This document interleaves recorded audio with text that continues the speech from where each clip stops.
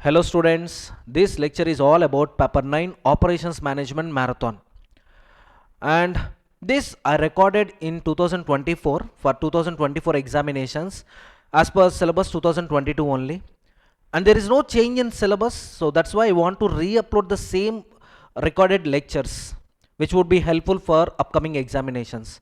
After watching these marathon lectures you feel comfortable in solving the problems. That's the assurance from my side. Clear? And in this marathon I covered 6 modules out of 7 modules. Module 1, 2, 3, 5, 6, 7. So except fourth module I covered all the modules. If you see the weightage of operations management in your paper 9, yes, it is of 60 marks. So except fourth module, that means I covered 80% of your operations management in this marathon, which will be 48 marks. So including choice it would be around 50 marks. Clear? So you will enjoy these lectures. Again I'm telling you, these are not new lectures, these are just re-upload of my previous recordings, and this is as per your syllabus 2022 only. I thought this will be helpful to you, that's why I'm re-uploading this previous lectures. Clear? I hope you will enjoy watching these lectures. All the best, continue watching. Hello students, in this lecture I am revising module 6 of operations management subject. You all know operations management subject is having a weightage of 60 marks in paper 9, and this module 6 project management is having a weightage of 15 marks. That means 25% of operations management weightage. In this module we are having both a theoretical content and problematic part. So from problems you can expect a 10 to 12 marks, and theory content you can expect a 2 to 4 marks. Is it clear? So if you look at this module, this module includes 5 topics: project planning, project lifecycle, Gantt charts, PERT, CPM, basics of MS project. Out of these 5 topics, topic 3 and topic 4, Gantt charts, PERT and CPM, problematic part. Some 15 to 16 illustrations are there, and you need to practice each and every illustration minimum 3 times. Simple scoring provided you need to practice each and every illustration 3 times. Next, project planning, project lifecycle, basics of MS project, purely theory content. Understood? So now I'm going to revise important theory topics, and I'm going to solve few illustrations, which were asked in previous examinations. Chalo, come on, tell me, my dear students, what is meant by project? What is meant by project management? So a project is defined as one-time activity with a series of tasks to produce a specific outcome to attain organization goals. And project management is a discipline of organizing and managing resources in such a way that a project is completed within defined scope, time, and cost constraints. So two statements I made. So far, two statements I made. One is, project is defined as one-time activity with a series or sequence of tasks that produces a specific outcome to attain organization goals. This is one statement. And second statement, project management is a discipline of organizing and managing resources. For example, labor, manpower. Discipline of organizing and managing resources in such a way that a project is completed within defined scope, time, and cost constraints. So to understand these two statements, I'll give you one example. If you take construction of house, example, construction of house, definitely it is a one-time activity. So only one time we can construct a house on the given land. But if you observe, for construction of house, we need to perform some sequence and series of tasks. Example, obtaining approvals from municipality, excavation works, nothing but digging land for laying foundation. Next, construction of walls, laying slab, roof, construction of roof, and then cement plastering works. Next one, interior works, almaras, example, kitchen works. Next one, painting works, and finally handing over project to the client. Now these series of activities you need to perform, then only a house gets completed. So generally, if you are a construction for example, my company is involved in construction. So suddenly one client came to me. So he is having a land of some 480 square yards, and he gave me some specifications. So he need a triple bedroom flat, so 3 BHK. and each and every bedroom he need each and every bedroom with so and so measurements. So now, looking at the client specifications, I need to construct house, then only I can deliver a house to the client as per the defined scope, as per the defined cost, and as per the defined time constraints. So client asked me, sir, please complete this property within 1 year, and client budget is, for example, 1 crore. Now looking at this time, 1 year, looking at the cost of looking at the budget of 1 crore, and looking at the specifications, scope. So now I need to design the activities, I need to assign duration to each and every activity. Are you all getting my point, students? So far I told you some 9 activities I need to perform to complete construction of a house.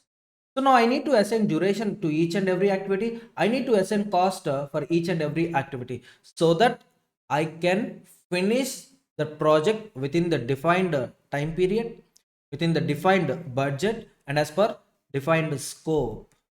Is it clear? Now, using project management techniques, we had two techniques. One is PERT, Program Evaluation Review Technique, and CPM, Critical Path Method. So what is PERT, what is CPM? I'll discuss with you shortly. Just wait. So now, using these techniques and using network diagram, we will present these activities, and then we will evaluate the project. Suppose, getting approvals from the municipality. This is first activity, activity A.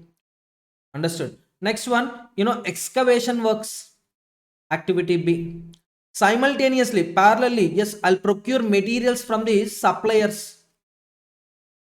Next, once I got materials, and once excavation works completed, now I'll start construction of laying foundation works. Next, construction of walls. Next one, construction of roof. Everything, I'll perform all these activities. Yes or no?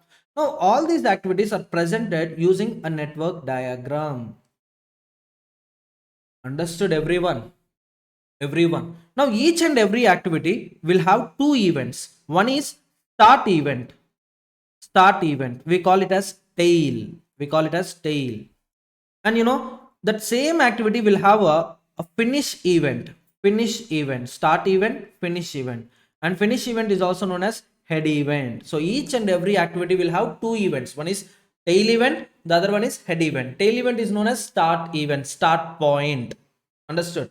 And finish event is a head point. Are you all getting my point, students? Now if you look at the B, activity B, number 2 becomes start event, and 3 becomes end event or finish event. So with respect to activity B, tail event is 2, head event is 3. Are you all getting my point, students? So each and every activity will have start event and finish event. Start event is nothing but tail, finish event is nothing but head.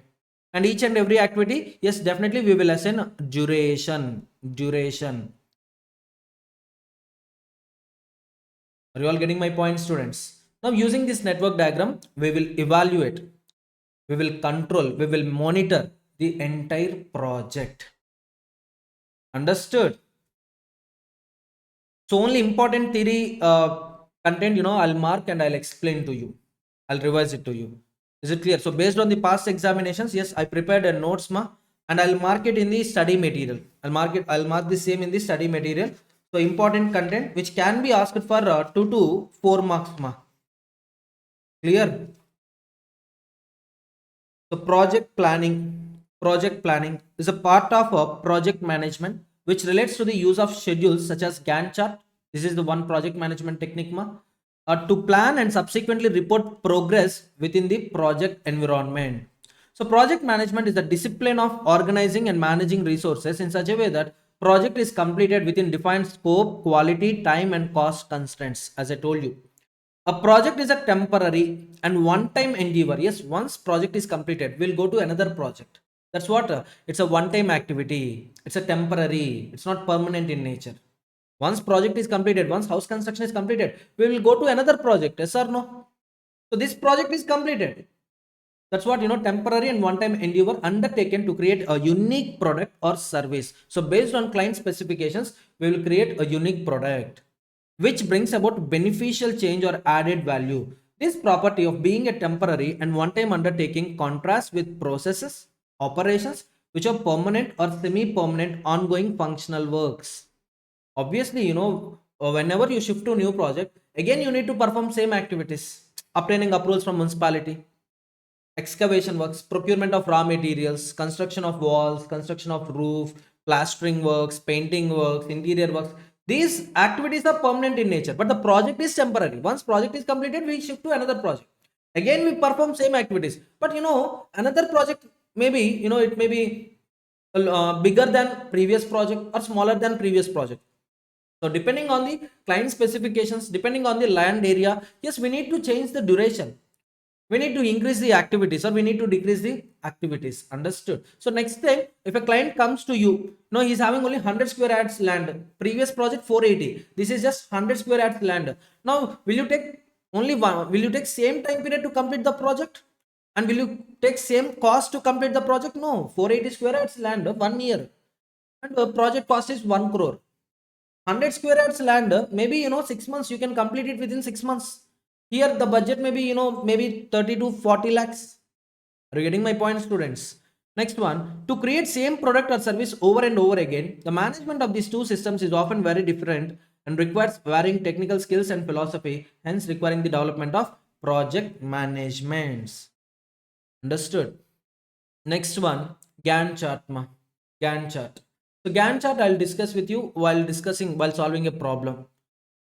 Next one, activity. As I told you, each and every activity is represented by a single arrow. So this is simply activity. Activity will have two events. One is start event, the other one is finish event or end event. So this is known as tail and this is known as head. Next one.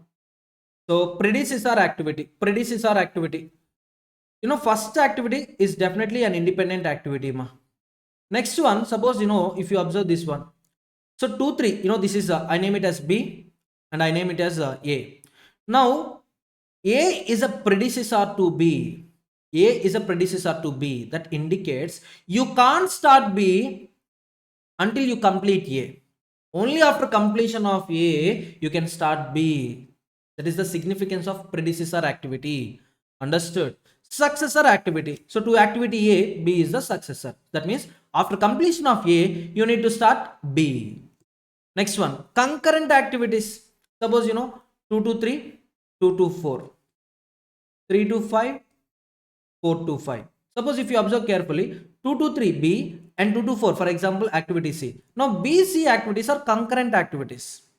B, C are concurrent activities. So for starting activity C, just finish off A is sufficient. If A gets completed, you can start B, C parallelly. So C is not depending on B. B is not depending on C. Understood? So BC, concurrent activities. So which occurs simultaneously. Next one, event, start event, end event. So event represents a specific accomplishment in the project and takes place at a particular instant of time and does not therefore consume time or resources. It can be considered as a time oriented reference point. Yeah, start event, finish event. Events are represented by circles in a network diagram. Events are also known as nodes. Next one, merge event, burst event. Merge event, if two or more activities, coming together, and then a new activity comes into the picture, sir. That point we call it as merge event. Suppose event 5, if you look at event 5, yes, we call it as merge event. So what it indicates, sir? You can start F only after completion of D and E. You can start F only after completion of D and E. So 2 or more activities to be completed in order to start a successor activity. Then at that point we call it as merge event. Understood? Burst event means exactly opposite to the merge event. For example, if you look at event 2, from event 2 onwards, 2 activities we can undertake simultaneously. Activity B and activity C. Activity B and activity C. So at event 2, we can call it as, we can call event 2 as a burst event. Understood? Everyone. Next one, merge and burst event are those events where more than one activity ends and more than one activity starts. In other words, these are the combination of both merge and burst events. I'll tell you, just Look at this diagram. Suppose 1 to activity A, activity B. Just wait. I need more space, ma. Just look at this diagram. 1 2 2 3 3 4 5 6 7 8. So if you observe carefully, at event 6, merge is happening. Two activities are getting merged at sixth event, and at same event, another two activities are getting started. So burst. These two are happening at a single event, so we call it as merge and burst. Understood? Once again, I'm telling you, this is not a detailed lecture. This is a revision lecture. Detailed lecture, this module requires some 10 hours. To complete this module, 10 hours needed. 10 to 12 hours. So this is a marathon lecture, ma. So detailed explanation I can't provide you, but important topics I can explain you in a detailed manner. Next one, dummy activity. This is most important and irritating point. Important and irritating point. Suppose two activities having a common start. Two activities having a common start. Yeah, these two activities. Suppose B, C. They had a common start point. That is start point is 2. And if this two activities wants to end at same event, same two activities want to end at the same event, at the common event, then there arises a dummy activity concept. Practically, I'm asking you, just see. So this is the diagram, yes or no? So as per the question, in the question, sometimes what they tell you, two activities having same common start point and having a same common end point, common finish point. Practically, it is not possible. So number 3, you can give number 3 only to the one node, one event. Understood? So in these cases, what we do, simply we will draw a dummy activity line. It's a dashed line. It's not complete line. It's a dashed line. Now, if you observe carefully, BC is having a common start and having a common end. So for satisfying that condition, we introduce dummy activity. So in question, how can we know whether two activities are getting two activities are having common start, two activities are having common end? How can we know, sir? Very simple. So in the question, they will tell like this: A is a predecessor. So BC will have A as a predecessor, and D will have B as well as C as predecessors. Observe carefully, just listen to me carefully. A is the starting point, D is the end activity. A is the starting activity, D is the end activity. From A, A is the predecessor to B and C. D is the successor to B and C. D is the successor to B and C. So if I present the same in the using network diagram, the network diagram will be like this. Just observe carefully. So 1 to activity A. So activity A is a predecessor to BC. Therefore, you should draw diagram like this, BC. And what they are telling, both BC are predecessors to D.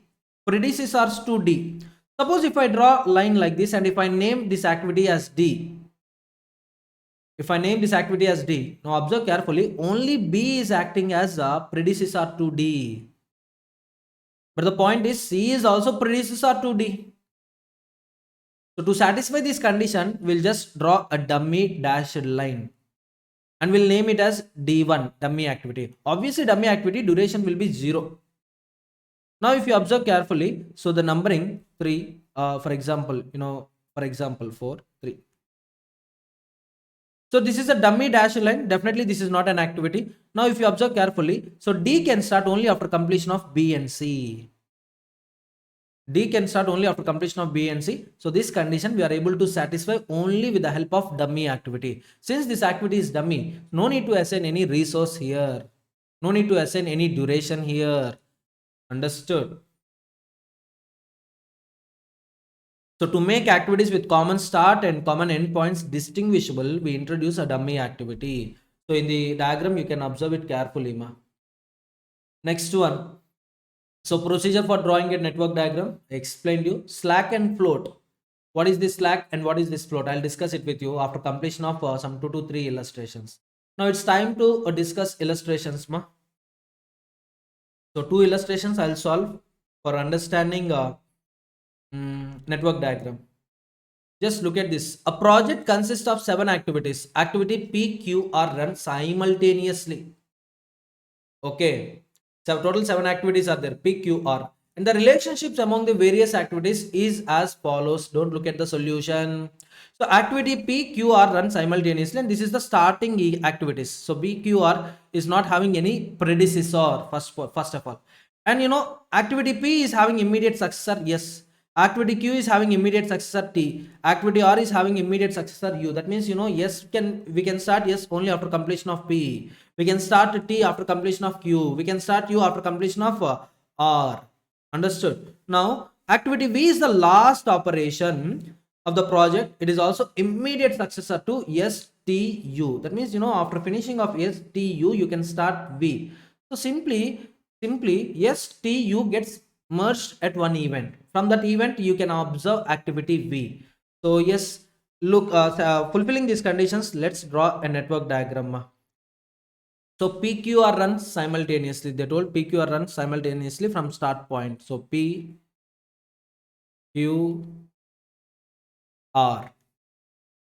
So each and every activity will have an end point, definitely 2, 3, 4.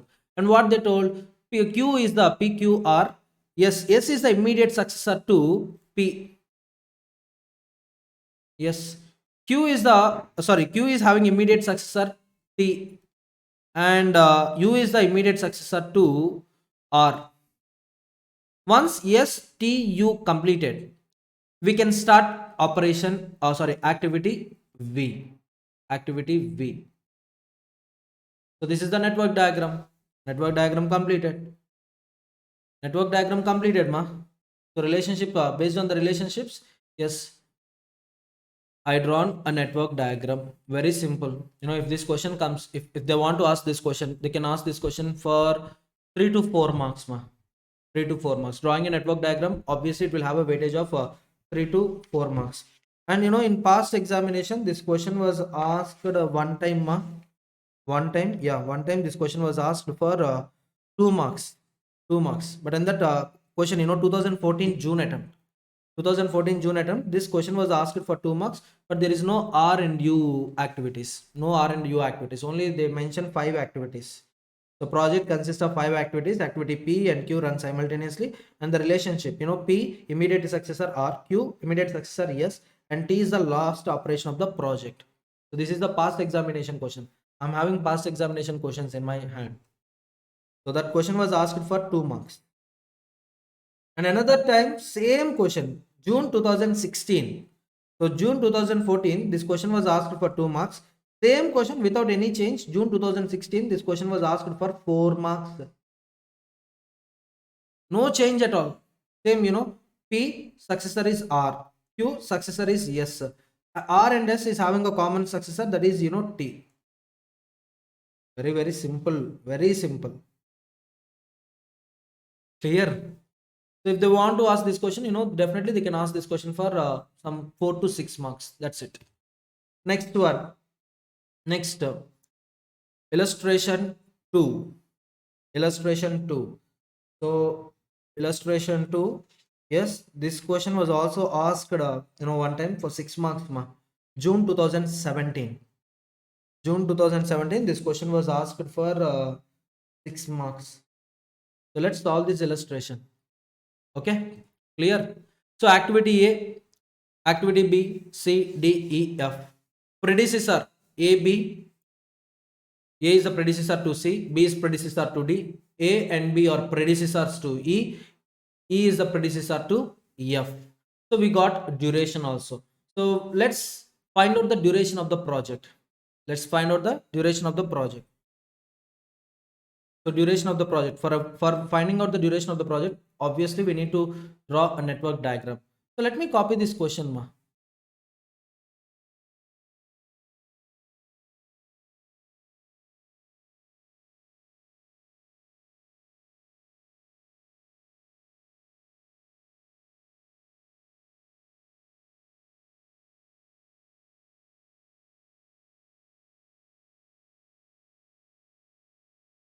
Is it visible? Still visible? Yeah, fine. Activity A and B are not having any predecessors. So activity A and B, obviously starting point. Starting point. uh, Activity AB starts from a common point. Number 1, A, activity A, activity B. So number activity A duration is 2 days. Activity B duration is 4 days. Okay. So you can number this, no problem. You can number this as 2, 3, no problem. Next one, C is a successor to A, and C is not having any successor. In the entire question, if you observe, C is not having any successor. So that means, maybe by the completion of C, we can complete a project, one aspect. Next one, B is a predecessor to the D, and D is not having any successor. So D is D ends at the last event. D ends at the last event. D may have a last event. Next one, AB or predecessors to E. AB or to predecessors to E. Just now I told you, no two common activities will have common start and common end. Common start and common end. If you observe A, B having common start, and for the purpose of satisfying this condition, we should have a common end, and it is not possible. So that's why what we will do. So let's draw a dummy dashed lines. Dummy activity. Introduce a dummy activity. From here onwards, just draw D. Now, both the conditions are satisfied. A and B are predecessors to D. B is only predecessor to D. Sorry. I need to name it as E. Forgot. C, to C only A is the predecessor. Next, E is the predecessor to F. Completed. Why? Because C, D, F are not having any successors. C, D, F are not having any successors. That means, the project gets ended at that point. So 2, 3, 4, 5, 6. Now assign the duration. C require 1 day, E require 3 days, F require 2 days, D require 2 days. So we assigned duration. Now for each and every point, each and every activity, you need to calculate ET, LT. ET means earliest time, LT means latest time. ET, LT. You need to find out ET, LT. Each and every point you need to find ET, LT. Remember two principles, ET calculation is always a forward based calculation. Forward based calculation. LT is always backward based calculation. Backward based calculation. In case of merge event, ET shall be higher of these activities. You have to consider higher of the activities, highest duration of the activities. In case of LT, burst event, you need to consider lower of the activities duration. For understanding this, let's solve this illustration. So starting point, earliest time will always be 0. Now 0 plus 2 ET will be 2. 0 plus 4 ET will be 4. Dummy is always 0, right?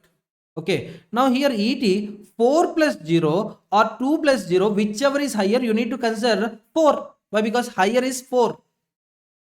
Now 4 plus 3 ET will be 7. 7 plus 2, if you observe at event 6, 7 plus 2, one possibility. Other possibility, 2 plus 1, another possibility, 4 plus 2. Out of these 3, whichever is higher, you need to consider. Higher is 9. So ET will be 9. And at the last event, ET equal to LT. Remember this point. Now LT Yes, remaining activities, remaining events, LT, backward computation. So 9 minus 2, so 7. You should not write straight away like that. Why? Because here burst event is taking place, 3 to 4, 3 to 6. Understood? So 9 minus 2, 7. 7 minus 3, 4. Now 4 minus 0, 4, or 9 minus 2, 9 minus 2, that is 7. Whichever is 9 minus 2, 7, whichever is lower you need to consider. So that is 4. Now here if you observe, 4 minus 0 or 9 minus 1, backward calculation, LT of tail event equal to LT of head event minus duration. So 9 minus 1 or 4 minus 0, whichever is lower, 4. Now 4 minus 2 or 4 minus 4, whichever is lower, 4 minus 4 is the lower. So ET, LT, 0. So starting event always, ET equal to LT. Ending event, finish event, last event, ET equal to LT. Now looking at this diagram, we can write a possible paths to finish this project. Possible paths and assign duration. So possible paths ma 1 2 6, this is one possible path from start to end. Another possible path 1 2 4 5 6. Another possibility 1 3 4 5 6. Another possibility 1 3 6. Now assign, we already assigned duration. Calculate duration for all these activities. 1 to 2 it's 2, and 2 to 6 is 1. So 2 plus 1, that equal to 3. Next one, 1 to 2 is 2, plus 2 to 4 dummy is 0. 4 to 5 duration is 3. 5 to 6 duration is 2. So 2 plus 3 plus 2, how much it is? 7. 1 to 3 4. 3 to 4 0. 4 to 5 3. 5 to 6 2. So it's 9. 1 to 3 4 plus 3 to 6 2 equal to 6. So out of this, highest duration, a path having highest duration, we call it as critical path. And the duration of the critical path is the duration of the project. And you need to interpret like this.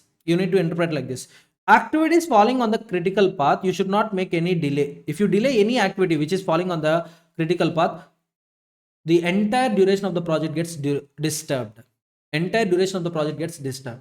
Example I am telling you. Even if you make a delay of 2 days with respect to 3-6 activity, there is no difference in the duration of the project. But if you modify, for example, if you want to increase the activity B duration, to 5, for example, obviously the duration of the project, from 9 to 10, the duration of the project gets changed from 9 to 10. So activity falling on critical path, if you make any delay, it disturbs the duration of the project. It disturbs the entire project. Activity not falling on critical path, even if you make a delay, reasonable time, 1 day or 2 days, it will not impact project duration. That means you can complete project within the specified 9 days. Now, looking at this network diagram, we can give assurance to the client. We can give a word to the client. Yes, we will complete this project within 9 days. And the moment we complete activities, we will observe whether any deviation is there or not. There is any deviation, so we'll try to overcome in future activities, in further activities. Understood, everyone? Another detailed interpretation I'll give you while solving a next illustration. So Gantt chart for early start schedule. Gantt chart, it is also one of the project management technique. You can look at here. So it is having two axes. One is x-axis, y-axis. X-axis represents duration. Y-axis represents activities. I repeat, x-axis represents duration. Y-axis represents activities. So let me draw the diagram here itself. Gantt chart. So x, y. So y-axis, activities to be performed, x-axis, duration. So duration, just now I told you 9 days is required for completion of the project. 0 1 2, 3, 4, 5, 6, 7, 8, 9. So activity A, activity B, you can start parallelly. There is no much difference. Activity A, activity B, you can start parallelly. Activity A required 2 days. So I'm just drawing here. Just observe carefully. Activity A, 2 days. Whereas activity B, 4 days. Activity B, 4 days. So A, B completed. Take question in your hands, ma. Take question bank in your hands. Then only you can understand. So A, B completed. Then I can start E. E is having a duration of 3 days. So E, from this point onwards, definitely I'll start E. So it will end at by 7th day. So E. Next after E, F. F, 2 days. A, B, where is C? So C require 1 day, right? So C, I can start after completion of A. So it may be like this, 2 to 3. 2 to 3, or even I can make delay. I can start 3 to 4 point, or I can start at 4 5 point also. Why? Just 1 day required for completing a C activity, right? So C I can plan even after completion of B, or after completion of E, after completion of F. C I can plan any point of time. So if you observe carefully, B, E, F or something, you can't reschedule them. If you reschedule them, it disturbs the entire duration of the project. Coming to the C, I'm having, after completion of A, I'm having 7 days to complete C. After completion of B, I'm having 5 days to complete D. So D activity requires 2 days. So from here only, I can start a D activity also, D. Or I can start from 5 to 7, or I can start from 6 to 8, or I can start from 7 to 9. Understood. So if you draw this diagram, you can analyze, okay, these activities I can't reschedule. B, E, F, I can't reschedule. If I reschedule them, definitely, if any delay happens in B, E, F activities, if any delay happens in B, E, F activities, it disturbs the duration of the project. But coming to C, coming to D, you can start them even with 1 day delay. There is no problem. Now if you understand this, what you can do, resources you can assign in such a manner that you will find in such a manner that BEF no disturbances. BEF starts at the earliest start point, ends at earliest finish point. Understood? And then I'll plan CD when I had more resources. At the end, by the end of the 9th day, I'll finish all these activities, and I'm going to hand over the project to client. So that's what the interpretation, ma. Next one, peak duration. It's altogether a different point. So next, illustration 3. Illustration 3. For the time being, I'm covering only critical path method, and I'm covering only activities following on critical path. Illustration 3. A project has following time schedule. Yes, this question is also past examination question. So as I told you, I'm explaining you only. I'm explaining only the problems which were asked in previous examination. So yes, illustration 3. Yes, it was asked one time, 2017 December. Yes, ma'am. 2017 December attempt, and this question came for 6 marks. This question came for 6 marks. Very simple. And 2018 December also similar problem. It came for 6 marks. It came for 6 marks. So that is all about illustration 3. Illustration 2, last point was not yet tested so far. So in detailed lecture, you'll find that last part of the illustration 2. In my regular classes, you'll find answer for third question in illustration 2. And since this was not asked, and we are covering only marathon, revision, I'm not going to explain that part in this lecture. So illustration 3, a project has the following time schedule. Activity 1 2 1 3 1 4 2 5 2 3 6. Okay, time months. So construct a PERT network and compute critical path and its duration. Calculate total float for each and every activity. Very simple. So looking at these activities, let's draw first network diagram.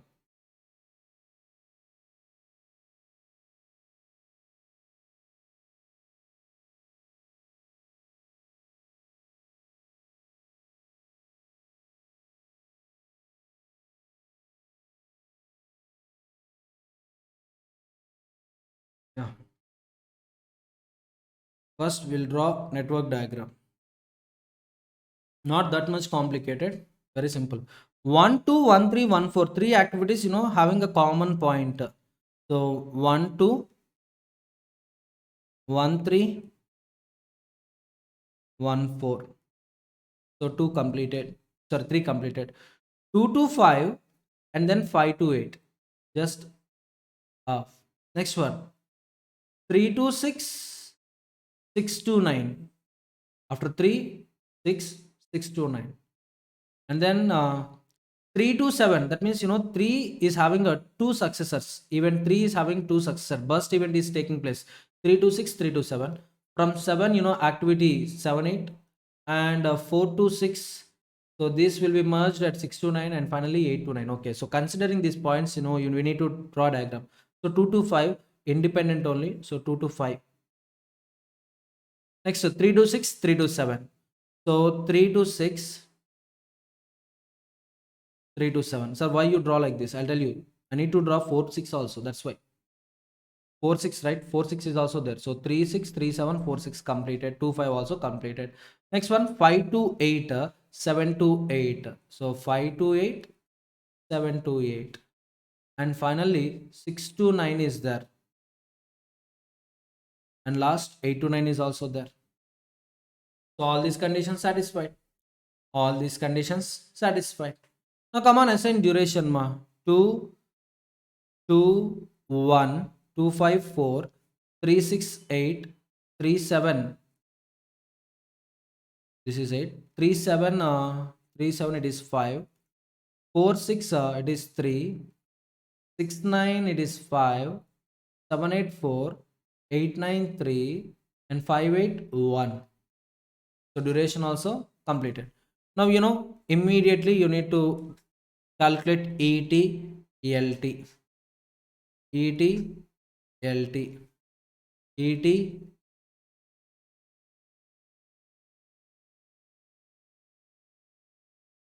Come on, ET is a forward computation based method. How to calculate ET? Forward based. LT, backward based. So forward based, you need to add duration. Starting event always ET will have 0. So 0 plus 2, 2. 0 plus 2, 2. 0 plus 1, 1. Understood up to here? Okay. Next one. 2 plus 4, ET 6. 2 plus 5, ET will be 7. And 2 plus 8, ET will be 10. Sir, 1 plus 3 is there? No. I told you higher of the activities. Higher of the activities. So 1 plus 3 is just 4. Whereas 2 plus 8 is 10. Next one. 7 plus 4 is 11. 6 plus 1 is 7. Whichever is higher, 11. 11 plus 3 or 10 plus 5. Whichever is higher, 10 plus 5, 15. At last event, ET equal to LT, 15, 15. Now backward calculation. 15 minus 3, LT will be 12. 12 minus 1, LT will be 11. Understood? 11 minus 4, LT will be 7. So far, all activities, parallel, not parallel. No burst event take place there. So that's what calculation is like this. Next, 15 minus 5, 10. 12 minus 4, LT equal to 8. Okay. Now coming to event 3, there arises a problem. The problem is 10 minus 8, 2 or 8 minus 5, 3, whichever is lower. So 2 is lowest one. So 10 minus 3, it is 7.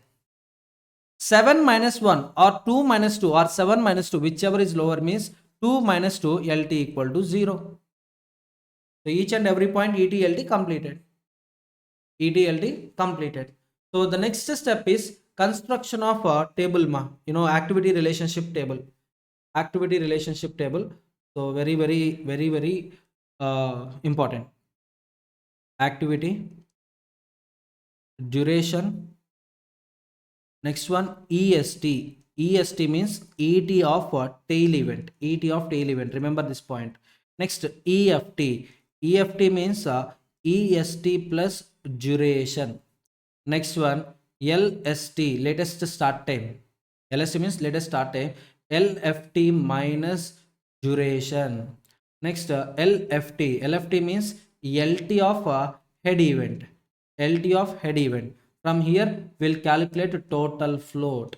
So total float means formula. Total float means either LFT minus LST or EF. Sorry, LFT minus EFT. I'm sorry.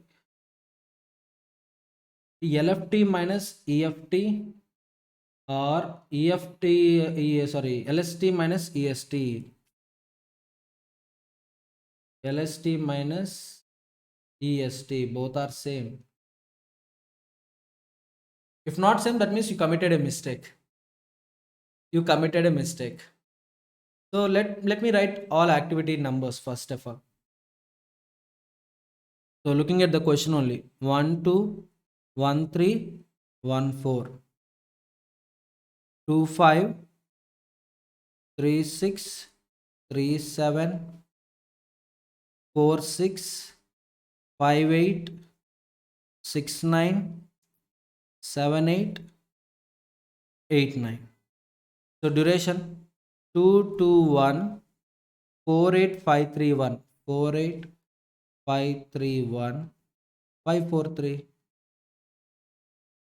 Now it's time to observe EST from the diagram itself. From the diagram, EST means, I told you, ET of tail event. ET of tail event. So 1 2 activity, ET is 0. So EST is 0. 1 3 also is having common start, 1.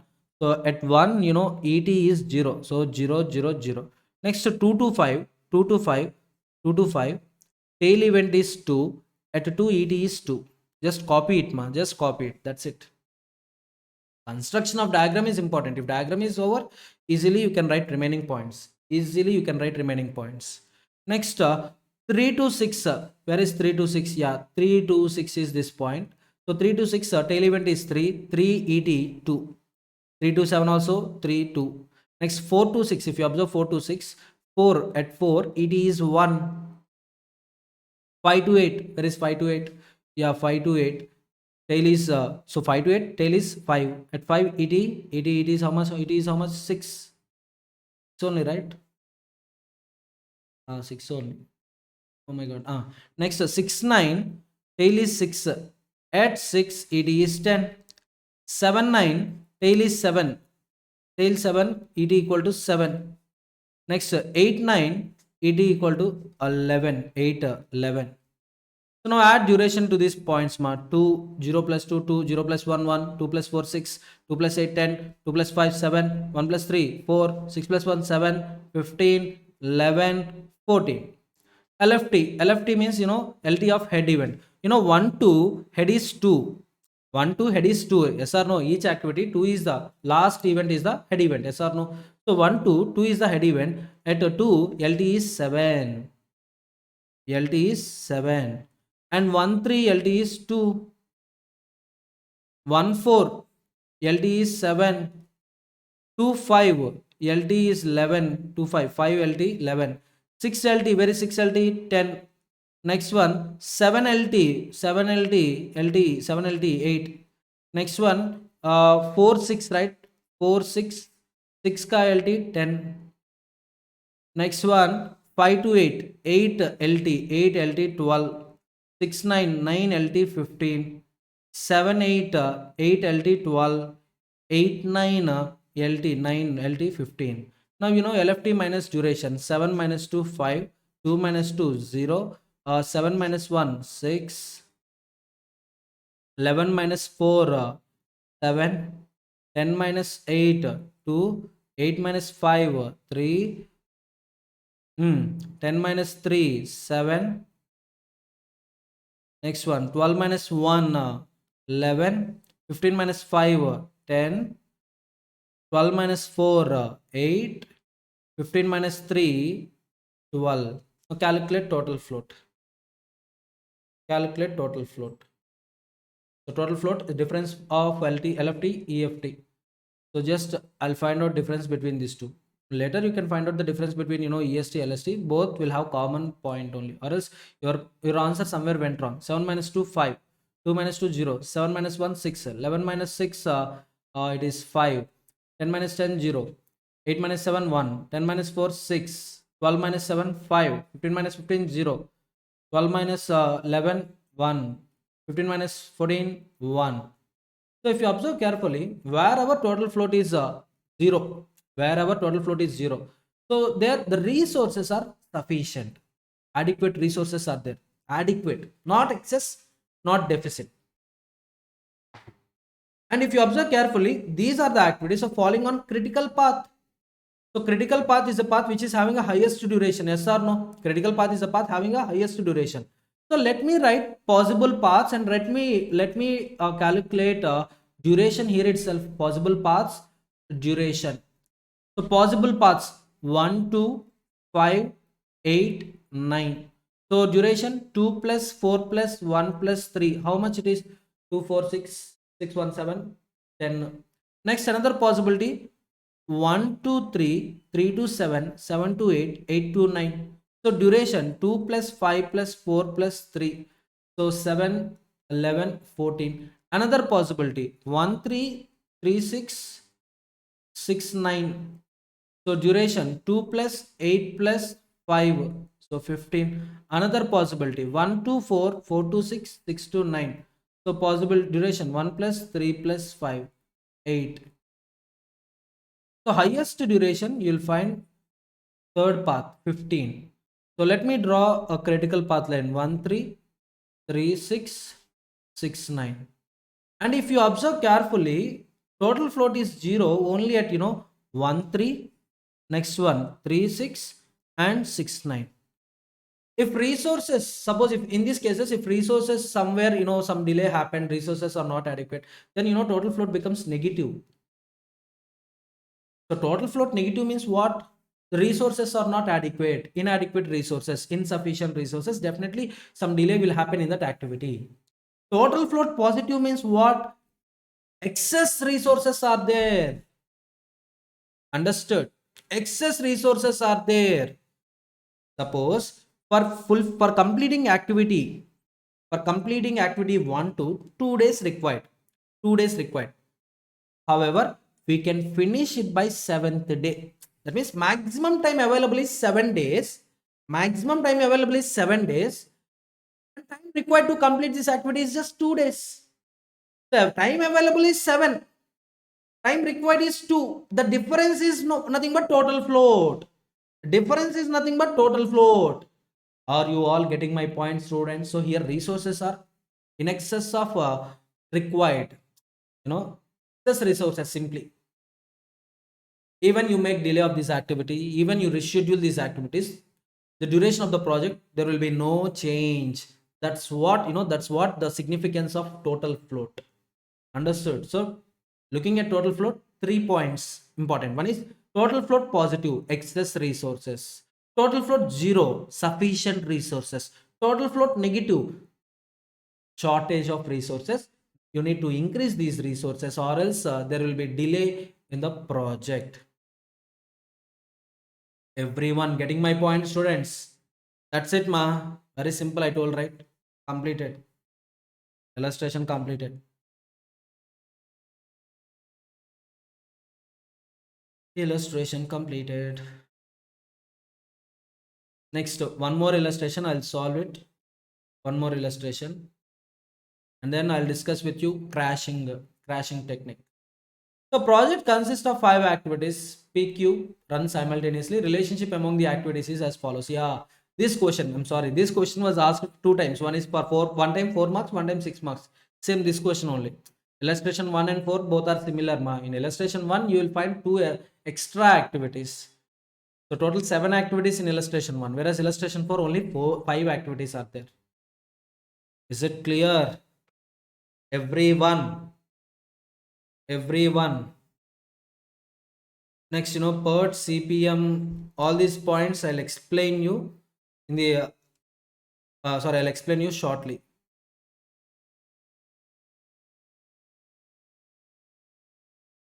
So one more illustration I'll solve here, one more illustration.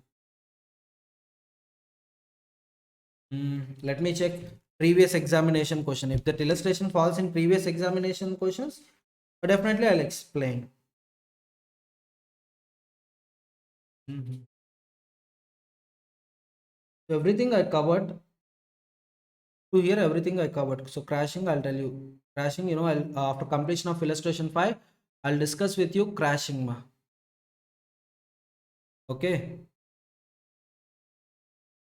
So let me check whether any of the remaining illustrations, before I start crashing. Before I start crashing, any other illustration, if it is asked in the previous examination, I'll explain those illustrations first.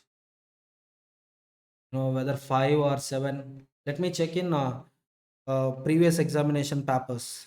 So very, very important. Once you need to go through previous examination papers. Why? Because there is a chance of getting a repetition. Repetition of questions is possible. Repetition of questions is possible. Mm-hmm.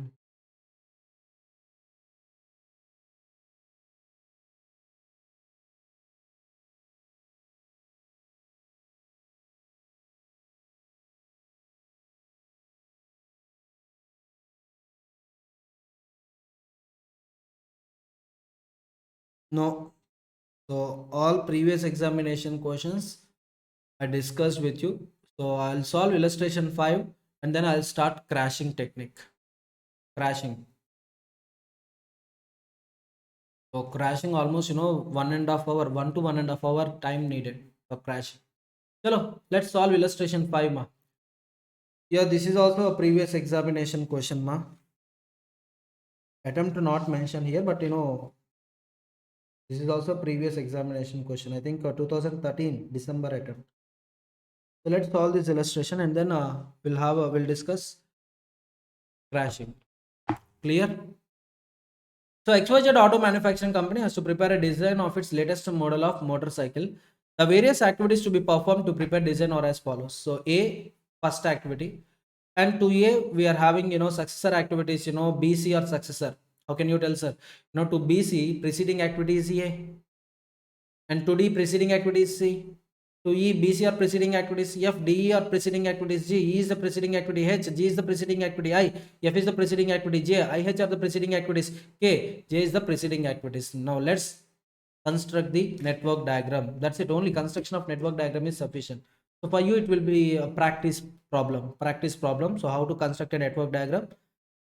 So here, if you observe, two dummy lines we need to draw. Two dummy lines we need to draw.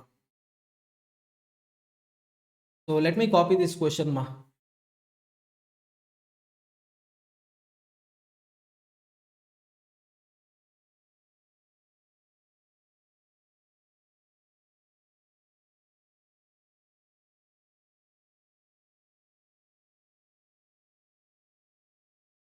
Visible?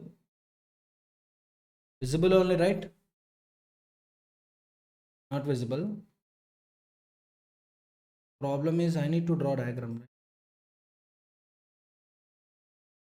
Yeah, sufficient. So activity A is independent activity. So starting point, one activity A.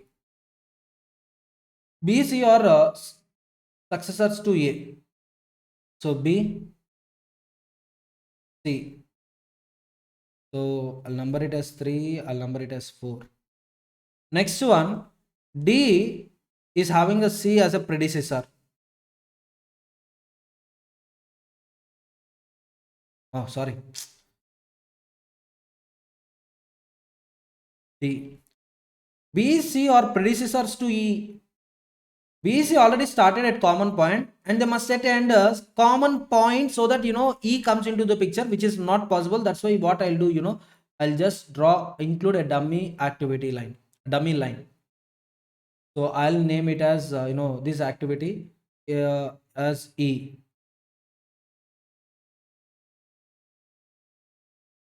Okay, now. So this is dummy 1. Now if you observe carefully, B, C are predecessors to E. Only C is predecessor to D. Understood? Next one, ED completed. Yes, up to here completed. Both D, E having a common successor, that is F. That is F. So definitely I need to add one more time in the dummy line. So dummy 2. So here onwards, I'll draw F.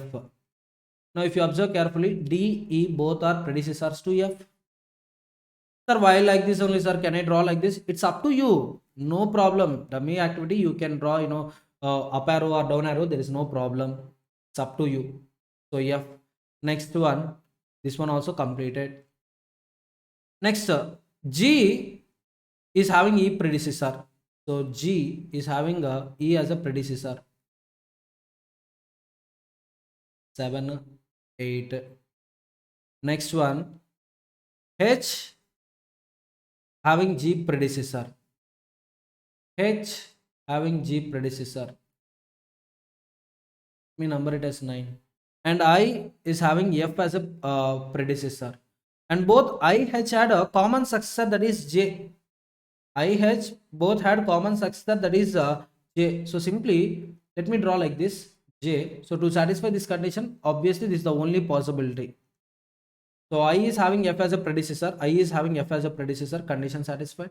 J is having IF as a predecessor, condition satisfied. And then K is having J as a predecessor. So total all conditions satisfied. Just observe this diagram. Observe this diagram one time. Observe these conditions. All conditions satisfied. All conditions satisfied. So 2 times dummy activity was introduced. One is before E and other one is before F. E and F are having a dummy activities. Is it clear, ma? Everyone.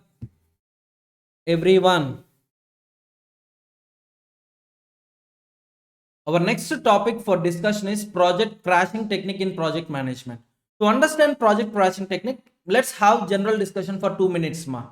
So as we all know, project management is the discipline of organizing and managing resources in such a way that a project is completed within defined time and cost constraints. And project is defined as sequence of activities undertaken to produce a specific outcome to achieve business goals.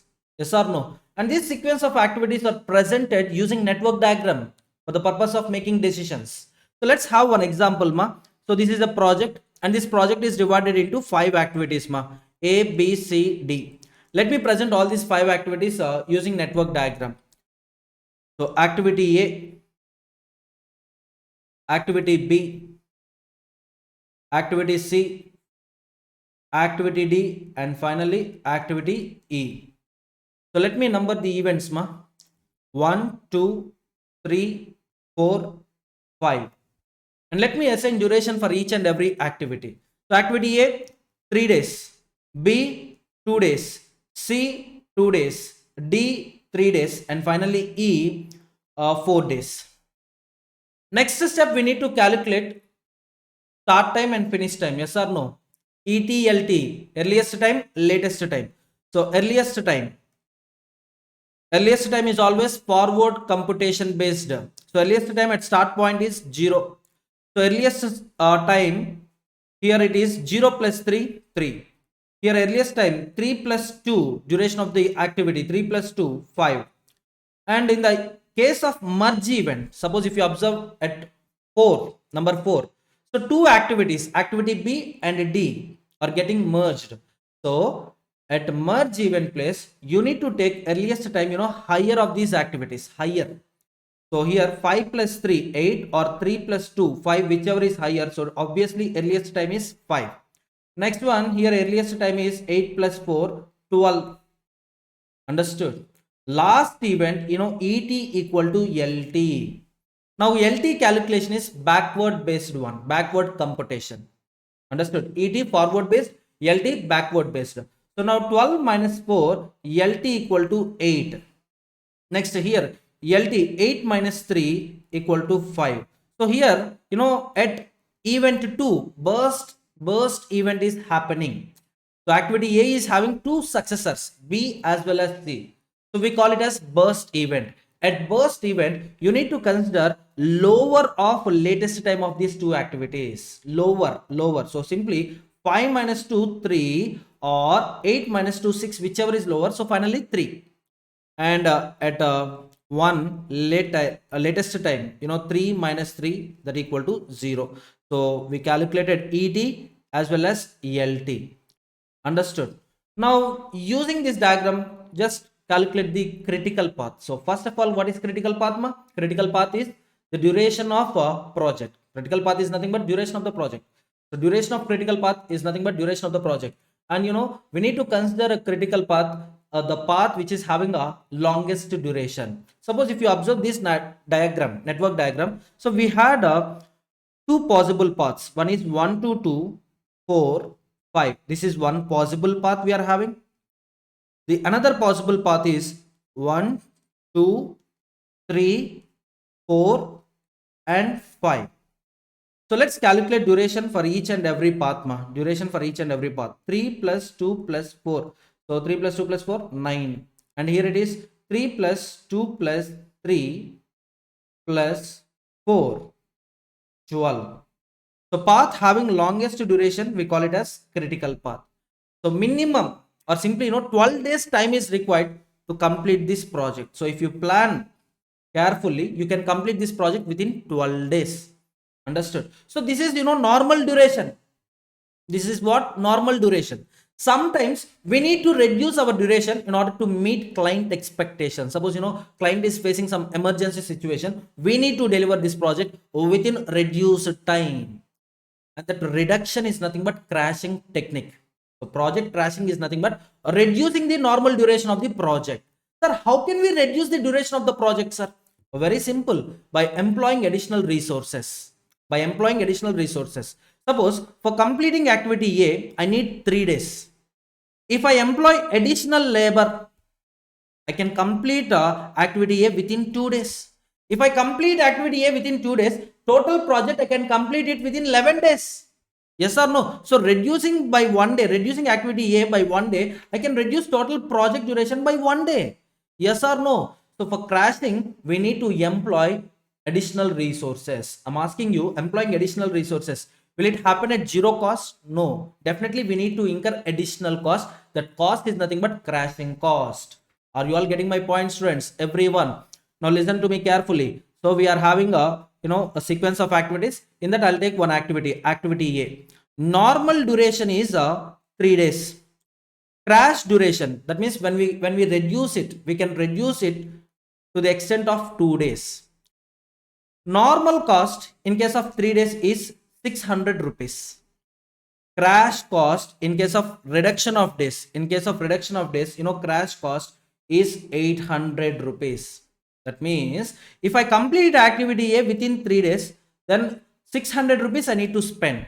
600 rupees I need to spend to complete activity A within 3 days. Understood? Understood? Everyone. So how to take interpretation in this case? With 600 rupees, you can complete activity A within 3 days. By employing additional resource, simply by incurring extra 200 rupees, you can complete activity A within 2 days. Are you all getting my point, students? Everyone. So normal duration, normal cost. Crash duration, crash cost. Next one, ma. So let me take two activities. Activity A, activity B. Activity A, normal duration 3 days, normal cost 600 rupees. Activity B, normal duration, imagine 4 days, normal cost 800 rupees. Next one, crash duration 2 days, crash cost 800 rupees. Crash duration 2 days, crash cost 1200 rupees. Or let me take 1100 rupees. 1100 rupees. Now tell me, my dear students, which activity I need to crash? Which activity I need to crash? So before answering this question, first tell me the objectives of operations management. Optimum utilization of resources. Optimum utilization of resources is possible only with maximizing the utilization of resources. Simply maximize the output with the given input, or minimize the cost at the given level of output. Yes or no? That means either maximization of output should take place or minimization of cost should take place. So here our objective should be, while reducing the duration of the project, our objective should be crash the activity which is having a lowest cost. Are you all getting my point? Sir, how to find out lowest cost? Very simple. So here I can reduce 1 day. Maximum I can reduce it to 2 days. Yes or no? Normal duration 3. I can reduce it to 2 days. So maximum I can reduce activity A by 1 day.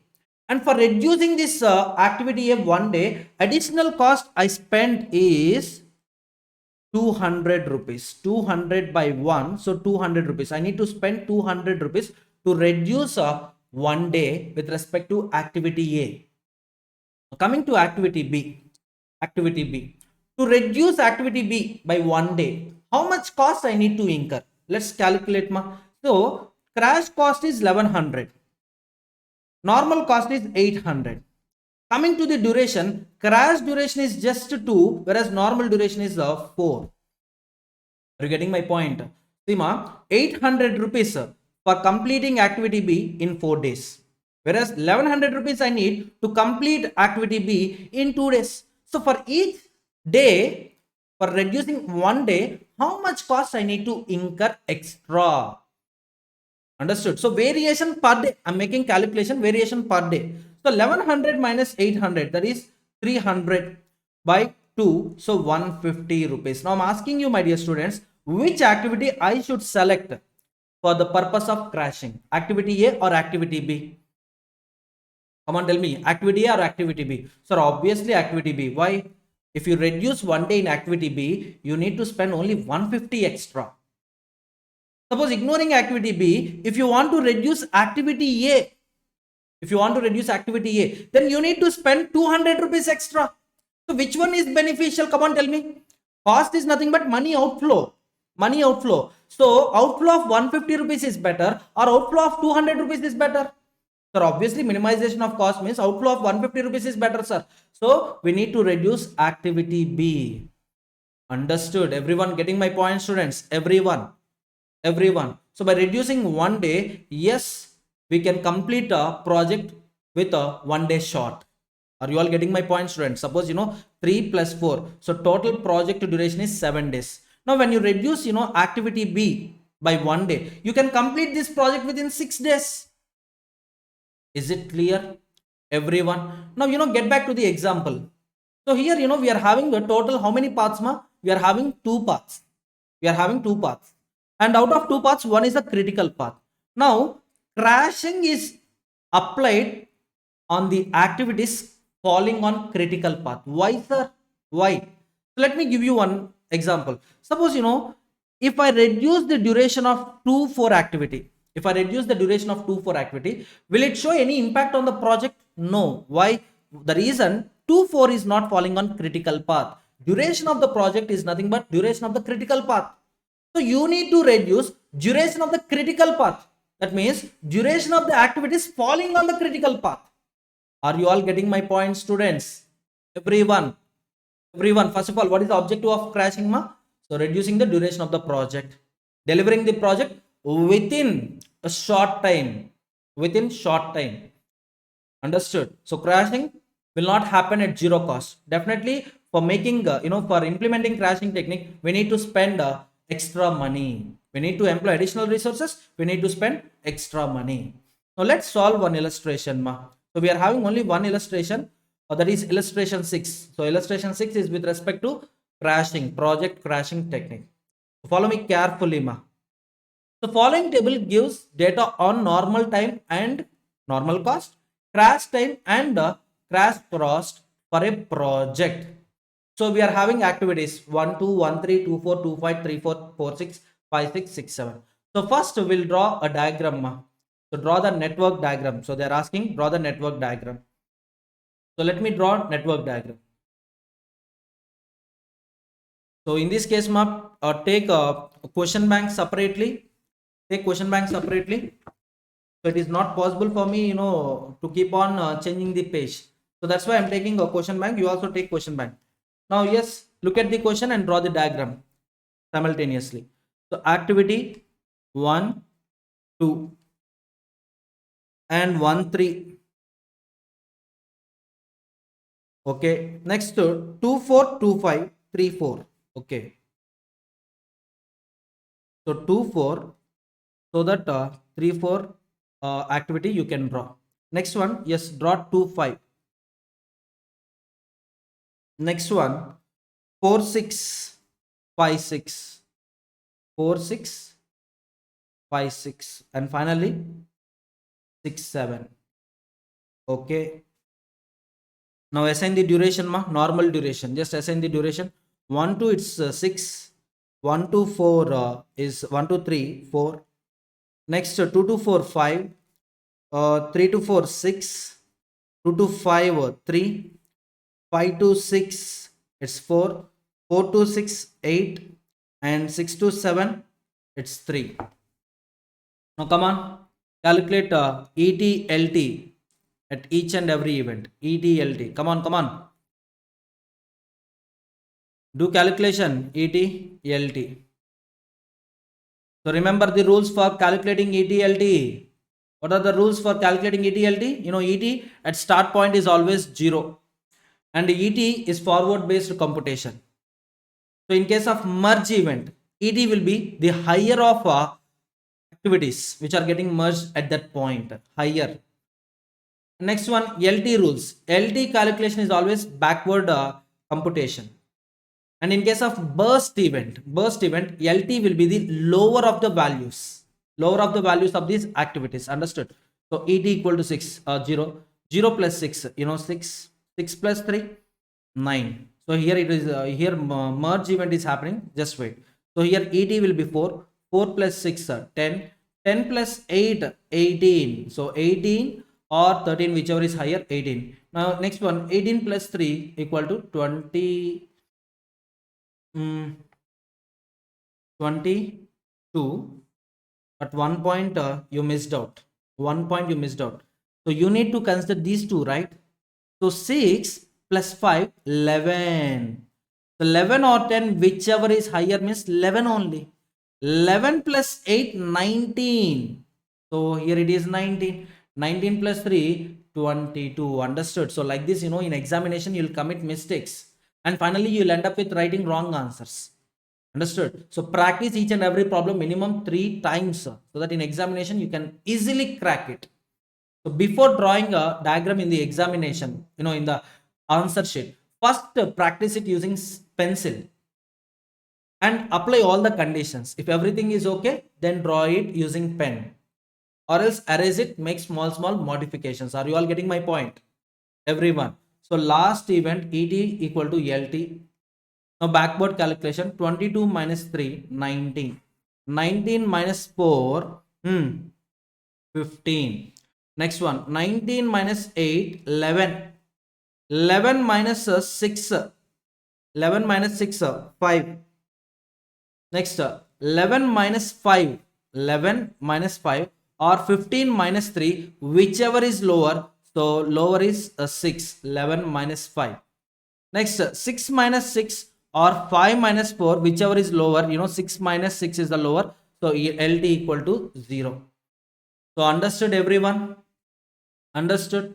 So let me present it in brackets, 0 comma 0, 4 5, 6 6, 9 15, 11 11, 19 19, 22 22. Understood? Now identify the critical path, ma. So critical path is the path having the longest duration. So first write down the path and a duration. So if a question, you know, if there is a chance of asking a question for 12 to 15 marks, then definitely this question will come for 12 to 15 marks, ma. So path 1 2 4 6 7, one possibility. Next possibility, 1 2 5 6 7, another possibility, 1 3 4 6 7. Now note down the durations, ma. So simply 6 plus 5 plus 8 plus 3, 1 2, you know, that is 2, sorry, 6 plus 3 plus 4 plus 3. Next one, 4 plus 6 plus 8 plus 3. Okay, so 6 plus 5, 11, 22. Okay, next one, 9, 12, 16. Next one, 10, yeah, 21. So calculate it, ma. Just observe it carefully and calculate. So any mistake, let me know. So yes, longest duration path 1, 2, 2, 4, 4, 6 and 6, 7. So 22, right? Everyone getting my point? So here it is 6 plus 3, just use calculator. 6 plus 3 plus 4 plus 3, so 16. So next possibility, 4 plus 6, 10, 10 plus 8, 18, 18 plus 3, 21. Yes. So yes, identification of critical path is also completed. So get back to the question. So network and identify the critical path. Yeah, completed. First point completed. So what is the normal project duration and associated cost? So normal project duration is 22. Normal project duration is 22. So normal duration 22. Associated cost. So simply, cost is nothing but, direct cost plus associated cost, direct cost plus indirect cost. Direct cost plus indirect cost. Direct cost is nothing but, cost for completing the activities. Cost for completing the activities. So yes, we need to complete all the activities. At the end, we need to complete all these activities. Then only we can deliver the project. So all the activities associated cost. Just calculate here itself, ma. 600 plus 600 plus 500 plus 450 plus 900 plus 800 plus 400 plus 450. So it is 4700. So direct cost 4700. Indirect cost. The indirect cost per day during the project is 100. As we all know, normal duration is 22 days. So 100 per day into 22 days. Into 22 days. So now calculate, ma. So 2200 plus 4700, that means 6900. So this is the normal project duration and this is the normal project cost. Normal cost. So far crashing technique not yet implemented. Next question. Crash the relevant activities systematically and determine the optimum project completion time and cost. So simply now we need to implement a crash technique. For implementing a crashing technique, you need to follow some series of steps. First, you need to identify the activities falling on critical path. And you need to crash the activity which is having a least cost. So technically speaking, we call it as least cost slope. Cost slope. Sir, cost slope. How to calculate cost slope, sir? Very simple. Just now, in example, I told you. So normal cost, crash cost minus normal cost divided by normal duration minus crash duration. So this is the formula. What is the formula for finding cost slope, ma?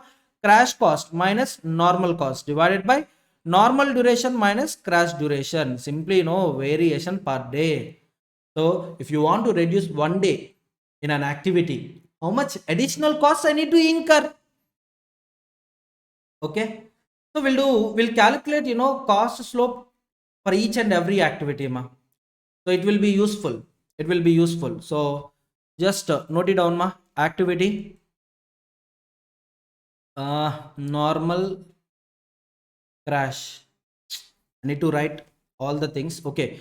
Just copy it. 1 to 2, 1 to 3, 2 to 4, 2 to 5, 3 to 4, 4 to 6, 5 to 6, 6 to 7.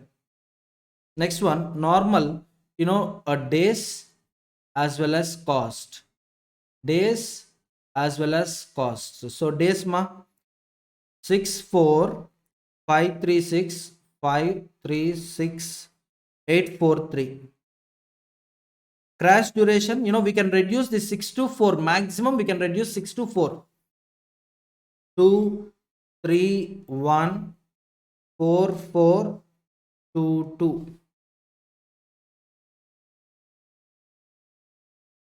So a reduction in terms of days, maximum reduction in terms of days. Okay. So 6, I can do this activity within 4 days. So maximum I can reduce it to 2 days.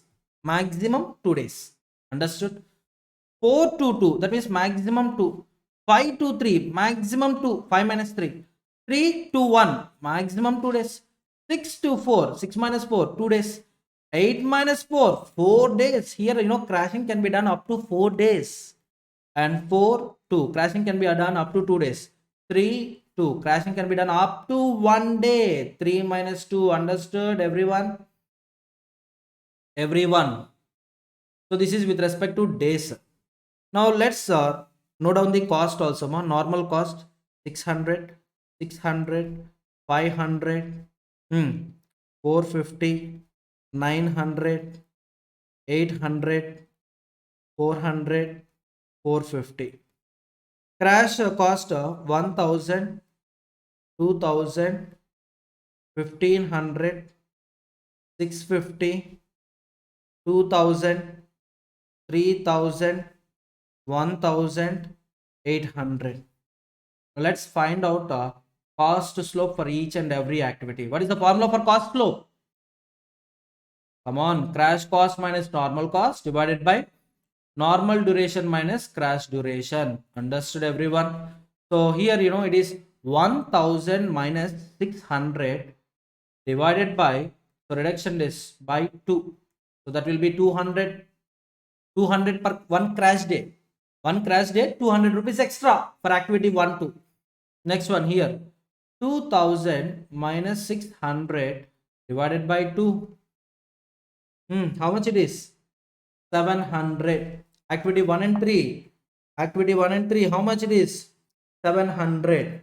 Next one, 1500 minus 500, difference duration 2. So 500. Are you all getting my point? 2 to 4, 500. Next, 2 to 5. 650 minus 450 divided by 2 days. Divided by 2 days. So that is 100 only. Next one, 2000 minus 900 divided by 2. So 1100 by 2, 550. Are you all getting my point, students?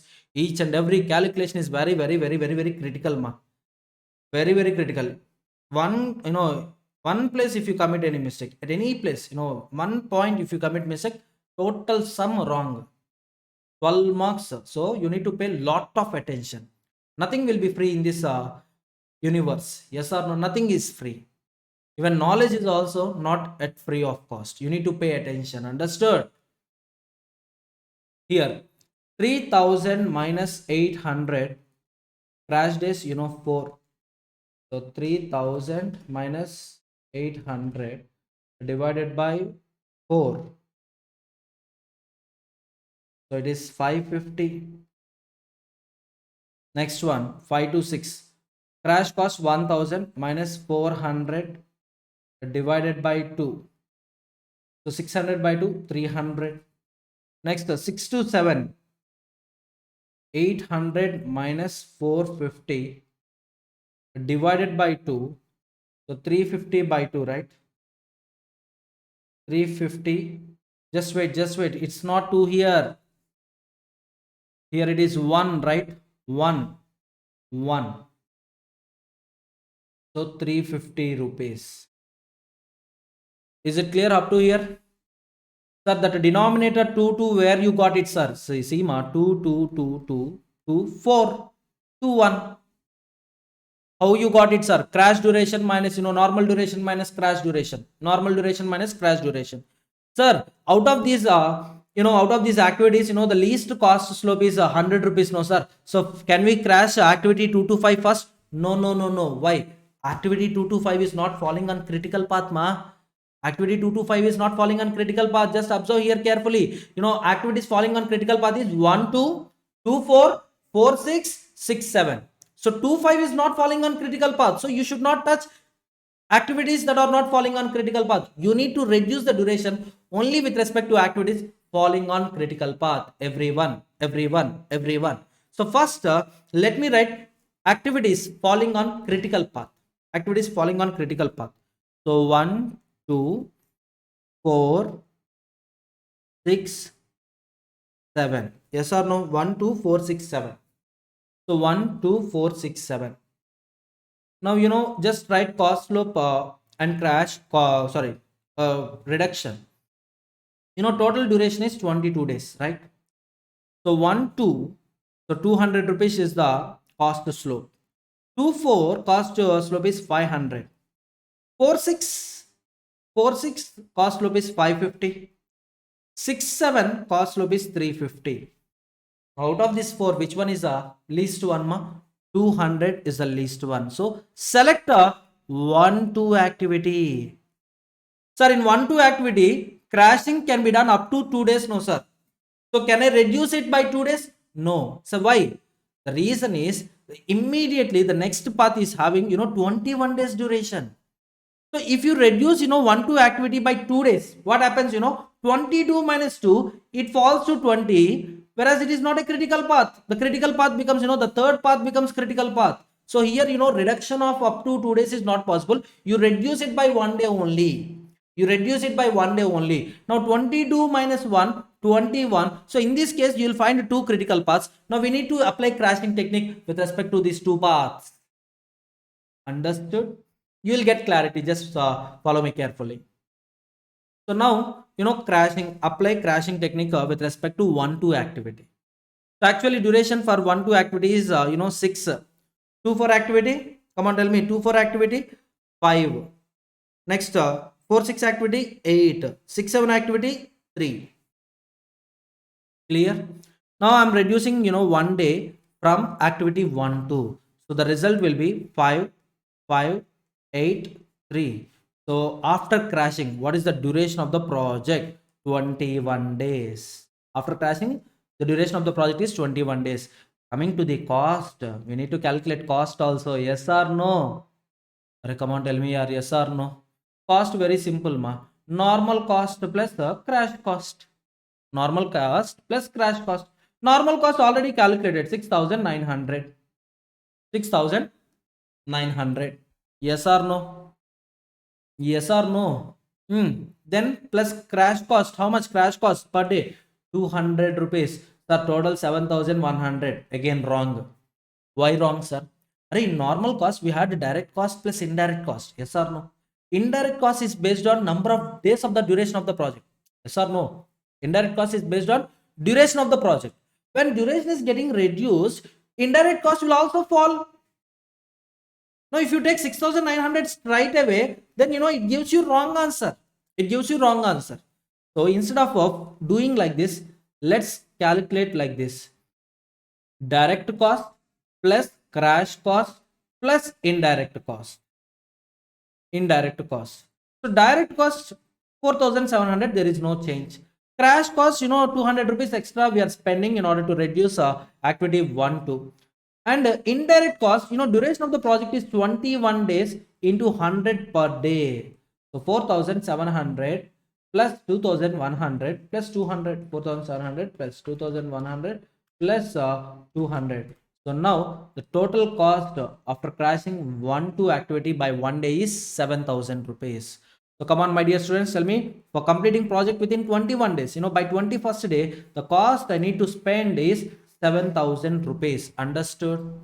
Sir, some completed, not completed. We need to apply crashing technique till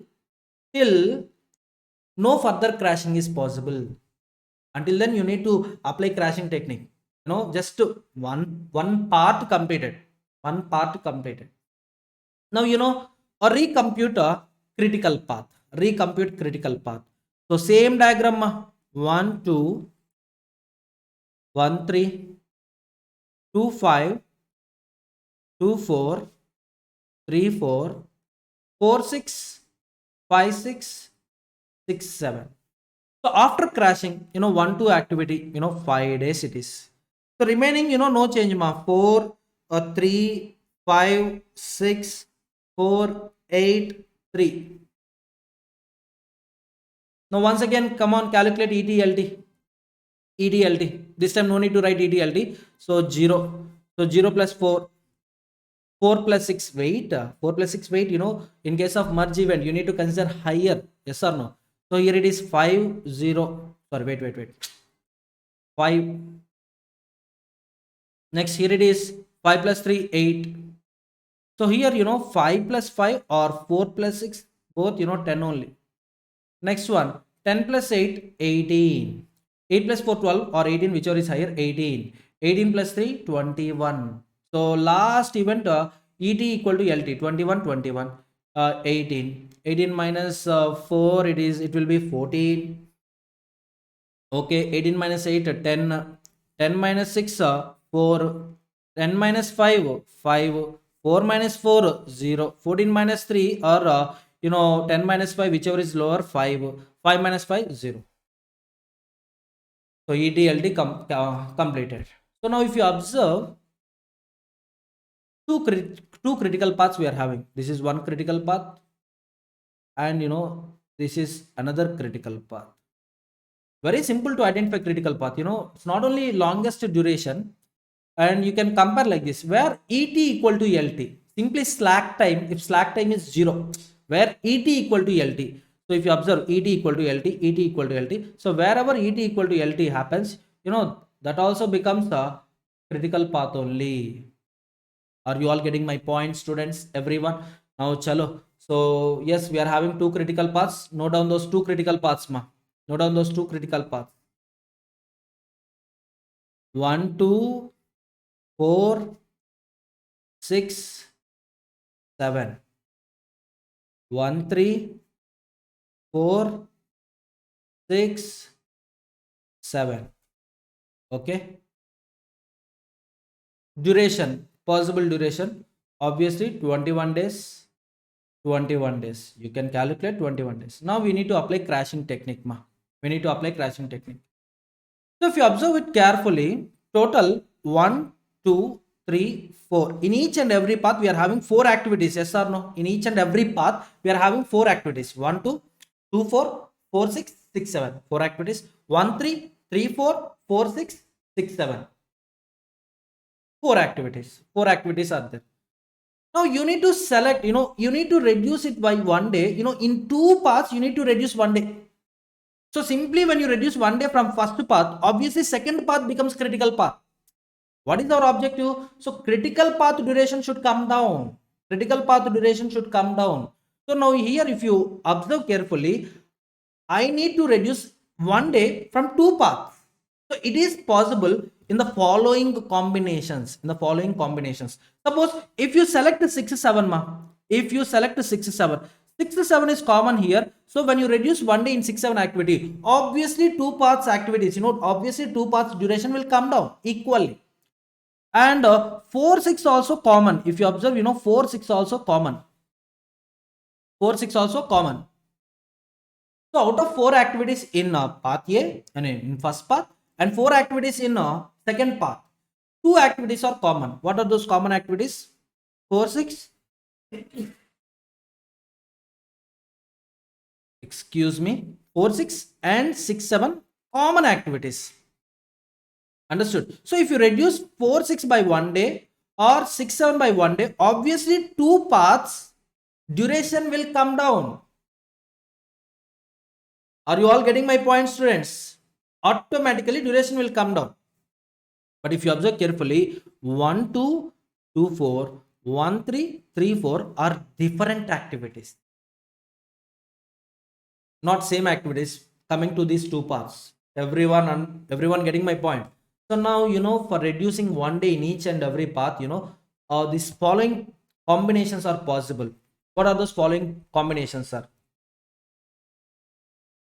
One is, 4, 6. The second one is 6, 7.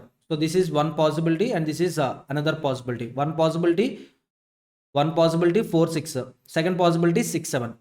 Third possibility, just observe carefully, ma. 1, 2, 1, 2, and 1, 3. Fourth possibility, 1, 2, and 3, 4. Are you getting my point? That means here, if you apply one, crashing technique of 1 day, 2 paths duration will come down. Here, if you apply crashing technique for 1 day, 2 paths duration will come down. But coming to the third combination, I need to reduce 1 day in activity 1 2. I need to reduce 1 day in activity 1 3 simultaneously. Coming to the fourth combination, 1 2 1 day, 3 4 1 day. Then only, total duration of each path, 1 day will come down. Are you all getting my point, students? Everyone? Everyone. Next possible combination. Simply, permutations, combinations. You read in mathematics, right? So here the possibility is 2 4 activity and 1 3 activity. Next 2 4 activity and 3 4 activity. So total 6 combinations we are having, total 6 combinations we are having. If you observe each and every combination, just observe each and every combination. So yes, obviously 2 paths duration will come down. If you select a combination 1, first one, 4 to 6, if you reduce 4 to 6, obviously 2 paths duration will come down. If you select 6 7 activity, 2 paths duration will come down. Coming to the third option, you need to select 2 activities, 1 2 1 3. Why? They are not same. They are not same. 1 2 1 3 or 1 2 3 4, 2 4 1 3 or 2 4 3 4. Understood, everyone? First of all, in the beginning the table, just reduce here, 1 2 activity, 1 day. So now 1 2 activity maximum you can reduce only another day. Why? Already 1 day crashing completed. 1 day crashing completed. So for crashing, only 1 day is left over with respect to 1 2 activity. Remaining activities, original crashing duration is same. There is no change at all. Understood? Understood, everyone? Okay. Now come on. So all these combinations, find out the cost to slope, Find out cost to slope. Follow me carefully, cost to slope. So for 4 6 activity, just go to the above table, 4 6 activity. Where is it? Yeah, where is the mouse? Yeah. 4 6 activity, 4 6 activity. Yeah, 550 it is. 550. 6 7 activity. Where is 6 7 activity? It's 350. 350 rupees. Understood, everyone? Just wait. Yeah. Next one, 1 2 and 1 3. 1 2 and 1 3. 1 2 200, 1 3 700. So 200 plus 700. So total 900, Understood here? So I need to reduce 1 2 by 1 day, 1 3 also by 1 day. Why? Sir, you reduce only 1 2 activity, sir. In that case, 21 minus 1, 20. So this loses the characteristic, this loses the character of critical path. It should not happen. Understood? So 2 paths simultaneously, the duration should come down. So yes, 1 2 1 possibility, 1 3 1 possibility. So combination 1 possibility. For that, 200 plus 7 day, 900 rupees. So reducing 1 day of first path as well as second path, 900 rupees is required if you select 1 2 activity and 1 3 activity. Next one, 1 2 activity, 200 already we know. 3 4 activity, come on, go to the table and find out. 3 4 activity, 3 4 activity is 550, 550.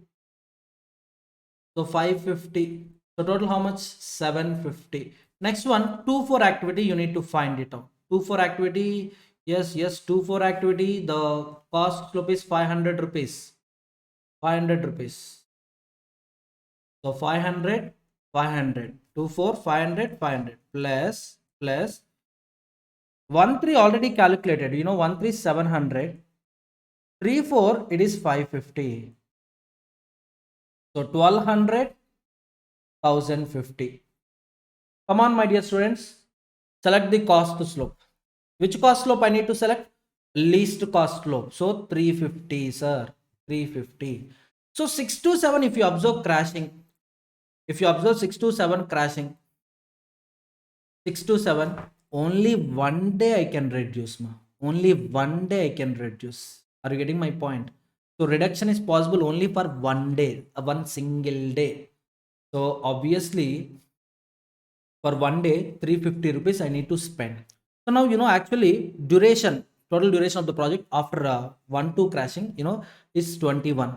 Now I can do one more time crashing technique with respect to activity 6 and 7, with respect to activity 6 and 7. So a project will be completed within 20 days. For this 20 days, what is the cost, sir? Direct cost, there is no change, already 4700. Crash cost, activity 1 2 already we spend 200 rupees. Now activity 6 7 we need to spend 350 rupees. Indirect cost total 20 days, 20 days into 100 rupees. Now total this 4700 plus 550 plus 2000. So total how much it is, ma? Come on, tell me how much it is. 7250 rupees. 7250 rupees. So if you want to finish the project within 20 days, then total cost you need to spend is 7250 rupees. And further crashing is still possible. Further crashing is still possible. So now if you observe this table, 6 to 7 already completed. So 1 minus 1, 0.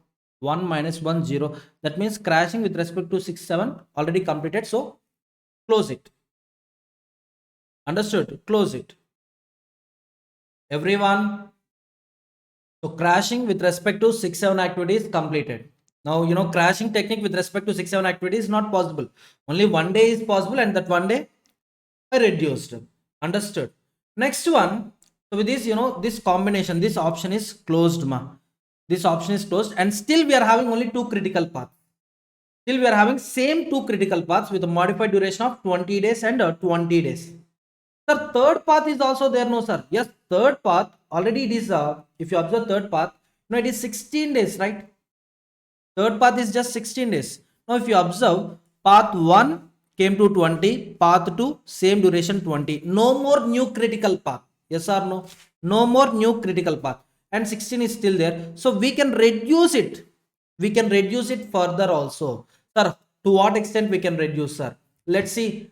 Let's find out the least cost slope. Next one, ma. Let's find out the least cost slope. So 350 completed. So remaining activities, remaining options, if you select the remaining options, out of remaining options, 550 is the second least cost slope. After 350, 550 is the least cost slope we are having. Understood? 550 is the least cost slope. Now activity 4 to 6, crashing is possible. Activity 4 to 6, crashing is possible to the extent of 4 days. So 20 modified duration minus 4, it comes to 16. Okay, third path total duration is also 16. No problem. So here you can apply crashing technique for all 4 days. Understood, everyone? Everyone. So now modified duration. Simply 20 minus 4 days. So it will be 16 days. 16 days. Understood?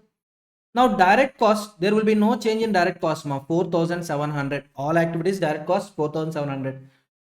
Indirect cost, very simple to calculate, ma. 16 days only, modified duration 16 days. 16 into 100, 1600. Crash cost very important, very very important.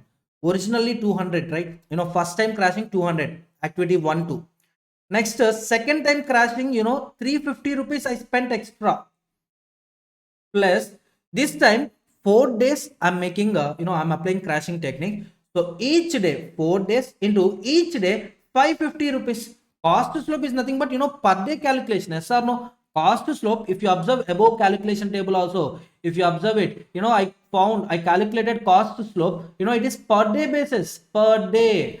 Observe carefully, ma. 1000 crash cost, normal cost is 600. 1000 minus 6, 1000 minus 600. So I'm not writing 400 directly. I'm dividing it with reduction days, reduction period. 2 days reduction is possible. So yes, that means normal duration minus crash duration by 2 equal to 200. That means all these costs are per day basis. Yes or no? So yes, here I selected 550 rupees. Here 4 days crashing is possible, so 4 into 550, 4 into 550. Now come on, calculate ma. 4700, 1600,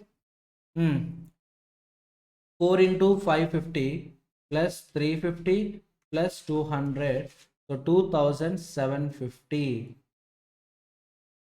So 2750 plus 1600 plus 4700, 9050 rupees ma. So 16 days, modified duration of 16 days.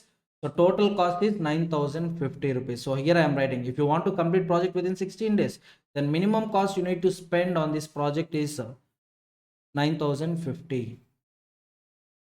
So beyond this, below this is not possible, ma. Below 9050, achieving the same within 16 days is not possible. You just follow the calculations, you will get to know. I'm selecting the activity with the least cost slope. Understood? So now it's time to draw one more time, critical path. Or let's see one more time. Yeah, let's draw one more time critical path for understanding purpose. 1 2 1 3 2 5 2 4 3 4 4 6 6 7 5 6. Now 1 2 originally 6 days, right? Originally 6 days. Come on, my dear students, but already 1 day crashing technique applied, 5. So 5. 1 3 crashing till date not happened. 1 3 crashing till date not happened. So 4. 2 5 crashing not yet applied, right? 2 4 2 5 3 days. So last crashing, I made it to 4 6 activity, right? Just observe the table. 4 6 also completed. 4 6 also completed. So 4 6 6 7 only crashing happened. 1 2 4 6 6 7. So 1 2 4 6 6 7. So 6 7, just write down the crash duration. 6 7, it is 2 days. And 4 6 also crash duration, 4 days. Remaining you can copy it from question mark. So here it is 2 to 4, 2 to 4 it is 5, 3 to 4 it is 6, 5 to 6 it's 4. Only so far crashing is applied with respect to these three activities. These two activities crashing is exhausted. You can't crash it further. Crash duration 6 7 is 2, 4 6 is 4. Normal equal to crash. After applying crash duration, after applying crashing technique, actual duration equal to crash duration. It came into the picture. Are you all getting my point? Now find out the ETLT of each and every point. Ma. So obviously starting point it is 0 0 only. Okay, fine. So here it is 4 comma 5 comma 5 plus 3 8 comma 5 plus 5 10, 4 plus 6 10. So 10 comma 8 plus 4 12, 10 plus 4 14, 14 comma 14 plus 2 16. So last event, ET equal to LT 16 16 14, 14 minus 4 10, 14 minus 4 10, 10 minus 6 10 minus 6 it will be obviously 4. Next one 10 minus 5 5. Okay, completed. Yes, completed. Now yes, find out the possible paths. Possible paths. So 1 2 4 6 7. 1 2 5 6 7. 1 3 4 6 7. Once again write duration. Once again write duration. So 1 2 2 5 plus 2 2 4 5 plus 4 plus 2 16. So next one 1 2 2 5 plus 2 2 5 3 plus 4 plus 2 5 plus 3 8 8 plus 4 12 12 plus 2 14. Correct only? Yeah. Next 1 3 4 plus 6 plus 4 plus 2 16. So there is no more no new critical path. Only two critical paths we are having. As usual, this is 1, and this is 2. Only 2 critical paths we are having. Only 2 critical paths is we are having. And we can reduce this 16 also, but here you need to identify the possibilities. See ma, 4 6 6 7 4 6 6 7 already finished. Further crashing is not possible. Now what are the remaining combinations we are having? Come on, tell me remaining combinations. No, you need to select activity only from critical path. Sir, 1 2 1 3, this is one combination I am having. 1 2 3 4, second combination. Or 2 4 1 3, 2 4 3 4. So these are the combinations I am having. For example, I'm just writing it A B C D ma. Total 4 are there, 2 paths are there. So ACAD one path, ACAD. Next one BCBD. That's what I wrote. Just observe carefully. AC one combination, AD another combination, BC one combination, BD another combination. Understood, everyone? Now find out the cost slope from these for these 4 activities. Already done. If you look at the above table itself, if you look at this above table, 1 2 1 3, 900, 1 2 3 4 750. Just copy from this table ma. 900 750, 900 750. My god, 900 750. Next one, 2413 combination. 2413 1200, 1200 1050, 1200 1050. So combination, everyone. So out of these 4 options, which is the best option? Come on, tell me, my dear students, which is the best option? Obviously 750 is the best option we are having. Least cost, right? Now coming to the reduction of duration. 1 2 I can reduce it by only 1 day. Why? Already crashing is completed with respect to 1 day, 1 2 activity, right? 1 2 activity, 1 day already over. So maximum another day is possible. 5 6 6 7 already completed. Sorry, 4 6 4 6 already completed. 4 minus 4 0, 1 minus 1 0. So if you observe carefully, these two already finished. No more further crashing is possible. And 1 2 right now you selected. So once you select 1 2, 1 day completed. Now 1 2 further crashing is not possible. 1 2 further crashing is not possible. So here the selected option is 1 2 and 3 4. Coming to 3 4, coming to 3 4, yes, 2 days we can reduce, but we are reducing only 1 day. 2 days possibility, 2 days is there. However, we are reducing only 1 day. Why, sir? Why not 2? The reason, in activity 1 2 only 1 day is left over. Activity 1 2, 1 day is left over. That's the reason I can't reduce 3 4 activity by 2 days. Everyone getting my point? See, I need to consider 2 paths. First of all, 2 paths I need to consider. Now if I reduce some 2 days or 3 days, I need to reduce same 2 days 3 days in 2 paths. Activity 1 2, I'm left with only 1 day. Activity 3 4, I'm left with 2 days. So whichever is lower, simply 1 2 activity is having a lowest crash duration. So obviously one only I can reduce it. Understood? So after crashing this time, 3 4 will be left with 1 day. Now let's find out the total duration of the modified duration of the project and total cost. Total cost. So now when you are reducing 1 day each, so actually modified duration above step, it is 16 days. Now 16 days minus 1 day, so total modified duration of the project is 15 days. For this 15 days, what would be the minimal cost? So direct cost 4,700, there is no change. Indirect cost, project duration is 15 days.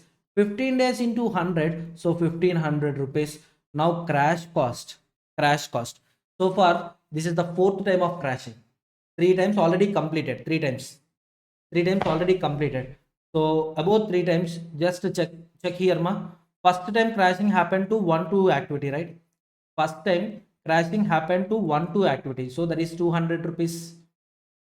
Just note it down, 200 rupees. Second time crashing is happened with respect to which activity ma? 6 7 activity. For 6 7 activity crash cost, we spent 350 rupees extra. 350 rupees. Next time 4 6 activity, yes, we made a reduction. 4-6 activity we made a reduction. For that, we incurred extra cost of, how much it is? 2200 rupees. 2200 rupees plus this time 750 rupees extra we are spending to reduce one day.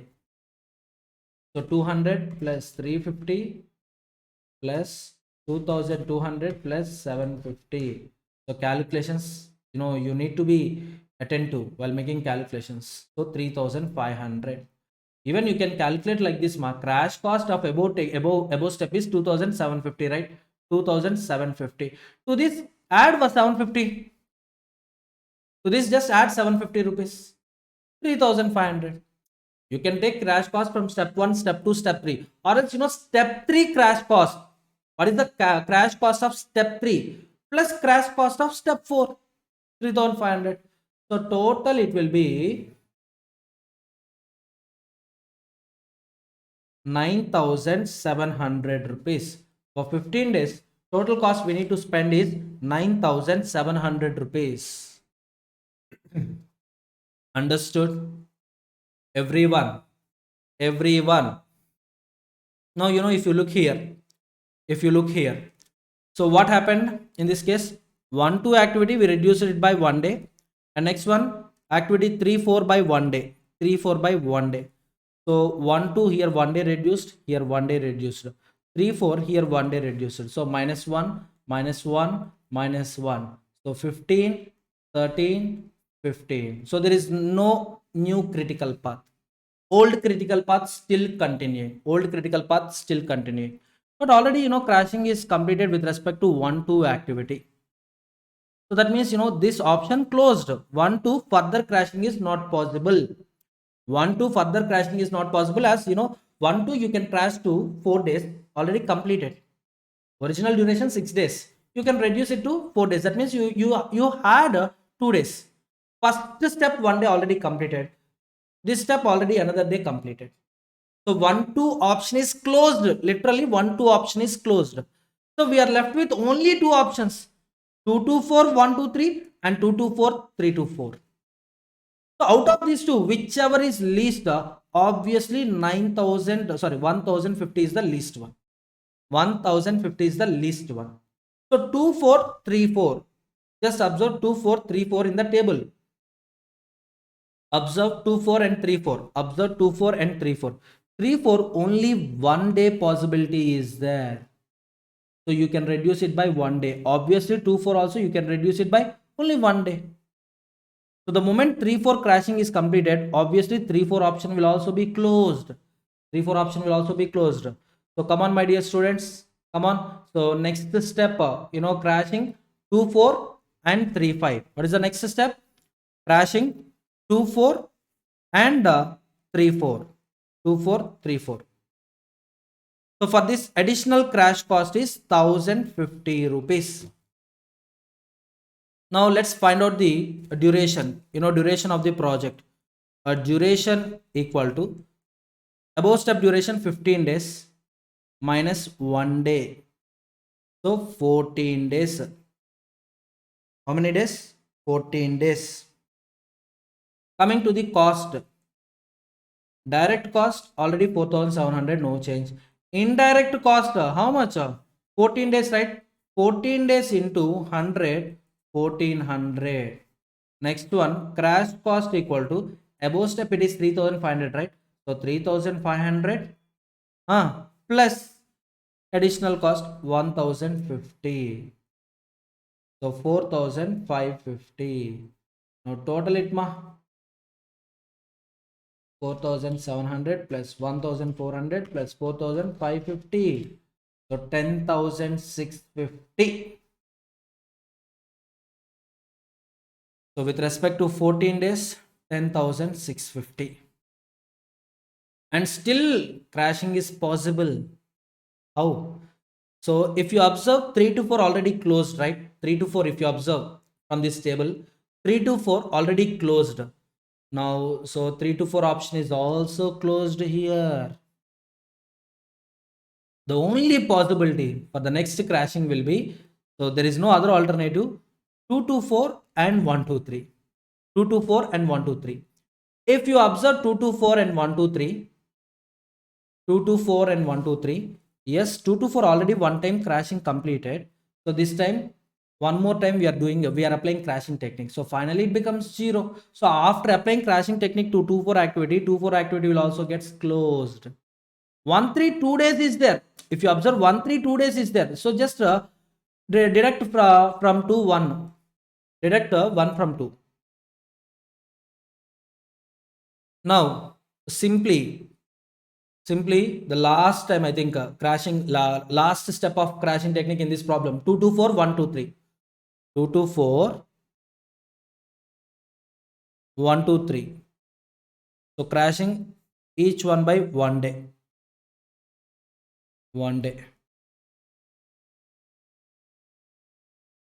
So what would be the duration, ma?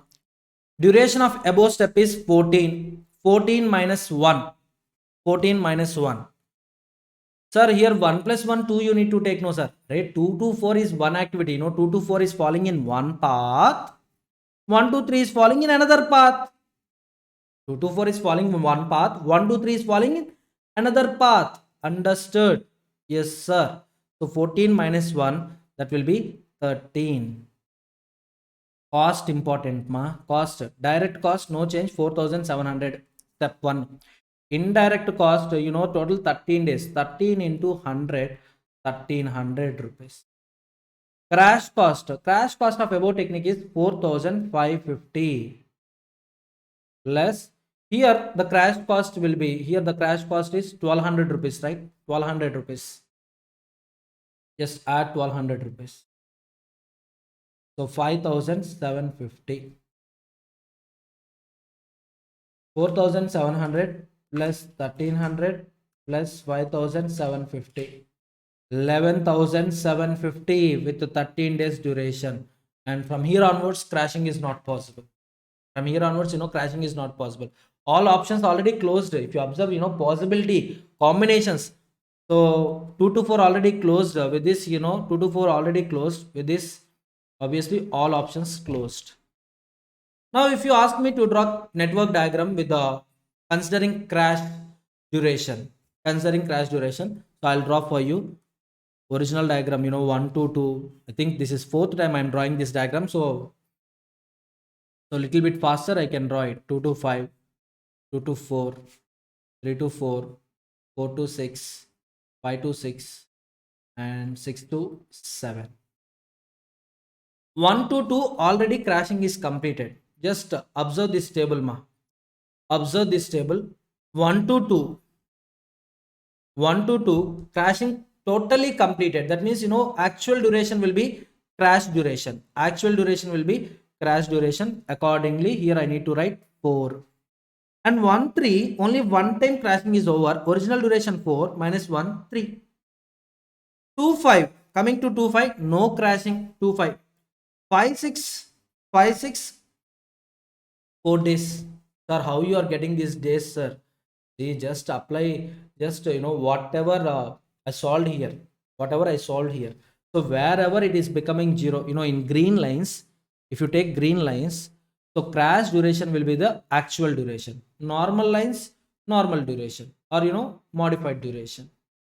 So accordingly I'm writing here, 2 to 5 crashing not yet done. Crashing, no crashing for 2 to 5 and 5 to 6. So therefore 2 to 5, 5 to 6, normal duration you can write. So 5 to 6. Just wait, ma. 5 to 6.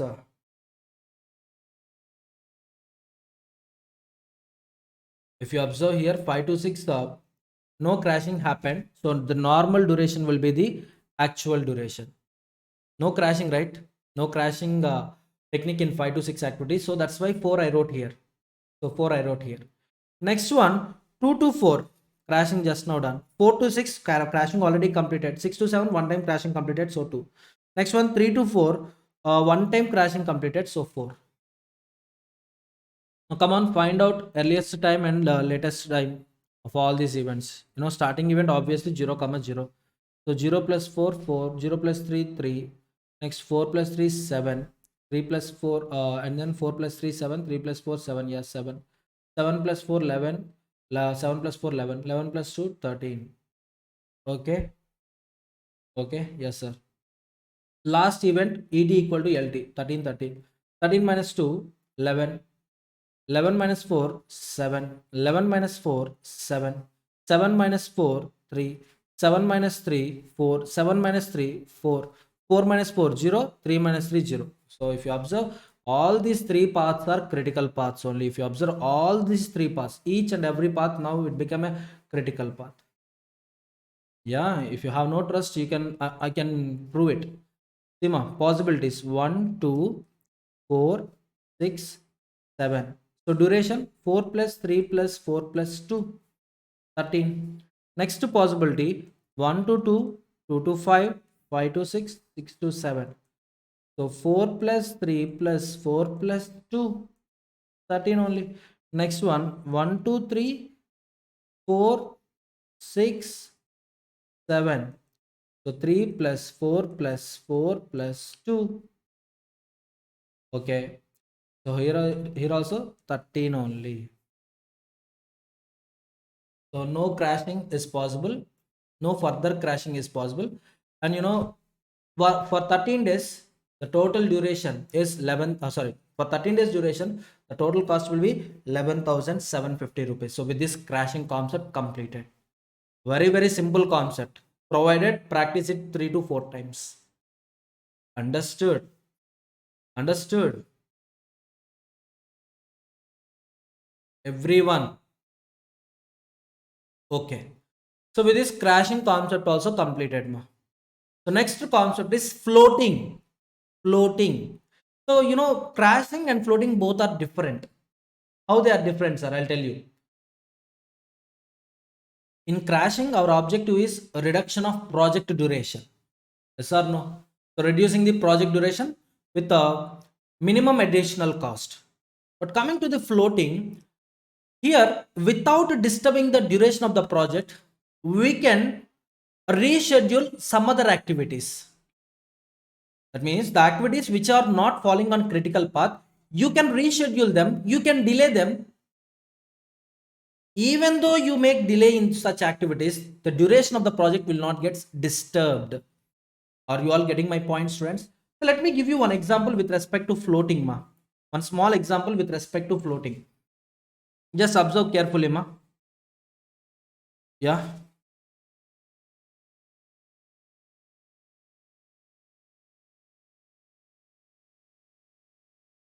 Activity A. Next one. Activity B. Activity C. Activity D. And activity E. Total 5 activities. Same example I am repeating. Now what example I considered in crashing, same example I am using in floating also. Now duration A, for example 5 days. Activity B 3 days. Activity C 3 days. Activity D 2 days. And activity E 1 day. I'll give numbering 1 2 3 4 5. Now if you observe carefully, using Gantt charts also, you can understand this network diagram. In Gantt chart, you will see x-axis, y-axis, and we are presenting the activities using the number of days. We'll draw the line based on number of days I need. Yes or no? Come on, tell me. X-axis duration, y-axis, I'll see the number of activities. Now if you observe carefully this diagram, activity A is independent activity. At the 0 point, we need to start activity A. Yes or no? Next one, activity B, activity C are successors to A. So they run parallelly. Now, if you observe carefully, I can take up activity E only after completion of B and D. After completion of B and D only I can take up E. I can take up D only after completion of C. Understood, everyone? Now if you identify the critical path, possible durations 1 2 3 1 2 3 4 5. This is one possible path, other one is 1 2 4 5. So just note down the duration. 5 plus 3 plus 2 plus 1, 5 plus 3 8 11. and here it is 5 plus 3 plus 1 is 9. So if you observe carefully, the critical path is 1, 2, 2, 3, 3, 4, 4, 5. So highest duration is, longest duration is 11. Now, if you observe carefully, there is a chance of activity 2, 4. There is a probability you can delay activity 2, 4. Yes, ma. Even if you reschedule activity B, after 1 day or after 2 days, there will be no change in duration of the project. Once again, I'm telling you, there will be no change in the duration of the project. Everyone, come on, answer me. Suppose, for activity B, I'm taking 1 day extra, ma. I'm taking 1 day extra. Now, it is 4 for activity B, 4. So if you observe second path, even if you add 1, there will be no change in duration of the project. Sir, again, I'm adding one more day, sir. Again, adding one more day, sir. There is no change in the duration of the project. Project duration remains same. Now, with respect to activity B, I can make some delay or I can reschedule it in future. Now, whatever resources are in there, whatever resources are there in activity B, 2 for activity, I can employ them in other activities wherever I require. Understood. So that is what, float is nothing but, maximum time available to finish the activity and time required to finish the activity. The difference between maximum time available and time required to complete the activity, we call it as float. And float analysis is very important, very necessary in order to employ resources, in order to check the available resources. Suppose activity C and activity D are very, very critical. So activity B, you can delay it for 2 days, right? So resources in activity B, you can use them, you can employ them in C as well as D. So that's what, float analysis. Float, crashing, both are two different topics. Crashing, our main objective is reducing the duration of the project. Coming to the float, here we are not going to disturb the duration of the project. Here, some activities which are not falling on critical path, we will try to modify it. We'll try to reschedule them. We'll try to, simply, we can experience some delay in those activities. Understood. So let me give you one example and then I'll discuss with you one problem and the study material. So example, 1, 2, 2, 3, 2, 4, 3, 5, 4, 5, 6. Very simple, right? Very, very simple. A, B, C, D, E, F. And let me write duration here itself. Activity A required 3 days, B 2 days, C 3 days, D 3 days, E 4 days, F 5 days. Understood? Everyone?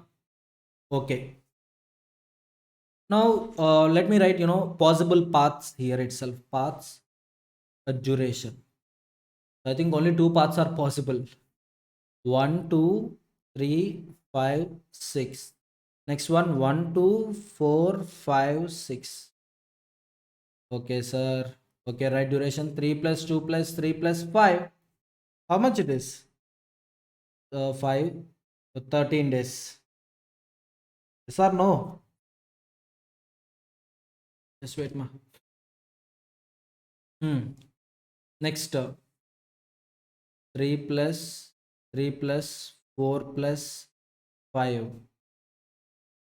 15 days. Correct? Everyone. Come on, answer me, everyone. Yes, sir.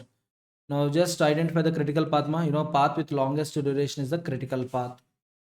Path with the longest duration is the critical path. So simply drawing a line to identify the critical path.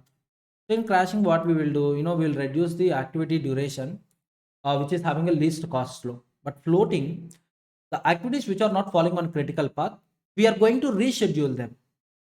And we are making a, we are changing the schedule, we are modifying the schedule in such a way that there will be no disturbance in the total duration of the project. The total duration of the project will be constant. Understood?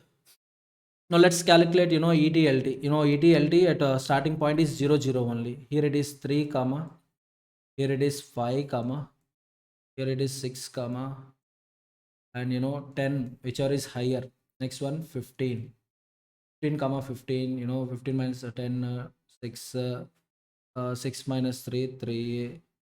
15, 10, 10 minus 3, 7.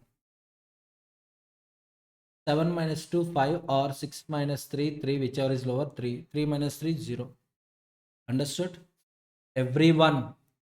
Now, let me draw the table with respect to EST, LST, EFT, LFT. Okay, activities ma. A, B, C, D, E, F. These are the activities. Duration with respect to activities. Duration. A3, B2, C3, D3, E4, F5. Early start time. Early start time means tail event earliest time. Tail event earliest time.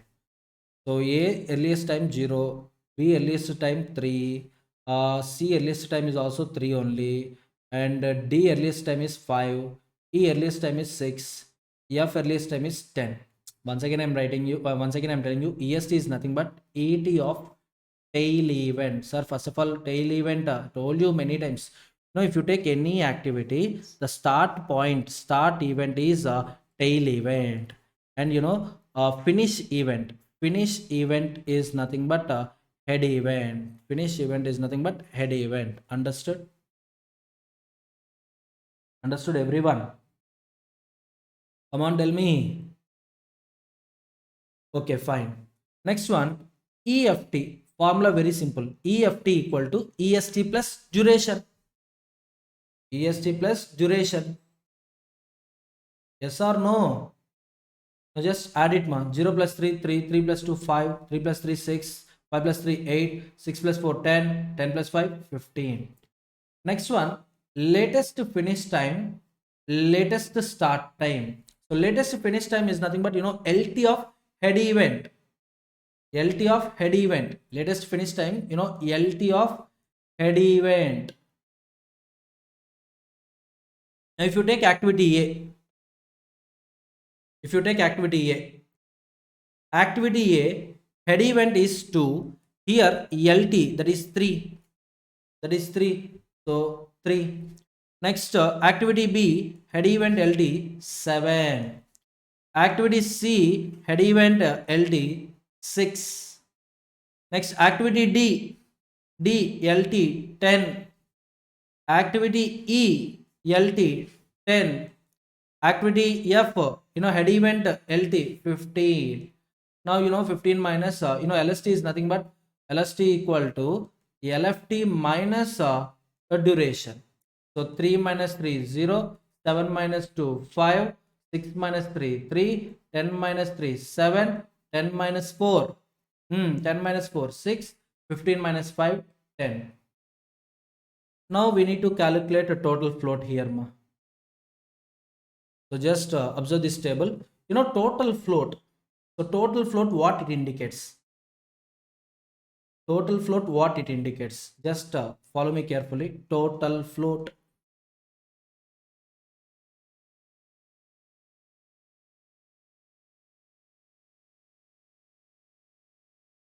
So total float means, simply note it down, ma. Total float. So studying total float, what we can achieve, or what is the importance of total float? What is the importance of total float? So without impacting the overall project duration, it's like a delay or a reschedule of activities of activity without impacting the overall project completion time. Overall project completion time. So that's what a total float. Now here total float is of two types, ma. Total float, three types. Positive, sir. positive, or total float 0, or total float negative. Total float positive indicates, more resources, more time or more resources. If total float is 0, then everything is adequate only, sir. Sufficient resources, sufficient time. Negative, that means we are having very less time, less than required time. Available time is less than, required time. Less time or less resources. Less resources. Now, yes, what is the formula for calculating total float, sir? Very simple, latest finish time minus latest start time, or earliest finish time minus earliest start time. So anything, you'll get equal only. So now here total float, come on, 3 minus 3, 0, 7 minus 5, 2, 6 minus 6, 0, 10 minus 8, 2, 10 minus 10, 0, 15 minus 15, 0. And even if you observe carefully, wherever total float is becoming 0, that means, that activity is falling on critical path. That activity is falling on critical path. Of course, you can check it. You can check it here. Just wait. Total float is 0 with respect to ACEF. ACEF. Yes. ACEF. Total float is 0. Why? Because, equal we are having. Understood, everyone? So total float equal to 0. That means, that activity is falling on critical path and the resources are adequate, sufficient. Now, if you observe here carefully, total float 2, in case of 2, you can delay that activity or you can reschedule that activity without impacting the overall project completion time. Understood the importance of total float, everyone? So that is all about total float, ma. Next, we are having another concept, that is, free float, ma. Free float. Sir, free float means what, sir? Free float means what? Free float. Let me write the theory content here. So free float. I hope everyone will copy this content. Very, very important for understanding purpose, or else, you can't understand this concept. Ultimately, you will take this topic choice. Everyone? So free float. Amount of time that a task can be delayed, a task or activity can be delayed without affecting the start time of its subsequent activity. So subsequent task or subsequent activity. So even if you make some delay of the current activity, suppose activity B is there, even you make delay of activity B, there would be no impact on next activity. For example, activity C is the next activity, sir. Even if you make delay with respect to activity B, there will be no delay with respect to start time of C, sir. With respect to start time of C. Are you all getting my point, students? Everyone?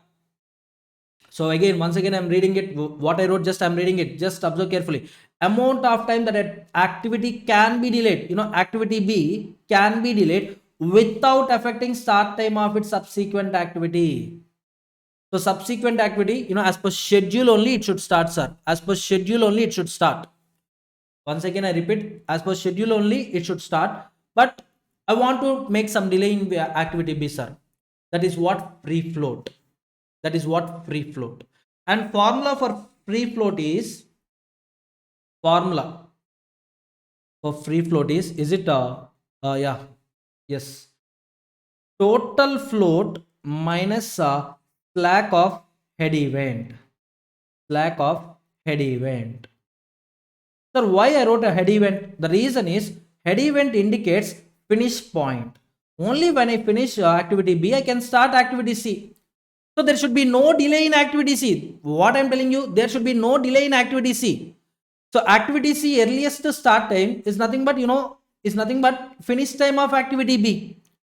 Finish time of activity B. So by this time, if I complete activity B, I can start activity C by earliest start time without affecting the start time of its subsequent activity. So that's the reason, total float minus difference of head event. Difference. Technically speaking, slack of head event. Understood? Everyone, slack of head event. So, generally if you take an activity, activity A, so numbering you can observe like this 1 2. With respect to activity A, this one is a tail event. What is one? Tail event. And what is two? Head event. What is two, ma? Head event. Are you all getting my point, students? So here you will have EDLT. Here also you will have EDLT. Yes or no? Yes or no? Once again, in detail I'll write here. Confusion. Why confusion? 1 2, this is activity A. With respect to activity A, this is EST, ELST. This is EFT, ELFT. Now, if you want to calculate free float of activity A, simply total float minus difference of head event, slack of head event. That means LFT minus EFT. That's it. Are you all getting my point, students? Independent float, another concept is there. Independent float of activity A. Here the formula is free float minus LST minus EST. This is slack of tail event. So first of all, let me write what is meant by independent float. So I'm giving you theory content also here itself. Independent float. Come on, write the text, ma. Note down the text. Amount of time an activities start. This is the only word that differentiates independent float and free float, ma. This is the only word, start. This is the only word differentiates free float and independent float. Amount of time an activities start time can be delayed without affecting the EST of a successor or subsequent event.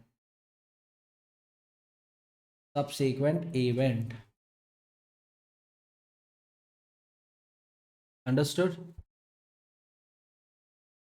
Everyone? Okay. So independent float means what? Amount of time an activity start time can be delayed. So here, I'm making delay of start time. Whereas free float, if you observe carefully, free float, amount of time that a task can be delayed. One is, delay of task. Independent float, start time delay. Reschedule. Suppose, day 2, if you start, I can start it on day 3, I can start it on day 4. That's what independent float. Start time can be delayed, whereas free float, total activity time will be delayed. What is the difference, sir? I'll tell you one more time. Just a difference, Suppose, activity B, start time 2. Activity C, start time 4. B requires only 1 day. Now, what free float is telling, free float, yeah, you can do it another day also. You can make delay. Why? Next activity will begin from 4th day onwards. Understood? B actually requires 1 day, right?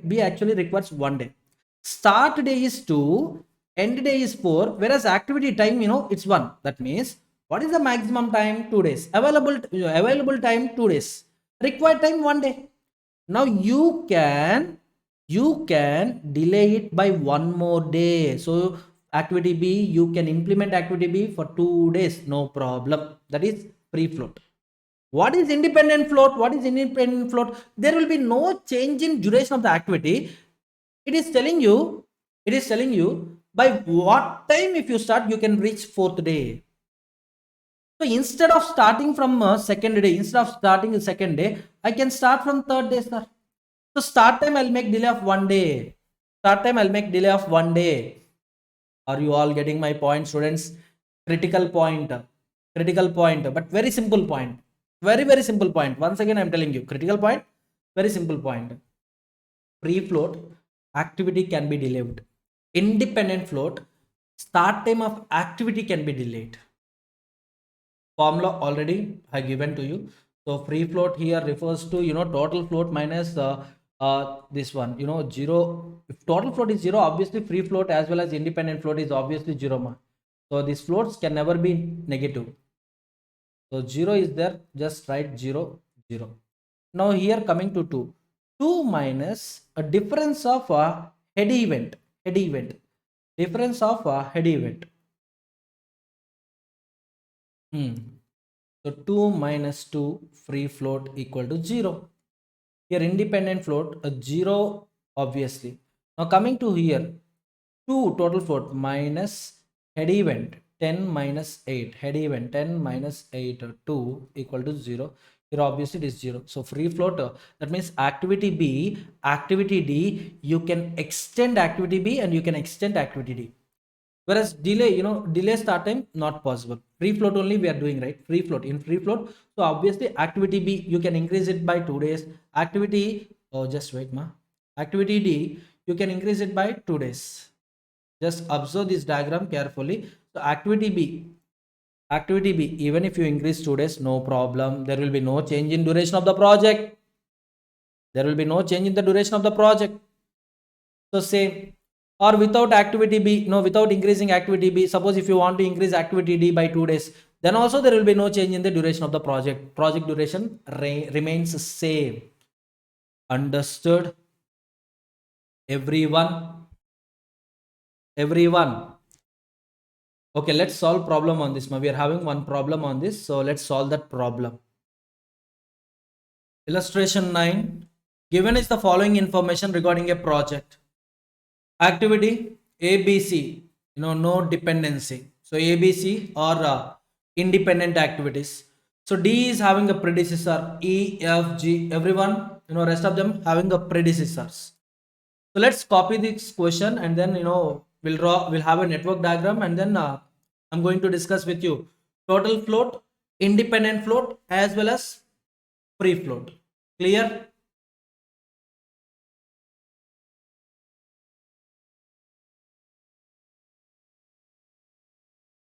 Okay.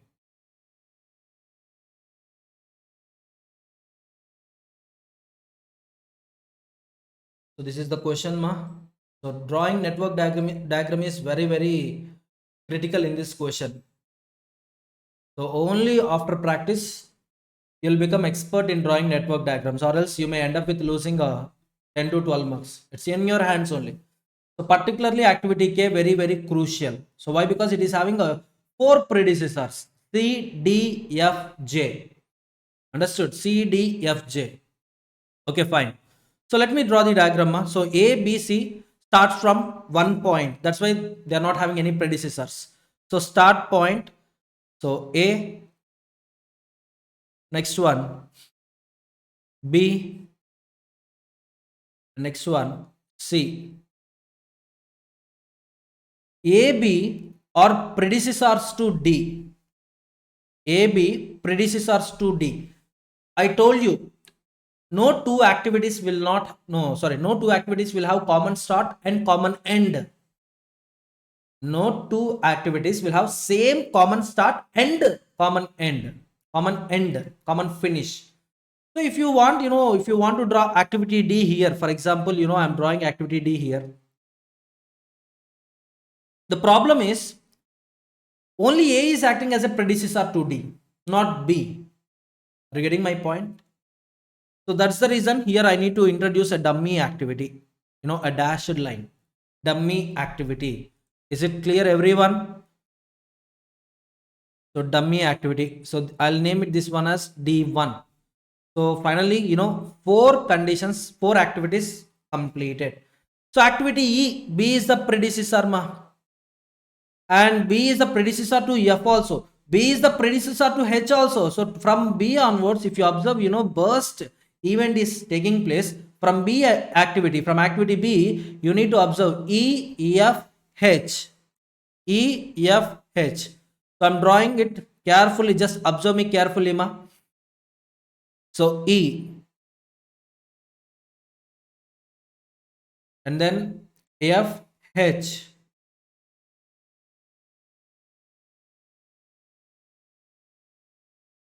Why? I'll tell you, just wait. So with this, B predecessor activities completed. B predecessor activities completed. So these are the activities drawn. Understood? Now, to G, both F as well as C are predecessors. That means, CF, they are not having common start. First of all, CF, they are not having common start. So they can end at common finish point. They can end at common finish point. So with this, I can draw a line like this, yeah, C. So C as well as F are predecessors to G. So this is, I'll name it as G. So completed. Next, I to I, E and H are predecessors. To I, E and H are predecessors. If you observe, E as well as H had common start. Had common start. How they can have common finish point? Just now I told you, two activities. No two activities will have common start and common end. So again, dummy line. Just to draw dummy line here. So I'll name this as D2. Now from here onwards, I comes into the picture. EH, I comes into the picture. And I is not a predecessor to anyone, ma. I is not a predecessor to anyone. So I'll draw I like a free line. I is not a predecessor to anyone. Understood? So this one also completed. Next, J, EH having J as a successor. So yes, next one, GA is a predecessor to K. K is predecessor to L. L. So last point is nothing but L, ma. Last activity is L. So to L, K is the predecessor, and to K, C, D, F, J are predecessors. C, D, F, J are predecessors. Observe carefully. C, D, F, J are predecessors, and to J, E, H are predecessors.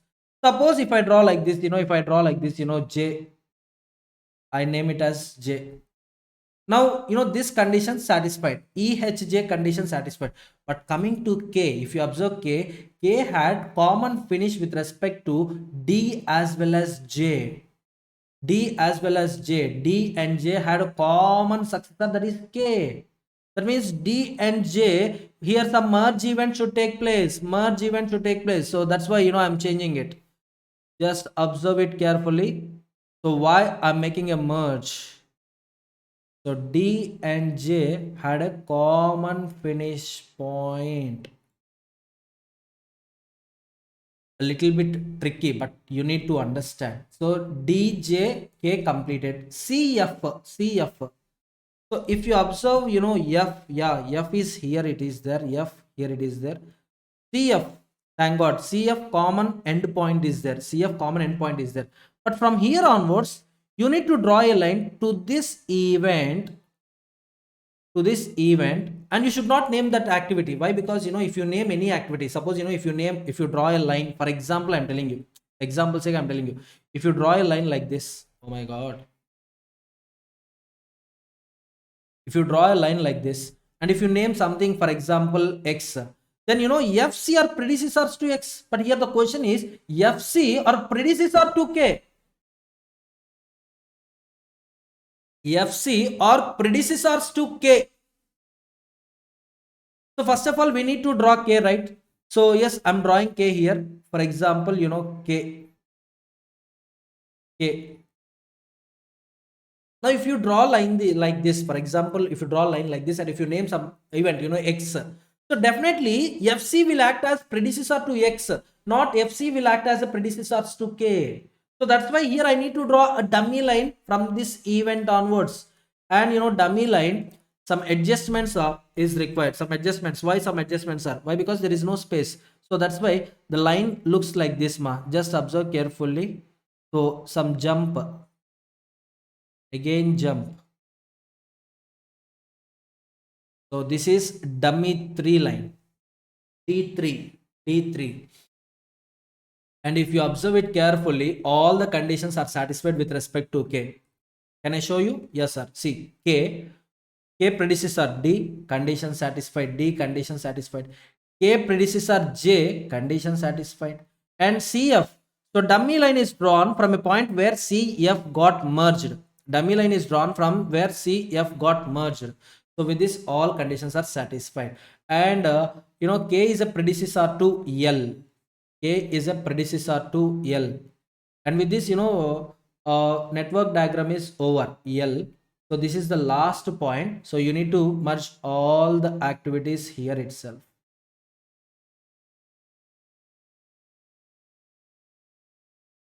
Yeah. So IG, they are not having any successors. IG, no successors. L is a predecessor, sorry, L is a successor to K. And K is having 4 predecessors. D is having 2 predecessors. So complying all the conditions, I drawn this diagram.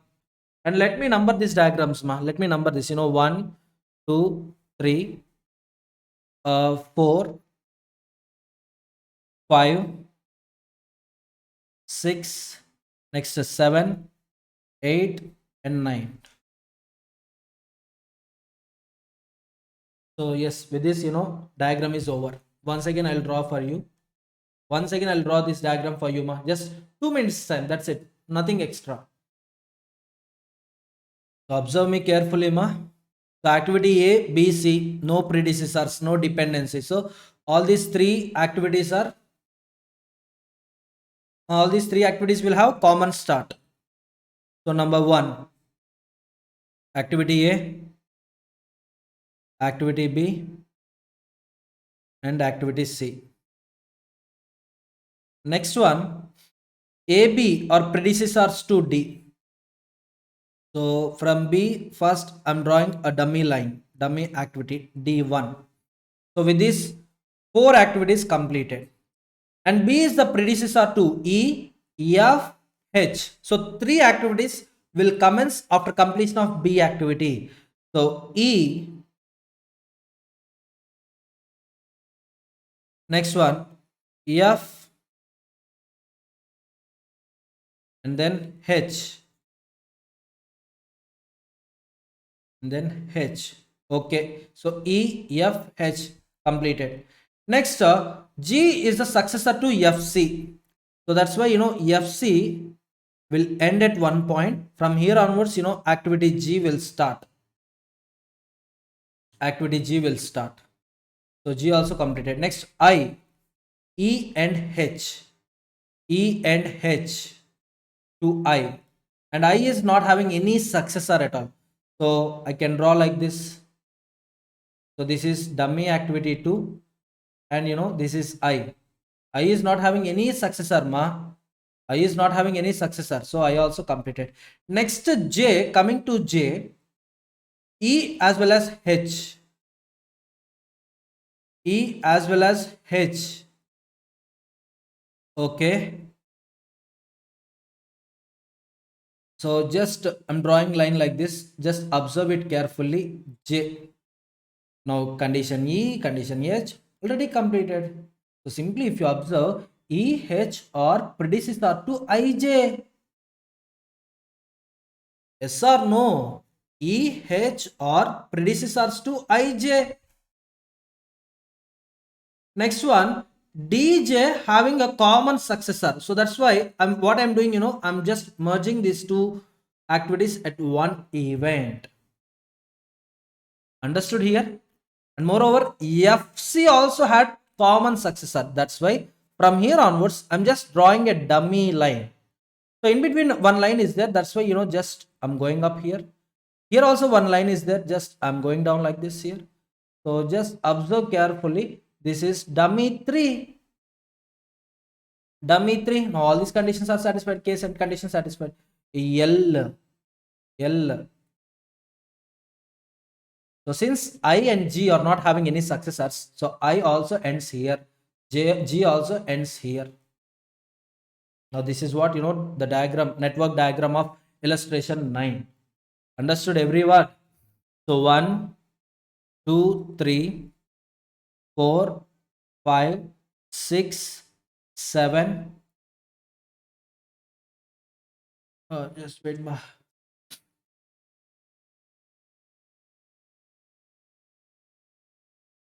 6, 7. Just wait. This diagram is not at correctly drawn. Why? Where is K? You're simply copying it. I observed simply copying it. K point I forgot to write here. So K, from K onwards, L. Now understood? 7, 8, 9. So this is the complete diagram of illustration number 9. Is it clear, everyone? Only point you need to remember is 5 to 7. Dummy line is drawn like this. So only through practice you will get to know all these points. So now you can observe, L is having predecessor K, satisfied. K is having 4 predecessors. So K is having D. Next one J, F, C, satisfied. J and H are having J and I. J, I. If you observe J, I having 2 predecessors, E and H, satisfied. H is having a B predecessor, satisfied. G is having a FC predecessor, satisfied. Next one, F is having a B predecessor, satisfied. E is having B predecessor, satisfied. D is having a AB predecessor, satisfied. So in this manner you can make assessment whether the drawn diagram is correct or not. Understood, everyone? Now chalo, let's draw the table. Now let's draw the table. So activity, duration, EST. Once again I'm telling you, EST. How to calculate EST? So ET of tail event. ET of tail event. Next, EFT. Formula is very simple. EST plus duration. Next one, LFT. LFT is simply LT of head event. Head event. Then LST. LST is nothing but LFT minus duration. LFT minus duration. So we need to calculate up to here first. Okay, fine. So as you all know, starting event, obviously it begins with 0, 0. So assign the duration in the question, in the diagram. A is 3, B 4, C 2, D is having, dummy activity is always 0, D is 5, and E is having a 1. E is having 1. H is having a duration H is having duration of 4. F is having duration of 3. Next one, G is having a duration of 6. I 4, K 1, J 2, and finally L 5. 1, 2, 3, 4, 5, 6, 7, 8, 9, 10, 11, 12. Yeah, 12 are there. Come on, calculate. So ET forward based. ET forward based. First calculate ET. So 4 comma. Here it is. It's not 2 comma. Just why? You need to consider highest of the activities. ET. ET is the highest of the previous activities, right? So 4 plus 3, 7. So 7 comma. Next one, 3, 5, 8. At this point of time, 8 or 7, dummy 0, 7. So 8 or 7. Next we need to do some more calculations. 4 plus 1, 5 comma, and 2 plus 4, 2, sorry, here it is 4. 4 plus 4, it is 8. 8 comma. So 8 plus 2. If you observe 8 plus 2, so 10. So whichever is highest, 10, 10 comma. And 10 plus 1, only 1 is there, right? 11 comma. 11 plus 5, 16, or 7 plus 6, 13, or 8 plus 4, 12, whichever is higher, 16, 16 comma. So with this ED completed, now I need to calculate LT. So ED, LT at the last event, head event of the total project is both are same. So 16, 16. I'm writing 16, 16 here itself. Just wait. Wait. Yeah. using different pen to identify it, ma. Just wait. Yeah. So 16 minus 5, 11. 11 minus 1, 10. 10 minus 10 minus 2 or 16 minus 4, whichever is lower, 8. Okay. Now 8 minus 4, 4.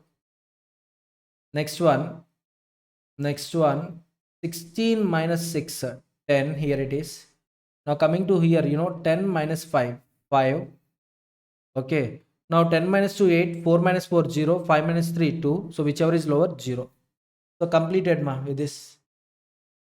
Activity A, 3 days. Yeah. With this completed. You can check here. Let me draw, ma, so that no confusion at all. Yeah, here it is there, right?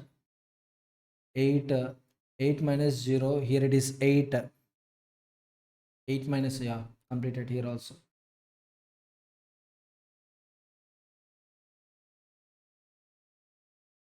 Understood? Now just write 80 of tail events under EST. So first let me write activity names. Activity A, B, C, D, E, F. So what happened to this OneNote? So 1 second, ma, I'll take OneNote, new OneNote. Follow me carefully. A, B, C, D, E, F, G, H, I,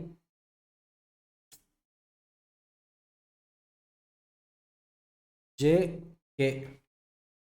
Okay. And duration, SN duration, ma, just get it from question, ma. Activity A, 3 days. B, 4. C, 2. D, 5. E, 1. F, 3. G, 6. H, 4. I, 4. And then J, 2. K, 1. And L, 5. Still there? Yeah, L, 5. So EST, just get it from the question, ma. All tail events, activity A. Activity A tail event is number 1. So it is 0.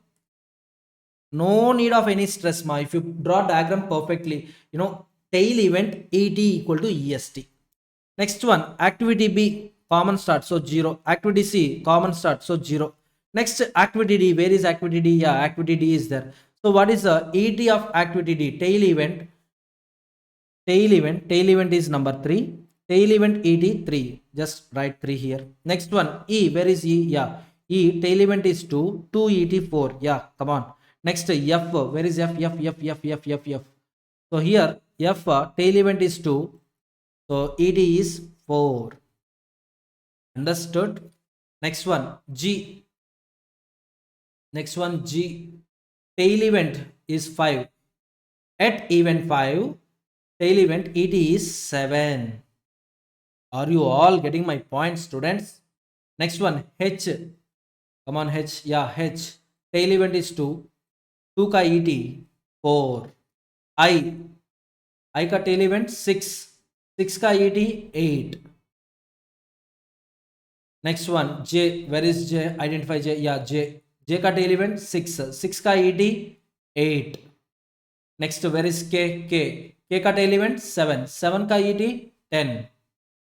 And finally, L. L का tail event 8. 8 का ET 11. Now come on, calculate EFT. Simply EST plus duration. 0 plus 3, 3. 0 plus 4, 4. 0 plus 2, 2. 8. 5. 7. 13. 8. 12. 10. 11. One small calculation error, it cost you either half an hour time or 10 marks time. 16. Next one, LFT, LT of head event. LT of head event. A head event is 3. 3 ka LT is 5. So LFT is 5. B ka head event 2. 2 ka LT 4. As you all know in brackets, ET comma LT. Yes or no, everywhere ET comma LT. Depending upon, if it is a tail, it will be EST, LST. If it is a head, it will be EFT, LFT. Do you remember this logic? Okay, next C. C ka head event is 5. 5 ka LT is 10. Next one, where is D? D ka head event is 7. 7 ka LT is 10. Okay, next E. E ka head event 4. 4 ka LT 8. Next F. Where is F? F ka head event 5. 5 ka LT 10. Understood? Next one. Next one.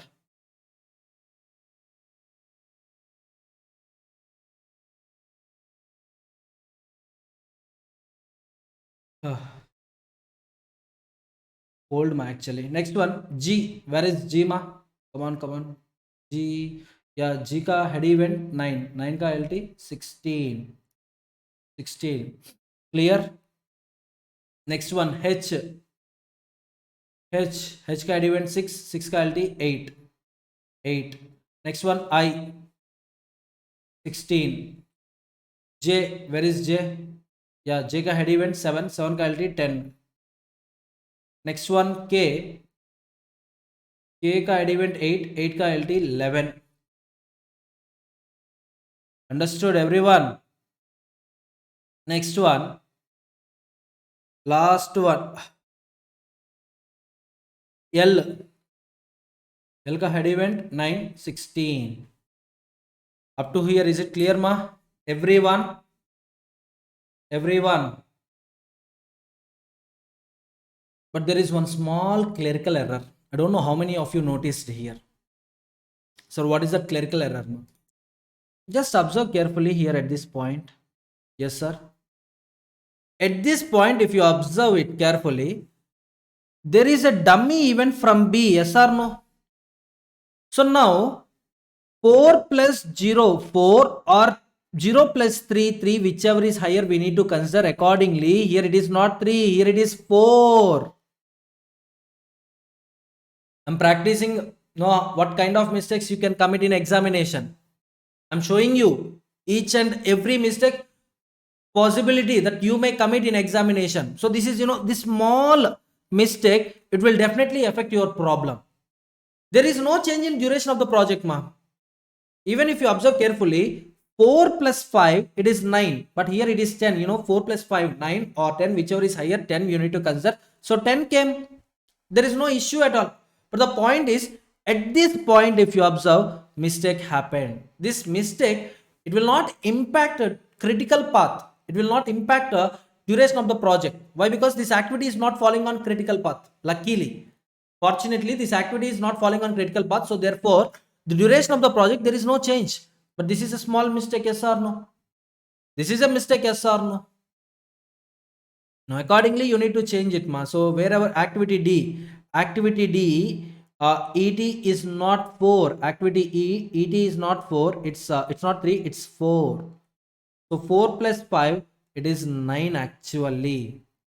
Understood? Everyone understood this mistake? Everyone? Next one. So similar kind of mistake. Similar mistake I'm going to show you one more time. Similar mistake I'm going to show you.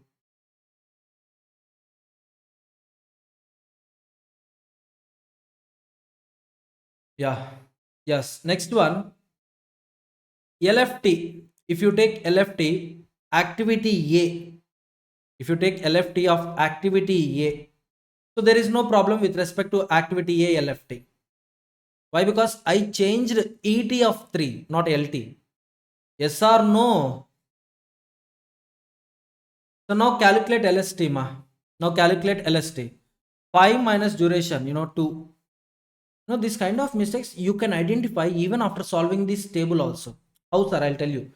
See, the difference between LFT and EFT is should be equal to LST and EST. Then only your problem is correct, or else your problem somewhere it went wrong. Somewhere it went wrong. In examination, while solving the problem itself, you can know whether it is correct or not. Whether it is correct or not. The difference between EST and LST should be equal to EFT and LFT. Even if I fail to find mistake here, definitely I would have found that mistake, while solving this table. You can observe it carefully, ma. Next one, 4 minus 4, 0.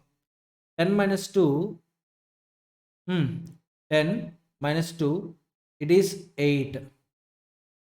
Okay, next one, 10 minus 5, how much? 6. 10 minus 5, how much? 6. Mistake. 10 minus 5, 5. Yeah, you can find it out the difference, ma. Suppose these two difference is 1 and these two difference is 1. Problem correct, you solved. Next, 8 minus 1, 7. Understood? Next one, 10 minus 3, 7. 16 minus 6, 10. 8 minus 4, 4. Next one, 16 minus 4, 12. 10 minus 2, 8. 11 minus 1, 10. 16 minus 5, 11. Understood? Now, using this table, you can identify critical path. Sir, how, sir? Critical path is something where ET equal to LT. Yes or no? Critical path is something where ET equal to LT. So, looking at this table, you can easily come to this picture. Just observe it. 16, 16, 10, 10, 11, 11, 8, 8. Next, similarly, if you observe, so these are the activities falling on critical path.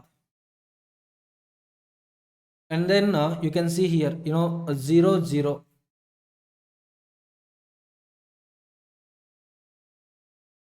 8, 8, 10, 10, 11, 11. So where EST equal to LST, EFT equal to LFT, that means the difference will be 0. 1 second. So difference will be 0. Those activities are falling on critical path. I told you total float equal to 0. That is a critical path activity. The next step is calculation of total float. Total float difference, LFT minus EFT or EST, LST minus EST. Anything you can solve. You will get same answer only. So 4 minus 4, 0. 10 minus 2, 8. Next one, 10 minus 9, 1. Okay. Next one, 8 minus 5, 3. 10 minus 7, 3. 16 minus 13, 3. 8 minus 8, 0. 16 minus 12, 4. 10 minus 10, 0. 11 minus 11, 0. 16 minus 16, 0. So wherever 0 comes, those activities fall on critical path. So let me highlight them. So these are the activities falling on critical path. So what are those activities? Let me write here B, H, J, K, L. And even in diagram also, the highest path, if you observe, it is the longest duration of the project, and it is the duration of the project. So B, H, B, H, next one, J, K, L. So this is what, total float. So total float is completed, ma. Next one, what to calculate? Free float. So what is the formula for free float? Total float minus slack of head. Slack of head event. Head. I'm calling head. It is nothing but, finish point. So differences of the two finish points, EFT, LFT. The difference deduct from total float. Already total float 0. Obviously, free float will also be 0. So here calculation is not required at all. Wherever total float is 0, free float automatically becomes 0. So negative figures will not come into the picture. First thing. Next calculation. 2 minus slack of head. So head you will observe EFT and LFT. EFT and LFT. So 2 minus 5 minus 3. So 2 minus 2. Just 1 second, ma. 1 second. So observe it carefully from the diagram, ma. Observe it carefully from the diagram. So activity A, head event is 3. Yes or no? At event 3, the difference of 5 and 4, slack of head is nothing but a difference of, ET and LT at finish time. ET and LT at finish time. Once again, I'm writing here ET and LT of finish time. So 5 minus 4, definitely it is 1. So here I'm writing the same point. Just see 5 minus 4, 1. So 2 minus 1, free float is 1 here. So B automatically 0. Now coming to C. Now carefully observe this point also. Coming to C. C point is there right here, right? Yes. What is the C's total float, ma? What is C's total float? C's total float is 8. 8 minus head event, difference of, slack of 7 and 10. That means, 10 minus 7, that is 3, that equal to 5. Understood? And the same, 1 minus D. Where is D? So D, head event difference, 10 minus 10, 0. 1 minus 0, 1. Understood? Next one, coming to E. 3 minus, where is E, ma? E. So here E is there. Slack of head event, that means 8 minus 5. Repeat, 8 minus 5. So 3 minus 3, that will be 0. Next one, F. F head event, the difference, slack of head event is 10 minus 7, 3. And it is 3, 3 minus 3, that will be 0. Everyone, carefully follow me. Next one, activity G. Activity G, head event is 9. At 9, slack time, 16 minus 16, 0. So 3 minus 0, 3. Next one, I total float 4 minus I is also having a same common end, that is 9. 9, 16 minus 16, 0. 4 minus 0 equal to 4. Everyone getting my point, students? Next one, JK already 0, 0. L also 0. JKL already it became 0. Total float equal to 0. Free float automatically becomes 0. So this is what, free float. Next one, independent float. Independent float. So what is the formula for independent float, ma? Free float minus slack of tail. Slack of tail. I already gave a notes to independent float. The starting activities, the start time of activities can be delayed without delaying or without affecting succeeding activities. So I'm talking about start time. Start time, definitely start event is tail event, yes or no? Start time is tail event. Now activity A, the free float is 1. So 1 minus a slack of tail. Activity A, obviously, 0 minus 0. 0 only. 1 minus 0, it will be 1. And B, free float already 0. Just mark it as 0. So wherever free float is 0, just write 0 in independent float also. So adjustment is not possible. Already if it is 0, resources are adequate. Adjustment is not at all possible.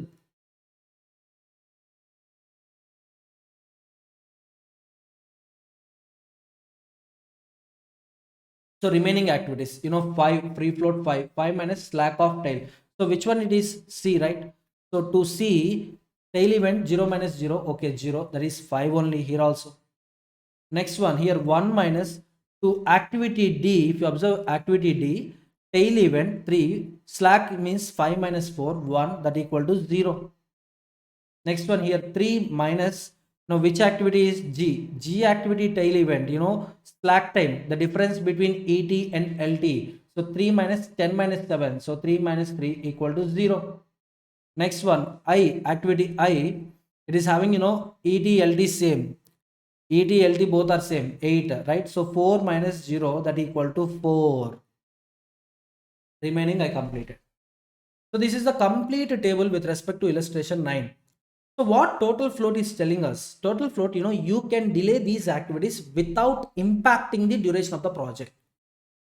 Understood? So activity A delay 2 days, activity C delay 8 days, activity D 1 day delay, activity E 3 days delay, activity F 3 days delay, activity G 3 days delay, activity I 4 days delay. But it will not impact, it will not affect the duration of the project. There will be no impact on duration of the project. Understood? Now what free float is telling? Without disturbing succeeding activities, successor activities, without disturbing the successor activities, how long I can delay the current activity? How long I can delay the current activity? Suppose current activity 2 days given. 2 days given. Can I increase it to 3? Can I increase it to 4? That's what free float. Independent float, here there will be no delay in activity. Here there will be delay in start time of the activity. Suppose you gave me 2 days time to finish this activity. From when I should calculate 2 days? From today onwards, or tomorrow onwards, or day after tomorrow onwards, without affecting successor activity start time. Without affecting successor activity start time. So how long I can take, how long I can reschedule the preceding activity? That is what independent float. Independent float is rescheduling event. Free float means delay event, delay task. Total float, delay. So total float, it shows, it will have impact on project duration. If you make anything wrong in total float, it will show some effect on project duration. But free float, independent float, they are not like that. Free float, independent float, they're restricted to respective activities. Understood, everyone? Once again, I'm telling you, in total float, always critical path activities will have zero. Total float with respect to critical path activities is always zero. With respect to remaining activities, how can I defer them, or simply how long I can delay them? Coming to free float, delaying the activity without affecting succeeding activity. Suppose, if you observe carefully, if you take activity A, interpretation purpose, you can have, 2 days the extra time with respect to activity A. Without impacting next activity, you can extend it by 1 day. You can extend it by 1 day. Original duration is 3, right? So total float means what? You are having 5 days to finish, you have 5 days time to finish this activity, but required time is 3. Available time 5, required time is 3. 5 minus 3, 2. That is what? Total float. Now coming to the free float, sir, if I want to extend the duration, if I want to increase the duration, I can increase the duration from 3 to 4. Why? Here 1 came. So coming to the independent float, no need to start activity A on day 1 itself. You can start activity A on day 2 also without showing impact on succeeding activities. For example, if you observe this diagram, even if you start activity A on day 2, 2 plus 3, 5. So latest finish time is also 5. Latest finish time is also 5. So without, no disturbance on successor activity start time, no disturbance on successor start time. If I want to delay first activity start time, that is what? Independent float. Free float means delay time. How long I can make delay. Total float, simply, free float plus independent float, like that. Are you all getting my point, students? Everyone? Sometimes the formula is not applicable there. It's not, don't write free float minus free float plus independent float. So for formula also, I told you logic, apply that logic. So total float, LFT minus EFT or LST minus EST. Free float, total float minus slack of head. Independent float, free float minus slack of tail. So with this, problem related to crashing and problem related to floating, I completed. As we all know, a project management can be understood as a systematic way of planning, executing, scheduling, monitoring, and controlling various aspects of a project. So as to attain goals which were made at the time of project formulation. And in this project management, we had two techniques. One is a program evaluation review technique, which is known as PERT, and the other one is critical path method, CPM. So these two techniques, PERT and CPM, both are network based project management techniques. Network based project management techniques which are used to exhibit the flow and sequence of activities and events. Already we solved problems related to CPM, critical path method. So we'll be given sequence of activities, We will arrange them in a network and we'll assign duration to each and every activity. So the path which is having a longest duration, we call it as critical path, and it is the duration to complete the project. Understood? So when duration is certain, the time with respect to activity, if it is certain and if it is known, critical path method is a suitable project management technique.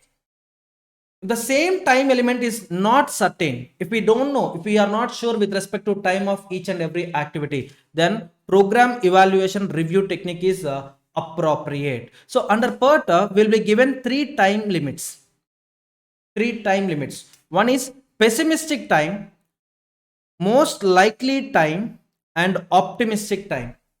So optimistic time means, minimum possible time required to accomplish the task.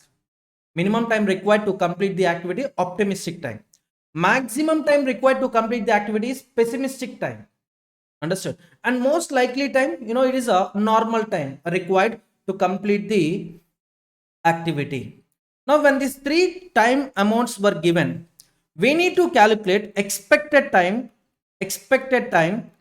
to complete the activity. Sir, how to calculate expected time? Do you remember a formula for mean? When a data range is given, for example, 8, 9, 10, 11, 12. Now, what we will do, we'll calculate mean. So, mean is nothing but, average of the data. Yes or no? Average of the values mentioned in the data. So, what we will do, 8 plus 9 plus 10 plus 11 plus 12 divided by 5. So, 5 numbers were given. So, divided by 5. So, we will get mean. Understood? So, here also we will calculate mean, which is known as expected time. And the formula for expected time is, optimistic time plus pessimistic time plus 4 times of most likely time divided by 6.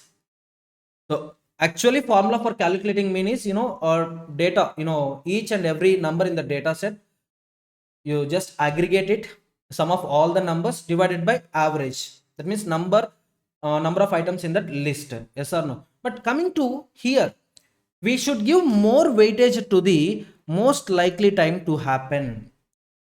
Understood? One time of optimistic time, one time of pessimistic time, 4 times of most likely time divided by 1 plus 4 plus 1, so 6.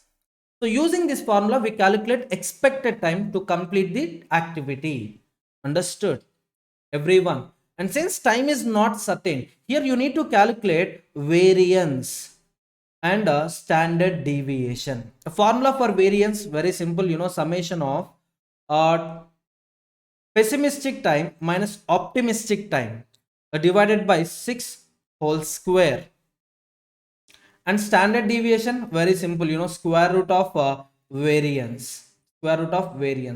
Sir, why this standard deviation measure, sir? Why we need to calculate standard deviation? Name itself is telling, in a given data set, so the deviation from a mean point, that measure is nothing but standard deviation. So what is meant by standard deviation, ma? A measure of amount of variation, or dispersion of set of values, So here we were given three time amounts, yes or no? For example, optimistic time 3 days. To finish an activity, 3 days time is required. Next, most likely time, it is 5 days. Next one, pessimistic time, for example, 9 days. Maximum time to complete the activity, pessimistic time 9 days. Minimum time required to finish the activity, optimistic time 3 days. Now, if you observe, we were provided with the 3 time limits, 3, 5, 9. So data 3, 5, 9 is there. Now using this formula, just if you calculate expected time to complete the activity, yes, 1 time of optimistic time 3 plus 4 times of 5 plus 1 time of 9 divided by 6. Come on, calculate it, ma. 23 plus 9, 32, 32 by 6. So it is 5.33. Now, if you observe, expected time is something, it is not, optimistic time, it is not, most likely time, it is not a pessimistic time. It is within that range. This expected time is within the range of 359 days. Understood? Now, this data 359 days, each and everything.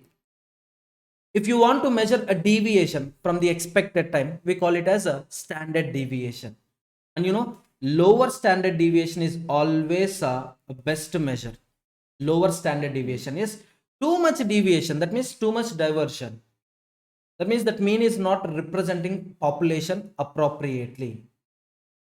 So which one we need to suggest, mas? Standard deviation, higher standard deviation or lower standard deviation? Yes, you calculated standard deviation. You calculated standard deviation of the critical path. So standard deviation for one activity, it is for example 0.6.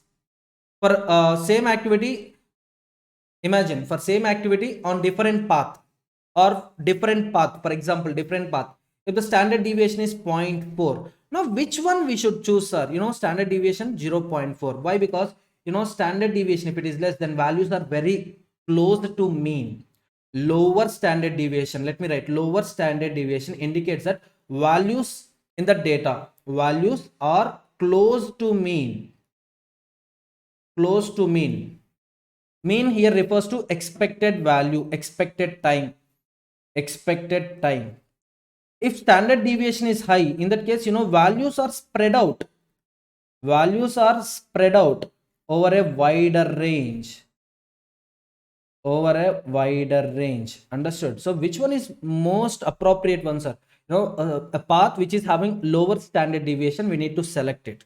Why? Because values are always closer to the expected time.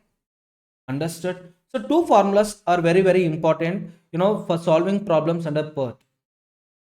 So one formula, calculation of expected time. Expected time. Just wait. So expected time. Optimistic plus 4 times of most likely time to happen plus pessimistic divided by 6. And next one, calculation of variance of each and every activity. Variance, formula pessimistic minus optimistic divided by 6 whole square. Variance of each activity. And then we'll calculate variance of critical path. And then variance, and then standard deviation of critical path. Understood, everyone? Now let's discuss, the differences between PERT and CPM first, and then I'm going to solve one illustration in this lecture. So PERT, program evaluation review technique, CPM, critical path method. One difference you already understood. The difference is, time period. Time period is certain in case of critical path method, and time is not certain. Time is uncertain in case of PERT. So let me write the differences, ma. Here, PERT is a project management. Both are project management techniques, ma. No doubt in it. Both are project management techniques. So here, if you observe, planning, scheduling, organizing, coordinating, next controlling uncertain activities.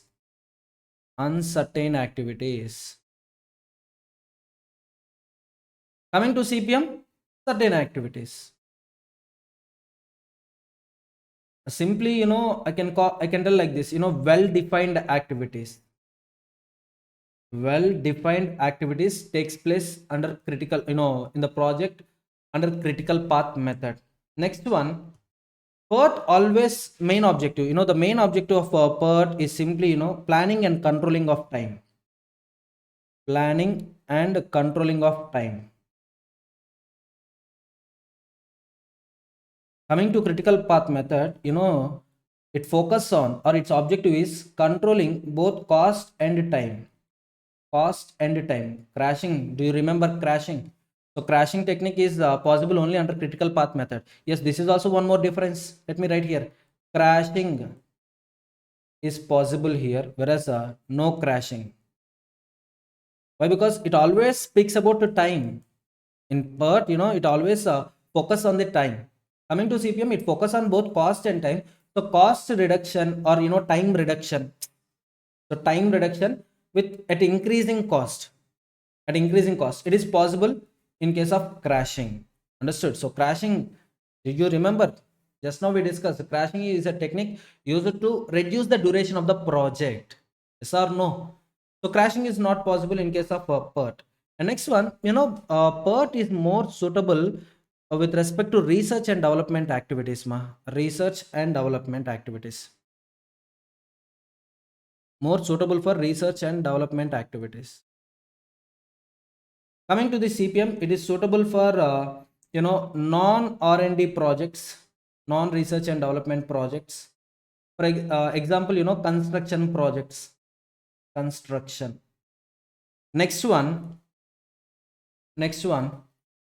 PERT is a probabilistic model. Probabilistic model. So here we are going to solve problems with respect to, we will apply probability also.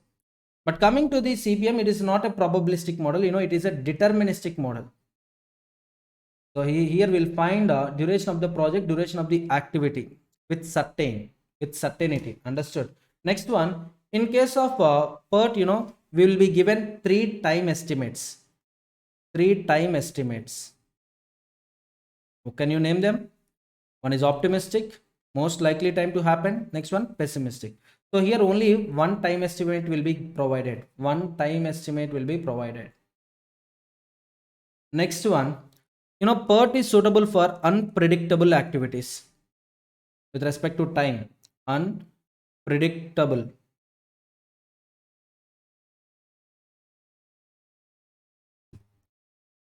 Whereas CPM is suitable for predictable activities. Next one, PERT is useful for non projects which are non-repetitive in nature. And CPM, obviously, they're repetitive in nature. It is suitable for the projects which are repetitive in nature. Of course, my projects are repetitive in nature. If all the activities are repetitive in nature, for the first time, you may have three time estimates: optimistic, most likely time, pessimistic. But once they're repetitive in nature, first time it is new to us. Second time, already we experienced that project. The third time, we are having a good experience in that project. So definitely it becomes repetitive, and it becomes here predictable activities. All the activities we can predict them. So finally it comes under deterministic model. CPM is suitable. Understood? Coming to the PERT, new project, non-repetitive in nature, unpredictable activities, estimation of time is also not certain. So these are some differences between PERT and CPM. Ultimately both are project management techniques. So where we need to apply PERT, where we need to apply CPM, yes, that's what the difference I discussed with you for the last 5 to 7 minutes. Understood, everyone? Chalo, let's solve one illustration with respect to PERT. So illustration 14. Now very recently, July 2023, the last attempt, this question was asked for 10 marks. So this question came for 10 marks. Are you all getting my point? Everyone, so very important. For the given data, find the expected duration of the project and variance of the project. So activities were given 1 2 1 5 2 3 2 4 2 5 2 3 7 4 6 4 7 5 6 6 7. Optimistic time, most likely time, and pessimistic time. So they're asking us to calculate expected duration of the project. So we need to calculate duration of the project and variance of the project. So duration of the project, we all know duration of the project is equal to duration of the critical path. Yeah, in PERT as well as critical path method, we will have a critical path. Critical path is a path which is having a longest duration. Understood? Under critical path method, time is certain. Only one time estimate will be given. Whereas PERT, here three time estimates will be provided. Will be given with the three time estimates, and we need to calculate expected time. Based on expected time, we need to calculate expected duration of the project. Understood? Chalo, let's solve this illustration. So let me copy this a question content.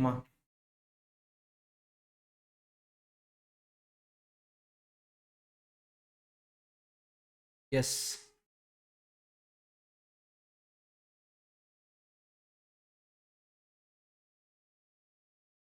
Okay. Clear?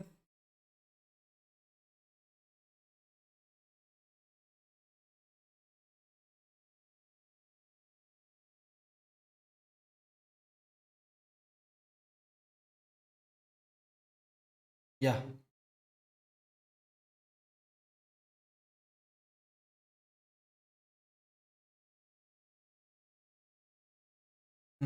Yes, fine. So now, yes, we are having three time estimates for each and every activity. When we need to draw diagram, then only we can identify possible paths. Then only we can calculate duration of each and every path. And the longest duration path will be the critical path, and it will be the duration of the project. So let's find out the expected time in each and every activity. Expected time. Come on, tell me, my dear students, what is the formula for expected time? Just now I told you, right? So optimistic plus 4 times of most likely time plus pessimistic time divided by 6. Depend. Just 1 second.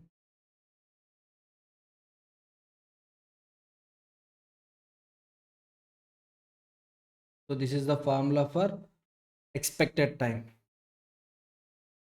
So now let me calculate it. So 6 plus 4 times of 9 plus 12 divided by 6.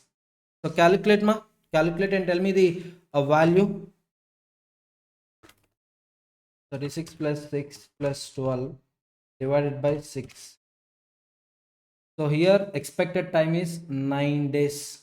9 days or 9 months, okay, whatever it may be. So yes, so days or months not given, I think. So yes, 9. Next one, 1 to 5. 1 to 5.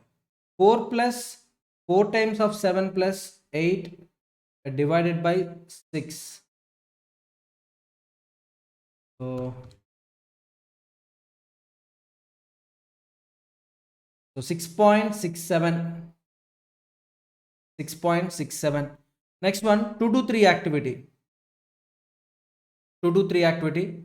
14 plus 4 times of 17 plus 20 divided by 6.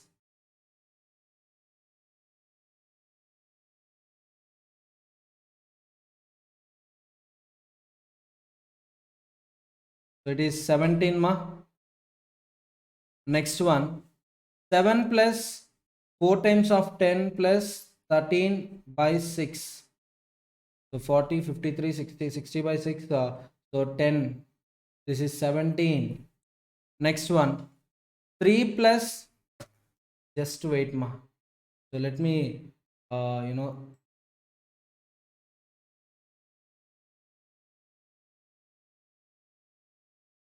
yeah. Next one, 3 plus 4 times of 5 plus 9 divided by 6. So 29 plus 3 divided by 6. So it is 5.33.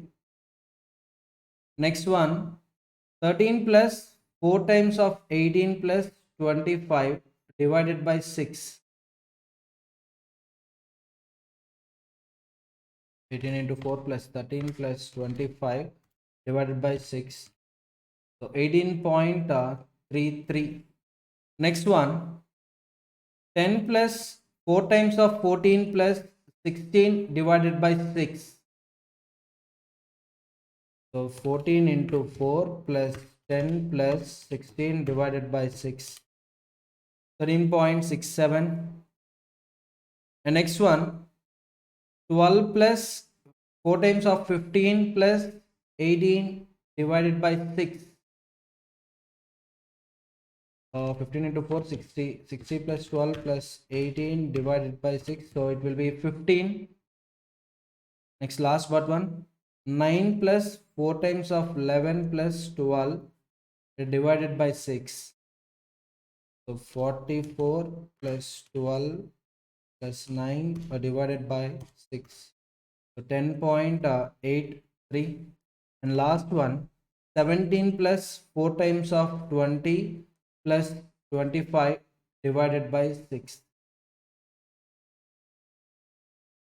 So 80 plus 17 plus 25 divided by 6. So 20.33. 20.33. So this is the expected time, right? The next one, here itself calculate variance also, ma. Variance. What is formula for variance, ma? So pessimistic time minus optimistic time divided by 6 whole square. Pessimistic time minus optimistic time by 6 whole square. Yeah, come on, calculate it. TP minus TO. So say 12 minus 6.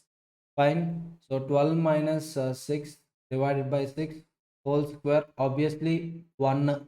12 minus 6, 6. 6 by 6, 1. 1 square, 1 only. Next here, ma. 8 minus 4 by 6 whole square. So 2 by 3, 4 by 9. Yeah, 4 by 9. No, 4 by 6 means 2 by 3. Square means 4 by 9. Next one. 20 minus 14 by 6 whole square. So this is also once again 1. And next one, fourth one. No confusion at all. Place is not there. That's why I'm calculating like this. Fourth one, 13 minus 7 by 6 whole square. Obviously 1. 13 minus 7, 6. 6 by 6, 1. 1 square, always 1. Next one, 9 minus 3 by 6 whole square. 6 by 6, 1. Again 1. 1 comes here. Next one, 25 minus 13 by 6 whole square. 25 minus 13 means 12. 12 by 6 means 2. 2 square means 4. Next, high variance, right? Next one, 16 minus 10 by 6 whole square. So 6 by 6, 1. 1 square, 1. Next one, 18 minus 12 by 6 whole square. 6 by 6, 1. That is 1 again. So here, 12 minus 9 by 6 whole square. 12 minus 9 means 3, right? 3 by 6 means 1 by 2. 1 by 2 into 1 by 2 means 1 by 4. Next, last one. 25 minus 17 by 6 whole square. 25 minus 17 means 8. 8 by 6 means 8 divided by 6. So 2, 4, 4 by 3. 4 by 3 into 4 by 3 means 16 by 9. 16 divided by 9. Understood, ma? So this is all about variance. Now we got expected time. So with this, let's construct a network diagram. So looking at the activities, constructed the network diagram, ma. Come on, do it. So first one, starting point is always 1. So 1 to 2. Next 1 to 5. Next one, 1 to 2, 1 to 5 completed. So from 2 onwards, if you observe, 2 to 3, 2 to 4, 2 to 5. So 2, 3, 2, 4, 2, 5, right? 2, 3, 2, 4 and 2, 5. 2, 5. Okay. Next 3, 7. So from 3, only one activity is there. From 3, only one activity is there. So 3 to 7. Okay. Next 4 to 6. From 4 onwards, if you observe, 4 to 6, 4 to 7. So 4 to 7 I drawn. 4 to 6. 5 to 6. And finally 6 to 7. So this is the network diagram. This is the network diagram. So 1 to 2. Every activity I covered. Each and every activity, yes, I covered. Chalo. Now write the durations of the duration, expected time for each and every activity. So 1 to 2, expected time is 9. Next one, 1 to 5, 6.7. 2 to 3, 17. Next one 2 to 4, 10. Next one 2 to 5, 5.33. Next one 3 to 7. 3 to 7, how much it is? We got 18.33. Next 4 to 6. So 4 to 6, 13.67. 4 to 7, 15. 6 to 7, 20.33. 5 to 6, 10.83. So duration assignment also completed. Now we need to calculate ETLT at each and every point. So next step is early time, late time. So first let me write ETLT at each and every point. So let me zoom this diagram so that it will be clear for you. Yeah, fine. So ETLT. Many times I told you how to calculate ETLT. ET is always forward based calculation. LT is always backward based calculation. Yes or no? ETLT. Okay. So starting point always 0. 0 plus 9. 9. And coming to 5. So here, a merge event is happening. At merge event, higher of these two activities you need to consider. So 9 plus 5.33, it is 14.33. Next one, 9 plus 10, 19. 14.33 plus 10.83, it may be around 24. But coming to here, 19 plus 13. So if you observe, 32.67. Okay. Next here, 9 plus 17, obviously 26. 26 plus 18.33, no, at 7, 3 activities got merged. So whichever is higher, we need to consider, right? So 19 plus 15, 34. So 3 time limits we are getting, 3 time estimates we are getting. So 26 plus 18, how much it is? 26 plus 18, 44.33. 19 plus 15, it is around 34. 32.67 plus 20.33. So how much it is? 53. So higher is 53. So you need to consider, 53. 53. Now backward computation. At last event, head event. ET equal to LT. 53, 53. Now 53 minus 20.33, 32.67. 32.67 minus 13.67 equal to 19. Whereas 53 minus 15, if you observe 53 minus 15, it is 38, but we need to consider whichever is lower. LT is a lower of activities at burst event. Lower of the time limits at burst event. Understood, everyone? So 53 minus 18.33, 53 minus 18.33, so it is 34.67, 34.67. 34.67 minus 17, 17.67, or 19 minus 10, 9, whichever is lower, you need to consider 9. Understood, everyone? Next, here backward calculation, 32.67 minus 10.83, so 21.84. So 21.84 minus 5.33 or 9, whichever is lower, 9. Next one, 9 minus 9 or 21.84 minus 6.7, whichever is lower, 0 obviously, so 0. Now you looking at this, where ET equal to L2, where ET equal to LT, yes, that activity obviously it falls on a critical path. So looking at, you can find out the critical path. So I'm going to draw critical path line. So 1, 2, and then 2, 4, and then 4, 6, finally 6, 7. So let me write, let me calculate, possible paths from 1 to 7. Possible paths, the duration of possible paths. The possible paths 1, 2, 3, 7. This is one possible path. 1, 2, 4, 7. Or 1, 2, 5, 6, 7, or 1, 5, 6, 7. So here I forgot to write one more path. I need to write.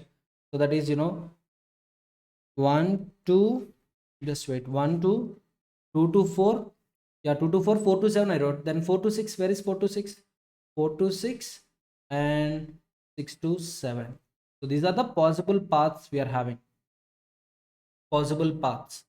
Now let's calculate duration of these possible paths. So 1, 2, 3, 7, right? So 1, 2, it is 9 plus 2, 3, 17 plus 3, 7, 18.33.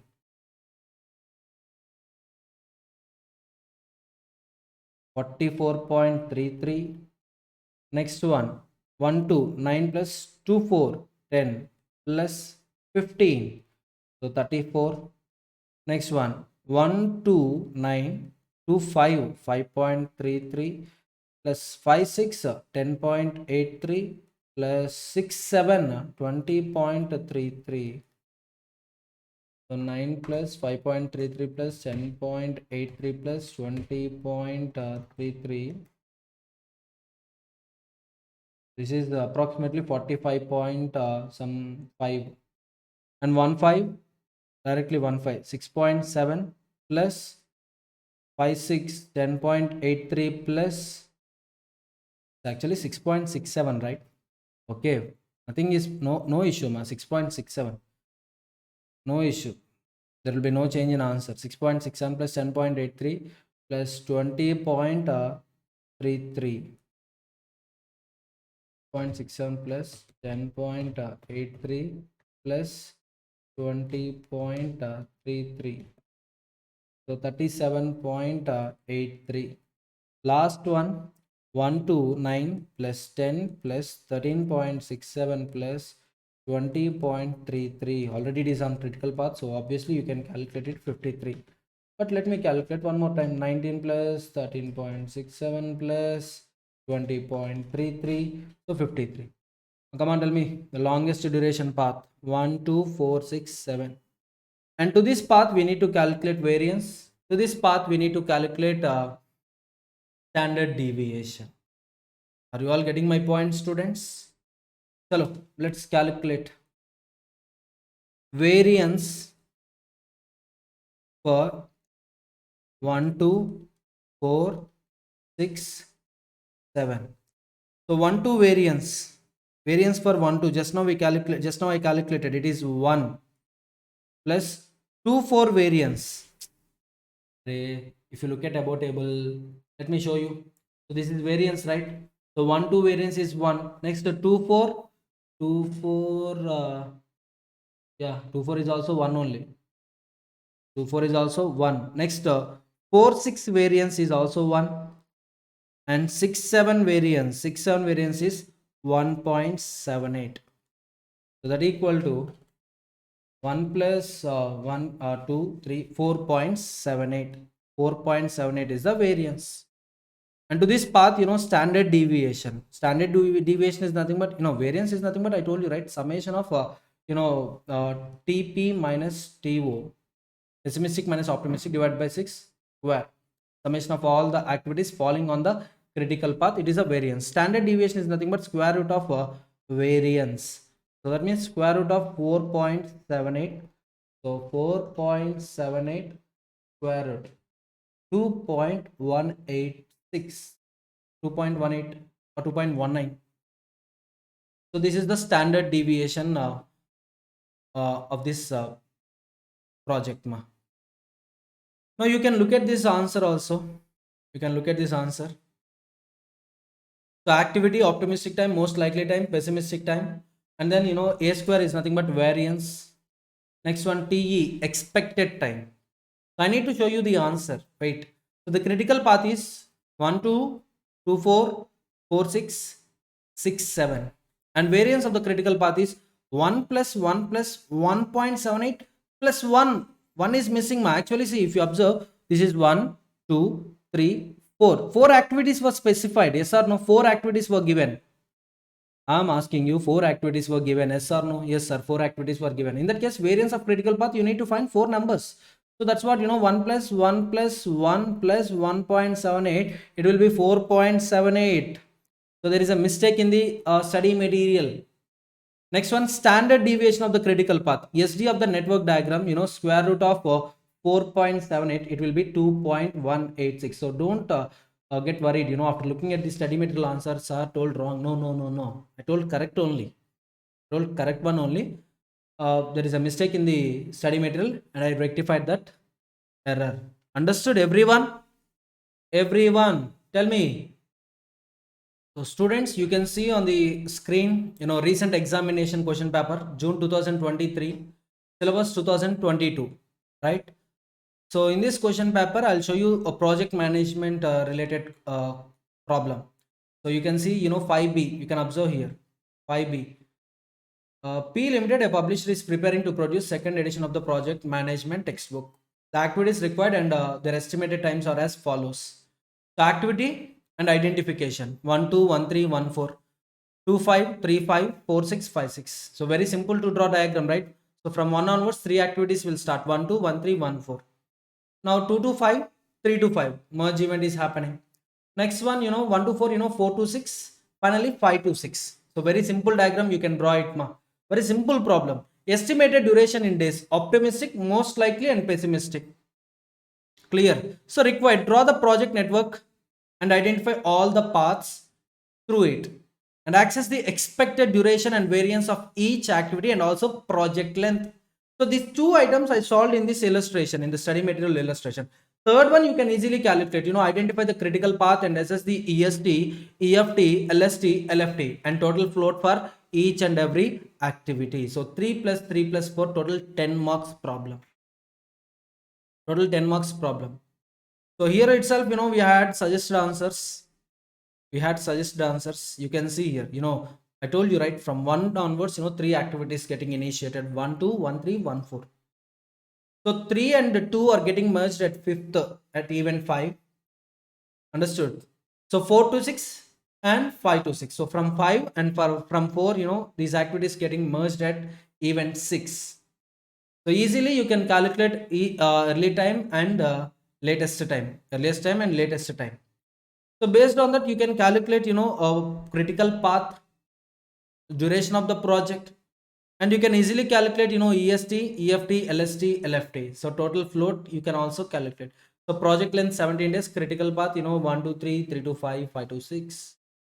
Everyone getting my point, students? Very simple problem. I told you. Only the point is revise or practice each and every problem a minimum 3 times. So you can easily crack these problems. Understood? Hardly it will take some 15 minutes time. 15 minutes, 10 marks in your hands. Clear, everyone? Okay, fine. Let's continue marathon with the first chapter of operations management, that is operations management introduction. As per institute material, the weightage of this chapter in your examination is 5 marks. But if you observe previous attempt question paper, a 7 marks theory question came from this chapter. So I expect a 7 marks theory question from this chapter in your upcoming examinations. And in this chapter, roughly 6 to 7 topics are there. I'm going to revise all those topics in this marathon lecture. Is that clear? Chalo, first, what is operations management? The operations management is concerned with the things that manage entire operating system or entire production system that converts input into output. Input like raw materials, labor, electricity, and output is a consumable product or service. Operations management includes all organizational activities that require the raw form of materials, process or convert into a consumable product and services as required to meet the needs of end customer. If you observe this point carefully, you can find 3 words. One is acquisition of inputs. Next one, processing these inputs into a consumable product and service. So that is output. So operations management is concerned with acquisition of inputs, transforming those inputs into a desirable output, and now supplying that output to the end customer. That output should be a desired output. See, a desired output will meet the needs of end customers. Understood? So let me give you one example. Say I need a laptop for recording my lectures. Understood? And manufacturer will purchase a motherboard, a chip, battery, screen separately, and he will assemble all these things, and he will convert all these inputs into a final output, that is laptop. Once laptop is ready, he will test the laptop whether it is giving desired results or not. If it is giving desired results, he will pack it and he will sell it to me. Who am I? End customer. Understood, everyone? So yes, all the things regarding acquisition of materials, processing those materials, converting those materials into a finished product, all these things comes under operations management. Next one, objectives of operations management. There are only two objectives. One is customer service and second one is resource utilization. First one, customer service. The first objective is the customer service, which means service for the satisfaction of customer wants. The operations management must provide something to a specification which can satisfy the customer in terms of cost and timing. As I told you, I need a laptop for recording my lectures, and I told him the configuration that I need. So I told, i9 processor laptop I want, and I told some other specifications. So RAM capacity, storage capacity, everything I told to the seller. Now seller should supply the product according to my specifications, according to my budget, and whenever I need that product, seller should be in a position to supply that material. So the product should match my specifications and my budget, and whenever I need it, he should supply it. Thus the primary objective can be satisfied by providing right thing. What I told him, I need i9 processor laptop, and he is supplying i3 processor laptop. Is it a right thing? No. At the right price. I told him my budget is 1 lakh rupee. Now he should select the product which is within my budget and at the right time. Now I need to record my lecture, so now I need laptop. So he is telling me, sir, I will supply you laptop after 5 months, sir. Is it is it a valid point? No, not at all. So a seller, a business organization can survive only if it provides a right thing at right price at right time. And these three aspects of customer service, that is specification, cost and timing, can be seen in the following table. See, if you are a manufacturer, you should supply goods as per the requested specification or acceptable specification. So here the primary consideration is specification. What a product performs. Is it matching with the needs of the customer or not? You need to check it. Once they are matching with the needs of the customer, you start manufacturing the things, you start supplying the things and complete your sales. Understood? Other consideration, here you will see two elements, that is cost, timing. Primary consideration, specification. Other consideration, cost as well as timing. See, as a manufacturer, you should supply goods as per requested specification or acceptable specification. Now coming to other consideration, cost, that is purchase price or cost of obtaining the goods. Next one, timing. Timing is the gap between placing an order and delivery of the goods. So delivery delay from the order or request to the receipt of goods. Next one, transport. See, movement of goods is as per a requested specification or acceptable specification. And other consideration, cost. So what is the cost of movement? And timing. So duration, by what time I will receive my products. So is there any waiting time or delay from requesting to its commencement? Next one, supply. So you should supply goods of a given requested specification or acceptable specification. If customer is asking, a laptop with this much this much storage capacity with this configuration, now as per requested specification, you should supply goods. Understood? If there is no such requested specification, then as per acceptable specification, in that trade business, in that business, so what is the acceptable specification? Supply accordingly. Now coming to the cost, purchase price of the product or cost of obtaining the goods. Timing, as I told you, delivery delay from the order or request to supply to receipt of goods. So timing means, so the time of placing an order and the time of receiving the order. The difference, the time gap is timing. Next one, service. Treatment of a given requested or acceptable specification. Suppose one client approached you for filing income tax return, and he is telling that he is having income in three heads: PGBP, other sources, and capital gains. Now you should provide service according to his specification. You should compute, you should calculate total income based on the inputs given by the client. So he gave you input regarding three heads. Now you have to consider all these three heads income. Accordingly, you have to calculate total income. Understood? So as per requested specification. Now cost. So what is the cost of treatment? What is your charge or what is your fees for filing income tax return? Next one, timing. A duration or timing required for treatment, wait or delay from requesting to its commencement. So once he approach you, once he give necessary inputs for filing income tax return, so from that point onwards and the time you file income tax return, that delay gap is nothing but timing. Next one, resource utilization. Utilization of resources. See, you can't keep customer service as objective and you cannot ignore resource utilization objective. You have to balance these two objectives. Let me give you one example. See, you kept your primary objective, you kept as customer service. Now for serving customers, what you are doing, you are purchasing raw materials in bulk quantity and you are ignoring the wastage of raw materials. You are hiring more number of workers.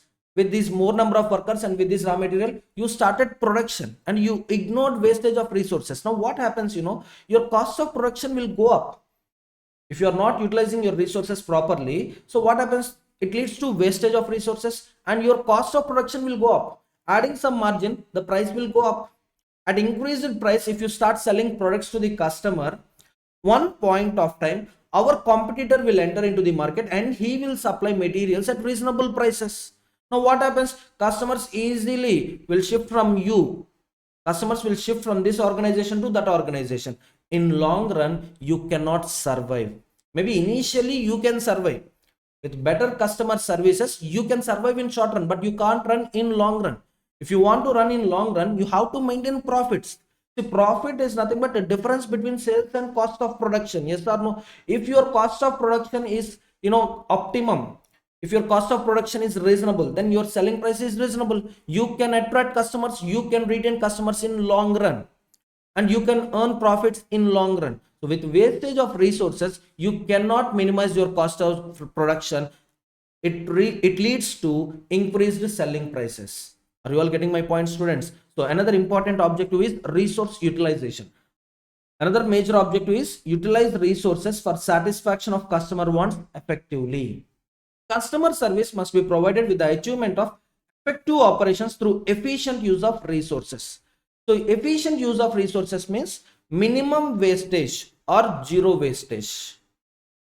Inefficient use of resources or inadequate customer service leads to commercial failure of an operating system. You can't give importance to one objective and you can't ignore another objective. You have to give importance to both the objectives. Understood? See, inefficient use of resources leads to high cost of production. Sir, efficient use of resources, sir, but there is some delay in serving customers, sir. Suppose your outlet, your shop is having a capacity of 10 customers, but 20 customers are coming to your shop and you are unable to serve all 20 customers. Thereby you start losing 10 customers. Regularly you are losing 10 customers. It leads to commercial failure. Sir, I will provide capacity to 30 customers, sir. Array, only 20 customers are there for your outlet, and if you provide facility for 30 customers, that 10 points for 10 customers, it is inefficient use of resources. For that you are incurring cost, it leads to loss and you can't survive in future. Understood? So you have to balance both utilization of resources, customer service. Operations management is concerned essentially with the utilization of resources, that is obtaining maximum effect from resources or minimizing their loss, underutilization or waste. Either maximize your output from the given input or minimize the input for getting desired output. The extent of utilization of resources potential might be expressed in terms of the proportion of available time used or occupied, space utilization, levels of activity, etc. See, we are having 24 hours time. Out of 24 hours, you are working only for 12 hours. For example, your machine is working for 12 hours. That means your machine utilization rate is 50%. Next one, space utilization. In your factory, imagine 1000 square yards the place is available and you are utilizing only 600 square yards, keeping remaining 400 square yards idle. Now your factory space utilization rate is 60%. Improve it. Understood. Next one, levels of activity. Your machine capacity is 3 tons and you are producing only 1.5 tons of finished goods daily. That means you are utilizing your machines at 50% only. Understood. See, this is what utilization rate, time point of view, levels of activity point of view, and space point of view. Each measure indicates the extent to which the potential or capacity of such resources is utilized. This is referred as objective of resource utilization. Now, if you are improving these utilization rates, that means efficient use of resources, optimum utilization of resources. Understood?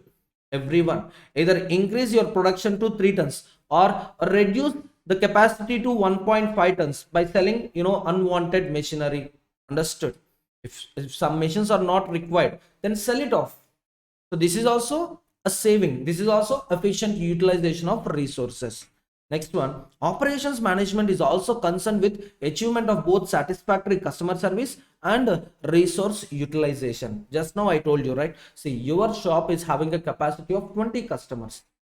Now arrange the facilities in such a way that all 20 customers are served at the right time. Now, if you are having only 10 points, 10 facilities, and you can serve only 10 customers, it leads to loss of 10 customers. Are you getting my point, students? So if you focus on resource utilization, you have to ignore customer service. If you focus on customer service, you have to ignore resource utilization. You should not do like that. You have to maintain balance between customer service and resource utilization. Understood? An improvement in one will often give rise to deterioration in the others. Often both cannot be maximized, and hence a satisfactory performance must be achieved on both the objectives. All the activities of operations management must be tackled with these two objectives in mind, and many of the problems will be faced by operations managers because of this conflict. Yes, because of this conflict only. As I told you, suppose your machines, your facilities, factory can produce one product every 24 hours. In a month, you can produce 30 products. Once someone places an order, the waiting time is 24 hours. So today, right now, if I place an order, tomorrow at this time, the product is ready. And to your organization, there are only 30 customers, regular customers, no new customer or no loss of existing customer. 30 customers are there. Regularly, they will place orders. Understood? One person, one day, another person, another day. Like that, 30 persons will place orders. Now, arrange the facilities in such a way that just your production capacity should be 30 products per month. And each order waiting time is 24 hours. Suppose you are planning like to reduce this order time. You're planning to reduce this order time. Accordingly, you purchased additional machinery.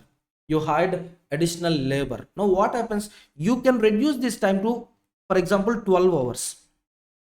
And you can produce 60 products. But the point is there are only 30 customers who require one product per month. Now having these arrangements, making these arrangements, what will happen? Your fixed cost will go up. So if you focus on only customer service, it leads to inefficient utilization of resources. Now what happened? You are having double machines, you are having double labor, but not at all required. Understood? So improvement of one will give rise to deterioration in another. And the other side, suppose why this machinery, why this labor? Chalo, we'll make it as 48 hours. We will make order processing time 48 hours. Now in a month you can produce 15 products and you can serve only 15 customers. That means you are losing another 15 customers. You are losing your existing 15 customers. So it is also commercial failure. Understood? Next one, scope of operations management. Operations management concerns with conversion of inputs into outputs using physical resources like machines, labor, and raw materials so as to provide the desired utilities to the customer while meeting the organizational objectives of effectiveness, efficiency, adaptability. Effectiveness, ability to achieve success is effectiveness. Efficiency, ability to achieve success with minimum wastage of resources or zero wastage of resources. Next, adaptability, ability to respond to the changes in the external environment. Understood? So today environment is not static in nature, it is dynamic in nature. Customer needs, customer wants are keep on changing. Previously, 10 years back, having keypad mobile is sufficient. Right now every person is maintaining smartphones. Understood? 10 years back, 28 days 1 GB data recharge used to happen. Right now what happened? Daily 1 GB data recharges are getting happened. Understood? So customer needs, customer wants are keep on getting changed. Now you need to respond according to the customer wants. Accordingly you must have this practice of adaptability. That means ability to change to the external environment, ability to respond to the changes in the external environment. Is it clear? Next one, operations management distinguish itself from other functions such as personal, HR, marketing, finance, etc. by its primary concern for conversion by using physical resources. Next one, following are the activities which are listed under production and operations management functions. So this can be asked 1 7 marks question. Resource utilization, and customer service, that point can be asked for 7 marks and this one can be asked for 7 marks. So what are the activities listed under production and operations management functions? The 8 activities were listed. First one, location of facilities, plant layout and material handling, product design, process design, production planning and control, quality control, material management, maintenance management. Product design, what to produce, what is our product. Process design, how to produce. Location of facilities, where to produce. Plant layouts, arrangement of machines, plant layout, arrangement of machines in the factory. Material handling, movement of materials, acquisition of raw materials, processing raw materials into finished goods and sending, storing these finished goods in the warehouse. Production planning, when to produce, quality control, whether the finished good is matching with all quality tests or not, whether finished good is satisfying all quality tests or not. If there is any defect in the finished good, come on, take it out and start one more time production of that product. Understood? Don't supply defect products to the customer. If you supply defect products to the customer, you will lose customer loyalty, you will lose customer base. Next one, materials management. Materials management, acquisition of materials from suppliers and then storing materials, raw materials in the warehouse, stores. Whenever required, sending these materials to the production department for processing into the, for converting into the finished goods. Once finished goods are ready, sending these finished goods to the customer. Everything comes under material management. Understood? So whenever production starts, you need to check whether sufficient raw materials are there or not. If not there, you need to contact supplier and you need to procure materials from the supplier. All these activities comes under materials management. Next one, maintenance management.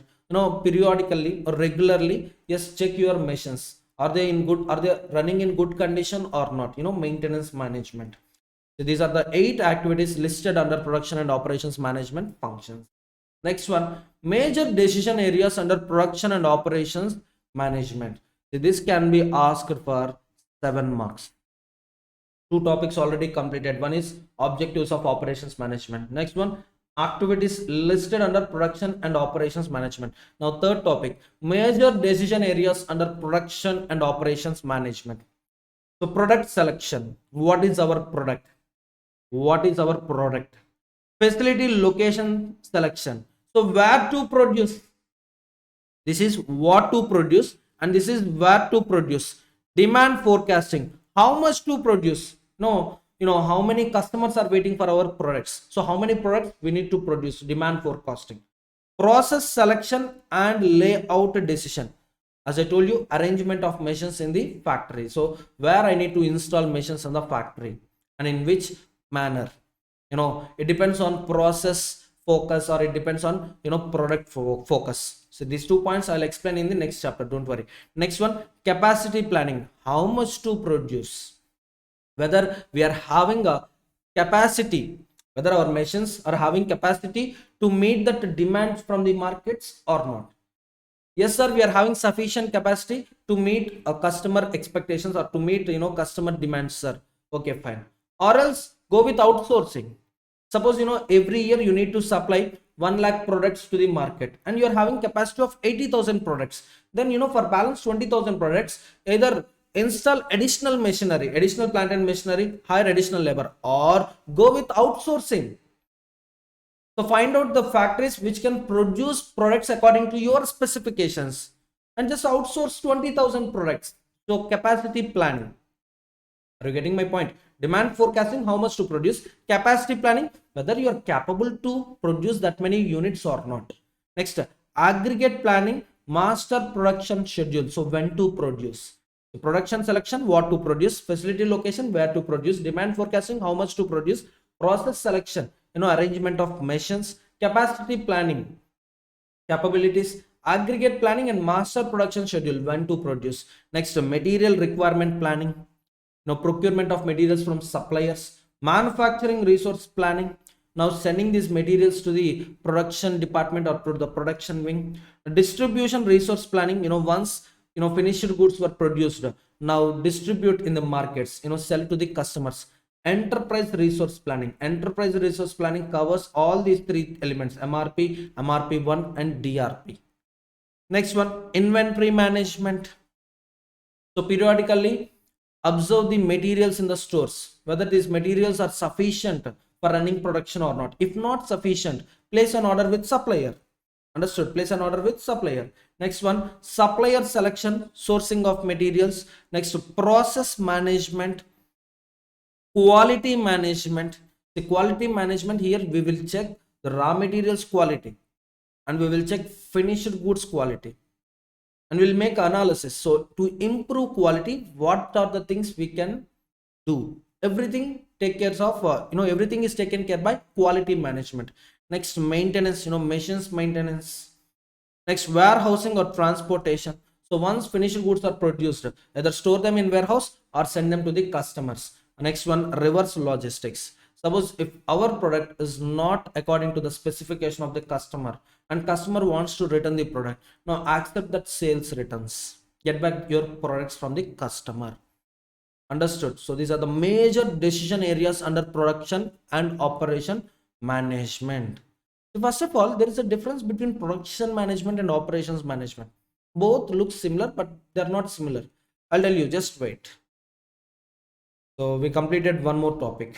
Next one, characteristics of modern operations functions. The next topic is characteristics of modern operations functions.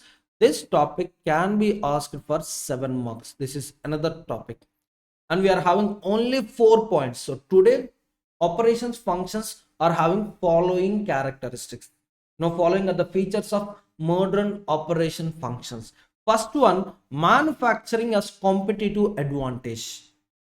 If you observe history, if you observe past, production was considered to be like any other function in the organization. It's like an ordinary function. When demand was high, production capacities were inadequate. Previously in the past, the demand is used to be high and the production capacity is very less or less. And the concern was to somehow muster all inputs and use them to the produce goods which would be grabbed by the market. So whatever you produce, customer is ready to buy that product. This used to happen in the past, not now. At present, we are having excess capacities, but competition is mounting and firms look and gain competitive advantage to survive and succeed. So previously, whatever is available in the market, customer used to purchase it. Right now, customer is not buying the products in the market. Customer is searching for the product which can satisfy his needs, and accordingly he is selecting the product, and accordingly he is buying the product. Now, as long as you serve the customer, as long as your product meets the needs of the customer, you can survive in the market. Understood? So in the past, whatever you produce, customer is ready to buy. At present, it is not like that. What customer want, you need to identify the needs of customer. Accordingly, you have to produce a product and you have to sell the product to the customer. Interestingly, production systems offer vast scope to gain competitive edge, and firms intend to exploit the potential. So whatever opportunities are available in the external environment, yes, each and every production firm is trying to exploit all those potentials in order to gain competitive edge. Next one, TQM, total quality management, continuous improvement in the quality of the product. Next, time based competition. Yes, today buyer will associate with the organization which is supplying products or which is rendering services in a faster manner. Understood? Suppose your waiting time is 24 hours. Once I place an order, I'll receive product after 24 hours. Another organization waiting time is just 12 hours. So if I place an order within 12 hours, I receive the product. Now with which organization I will attach, or I will attach? So I'll attach with the organization which provide goods at a faster time. Yes or no? Sima, you're having Swiggy, you're having Zomato. In Swiggy, it is showing that 1 hour delivery time. In Zomato, it is showing 30 minutes delivery time. Now, yes, where you place an order? Zomato or Swiggy? Obviously, Zomato. Understood. Next one, business. That is all about time-based competition. Business process re-engineering. So, rethinking of your process. Wherever possible, improve the quality, improve the efficient utilization of resources. So business process re-engineering, rethinking of your existing business activities. Next one, just in time. The just in time helps you in minimizing the raw materials. Yes, whenever the supplier is ready to supply materials, whenever you place an order, if supplier is supplying the materials, no need to handle too much of raw material in your go down. Understood? So this is also an advantage. Next, focused factory. So producing the goods, so whenever required, yes, we can start production, we can easily produce the goods. Next one, flexible manufacturing systems. So here it's your ability to adopt changes in the external environment. Suppose you're having a manufacturing system which is able to produce only a single product, for example A, but there is a demand from the market like A 5,000 units, B 10,000 units, and C 20,000 units. Now accordingly you have to change your manufacturing systems. So only producing one product at one point of time, you have to shut down. You have to produce the products which are required by the customers. Understood? So able to adjust your manufacturing systems. It's about flexible manufacturing systems. Next, computer integrated manufacturing. So wherever possible, integrate manufacturing integrate manufacturing things with computer. So make human intervention very less. So computers won't commit any mistakes, and computers will work 24/7, 24 hours, 7 days in a week. Understood? Next one, virtual cooperation. For example, I'm a manufacturer. I can produce products, but I'm not having any interaction with the customers.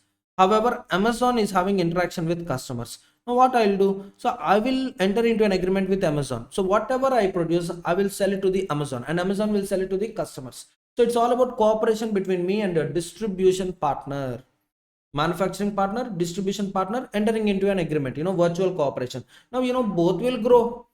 If I produce quality products, Amazon sales will also increase, so both will grow. Understood? Or but only some techniques which the companies are employing to gain competitive advantage. So maximum in manufacturing only, the manufacturers are gaining competitive advantage. Once if you start utilizing the resources in an optimum manner, your cost of production will be reasonable and it will be at par.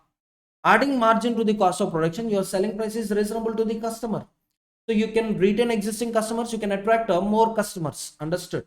Next one, service orientation. So right now, if you purchase a vehicle, every 3 months or every 2 months, a person from showroom calls you, sir, your vehicle is due to, your vehicle is service due. That means, come on, bring your vehicle to our showroom, we will service it and we'll give it to you. Understood? So this will come under, post sales service. So today many organizations are lacking this services orientation, and they are not in a position to continue in long run. Understood? And the organization, after selling the goods, which is providing services after sale, it is surviving in the long run. So service sector is gaining greater relevance these days. The production system therefore needs to be organized, keeping in mind the peculiar requirements of the service component, and the entire manufacturing needs to be geared to serve intangible and perishable nature of services. Yes, services, you cannot see it, you cannot touch it, intangible in nature and perishable nature. So whenever they are rendering services, at that time only you have to procure those services. Understood? So after 1 week or after 1 day, if you go, you won't get that services. Understood? Suppose a movie is released in a theater. Only today they will display, only today they will play that movie. Now if you go today to the theater, you can watch it. So going to the theater after the next day or next week, so you won't get that service. Getting my point, students? Next, constant interaction with the clients or customers. Call them on regular basis, ask them, get a clarification from them whether they are facing any problems with the product or not. If they're facing any problem with the product, so what is the problem, and make steps to minimize those problems. Small volumes of production to serve local markets. So you should concentrate local markets too, and need to locate facilities to serve local markets. That means you have to set up a outlet, a distribution outlet in local markets to serve local markets. Understood? And there is increased presence of professionals on the production instead of technicians and engineers. So professionals will take care of all these activities. Service orientation. Next one, disappearance of smokestacks. Previously, there is an exploitation of labor. Previously, the operations are not environmental friendly. Understood? Right now, because of legislations to protect the labor and legislations to protect environment, so this leads to disappearance of smokestacks. Exactly. See, protective labor legislation, environmental movement, and gradual emergence of knowledge based organizations have brought total transformation in the production system. If you observe, today factories are aesthetically designed and built environment friendly. In fact, they are homes away from homes. So employee coming to the factory, they feel it is like another home. It is like another home. Understood? So factories looks like, aesthetically, that means looks. Understood? So they were designed, they were built, environment friendly. Next one, going to factory every day, no more it's a negative experience. It's not a negative experience, it is like a holidaying at a scenic spot. So in that manner, factories today were designed. Next one, if you observe old movies, if you have watched old movies, for example KGF movie, it is not employee friendly environment. First of all, the employee used to get injury every time. It is not employee friendly, or it is not environment friendly of factory. Right now such kind of factories and are not there because of protective labor legislation and environment movement, environmental protection. Next, last characteristic of modern operation functions, that is, small has become beautiful. No, famous author, he is opposing a big organizations and increased specialization. His advice is, instead, go with intermediate technology based on smaller working units, community ownership, and regional workplaces utilizing local labor and resources. For him, small was beautiful. So for this author, small was beautiful. Set up a facility which can serve local markets, hire local labor, produce small quantity of products. So small is beautiful according to him.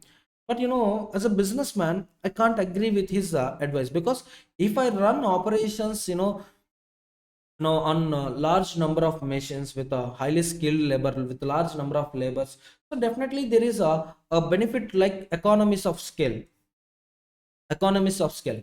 As you all know, in costing we are having two types of costs: Fixed cost, variable cost. Variable cost depends on production. Fixed cost doesn't depends on production. Understood? So rents, for example, rent, factory rents, salaries, all these are fixed cost. Now, if I increase my production, my average fixed cost will come down. It's a benefit to me, economies of scale. So businessman, they're opposing to the view of this author. Are you getting my point, students? So industrialists went in for huge organization and mass production systems. So these four are the characteristics of modern operation functions. In one attempt, this was asked for, I think, 5 marks. Next one, modern operation management is characterized by the following things. See, there is a difference between these two topics. This topic is speaking about modern operation functions, whereas this topic is talking about management, modern operations management. So don't get confused, ma. See, this can also be asked for 7 marks. 7 points are there, right? So can be asked for 7 marks. That's it. Sir, 7 points are there, so 7 marks. No, it's not like that. So just look at the size of the topic, content of the topic. That's it. I'm telling in that manner only. So this can also be asked for 7 marks. Now, don't confuse between these two topics. Previous topic is operations functions. This is operations management. So modern operations management is characterized by the following. There is, technological development, shorter product life cycle, changing the needs and preferences of the customers, disruptions and pressure for innovation, pressure for innovation, globalization, requirement for supreme service at an affordable price, pressure for optimization of operational cost. Now I can relate this thing with the present classes. Previously, when I was a student 7 years back, I'm a CA finalist 7 years back. So when I'm studying CA final, when I'm studying CA final, I used to attend classes physically. This much advancement in technology is not there. Right now, every student is subscribing online classes. Instead of going to physical classes, they're subscribing online classes. And they're watching classes whenever they feel free. Understood? So previously, we used to attend classes morning 6:30 to 9:30, evening 6 to 9. Late hours, evening late hours, morning early hours. And between, that time, we used to attend offices. Right now, whenever you had a holiday, whenever you are having, free from works, you can watch video lectures. So just observe carefully. Previously, it's a traditional mode of education. Now, online mode of education. So this happened because of development in technology. And physical classes today having a shorter product life cycle. So product life cycle I will explain you in the third chapter. Just wait. So each and every product will have a certain life cycles. Life cycle. You will observe introduction phase, growth phase, maturity, and decline. Understood? Next one, changing needs and preferences of the customers. Yes, today's students, instead of attending physical classes, going with online classes. Next one, pressure for innovation. So because of this, today the the colleges which are providing education, physical mode, they are also shifting to online mode. They are also started selling in both online as well as offline. Next one, globalization. So globalization, you'll find large number of sellers not only within a country but across the world, and large number of buyers across the world. So this is also one of the important characteristic in modern operations management. So based on globalization, you have to design your, based on your competitor products, based on, the customer expectations from abroad, you need to design your operations, you need to design your product. Next one, supreme service at an affordable price. Previously, 1 GB data, 28 days is 300 rupees. Airtel or Idea, some 250 to 300 rupees we need to pay for 1 GB data 1 month. Right now, what Geo did? It is rendering the same service, but not 1 GB per month, 1 GB per day. Yes or no? Supreme service. And what is the price? Same 300 rupees. With same 300 rupees, you can get 1.5 GB per day for 28 days. Understood? So today customer expectations of services is increasing. So they are expecting supreme service. Next one, pressure for optimization of operational cost. This thing is possible only if your operational cost gets reduced. For that, you have to utilize resources in an optimum manner. Next one, production management versus operations management. See, production management, name itself is telling it is its more focus is on products, that means goods. Whereas operations management, it not only covers goods but also it covers services. This is the main difference between production management and operations management. Understood? So production management is more used for a system where tangible goods are produced, whereas operations management is more frequently used where various inputs are transformed into intangible services. Operation management will cover such service organizations as banks, airlines, utilities, pollution control agencies, super bazaars, educational institutions, libraries, consultancy firms, police department, in addition, of course, to the manufacturing enterprises. Just a small point, production management focus on goods, operations management focus on both goods and services. Evaluation of the subject. Operations management is the term that is used nowadays, but production management precedes operations management and the historical growth of the subject. Previously we had a concept of production management. Right now we are having concept of production management, but operation management is a more popular term compared to production management. Next one, last topic of first chapter, and this can be asked for 7 marks in recent attempts also. This question was asked for 7 marks. Total 12 points are there, and you need to write any 7 points. If I'm not wrong, in previous examination paper, this topic was asked for 7 marks. The topic is recent trends in production and operations management. Recent trends. So first one, global marketplace. So today the trade is not restricted to a particular area or particular state or particular country. Your trade, it is limited to the entire world. So you can sell products not only within our country, you can sell your products across the world. Are you getting my point, students? So globalization of business has compelled many manufacturing firms to have operations in many countries where they have certain economic advantages. For me, for example, the labor price is very high in USA. So I need to pay more salary to the employee in USA. With the same salary, I can hire 10 employees in China, or I can hire 5 employees in India.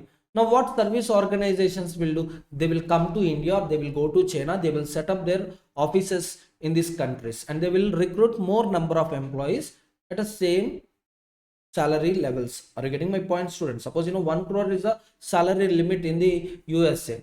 With that 1 crore, here in India you can hire 10 employees, for example. Now I'll start a service organization in India and I'll hire 10 employees to do all my things.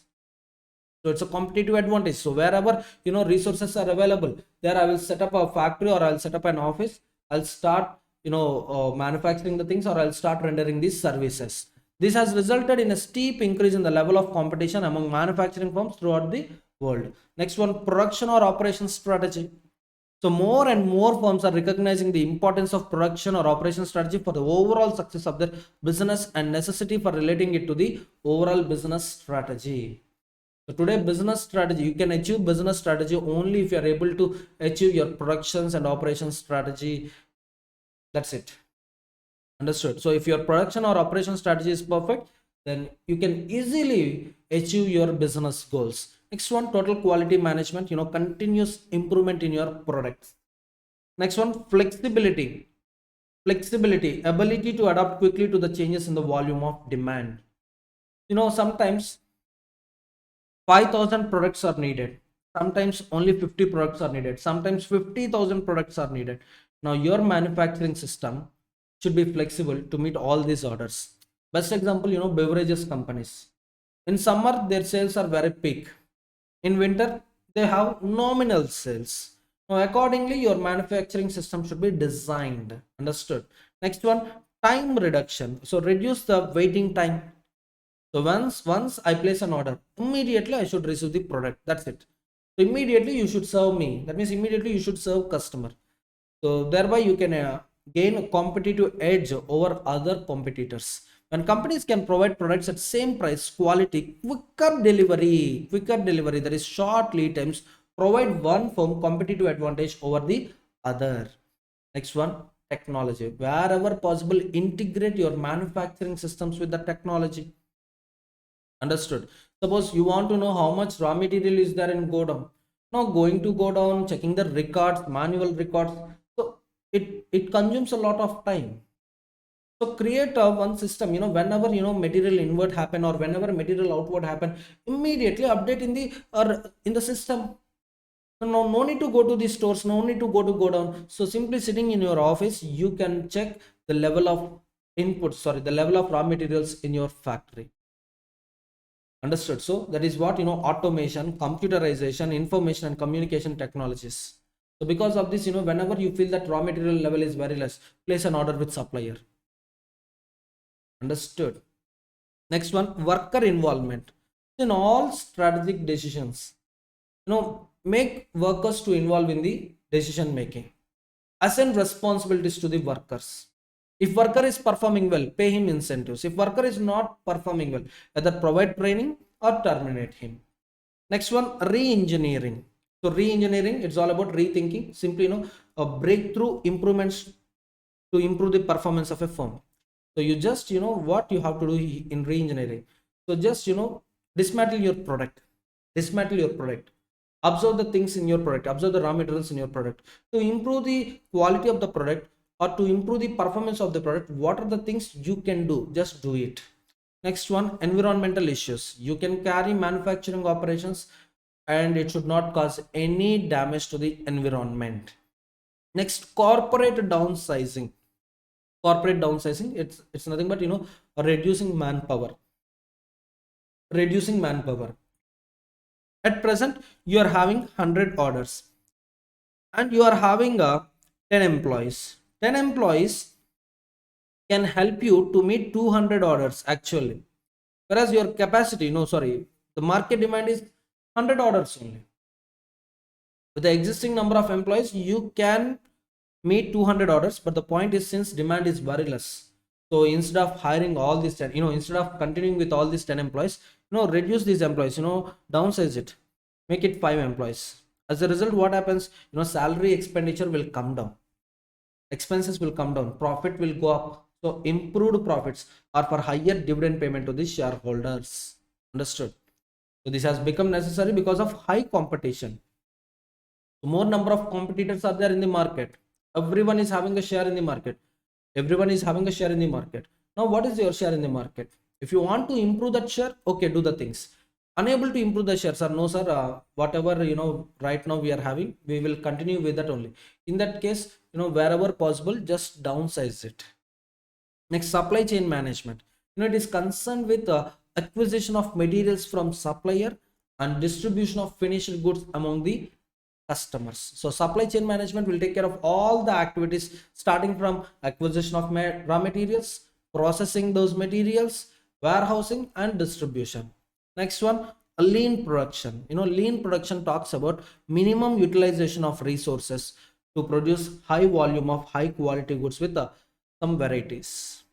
So in lean production, it is all about optimum utilization of resources, minimize the wastage or maximize the output with a given level of inputs. So with this, first chapter is completed. In this first chapter, I told you some roughly 6 to 7 topics are there. Sima, once again I'm telling you, objectives of operations management can be asked for 7 marks. Next one, activities listed under production and operations management. Yes, this is another topic. Major decision areas, another topic. Characteristics of modern operation functions. Next one, characteristics of modern operation management. And last one, recent trends in production and operations management. Is it clear? So with this first chapter completed, let's continue marathon with the third chapter of operations management, that is designing of operational system and control. This chapter is a descriptive chapter. You can expect 7 marks theory question from this chapter. And I have listed out all the important topics in the institute material, and I prepared this document based on previous examination question papers. You can download this document and you can read the content of this document. Is it clear? So designing of operational system and control. As you all know, operations management is concerned with the things that manage entire operating system or production system that converts input into output. Now, in operational system, you will see various operations regarding acquisition of material from suppliers, physical transformation of materials into the goods, and selling goods to the end customer. Clear? So, product design. Designing a product is an important strategic decision. At the end, every business organization should think about their customers. As you all know, operations management is having two main objectives. One is customer service, second one resource utilization. Customer service objective can be fulfilled by supplying right thing at right price at right time. Yes or no? So first of all, it is very important to identify the needs of customer. Accordingly, you have to design your product, you have to manufacture the product, and you have to sell the product to the customer. So designing a product is an important strategic decision. Product design is a collection of interdependent directional activities that are planned and executed in a structured and planned way to develop the value propositions to be offered to the end customers for fulfilling their needs. So to be offered to the end customers for fulfilling their needs. So obviously, without customers, a business organization cannot survive in long run. So first thing, they should fulfill the needs of end customer. Now, if you observe, it is a collection of, product design is a collection of interdependent directional activities. See, first of all, you need to identify the demand of customers in the market. And what are the products offered by the competitors? You need to study the products offered by the competitors. And you need to develop an idea, to provide additional features in the products which were offered to the customer. Based on that idea, you have to develop a sample product. So technically we call it as prototype. So you need to develop a sample product and you need to test that product whether it is giving desired results or not. If it is giving desired results, continue the manufacturing operations, continue production and sell products to the customer. If it is not giving desired results, then make analysis. So add some more features to it.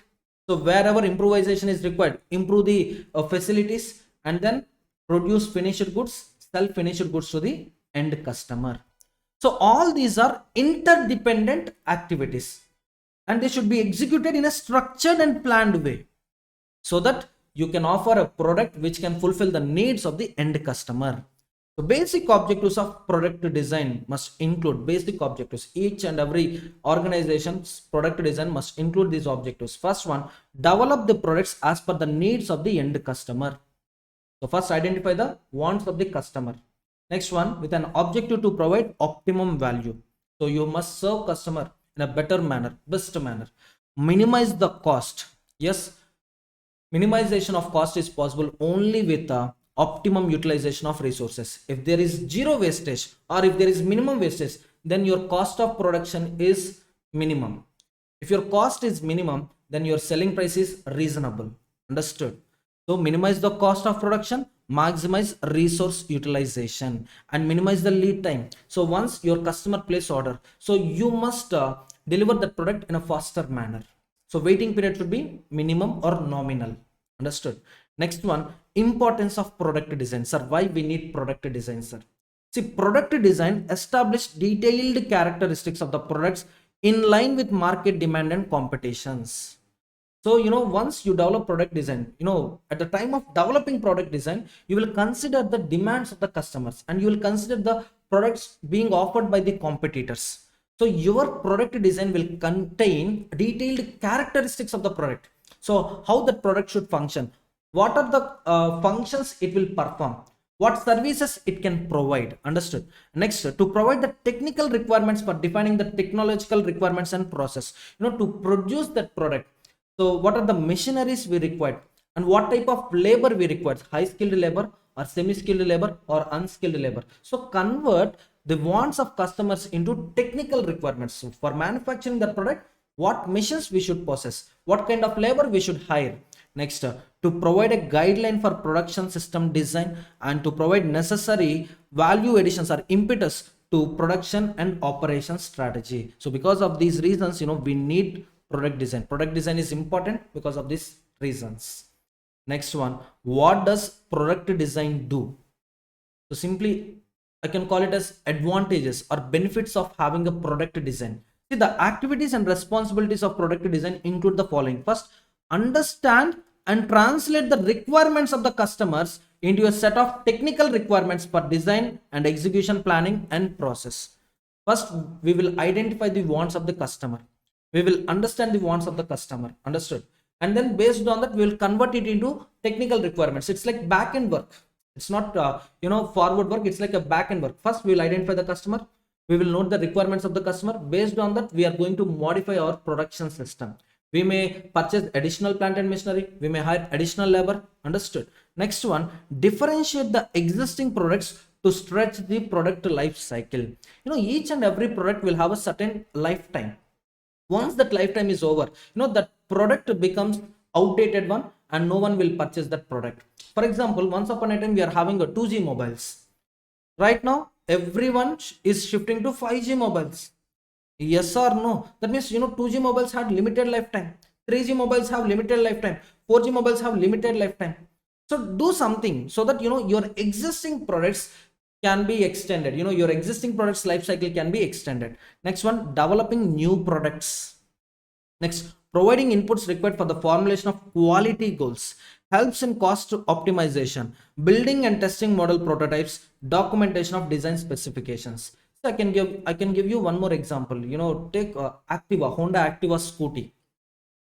So the requirements of the customers, for lady customers, so they feel free to travel on scooties. Yes or no? And they want to preserve some items. So for them, we are providing storage facility under the seat.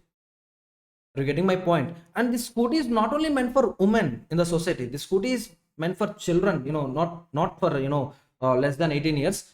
I'm telling about age 18 years and above.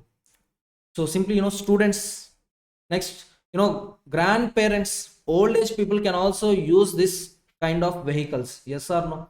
Next, if you observe, in Activa, initially normal Activa we are having. Next, they upgraded to 3G, 4G, 5G. Yes or no? One improvement I can tell you. Initially we have normal meter. Later they modified to digital meter. The number of kilometers and indication of petrol. Next, timer. And one more modification they made to the existing product is a petrol petrol filling point. Previously petrol filling point is under this seat. So whenever you need to fill up the petrol, you need to open that seat cover. Understood? So recently what they did, so they placed that point outside the vehicle, backside the vehicle. So simply just with one button you can open that petrol filling point, so easily you can fill the petrol.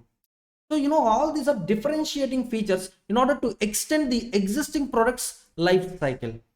In addition to that, they develop new products. Activa 125cc, that is a new product. Yes or no? And this product design will obviously provide inputs for formulation of quality goals. Next one, obviously once product design is finalized, we can finalize the resources. So how much quantity of raw materials we need for developing this product. To that extent only we will utilize the materials. So obviously minimization of wastage will happen. Maximum utilization of raw materials will take place. Maximum utilization of resources will take place. So cost optimization is possible. And initially we will develop a prototype and we will test it. If it is giving desired results, we will proceed with manufacturing.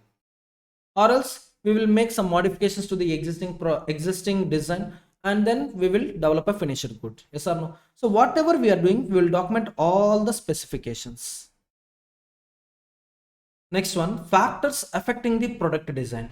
So when you are designing the product, you have to consider the following factors. First one, you have to understand the stated and unstated needs of the customer. Stated needs, what they are expecting. Unstated, right now they are not stated, right now they were not identified, but in future customer may feel that yes, I need this need, I want this feature in the product. So as a business entrepreneur, first you need to identify the stated needs as well as future unstated needs and requirements of the end customer. Sometimes it is difficult to get an idea of unstated or latent needs. Exactly. So you should be futuristic. You should think about the future of the customer. So what a customer can expect from this product even in future. So definitely it is a difficult task. Next, modern day designers most often rely on social media analytics for discovering the latent needs. Yes, in Facebook or Instagram, you can see poll surveys. So what a customer expect from a product, you can conduct a poll survey. So based on that poll survey, you can identify the stated needs as well as you can find out the unstated needs of the customers. Next one, user friendliness of the products attracts people from various demographic backgrounds. Yes, I told you right now, Activa Scooty. So the customers of Activa Scooty, not only women, you can observe college students, you can observe old age people also using the Activa. Yes or no? So it is attracting people from various demographic backgrounds. Age is not a criteria for purchasing that product. Even men are also purchasing a Activa Scooty. If one family is having Activa Scooty, yes, father can use it, mother can use it, children can use it. Striking a balance among form, function, features, cost. Previously, when the computer was introduced, when the computer was developed, it was used to keep in one big room. Right now, if you observe that much big computer, I'm asking who can operate that much big size computer? So right now, laptops are available. So many people, instead of going with the desktops, they're going with the laptops. Why? Easy to carry, easy to handle. So the form, appearance, functions, the functions it perform, and the cost. You must maintain balance between these three features. Form, function, cost. In other words, an appropriate balance between economies of scale and economies of scope is required. Suppose if you compare desktop computer with laptop, desktop computer, you need to add various parts like keyboard, mouse, CPU, and webcam. So it occupies a lot of space. But if you go with the laptop, everything is inbuilt, and you can easily pack it. You can easily move from one place to another place. That product, yes or no? Next one, quality of raw materials. Of course, our product design is affected by quality of raw materials. High quality raw materials, you can expect high quality finished goods. Low quality, cheap quality raw materials, obviously there will be either wastage of resources or there may be less quality products. Next, selection or design of the process and layouts. So what kind of process layout, what kind of whether it is a product focus or process focus, I'll tell you. Just wait, just 10 to 15 minutes, I'll discuss with you this point. Next one, quality and conditions of the machines, instruments used in the design process. So what kind of machines we should install. Next, capability and maturity of the process. So what is the capacity of our process, how much quantity of products we can produce, and what is the duration of the process. Understood? So it depends upon the life cycle of the product. If product can survive in the market for 1 year, yes, you can use that process for 1 year. Next, the skilled resource persons, availability of skilled labor. Next, effect on existing products. When you are bringing a new product into the picture, definitely it will have some impact on the existing products. Suppose if you take iPhones, every year they release new models. 12 version 12 is there, 13, 14, 15. Once they introduce version 16, version 15 becomes outdated. Customers will shift to version 16. So there will be negative impact on the existing products. Next, packing of the products. So all these factors affect product design. So when you are designing a product, you have to consider all these factors. Next, characteristics of good product design. So a product design, we can call it as a good product design if that product design had the following features. Understood? So this can be asked for 7 marks. Even factors affecting product design can be asked for 7 marks. Understood? So characteristics of good product design. Yes, a good product design must ensure the following. First, the product must satisfy the needs of end customers. I think this is the 4th time I'm repeating this point.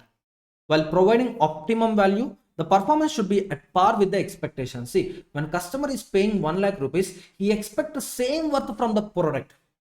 The performance should be at par with the expectations. The product must be reliable and worthy for paying for same. And product must be designed at an optimum cost to be offered at an affordable price to the target customers. So yes, developing a product and pricing it to 10 lakh rupee, 15 lakh rupee, do you think all customers can afford that product? No. So you have to design a product, you have to develop a product at an optimum cost, so that maximum number of customers can purchase that product, maximum number of customers can be benefited by that product. The product must have a shorter design and to the market lead time. So if it is a complicated design, so definitely we take more time to develop the product, and it takes more time to sell that product. It's not selling the product, to deliver to the end customer, we take more time to deliver that product to the customer. So it is once again a commercial failure on the organization. The looks of the product must create an immediate impression in the minds of the customer. So looking at the product, customers should get an anxiety, yes, I should purchase that product, I should use that product. So yes, product design should also consider this character. So just developing a product alone is not sufficient. Packing and the looks of the product is also important feature. And product must be compatible, user friendly, upgradable with the availability of after sales support. If you take a laptop, yes, whenever Windows is getting upgraded, whenever upgraded Windows version is coming into the market, yes, we can easily upgrade Windows in our system too. So it should be compatible, user friendly, and upgradable with the availability. Next one, the product must be easily maintainable and reproducible. If it is not reproducible, then one design you can produce maximum one time, you can have one time production. That's it. Next time again you have to develop a design, again you have to put a lot of efforts, lot of investments. It's not advisable. Understood? Next, product should balance between standardized basic features and customized augmented features. If you observe, some people, they buy laptop and they will upgrade RAM, they will upgrade storage capacity, so that additional customization features you have to provide in your product. So you have to consider that character at the time of designing the product. And detailed specification. So what are the things, what are the inputs or what are the raw materials you are using to manufacture the product? Just provide a detailed specification. And product must be safe to use. See, I'm using the laptop, suddenly some fire came from the laptop get blasted. So is it a safe to use? No. Whenever I use the laptop, I'll have a fear, oh my god, when it gets blasted. So I should not think like that. So customers should feel that it is safe to use. Error proof, it should not commit any errors, and it should not harm the environment and users. In such a way, you have to develop the product. So you have to design the product accordingly. Understood? So 10 points are there, important for 7 marks theory question. Next one, process design. See, product design completed. Product design completed. Next, one backward point, that is process design. See, process, it tells about how to manufacture the product. Product design, it tells about what are the functions a product should perform, and what is that product for. So whom it is going to serve, who are the customers to that product. It is all about product design. Now process design, how to manufacture that product, how to produce the product is taken care by process design. So process design includes all the activities that are performed to produce the final product as per the specifications in line with the requirements of the customers. So obviously process design is as per product design only. Next, process design depends on the following characters, following factors. So what are the things you have to consider while designing the process? First one, the nature of product, whether it is tangible or intangible, durable or non-durable. Next, variety.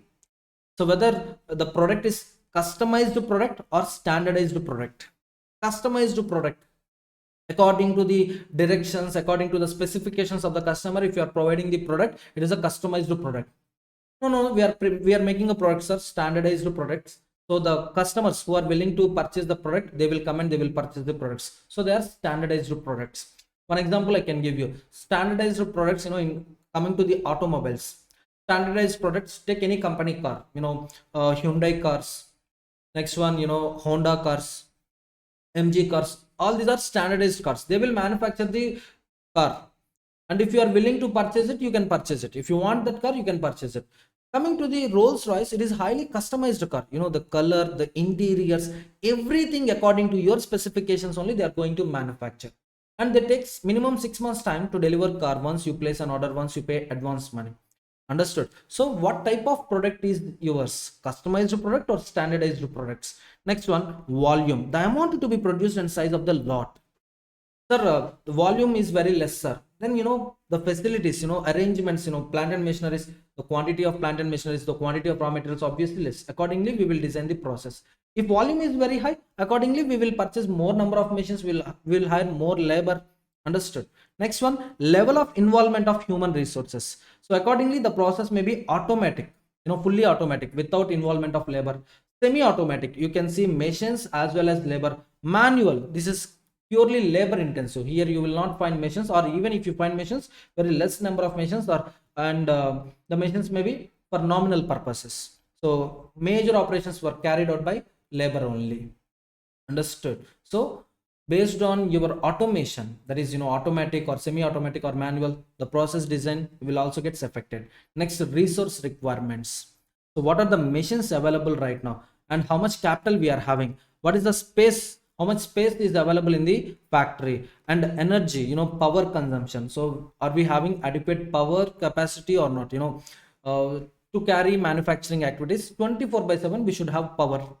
So whether 24/7 we are having power or not. Next, the availability of raw materials and other factors.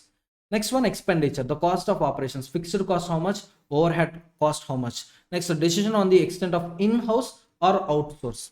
If we are having sufficient capacities to manufacture the product, we can go with in-house. No, sir, we are not having that much capacity. Even purchasing a machine is not advisable. Why? Because our fellow manufacturers are already in the field. They can manufacture products for us, and they can label products for us. Then go with outsource.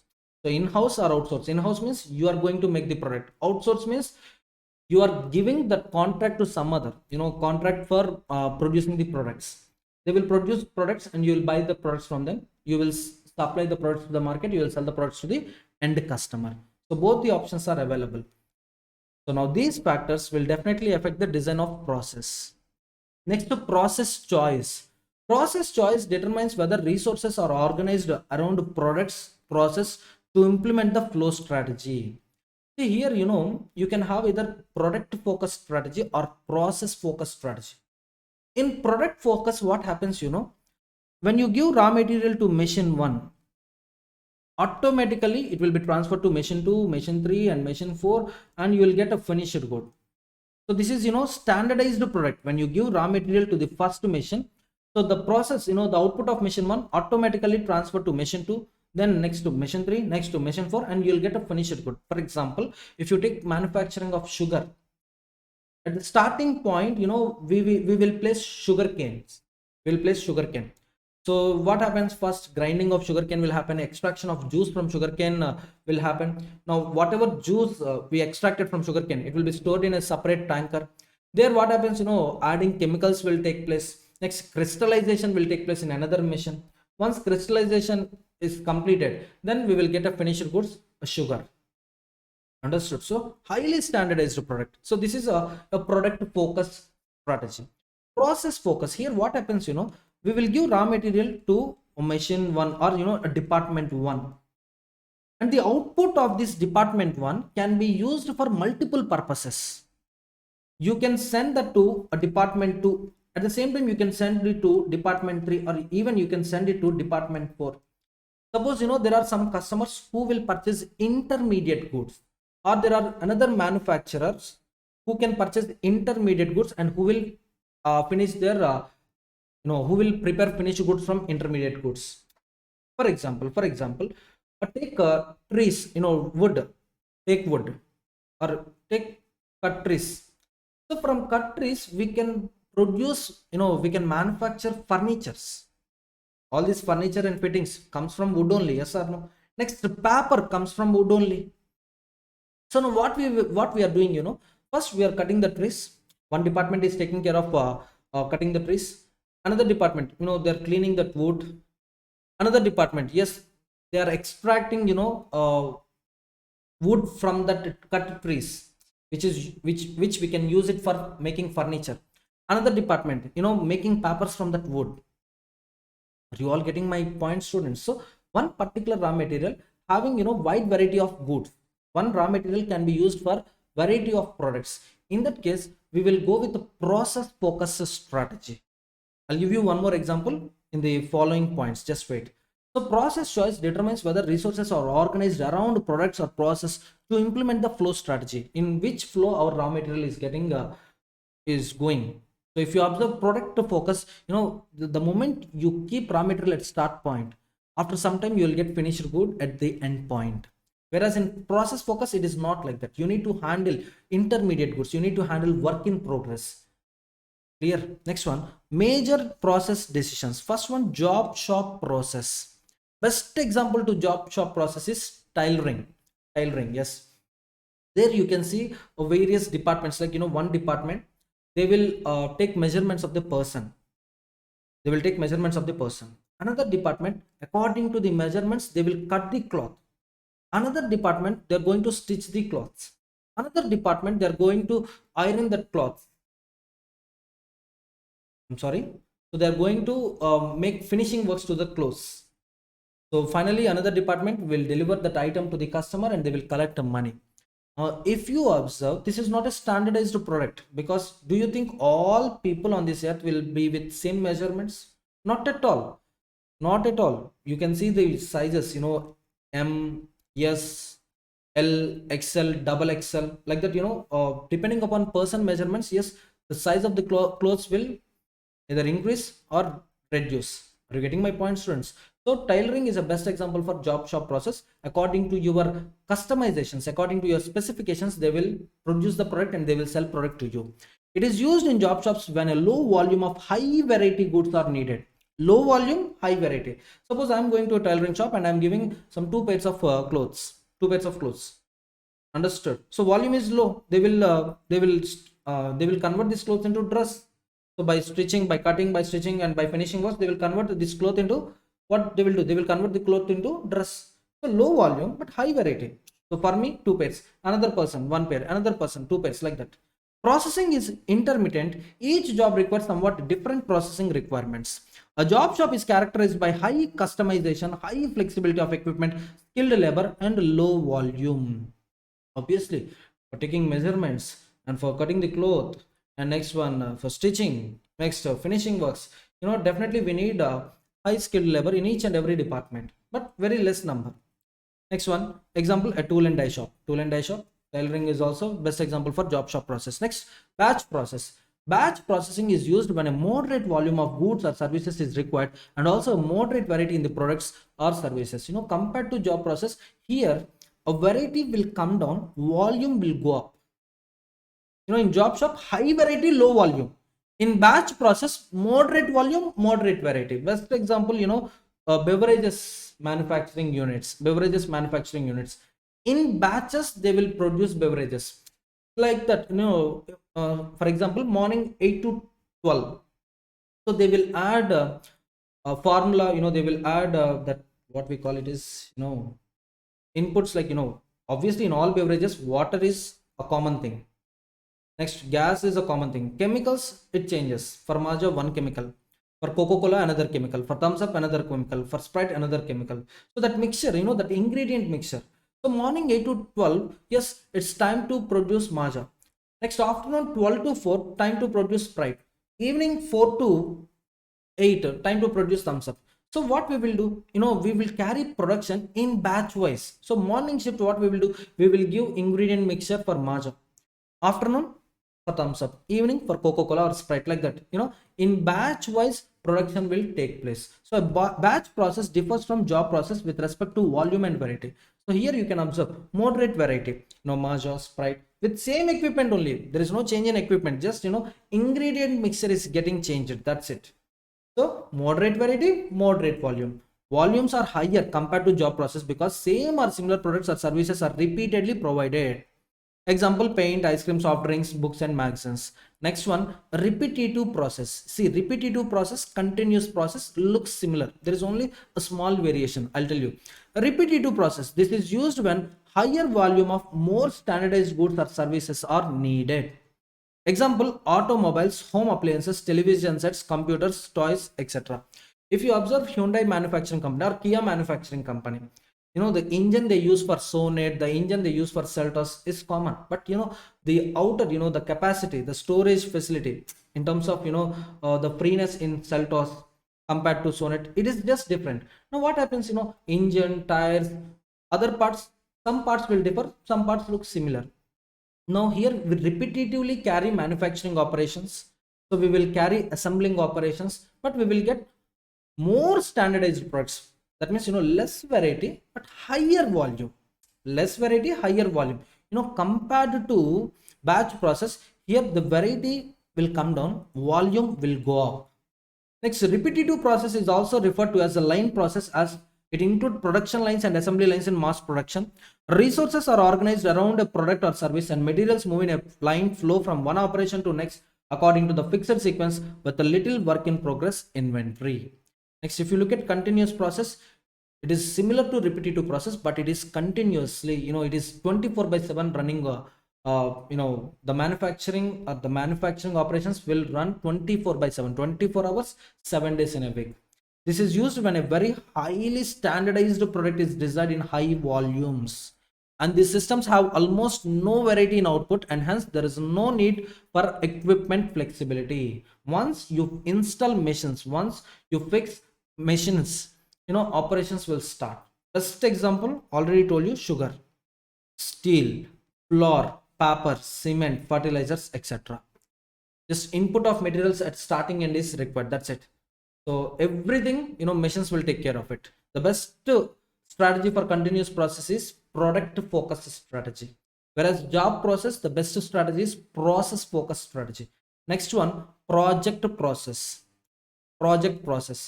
See, definitely project differ, one project differs from another project. Example, if you take a building of a shopping center, malls, dam, bridges, construction of a factory, hospital, developing a new product, publishing a new book, all this comes under project process.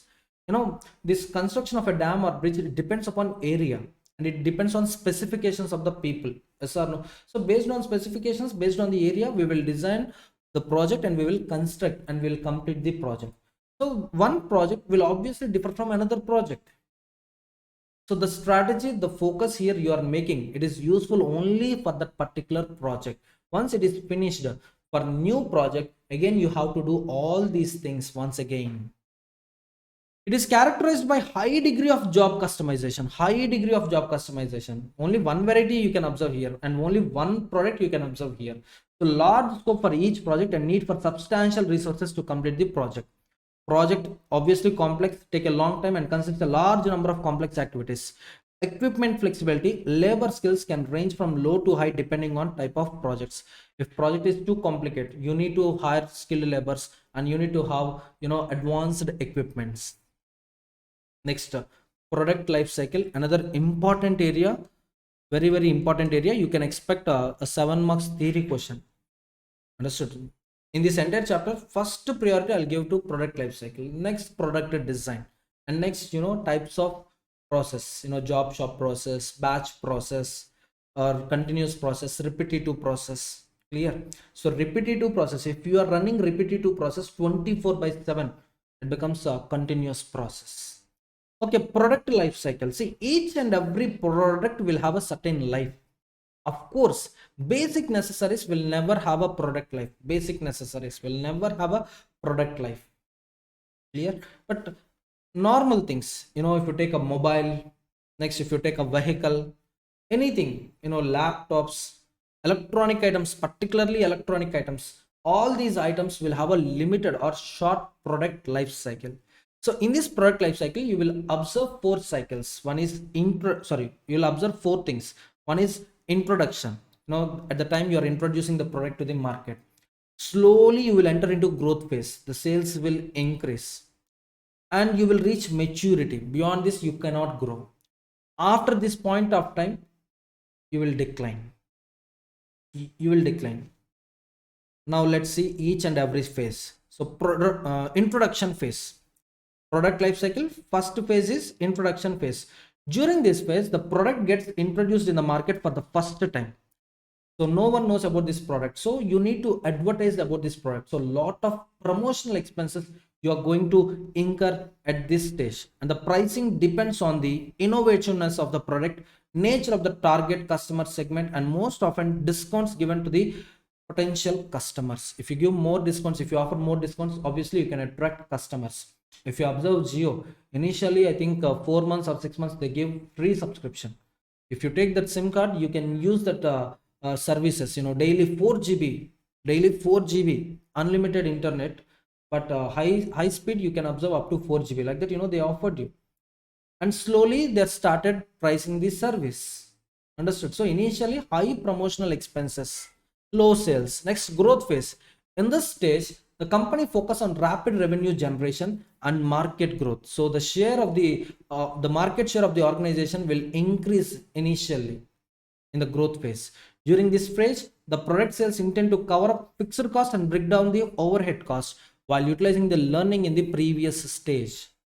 So we will try to incorporate, or we will improve the product according to the specifications of the customer. So by through our previous learnings, what happens, we will enjoy in this growth phase. Promotional and advertising strategy is decided according to the level of the growth, and the objective is to hold the existing customers, that means retaining existing customers and creating new customers.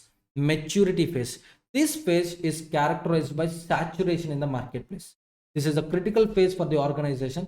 In earlier stage, that is, growth stage, the objective of company is to achieve fast growth by getting more number of customers, increasing the market share.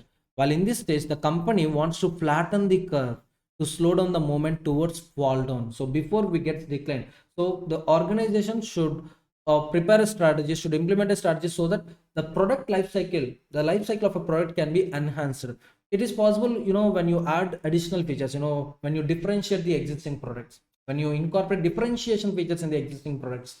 Like I told you, Activa is common. Previously we had Activa Scooty, right now we are having Activa Scooty.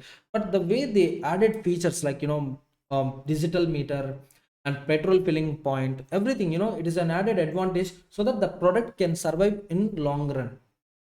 It can have a long life cycle.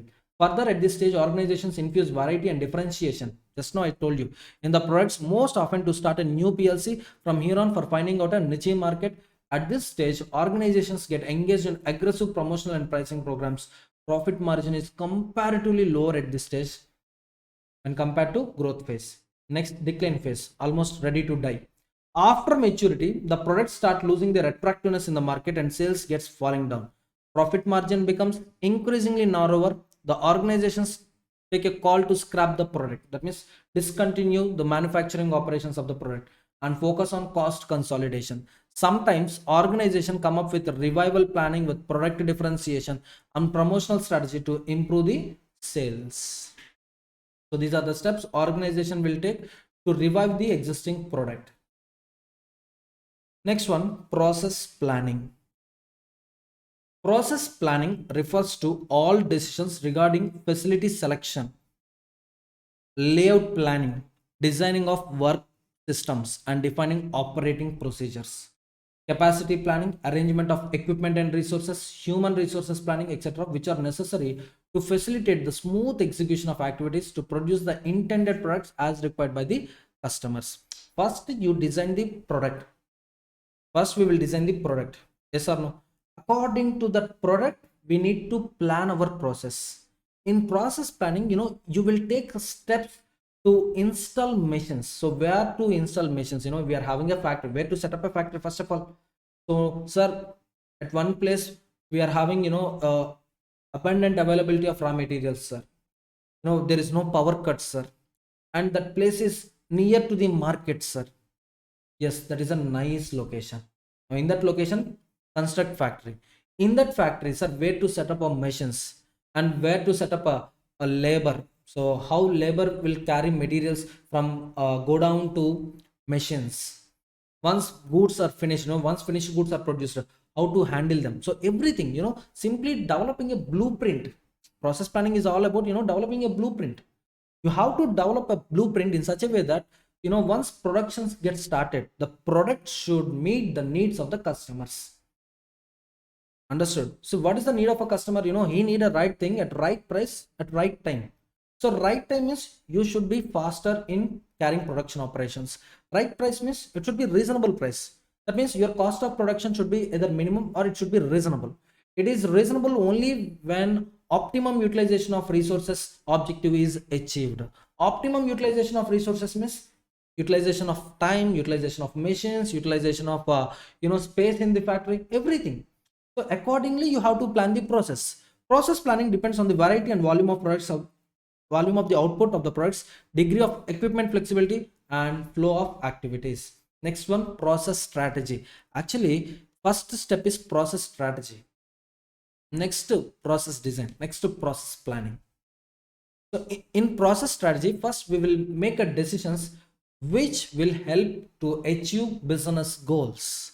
A process strategy is a decision taken by the organization such as selection of process for converting the input into output. So which process we have to adopt? Whether product focus process or process focus process. That means arrangement of machines in an order so that when you keep raw material in the first machine, you'll get final product from the last machine.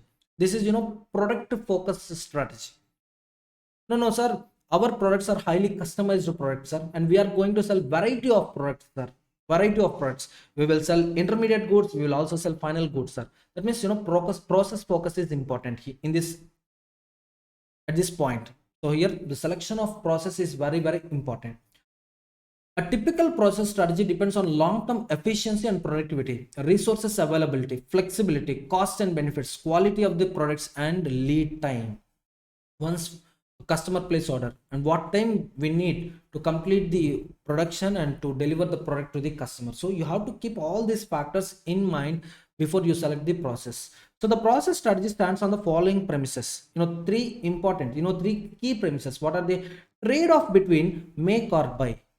So whether to carry production or whether to give outsourcing to someone. Next one, degree of capital intensity.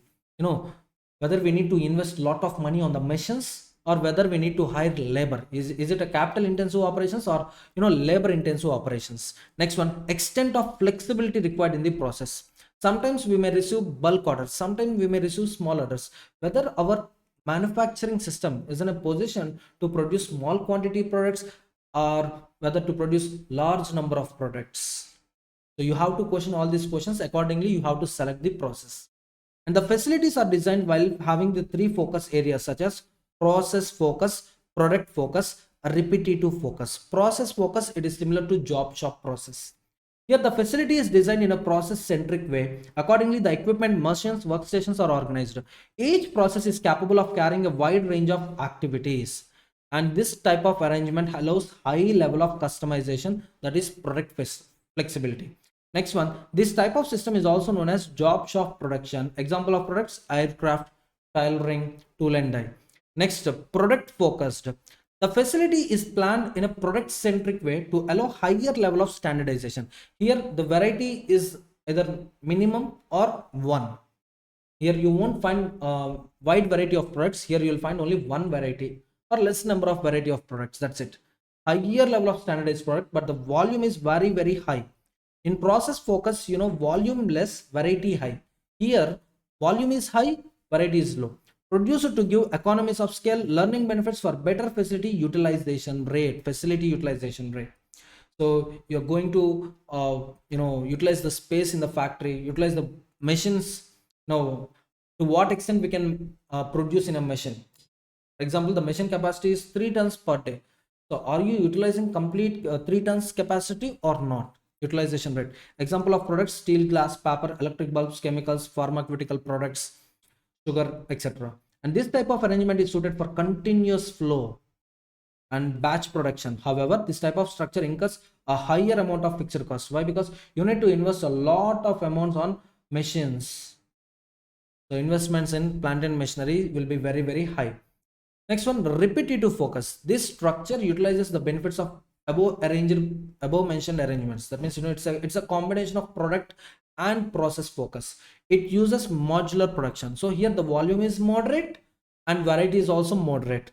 This type of structure is also known as assembly production. Examples include automobiles process, household appliances. Next one, process layout. So where to install machines, where to set up labor, or where to store raw materials, where to store finished goods, and how we are going to transport the finished goods to the market. Everything you can observe in process layout. Process layout aims to identify the necessary arrangement of facilities such as equipments, machines, material, people, and workstations for facilitating the production efficiently. So 24/7, the production will run, the machines will run. It is possible only if raw materials are near to the machines. Minimizing unnecessary movements and transportation. Yes, if raw material storage facility is near to the machines, yes, you can avoid unnecessary movements, unnecessary transportation of raw materials. Efficient material handling. So there will be no wastage. Why? Because warehouse is near to the factory. Effective design and organizations of the workstations. Identification and removal of bottlenecks constraints. So where, if a machine is producing a less quantity, so we will identify that bottleneck unit and we will enhance the production capacity of that bottleneck unit by purchasing more and more machines and by hiring more and more labor in that particular department. Effective utilization of spaces. So this is possible only with process layout. First, design of process is also important. First, we will design the product. Accordingly, we will design the process. Next one, design thinking. So before you think for a design, so you have to carry out all these 5 stages. First stage, first you need to identify the needs of users. So first, research your user needs. What is the expectation of customer? What customer is expecting from you. First, identify the user needs. The importance is identify the user needs. Next, define the need. So note it down. Understood? Here you need to note the needs of the users. So it is a time to accumulate the information gathered during emphasis. You then analyze your observations, synthesize them to define the core problems you and your team have identified. And these definitions called problem statements. You can create prototypes based on these inputs, and we can test the prototype. If that prototype is giving desired results, we will proceed with manufacturing operations. Next one, ideas, generation of ideas. So the problems faced by the customers, so what kind of solution we can generate so that the problem can be solved. So here we will challenge our assumptions by thinking out of box. So regularly what we do, no, we should do something out of box. That means what others are following, just come out of that phase. What we have to do newly so that we can satisfy the needs, we can fulfill the needs of the customers. Next one, prototype. So develop a prototype, test that prototype. If it is giving desired results, proceed with manufacturing operations. If it is not giving desired results, again reprocess it, rethink it. So wherever improvements are possible, initiate improvements in that areas. Accordingly, again you have to generate new ideas. Again you have to develop a new prototype, again test it. If it is giving desired results, continue with manufacturing operations and sell that product to the end customer. Understood? So with this, chapter 3 completed. Let's continue marathon with the 7th chapter of operations management, that is economics of maintenance and spares management. As per institute study material, the weightage of this chapter in your examination is 5 marks. Including choice, you can expect 7 marks from this chapter in your examination. And this chapter is a problematic chapter. Definitely one problem comes from this chapter. Is it clear? See, based on previous examination question papers, I selected some illustrations and I am going to solve those illustrations in this marathon lecture. But before that, I'll give you a small introduction about this chapter. Is it clear? See, the main principle behind this chapter is prevention is better than cure. Prevention is better than cure. Suppose, you are having a vehicle, maybe bike or scooty. See, every one of you, will take that vehicle to service showroom 3 months once. And service people will check the engine oil and they will replace engine oil. Yes or no? And they will check the condition of the vehicle. If vehicle is in good condition, they will hand it over to you. Now, periodical service helps you to use that vehicle for a long period. Yes or no? Suppose if you are not taking your vehicle to service showroom and you are using it without any service, so suddenly you may face a problem of breakdown. You can't use your vehicle because it is in breakdown condition. Now you need to take your vehicle to mechanic. So mechanic will take some time period for repairing it. So during that period, you cannot use your vehicle and you need to incur, breakdown charges. That means repair charges. So which one is better for you? I'm asking you. So periodical inspection, periodical checking, is it better, or breakdown maintenance, breakdown repair charges? Is it advisable? Come on, tell me which option is advisable. Obviously, periodical checking and periodical service is a better option so that you can use vehicle for a long period. Now, similarly, in factories, you can observe n number of machines. Yes or no? So monthly once or weekly once or 3 months once, you need to conduct inspection, periodical inspection, regular checking is compulsory. So if you conduct periodical inspection, you can identify weaker parts and you can replace them so that the machines will run continuously without any problem. Or else what happens, sudden breakdown, you have to discontinue your production operations. But the point is, rents, factory rents, labor wages, employee salaries, these are fixed costs and unavoidable costs. Whether you continue your operations or not, you need to pay them. Understood? So during breakdown period, so you may incur loss. Why? Because there is no production, but you need to spend cost, you need to incur cost, and moreover repair charges you need to incur. Are you all getting my point, students? So definitely breakdown is costlier than periodical or regular inspection. So this chapter is all about prevention is better than cure. Are you all getting my point, students? So periodically conduct inspection, conduct checking, identify the weaker parts, replace them. So we call it as preventive maintenance. Why? Because it prevents breakdown. Understood? So preventive maintenance, and the other maintenance is breakdown maintenance. Here we will not incur any expenditure on preventive maintenance. We will see the machines. Whenever machines face breakdown, we will incur repair charges. So we are having two types of maintenance for the time being: preventive maintenance and breakdown maintenance. Preventive maintenance helps you to use machine for longer period without with minimum chances of breakdown or with zero chances of breakdown. Whereas breakdown, whenever machine faces a bad thing, whenever machine is not in a good condition, whenever you are unable to continue production operations, so yes, you can call that machine is in breakdown. Are you all getting my point, students? Chalo, let's solve illustrations in chapter 7. Question number 1. Messrs Nirmala Toolkit Private Limited has a workshop comprising of 20 tool machines of similar type. To improve the preventive maintenance plan, the workshop manager collects the data of failure history of the machines as under. See, based on past experience, we will make predictions for future. So based on past experience, this particular company is facing, a breakdown chances in this following manner. Just observe carefully. See, they are having 20 tool machines, a similar type. Okay. Elapsed time after maintenance attention, after 1 month, probability of failure is 20%, that is 0.20. So even if you conduct maintenance, even if you conduct preventive maintenance, the probability of failure within 1 month is 0.20. 2 months, the probability is 15%. 3 months, 15%. 4 months, 15%. 5 months, 15%. 6 months, 20%. Now you need to calculate the mean time of failure, mean time of failure between two maintenance. Day 1 you conducted, you incurred preventive maintenance cost. That means you repaired that machine or you inspected that machine and you verified, whether it is in a good condition or not. Now after incurring preventive maintenance, the probability of failure of that machine after 1 month is 20%, after 2 months is 15%, after 3 months is 15%. Now you need to calculate a mean time. Are you getting my point, students? Sir, how to calculate? Just multiply this probability with the time period. So illustration 1. So here we need to calculate expected time before failure or mean time before failure.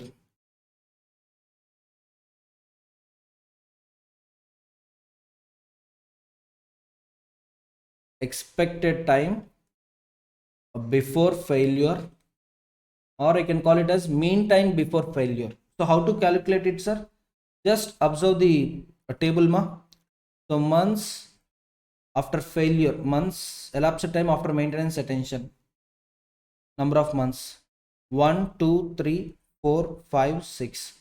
Probability of failure, 0.20, 0.15, 0.15, 0.15, 0.15 and 0.20. Now multiply months with probability. So 1 into 0.20, 0.2, 2 into 0.15, 0.3, 3 into 0.15, 0.45, 4 into 0.15, 0.6, 5 into 0.15, 0.75, 6 into 0.2, that is 1.2. Now here you will get expected time before failure. Expected time. So just add all those figures, 0.2 plus 0.3 plus 0.45 plus 0.6 plus 0.75 plus 1.2. So that is 3.5 months. So on an average, each machine will fail after 3.5 months of maintenance. Understood? Everyone. So expected time before failure. So today you verified that machine and you concluded that that machine is in a good condition, and whatever the cost we need to incur to bring back into the good condition, you incurred today. Now after 3.5 months you may face a similar situation. That means the machine may face a breakdown situation. Understood? Now the expectation from the the company is, let's look into the question. The workshop manager collects the data of failure history of the machines as under. It costs 150 rupees to attend a failed machine and rectify the same. Now you have to compute the yearly cost of servicing the broken down machines. See, on an average, each machine may face a breakdown after 3.5 months of maintenance. After 3.5 months of maintenance. Now, we are having 20 machines. Each machine may face a breakdown situation after 3.5 months of maintenance. Understood? And we need to calculate cost per year. If you observe the question carefully, compute yearly cost of servicing broken down machines. Once the machine face breakdown situation, we need to spend 150 rupees. So 20 machines into 150 rupees. And this 150 rupees I'll incur whenever the machine faces breakdown situation. And the chance of breakdown is 3.5 months. And you need to calculate breakdown maintenance charges for 1 year. So into 12 months divided by 3.5 months. See, every month I am not going to incur this breakdown maintenance charges. Every month I am not incurring breakdown charges. I will incur breakdown charges only when machine face breakdown situation. Only when machine went into a repair condition. Are you all getting my point, students? So 20 into 150. 20 into 150, 3000. 3000 into 12 months. But I'm not incurring this breakdown charges every month. I'm incurring this breakdown charges once in 3.5 months. So divided by 3.5 months. So the amount is 10,285.71. So round it off, 10,286 rupees. Is it clear?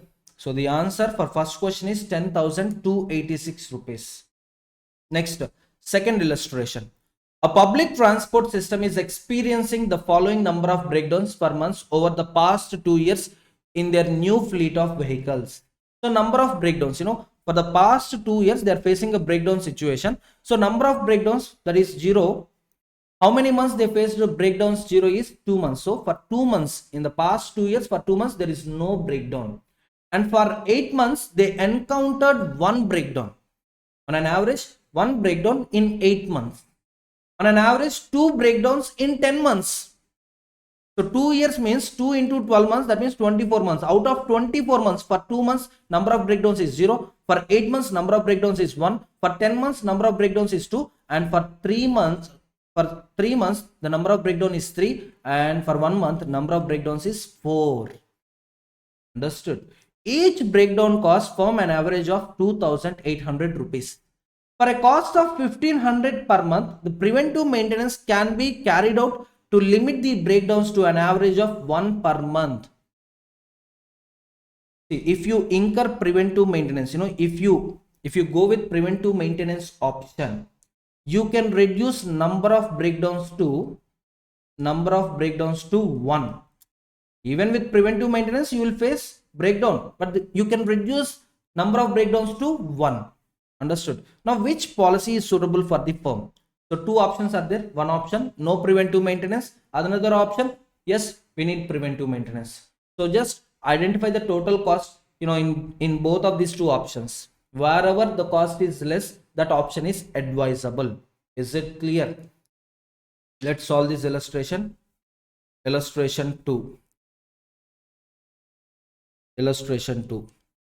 So, option 1, preventive maintenance. I'll go with preventive maintenance. So in case of preventive maintenance, number of breakdowns can be reduced to how much? Number of breakdowns can be reduced to 1. So each breakdown cost is 2,800 rupees. So number of breakdowns 1. Now breakdown cost or breakdown cost equal to 1 into 2,800. So 2,800. And preventive maintenance cost 1,500 per month. So 4,300. This is per month. So if you go with the preventive maintenance option, so you need to spend 4,300 per month. Now the another option is option 2, no preventive maintenance. No preventive maintenance. Now you need to calculate number of breakdowns per month. So how many breakdowns a firm may face in each and every month? For that you need to calculate expected number of breakdowns per month. Let's see. So number of breakdowns. Next term, number of months. So 0, 1, 2, 3, 4. 2, 8, 10, 3, 1. Now total number of breakdowns. So that is 0 into 2, 0. Total number of breakdowns, ma. So you need to calculate total number of breakdowns in 24 months. 24 months. So for that, so number of breakdowns into number of months. So 0 into 2, 0. 1 into 8, 8. 2 into 10, 20. 3 into 3, 9. 4 into 1, 4. Now total number of breakdowns in 2 years. So just calculate it. 0 plus 8 plus 20 plus 9 plus 4. It is 41. See, this 41 is not per month. 41 is for 2 years. 41 is for 2 years. Now per month, how many breakdowns a firm may face? So number of breakdowns, average number of breakdowns per month. So 41 divided by 24 months. 41 divided by 24 months. See, this data is given for 2 years. Yes or no? So 41 divided by 24, it is 1.70833. So 1.7. 1.7. So breakdown cost equal to per month 1.7 breakdowns per month. So whenever you face breakdown, it is you need to incur 2,800 rupees. So 1.7 into 2,800 rupees, that is 4,760. 4,760. So option 1, the cost is 4,300. Option 2, the cost is 4,760. Now tell me which option is advisable. Answer me, which option is advisable? Sir, option 1 is advisable, sir. Why? Because the cost is minimum in option 1 when compared to option 2. Is it clear, everyone? Everyone? Yeah, of course. See, many students are asking, sir, the point is here 1.70833. Yes or no, sir? So can we make it off rounded? Can we round it off to 1.70 or 1.71? It's your wish, no problem. Yes, you can take 1.71 also. In that case, breakdown cost is 1.71 into 2,800. Yeah, let me calculate that one also. 1.71 into 2,800, that is 4788. 4788. Yes, there is no change in answer. There is no change in an answer. So option 1, preventive maintenance option is advisable because the cost is less when compared to the other option. You all getting my point, students? So it's your wish, ma. You can take round it off, or you can ignore the last decimals. Consider only 2 decimals. Even if you consider 2 decimals, there will be no change in, or there will be no difference in answer. So with this second illustration also completed. Next one, let me open material. Next one, illustration 4 I'll solve. Just wait. Illustration 4 also, it was tested more than 3 times in previous examination papers. More than 3 times this question was asked. So I'll also solve question number 4, but at the end of the chapter I'll solve illustration 4. So meanwhile I'll solve another illustration, question number 6. The main shaft of an equipment has a very high reliability of 0.990. The equipment comes from Russia and has a high downtime cost associated with the failure of this shaft. And this is estimated at 2 crore rupees as the cost of sales lost and other relevant cost. So breakdown cost would be, it's not breakdown, estimated cost of the sales lost and other relevant costs because of failure of the machine is 2 crores. However, the spare is quoted at 10 lakh rupees at present. Should the shaft spare be procured along with the equipment and kept or not? So this question is about spares management. Should I purchase spare at the time of purchasing the equipment, or can I purchase that spare even after purchase of the equipment? That is all about management of the spares. So here they are asking you, when should I purchase spare? At the time of purchasing equipment or later? Now if you observe this question carefully, the reliability of the shaft is 0.990. That means failure probability of failure is 1 minus 0.99. See, you can trust this machine 99%. This machine will run without any failure. So 99% it will run. That means 1% it may face breakdown. 1% it may face breakdown. If it faces breakdown, we are going to incur 2 crore rupees, opportunity cost or any relevant cost, it is 2 crore rupees. But this 2 crore will be materialized only if that failure is materialized. Understood? See, firm will face a loss of 2 crores only if that machine is failed. But the probability of failure is how much? Just 1%. Now, estimated loss from the failure of this machine is 2 crores into 0.01. See, 99% you can trust that machine. Only 1% failure probability is there. So now, expected loss to the firm is 2 crores into 1%, that is just to 2 lakh rupees. And what is the cost of spare? The cost of spare is 10 lakh rupees. Now compare 2 lakhs with 10 lakhs. See, which option is advisable? So purchasing spare right now, is it advisable, or no need to purchase spare right now is advisable? See, no need to purchase spare. Why? Because 2 lakhs is just a small amount when compared to 10 lakhs. So no need to acquire spare at the time of acquisition of equipment. So that is all about illustration 6. Next, illustration 7. PQR company has kept records of breakdown of its machines for 300 days work year as shown below. So number of breakdowns and frequency in days. See, this problem is similar to second illustration, and this problem was also tested in the previous examinations. I think some 4 times this question was asked. I have gone through the scanner. In scanner, the most repetitive problems I selected, and I am solving those problems in this marathon lecture. Is it clear? So 7th illustration, similar to second illustration. Let's solve this illustration.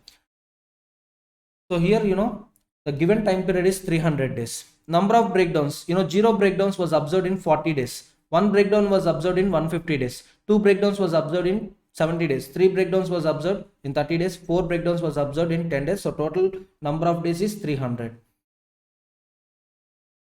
The firm estimates that each breakdown costs 650 and is considering adopting a preventive maintenance program which would cost 200 per day. 200 per day, and limit the number of breakdowns to an average of 1 per day. So very simple to calculate. If they select preventive maintenance option, illustration 7, if they select preventive maintenance option, then what is the total cost they need to spend? per day. So per day, calculation of cost preventive maintenance cost. Yeah, preventive maintenance cost is, just wait, cost of preventive maintenance per day 200. And because of this preventive maintenance, firm can reduce the number of breakdowns to 1. So breakdown cost, yes, it is per day. I'm calculating it per day only. So if you select a preventive maintenance option, you can reduce breakdowns to 1 per day. So 1. So whenever you face a breakdown, you need to incur 650 rupees. So 1 into 650, so that is 650. So total 850 rupees per day. 850 rupees per day is the cost you need to incur if you go with preventive maintenance option. Second option, no preventive maintenance. No preventive maintenance. Now you need to calculate expected number of breakdowns per day. So no preventive maintenance, that means calculating breakdown maintenance cost is sufficient. Breakdown maintenance cost.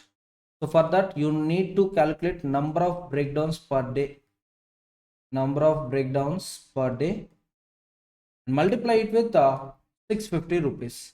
So what is the number of breakdowns per day? We don't know. So we need to calculate it. So you can calculate it based on past data. So number of breakdowns, number of days, total number of breakdowns, total number of breakdowns. So number of breakdowns, just look into the question once. 0, 1, 2, 3, 4. 0, 1, 2, 3, 4. And number of days 40, 150, 40, 150, 70, 30, 10, 70, 30, 10.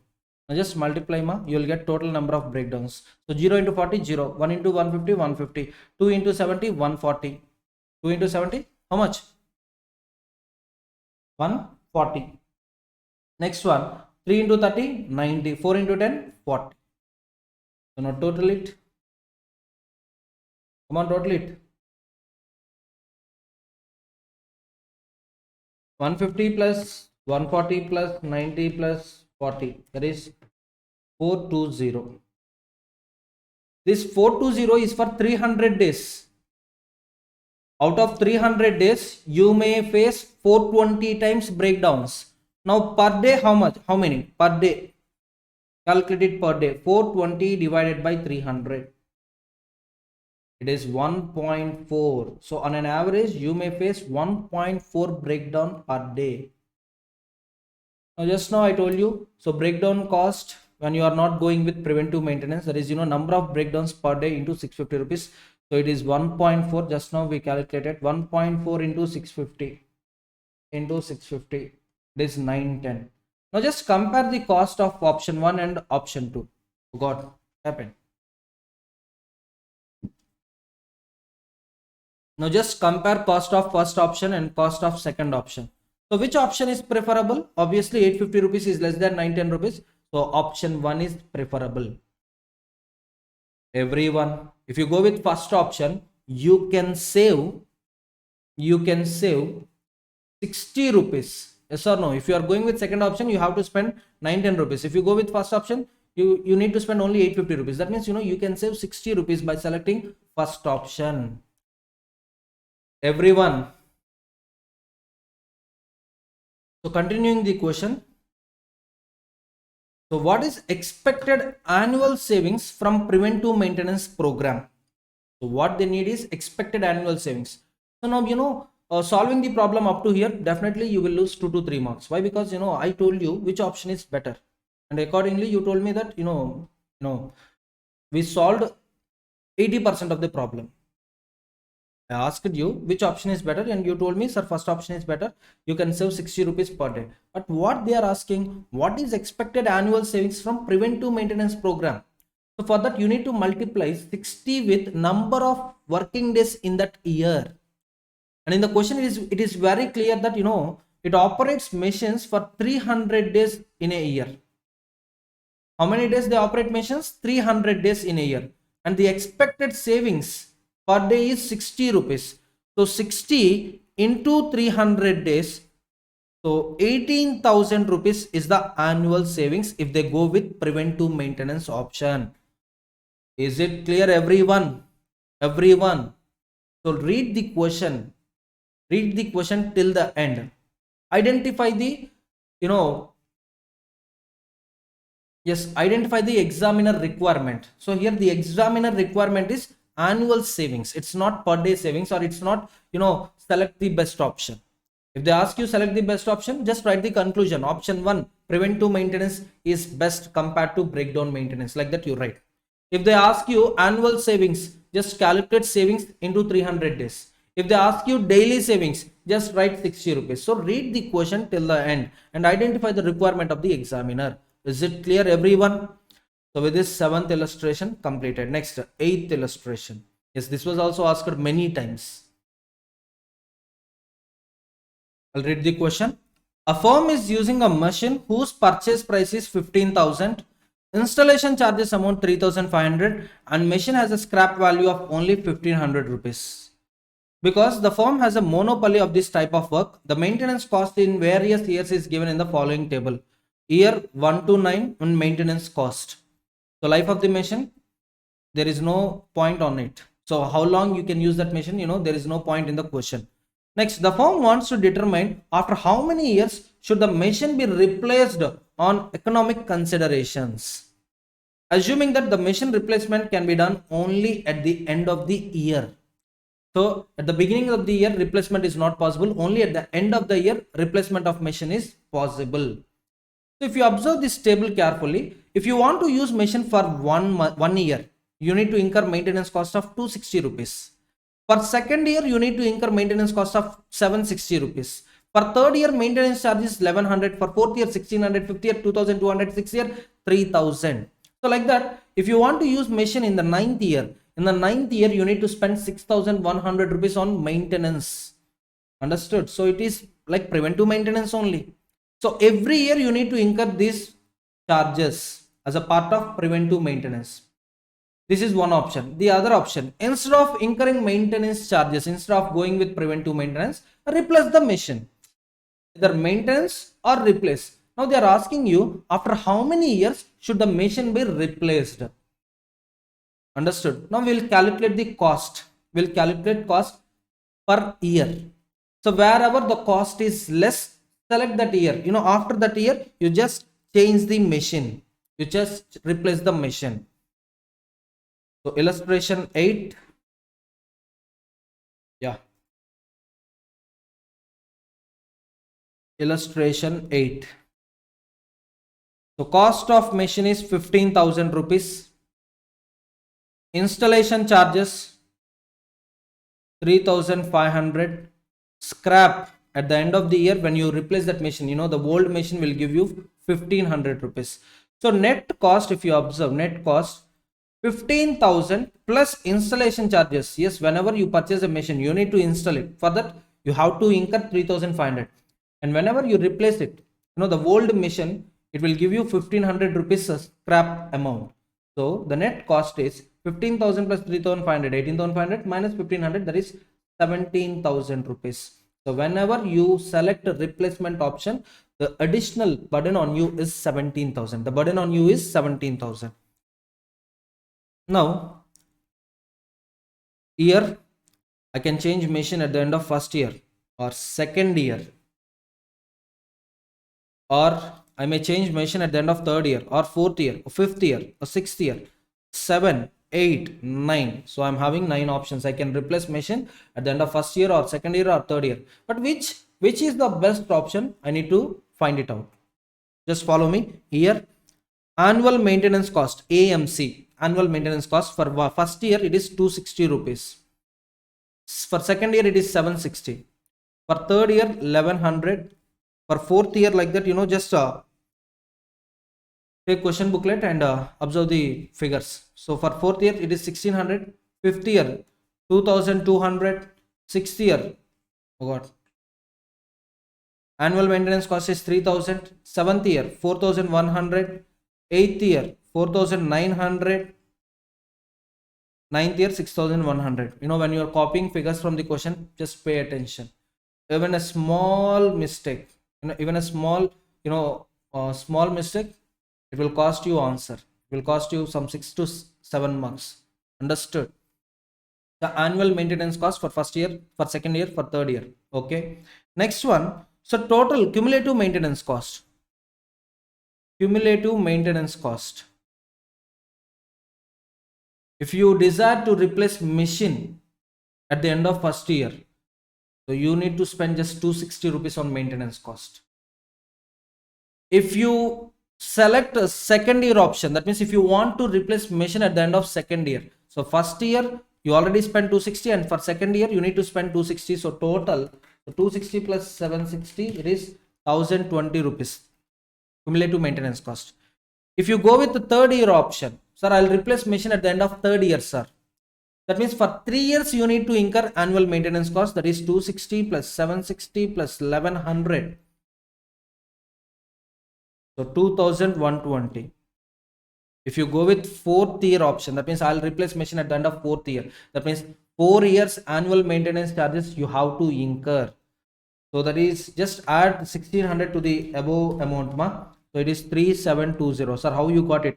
It's like this: 260 plus 760 plus 1100 plus 1600.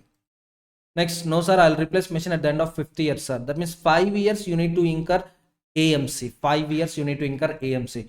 So 260 plus 760 plus 1100 plus 1600 plus 2200. That's what cumulative maintenance cost. Add 2200 to the previous year maintenance cost, 5920. In that manner, 5920. In that manner, for the sixth year, just add it, 8920. For seventh year, 8920 plus 4100, 13020. For eighth year, the cumulative maintenance cost is 17,920.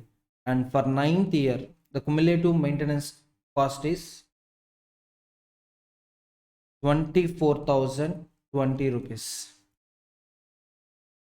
So last year, I'll explain one more time. If you desire to replace machine at the end of ninth year, so for all these 9 years, you have to spend money on maintenance. So annual maintenance charges for all these 9 years, it is 24,020 rupees. Understood? So cumulative maintenance cost. So this is cumulative maintenance cost. Let me erase this working figures. Okay, fine. Now the next point is, next one is machine amount, machine replacement of machine. So if you plan to replace machine at the end of first year, you need to spend 17,000 rupees.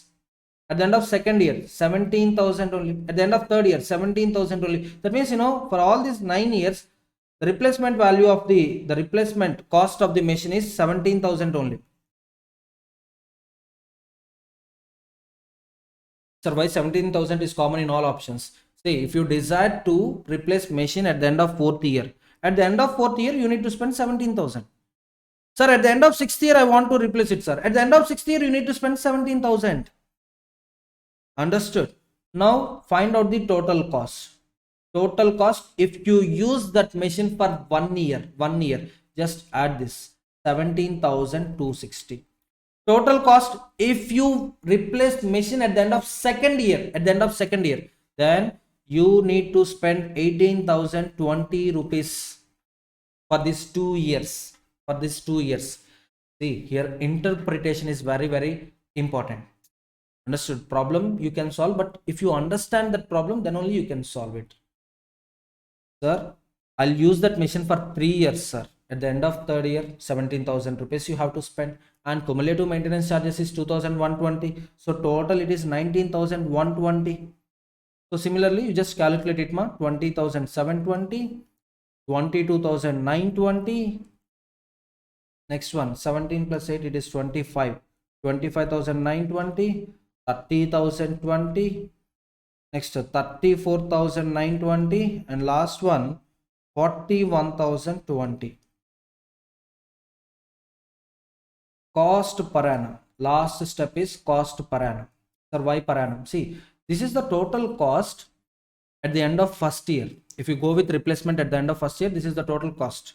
If you go with the second year, the total cost for 2 years is 18,020.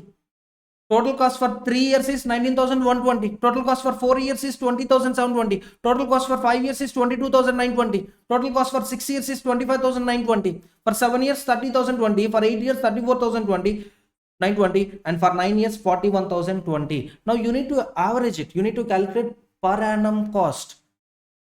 Understood? So per annum, how much you're going to spend? See, per annum, that means here it is divided by 17,260. It is for 2 years, so divide it with 2. 18,020 divided by 2, so 9,010.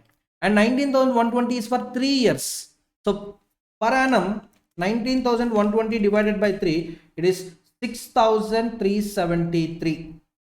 Next, 20,720 is for 4 years. So for each year, the average cost is 5,180. And next, 22,920 is for 5 years. Now average cost per year, 22,920 divided by 5, 4,584. Next one, 25,920 is for 6 years. 25,920 divided by 6, 4,320. Next one, 30,020 is for 7 years. So average cost per year is 4,288.5. Next, 34,920 is for 8 years. So average cost per annum is 4,365, and 41,020 rupees is for 9 years. 41,090, 41,000. Is it 49, 41,090? No, 41,020 divided by 9 years. So 4,557.7. Now out of these 9 options, just find out where the cost is minimum. So where the cost is minimum. So 9,000, 6,000, 5,000, 4,500, 4,300, 4,200, 4,300. So this is the minimum cost. So if you go with the 7 years option, I repeat, if you go with 7 years option, the average cost per annum is 4,288 rupees. So this is the most advisable option. See, if you replace machine at the end of first year, you need to incur 17,260 every year. Every year you need to incur 17,260. 2 years, every year you need to spend 9,010. 3 years, every year you need to spend 6,373. Like that, if you replace machine at the end of 7th year, average cost per annum is 4,288. So 7th year replacement is the best suggestible advice. So that is all about illustration 8. Understood? So lowest average cost is 4,000. How much it is? 4,288, which is at the end of 7th year. So replace the machine for every 7 years. Next one. 11th illustration. Yes, this was also asked many number of times. So let's solve 11th illustration. Product A has a mean time between failures of 30 hours. Mean time between failure. That means, time gap between two failures is 30 hours. So today failure happened and you rectified it. You brought back that machine into a good condition. So from now onwards, 30 hours it will work. Again after 30 hours, it will face same breakdown situation. And has a mean time to repairs of 5 hours. That means, whenever, that machine gets breakdown, so you need to spend 5 hours to bring back that into a good condition. Understood? Whereas product B has mean time between failures is 40 hours and mean time to repair is 2 hours. So let me write here itself. So two products are there, product A, product B. Mean time between failure, it is 30 for A, 40 for B. Mean time to repair, it is 40 hours to A, 2 hours to B. Now look at the questions. Which product has higher reliability? So which product you can trust more? So reliability depends on availability. Understood. Reliability depends on availability. If you observe a mean time before failure, product A and product B, it is higher for product B. See, 40 hours is greater than 30 hours. That means we can trust more product B than product A. So for answer to first one is product B. Which product has greater maintainability? So easy to maintain. Easy to maintain. See, product B, yes, it is easy to maintain. That means, for 2 hours, if you spend 2 hours, you can bring back into a good condition. You can bring back it into a good condition. Whereas product A requires 5 hours. Now tell me, 5 hours maintainability better or 2 hours maintainability better? Obviously 2 hours. 2 hours you can bring that one into good condition, whereas for product A you need to spend 5 hours. So greater maintainability point of view, product B is advisable. Next, which product has greater availability? How can we calculate it, sir? How can we calculate greater availability? See, available time divided by total time. Available time divided by total time. So available time, that means how long you can use that thing. Total time is available time plus maintenance time. Available time plus maintenance time. So now I'll calculate here itself. Just observe carefully. So for product A, available time is 30 hours divided by total time, that is 30 hours, plus repair time, that is 5 hours. So that is 30 divided by 35. So 30 divided by 35, it is 85.71 percentage. So availability of A is 85.71 percentage. Whereas product B, 40 hours it is available, and the total time including repairs time is 40 plus 2. So 40 divided by 42. 95.23. So come on, tell me which is having a higher maintain availability, greater availability. Obviously product B. So for this the answer is product B. Understood everyone? Come on, tell me. So higher reliability, product B, because less chance of failure compared to product A, and greater maintainability, product B. Next one, availability, product B. Is it clear, everyone? Now let's solve the last illustration of this chapter, that is illustration 4. If you understand illustration 4, if you are able to solve illustration 4, then this chapter is very simple to you. So illustration 4 is somewhat a difficult illustration out of these 12 illustrations. So far I guess 6 illustrations I solved, and this is the last illustration I'm going to solve in this chapter. So illustration 4, Messrs XYZ Private Limited has 50 identical machines in its facilities. The company has a recorded figure for cost of preventive maintenance and cost of breakdown maintenance. Now preventive maintenance cost is 20 rupees, whereas breakdown maintenance cost is 100 rupees. Breakdown maintenance cost. The company wants to reduce breakdown occurrence while minimizing preventive cost. Given is the data on breakdown occurrence. So probabilities of machine breakdown by month. So months after servicing that breakdown occurs. So 1 month probability 10%, 2 months probability 5%, 3 months 5%, 4 months 10%, 5 months 15, 6 months 15, 7 months 20, 8 months 20, and the total probability is 100%. See, understanding this particular table is very, very important in this illustration. It is very important. See, first read this point carefully. Months after servicing the breakdown occurs. So today I repaired all 50 machines. All 50 machines I verified, and wherever repairs are there, yes, repairs also I incurred. I brought all those machines into good condition. So today servicing of all machines completed. But still after 1 month, 10% of machines will face breakdown. After 2 months, 5% of machines will face breakdown. After 3 months, 5% of machines will face breakdown. After 4 months of service, 10% of machines will face breakdown. After 5 months of service, 15% of machines may face breakdown.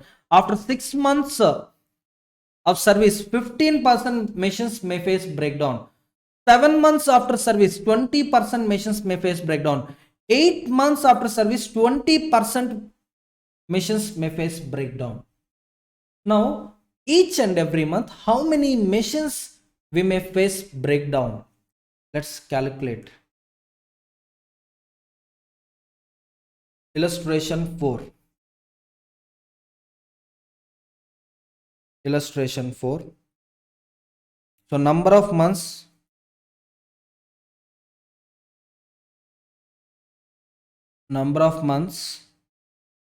between preventive maintenance services.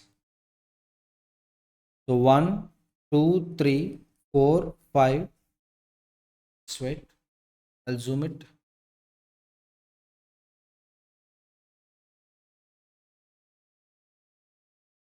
6, 7, 8. Probability,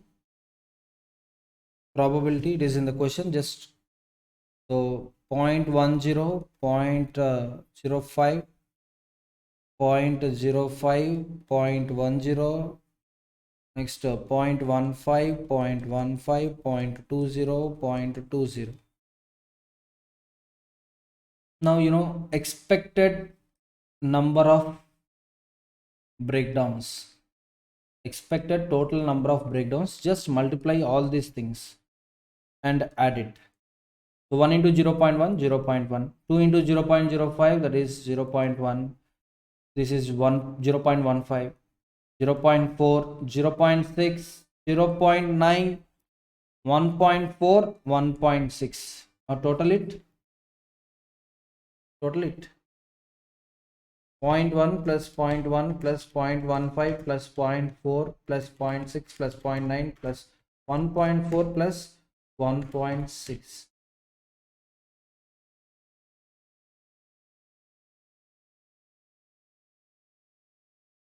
Yeah, there is a small correction, ma. If you observe it carefully, here I did a small calculation error. 5 into 0.5, 0.15, this is 0.75. 0.75. Now just total it, you'll get 5.4 months.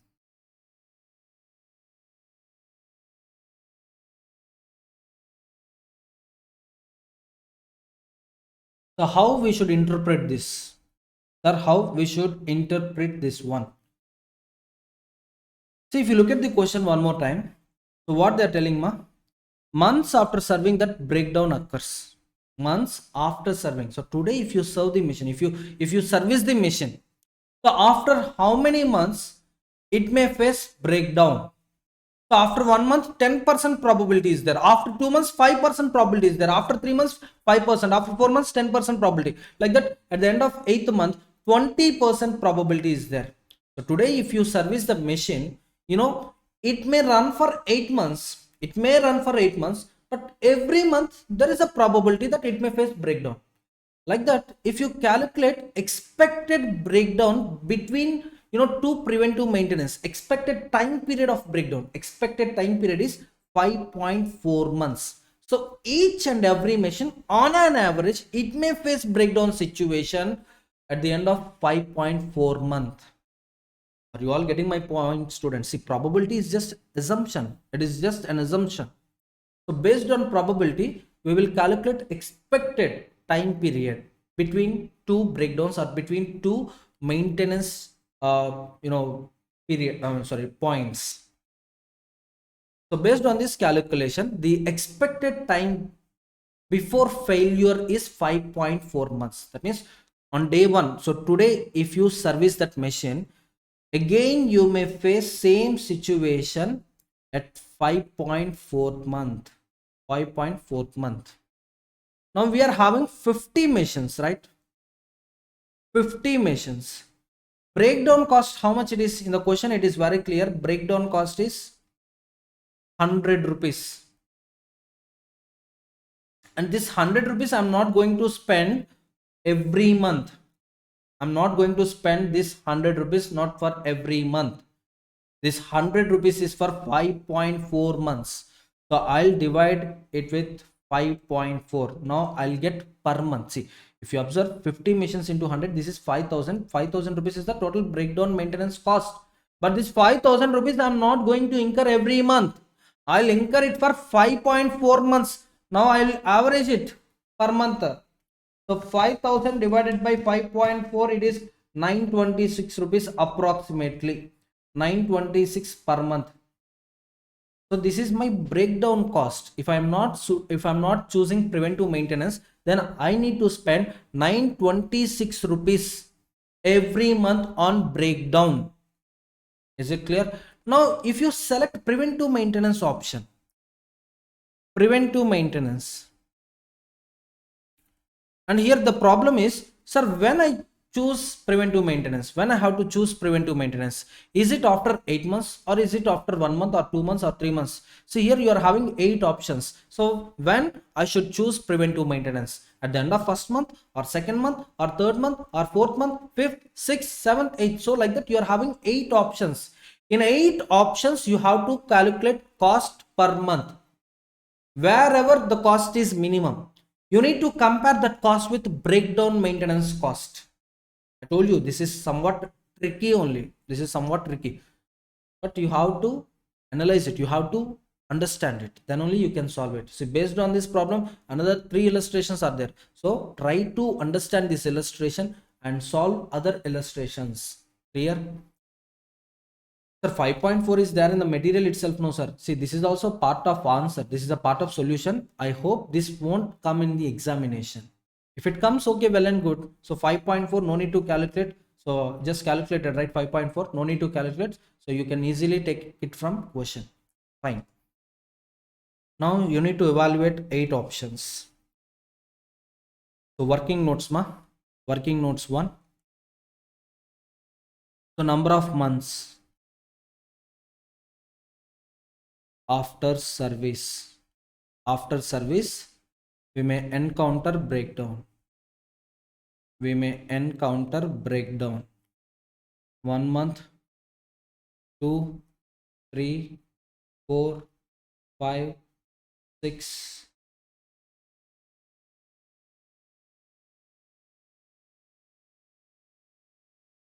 7, 8.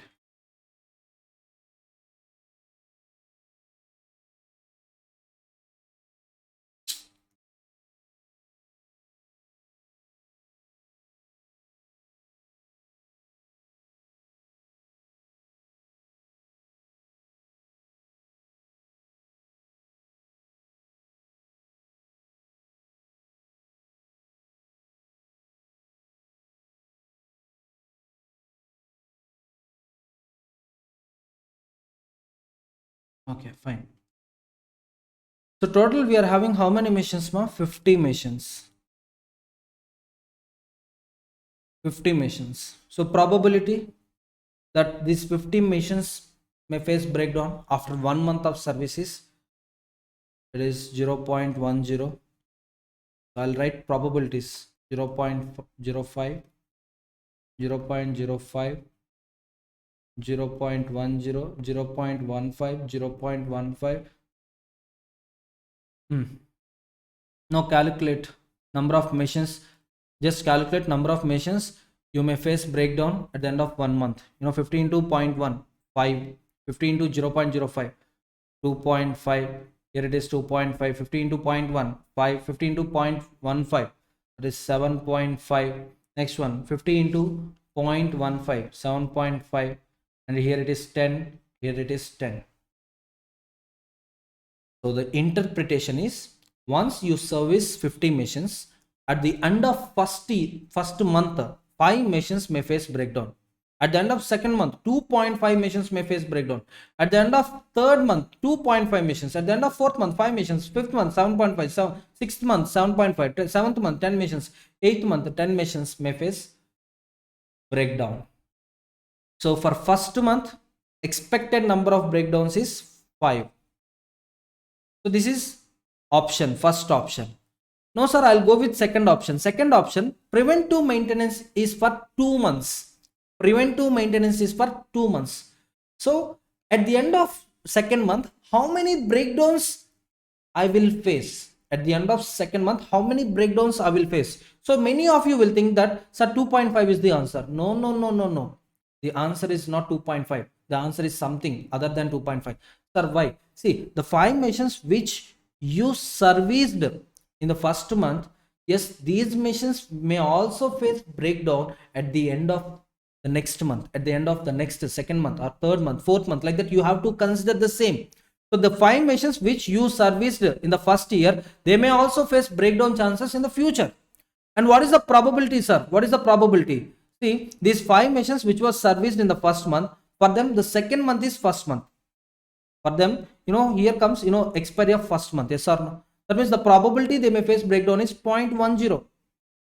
The next one, 0.05, 0.05, 0.1, 0.15, 0.15 and 0.2. Sir, how you got this amount? See, the 5 machines which I serviced in first month, so they may also face breakdown in the next month. The next month, the failure probability is 20%. So these machines which were serviced at the end of first month, for them at the end of second month means 1 month completed. At the end of third month means 2 months completed. Yes or no? So accordingly, I'm making the calculation. Now just calculate, this 5 into 0.1, 5 into 0.1, 0.5, 0.5, and 5 into 0.05, 0.25, 0.25, 0.5, 0.75, 0.75, and here it is 1.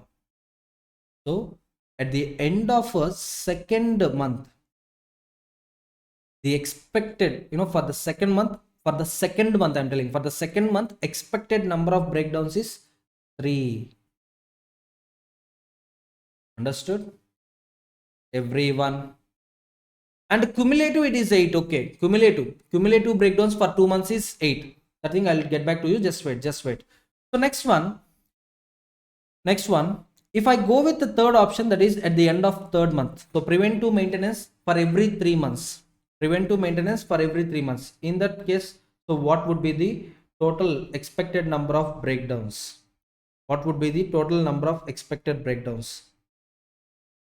Just observe it carefully.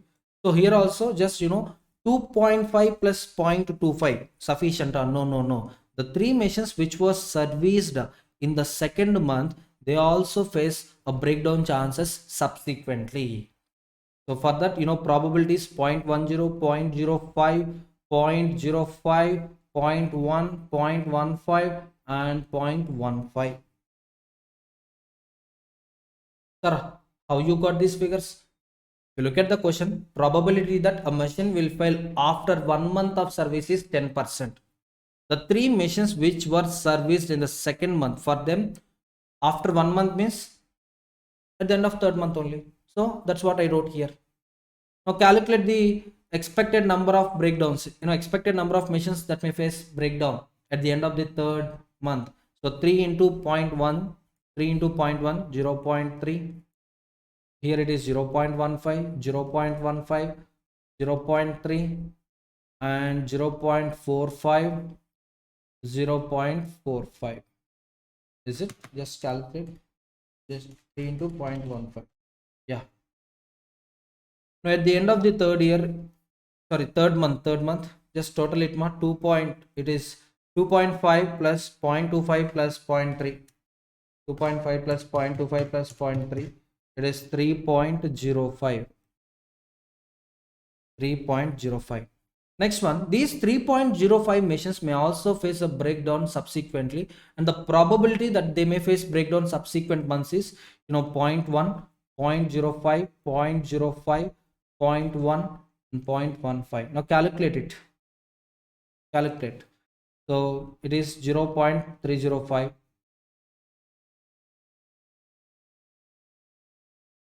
0.1525, 0.1525, 0.305, and next one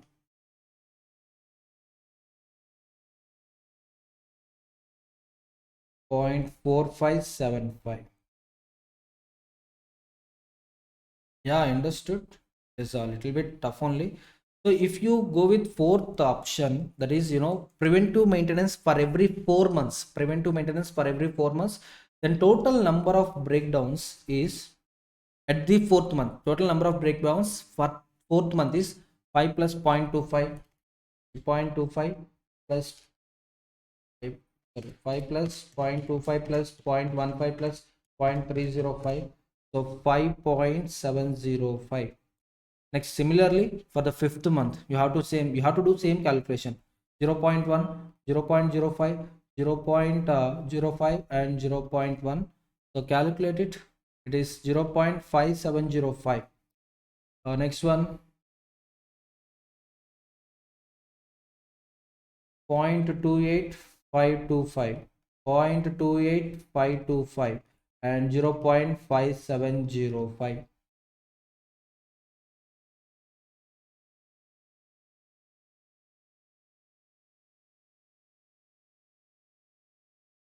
Okay.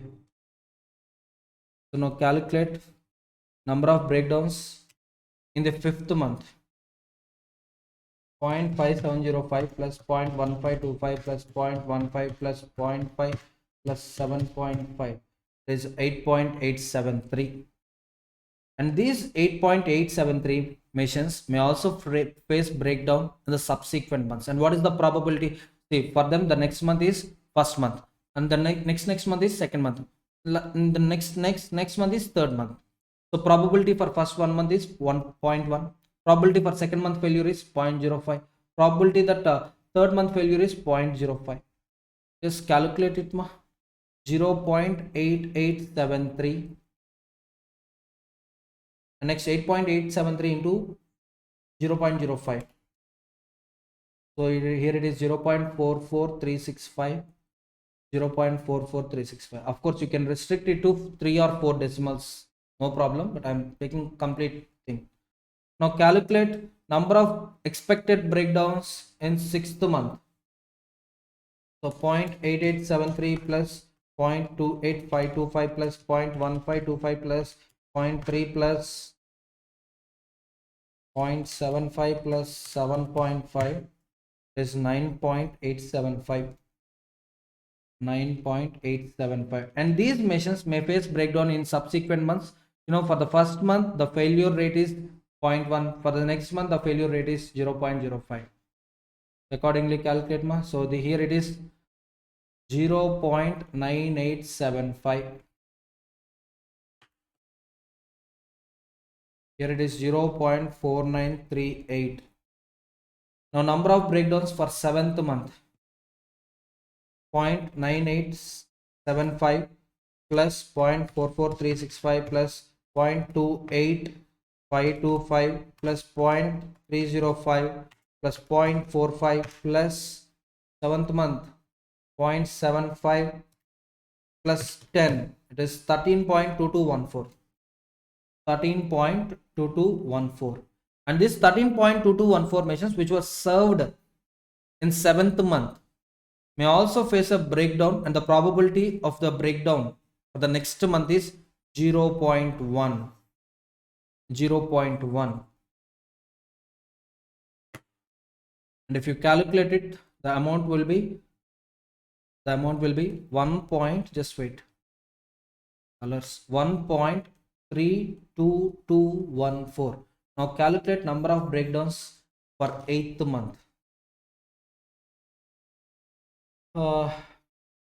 Almost over 4938.44365 plus 0.5705 plus 0.4575 plus 0.45 plus 1 plus 10. Even a small calculation error, it costs you 6 to 7 marks. 14.74. I'll restrict here to just 2 decimals. Now these are the expected number of breakdowns in each and every month. So how I calculated? See, 50 machines, day 1 service completed. So 50 machines may face 10% probability failure, 10% failure at the end of first month, 5% failure at the end of second month, 5% failure at the end of third month. So accordingly I calculated number of breakdowns in each and every month. Now, the first month you served 5 machines, right? These 5 machines, there is the probability that they may fail in the next month, and the probability rate is 0.1. Sir, how you got 0.1? See, probability that a machine may fail after 1 month of service is 10%. Like that, you have to understand the question. Like that, you have to interpret the question. Probability that a machine may fail after 1 month of service is 0.1. So these 5 machines which were served in first month, they may face 10% probability failure at the end of the second month. So like that, the calculation went on. Like that, the calculation went on. Now we need to calculate cumulative number of breakdowns. Why? I'll tell you. Just wait. See, so far whatever I did, let me prepare a table for it. Let me prepare a table for it. See, number of months.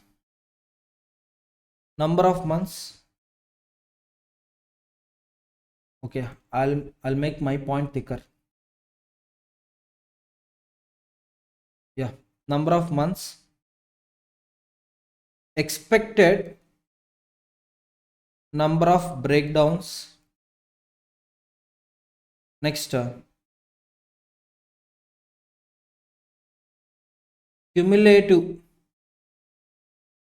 expected number of breakdowns.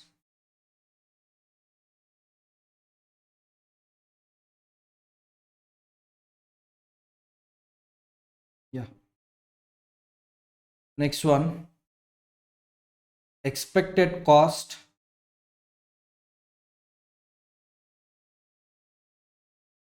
per month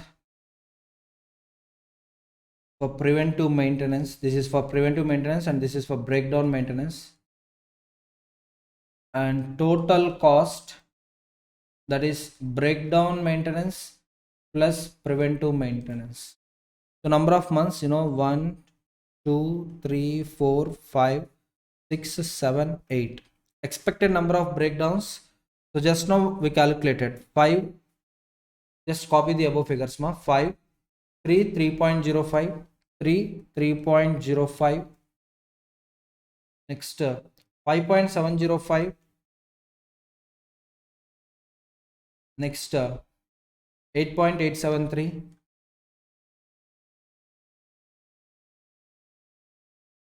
9.875. 13.2214, 13.2214, and last one 14.74. Now cumulative expected number of breakdowns, just add it. 5 plus 3 8, 8 plus 3.05, that is 11.05. 11.05 plus 5.705, 16.75 plus 8.873, that is 25.63 plus 9.875, 35.50 plus 13.2214, 48.72 plus 14.74, 63.46. So actually this is not there. First of all, this is not at all required. I need this one only. I need this one, but to understand this, I gave this one. I gave this column separately. And moreover, this is not cumulative expected number of breakdowns. It is just expected number of breakdowns. Why? Because if you select every month maintenance, then every month you will face only 5 breakdowns. If you select 2 months preventive maintenance, every 2 months I will spend money on preventive maintenance. I'll go with preventive maintenance once in 2 months. Then you will face 8 breakdowns. Sir, I will go preventive maintenance once in 3 months. Then 11.05 is the expected number of breakdowns. Sir, I'll go preventive maintenance once in 4 months. Then 16.75 breakdowns, total breakdowns. Sir, I'll go preventive maintenance once in 5 years, sir. Once in 5 years. And 25.63 breakdowns will happen in 5 years. Sir, I'll go with preventive maintenance once in 6 years, sir. Then for 6 years, total number of breakdowns is 35.50. For 7 years, total number of breakdowns is 48.72. For 8 years, sorry, 8 months, it's not years, months, please replace it. So for 8 months, total number of breakdowns is 63.46. Now expected cost, whenever breakdown happens, 100 rupees I need to spend. Okay, 500, 800, 1105, 1675, 2563, 3550, 4872 and 6346.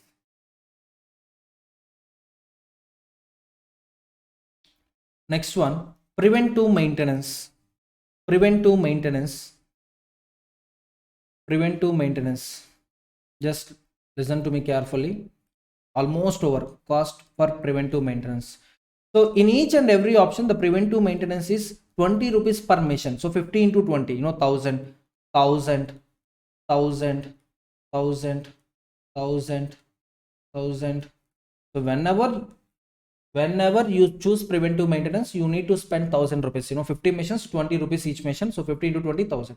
Now total cost, just add it. 1500, 1800, 2105, 2675, 3563, 4550, 5872, 7346. The problem not yet over. The problem not yet over. See, this is a total cost. This is a total cost. Just wait, ma. Yeah. This is a total cost for 1 month. This is for 2 months. This is for 3 months. This is for 4 months, 5 months, 6 months, 7 months, 8 months. What I need is cost per month. Cost per month. So simply total cost divided by number of months between two services. Okay, 1500 by 1, it is 1500. 1800 by 2, it is 900. 2105 by 3, it is 2105 divided by 3, it is 701.67. Next, 2675 for 4 months. So it is 668.75. 2675 by 4. Next one, 3563 by 5. 3563 by 5. 712.6. Similarly, 4550 by 6. Calculated 5872 by 7. 7346 by 8. Calculate and tell me. 4550 divided by 6. 758.33. Next one, 5872 divided by 7. It is 838.857. Next, 7346 divided by 8. It is 918.25. So out of all these options, the least cost is 15,900, 700, 668. So 668 is the least one. 668.75. That means service every 4 months. Now this 668.75, compare it with the total breakdown cost per month, 926. So yes, you can save up to how much? 926 minus 668.75. Let me calculate it. 926 minus 668, round it off. So the amount is 257. So you can save 257 per month. But look at the requirement of the examiner. So what he is asking.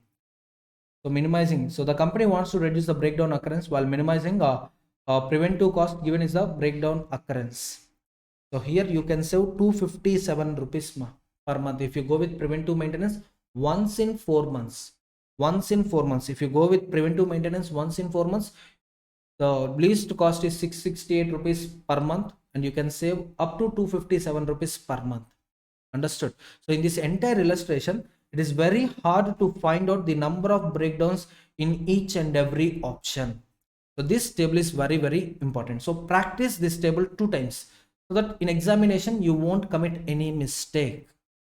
Understood? Everyone? Is it clear? Okay, fine. Let's continue marathon with the second chapter of operations management, that is operations planning. As per institute material, the weightage of this chapter in your examination is 5 marks. Including choice, you can expect 7 marks from this chapter. And this chapter is a problematic chapter. So definitely problems will come from this chapter. And I selected few illustrations based on previous examination question papers, which I am going to solve in this marathon lecture. Is it clear? The first illustration, from the following time series data of sales, Project the sales for the next 3 years. So in the given question, we were provided with historical data of sales for the last 7 years, and we need to project sales for the next 3 years. So the forecasting figure is denominated with Y. And the problem solving is possible only with the regression equation of Y on X, that is Y equal to A plus BX, where Y is the forecasting figure, X is a time deviation, and A, B are constant figures. So we need to find out A and we need to find out B. Then we can forecast Y. So we can forecast sales, which is denominated with Y. So let's copy the question first.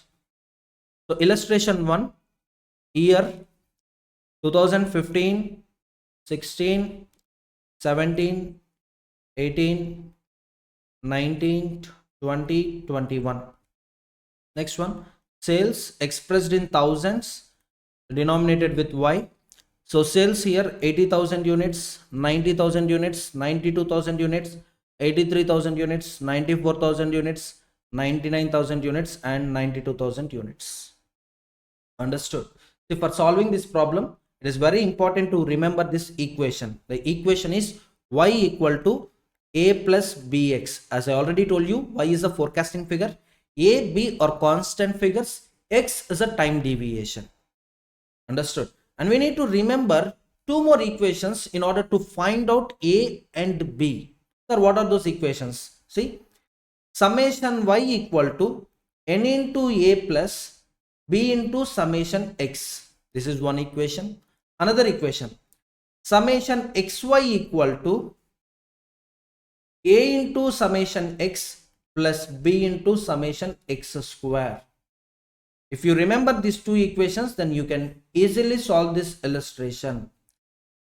It's difficult, I understood, but you can remember. See, I am having a trick. I had one trick. I'll explain the trick. Okay. See, if you observe the difference between these two equations, it's just a summation. So multiply summation on both sides. So summation Y equal to summation of A plus BX. That implies summation Y equal to summation A plus summation BX.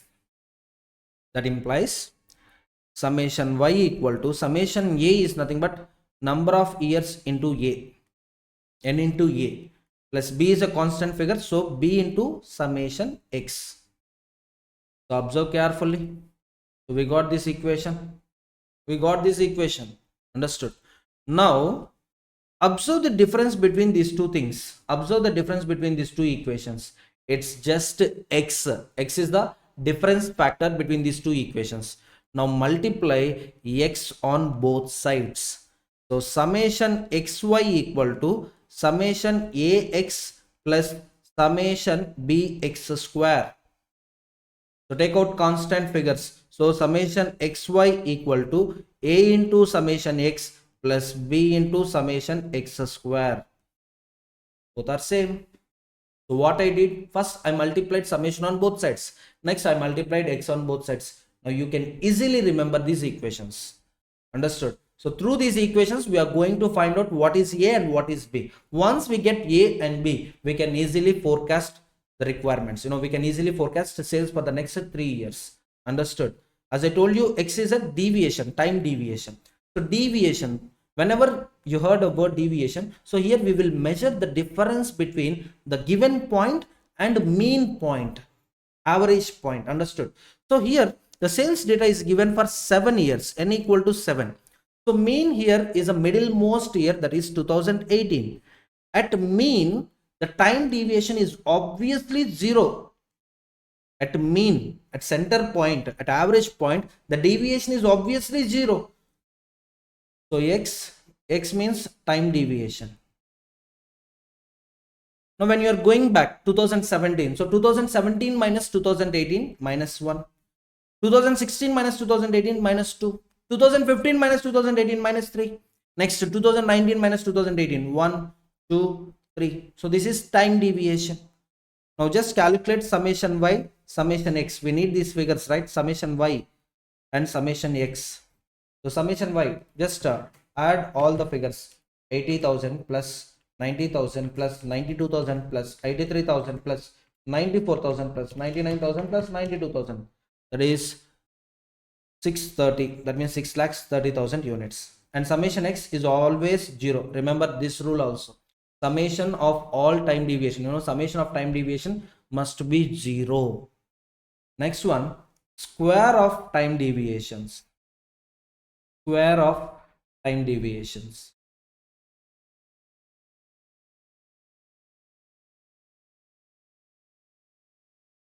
So minus 3 into minus 3, 9, minus 2 into minus 2, 4, minus 1 into minus 1, 1. Minus into minus plus only, right?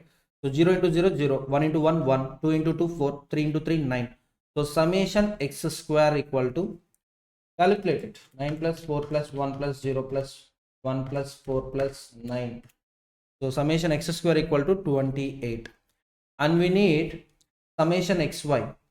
Just look at the equations. So we need summation xy.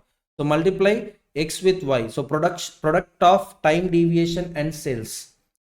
Multiplication of time deviation and sales. So x into y. So 80 into minus 3 minus 240. 90 into minus 2 minus 180. 92 into minus 1 92. 83 into 0 0. 94 into 1 94. 99 into 2 198. 92 into 3. I need to calculate this, 276. Just add all those figures, minus 240 minus 180 minus 92 plus 0 plus 94 plus 198 plus 276. It is 56. Summation xy equal to 56. So now we got summation y, summation x, summation x square, summation xy. So just calculate. So first equation here is summation y equal to n into a plus b into summation x. Summation y is 630. Just now we calculated. N here refers to 7, number of years. The sales data given is for 7 years. So 7 into a plus b into summation x, that is 0. Now 630 equal to 7a. That means a equal to 630 by 7. So here a equal to 90. So we got a. Now using second equation, find out b. So summation xy equal to 56. Just now we calculated. Summation xy is equal to 56. A into summation x, that means a into 0. Summation x is 0. Plus b into summation x square. Summation x square is 28. b into 28. Now 56 equal to 0 plus 28b. So b equal to 56 divided by 28, that is 2. So b equal to 2. So we got a and we got b. We need to calculate sales for next 3 years. So we need to calculate sales for 2022, 2023, 2024. So where the time deviation will be, so 2022 minus 2018. 2022 minus 2018, so 4. 2023 minus 2018, 5. 2024 minus 2018, 6. So here time deviation is 4, 5, 6. As I told you, equation equal to y equal to a plus bx. Yes or no? So a here refers to 90. B we got 2. X time deviation is 4, right? So 90 plus 2 into 4, that is 98. 98,000 units. Finally, it is 98,000 units. Next here, y equal to a plus bx. A is 90, b is 2, and time deviation is 5. So it is 90 plus 10, 100. 1 lakh units. Next one, y equal to a plus bx. A is 90 plus b is 2, and time deviation is 6, right? So 2 into 6. So 90 plus 12, that is 102. That is 1,02,000 units. 1,02,000 units. So with this, illustration 1 is completed. Very simple. Very simple. So this is just a basic illustration, but illustration 2 was asked many times. Illustration 2 was asked many times. So illustration 2 is very important. See, with the help of following data, project the trend of sales for the next 5 years. So here the requirement is next 5 years. And we were given with 6 years historical data about sales. 6 years. Number of years is 6. And if you observe this question, there is a problem. The problem is here you can't find out middlemost year. Why? Because the given data is even number of years, 2016, 2017, 18, 19, 20, 21. So middlemost year, here you can get only 2 years, not 1 year. Now you need to identify the middle point of 2018 and 19. So here we are considering 6 months as an unit. 6 months equal to 1 unit. The previous question, what we did, middlemost year is 2018. So we selected 2018, 1 year as 1 unit, 12 months as 1 unit. But here we are having two middlemost years. And the center point, for finding out center point, what I'm doing, I'm considering 6 months as 1 unit. So this problem can be solved with only one equation, that is y equal to a plus bx. So let me copy question first. Year, sales, and we need to forecast sales. It is denominated with y. So year 2016, 2017, 2018, 19, 20, 21. So here n is 6. So when number of years given is a even number, then the middlemost point will be between 2 years. To avoid the confusion, so here we are considering 6 months as 1 unit. 6 months as 1 unit. So the center point or the mean would be between 2018 and 2019. Rather, I can tell like this, middle of 2018 to middle of 2019. Understood? Okay, copy the sales copy sales. So sales are expressed in lakhs. 2016 it is 100, 110, next 110, 115, 120, 135 and 140. So calculate summation y here itself. Summation y, just totally 100 plus 110 plus 115 plus 120 plus 135 plus 140. It is 720. Summation y equal to 720. Next important one is time deviation. As I already told you, n is even. So time deviation here mean will be between middlemost 2 years. So at this point, the deviation at this point is actually 0. But you can't assign 0 to a single year. Yes or no? You can't assign 0 to a single year. It is between 2018 and 19. That's why I told you already many number of times. So here I'll consider 6 months as 1 unit. So accordingly here I begin directly with 2018, that is -1. Why? Because it is like between 2018 and 19, right? So for 2018 I'll deduct 6 months from the center point. It is -1. 2017 it is -3. Why? Every 6 months 1 unit, right? So when you are going back, when you are going back 1 year equal to 12 months, that means 2 units. Already for 2018 it is -1. So for 2017 it is -3. And 2016 it is -5. Next to 2019 it is +1. 2020 it is +3. And 2021 +5. So what I did here, I considered 6 months as 1 unit. That means for 12 months it is 2 units. When you are going back 1 year, each year will have 2 units. Yes or no? Each year 2 units. So for 2017 already 1 unit is in minus. So add -2, that is -3. For 2016 -5. And 2019 1, 2023 and 2021 5. And I already told you many times, summation of time deviation is always 0. Summation of time deviation should be 0. And it is possible only if you give time deviation in this manner. Next, find out square of time deviations. Square of time deviation, that is x square. So -5 into -5 plus 25, -3 into -3 plus 9, -1 into -1 plus 1, -3 into -3 plus 9, I told you, right? Next, 0 into 0, 0, okay, 0, I didn't assign to any year, so 0 won't come here.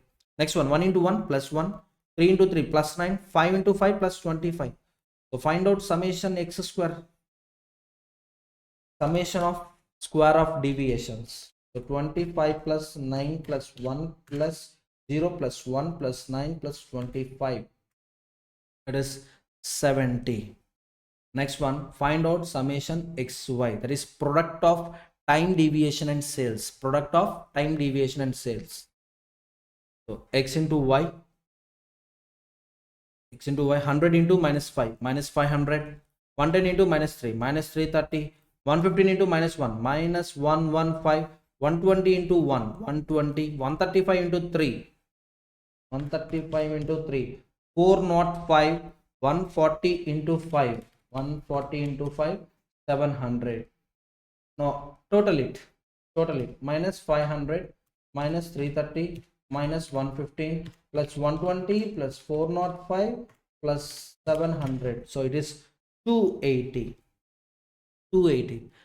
Hope you remember those two equations. What are those two equations? Once again, I'll solve it. You know, y equal to a plus bx, right? Y equal to a plus bx. First, you need to remember this equation. Based on that, we can arrive two equations. One is summation y equal to n into a plus b into summation x. So what is summation y? 720. N here is 6, right? Number of years it is 6. So 6 into a plus b into summation x. Summation x is always 0, right? So 6a equal to 720. A equal to 720 by 6, that is 120. So we got a. Another equation, you know, here you need to multiply summation as well as x. So summation xy equal to a into summation x plus b into summation x square. So summation xy we got 280. A into summation x means summation x is always 0. A into 0 plus b into summation x square, it is 70. So 70 b equal to 280. B equal to 280 by 70, that is 4. So we got B 4. Now we need to calculate sales for next 5 years. So 5 years, that is 2022, 23, 2024, 2025 and 2026. So time deviation is very important here. Time deviation, I told you 6 months equal to 1 unit, right? So for 2021 we assigned the time deviation 5. So next year 5 plus 2 7, 7 plus 2 9, 9 plus 2 11, 11 plus 2 13, 13 plus 2 15. Once again I am writing here 6 months equal to 1 unit. So we got above 5, 5 plus 2. Next 7 plus 2, 9 plus 2, 11 plus 2 and 13 plus 2. Next we need to find out y. So y equal to a plus bx.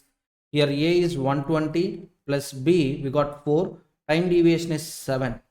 Next one, 120 plus 4 into 9. 120 plus 4 into 11. 120 plus 4 into 13. And 120 plus 4 into 15. Find it out. So 120 plus 4 into 7 means 28. So 148 lakhs. 4 into 9, 36, 156 lakhs. 4 into 11, 44, 164 lakhs.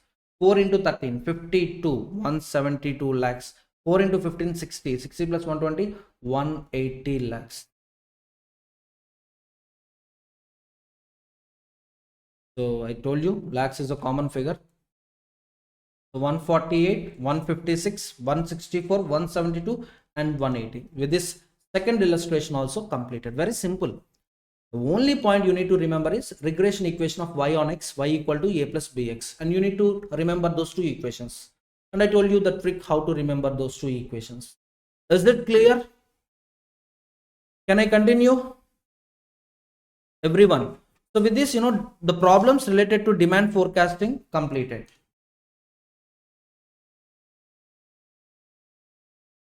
Next one, capacity planning. So illustration 5. A department works on 8-hour shift, 250 days a year, and has a usage data of a machine as given below. So here, you know, if you observe 8 hours shift, 250 days a year. Understood? So daily 8 hours, like that in a year, they are operating that machine for 250 days. Now total available time, you know, we can use that machine is 250 days into 8 hours. So it is 2000 hours. So usage time of a machine is 2000 hours. And using that machine we produce X, Y, Z, and the annual demand of product X is 300 units. Annual demand of Y 400 units. Annual demand of Z 500 units. Processing time, that is standard time in hours for processing one unit. You know, X requires 4 hours, Y requires 6 hours, Z requires 3 hours. So total time we need is 300 into 4 hours. It is 1200 hours. 400 into 6 hours, that is 2400 hours. Next 500 into 3, that is 1500 hours. So just total it ma. 1200 plus 2400 plus 1500, it is 5100 hours. Just let me change the color. Next. So total number of hours is 5100 hours. So we need 5100 hours, then only we can produce 300 units X, 400 units Y, 500 units Z. But we can use that machine for 2000 hours in a year. Whereas our requirement is 5100 hours. So they're asking us to calculate the number of machines required. So total number of machines required to meet annual demand for X, for Y and for Z. So simply the formula here is workload per year. Workload per year, or just wait ma, just wait. So let me solve this in OneNote.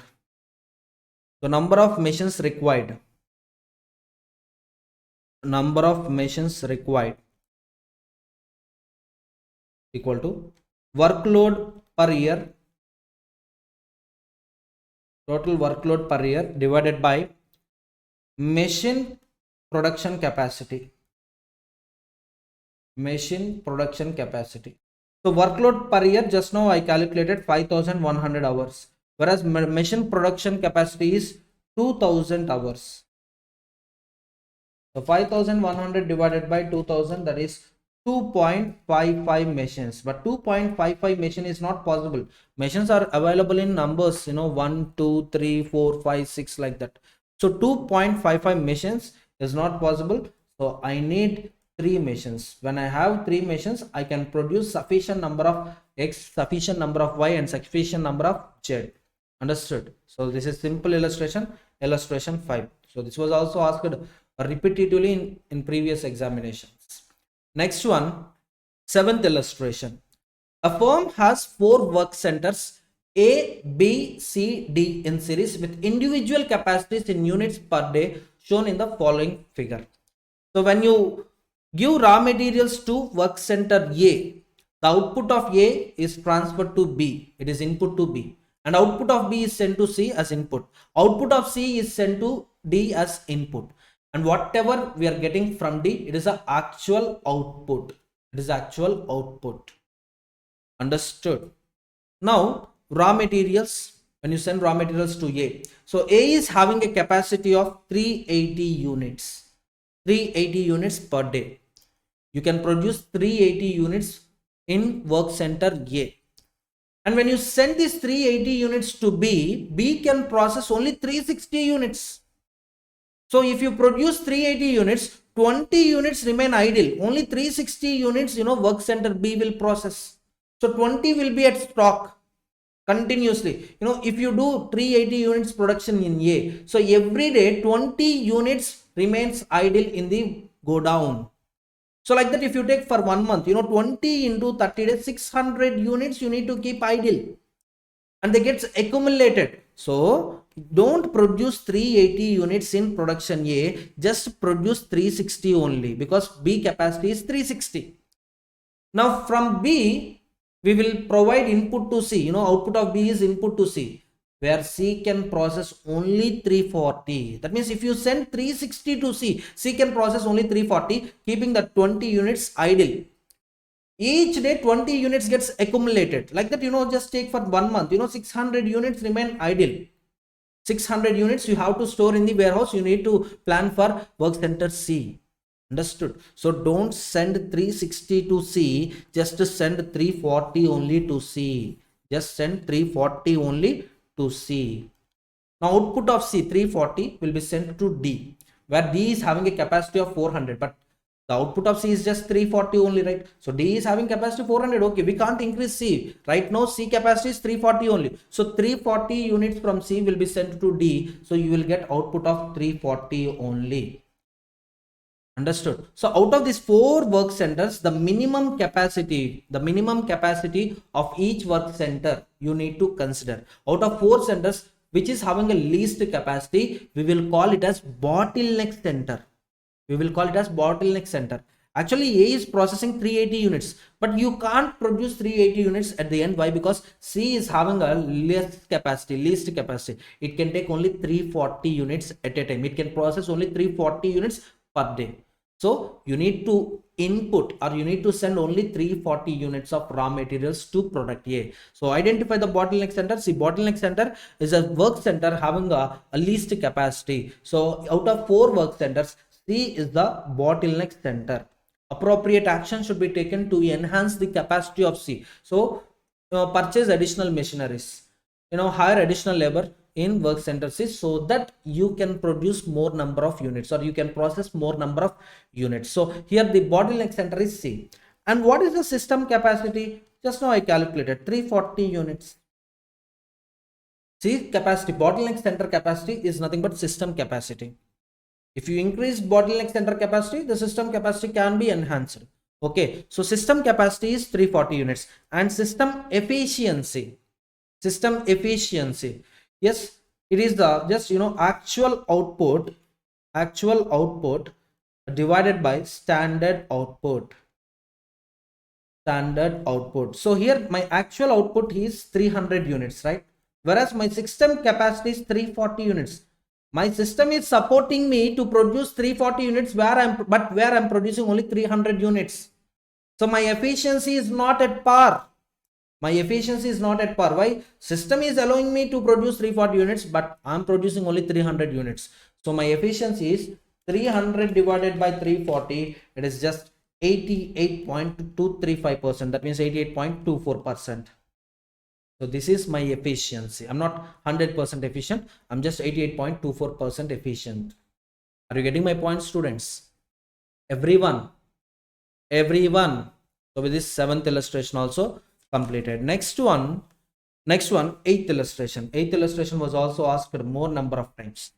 A manager has to decide about the number of machines to be purchased. He has 3 options: purchasing 1 or 2 or 3. The data is given below.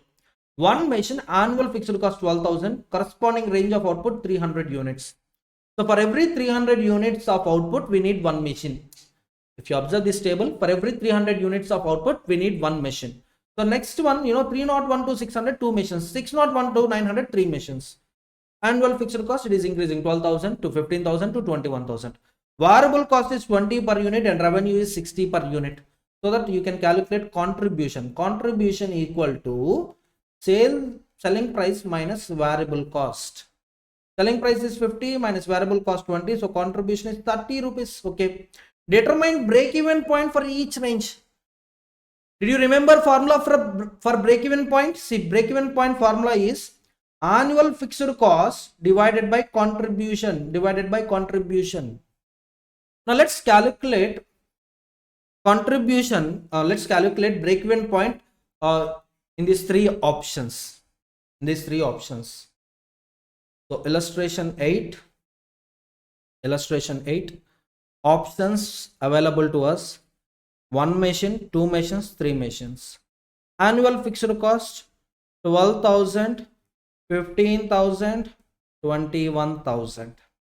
Okay. Now let's calculate break-even point. Break-even point formula is annual fixed cost divided by contribution.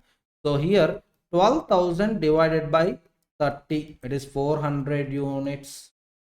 Next 15,000 divided by 30, it is 500 units. 21,000 divided by 30, it is 700 units. Now let's check output range with 1 machine, 2 machines, 3 machines. Output range with 1 machine is 300 units, 0 to 300. Next one 301 to 600. Next one 601 to 900.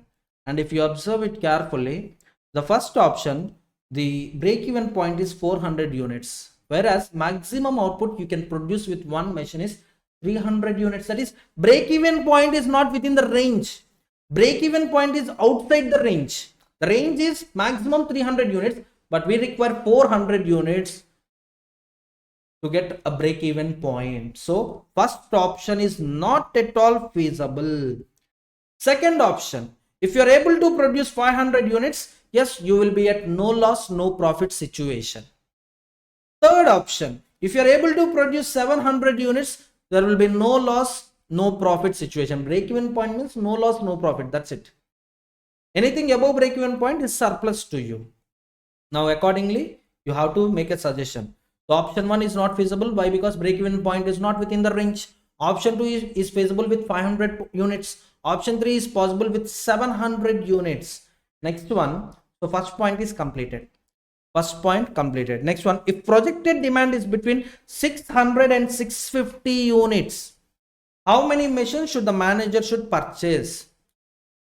So if projected demand is 600 units, then 2 machines are sufficient. Why? Because if you go with second option, maximum output we can produce is 600.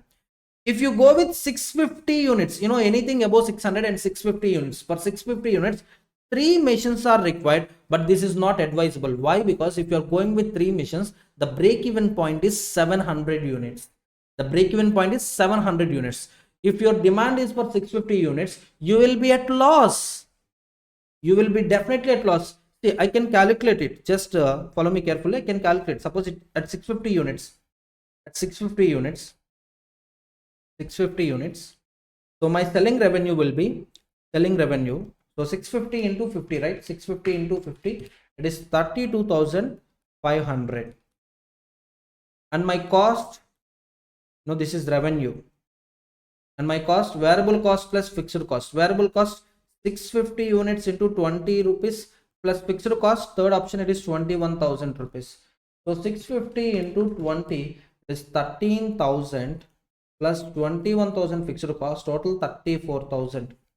Whereas revenue is 32,500. So you can calculate, 1,500 is my loss actually. Understood? So 13 plus 21 minus 32,500. So 1,500 is I'm at loss of 1,500. So production between 600 units to 650 units is not at all advisable. So hence, manager should choose second option to meet annual demand of 600 units. Is it clear, everyone? So with this, capacity planning also completed. Capacity planning is also completed. Next one, illustration 11. Illustration 11. The concept is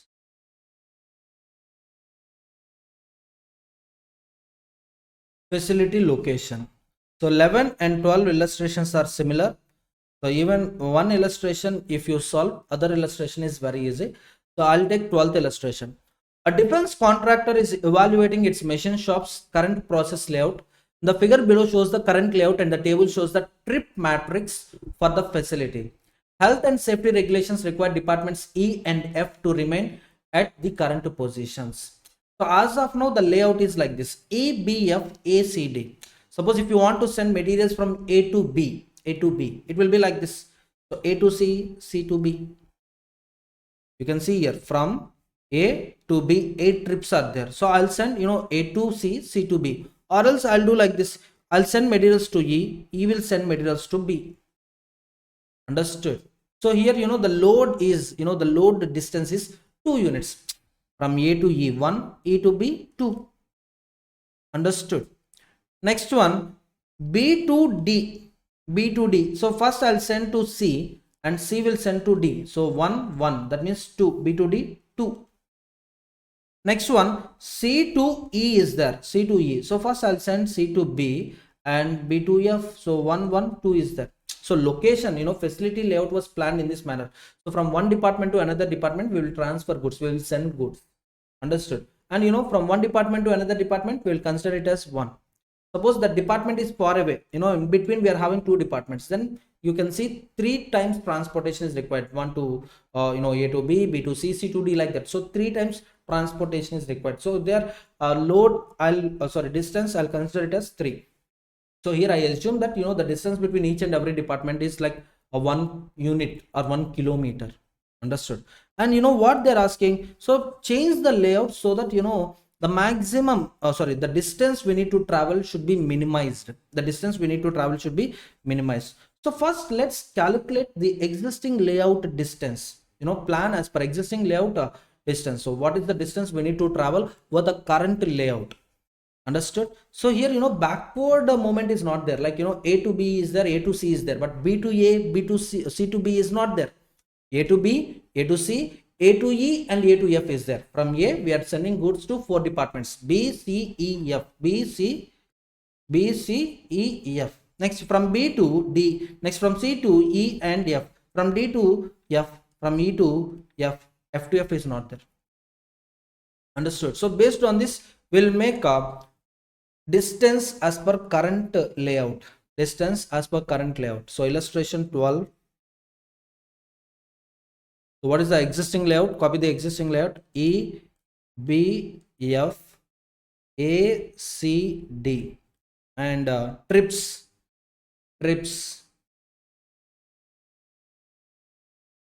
Yeah, from the question only you can find it out. So A to 4 departments are there: A to B, A to C, A to E, A to F, right?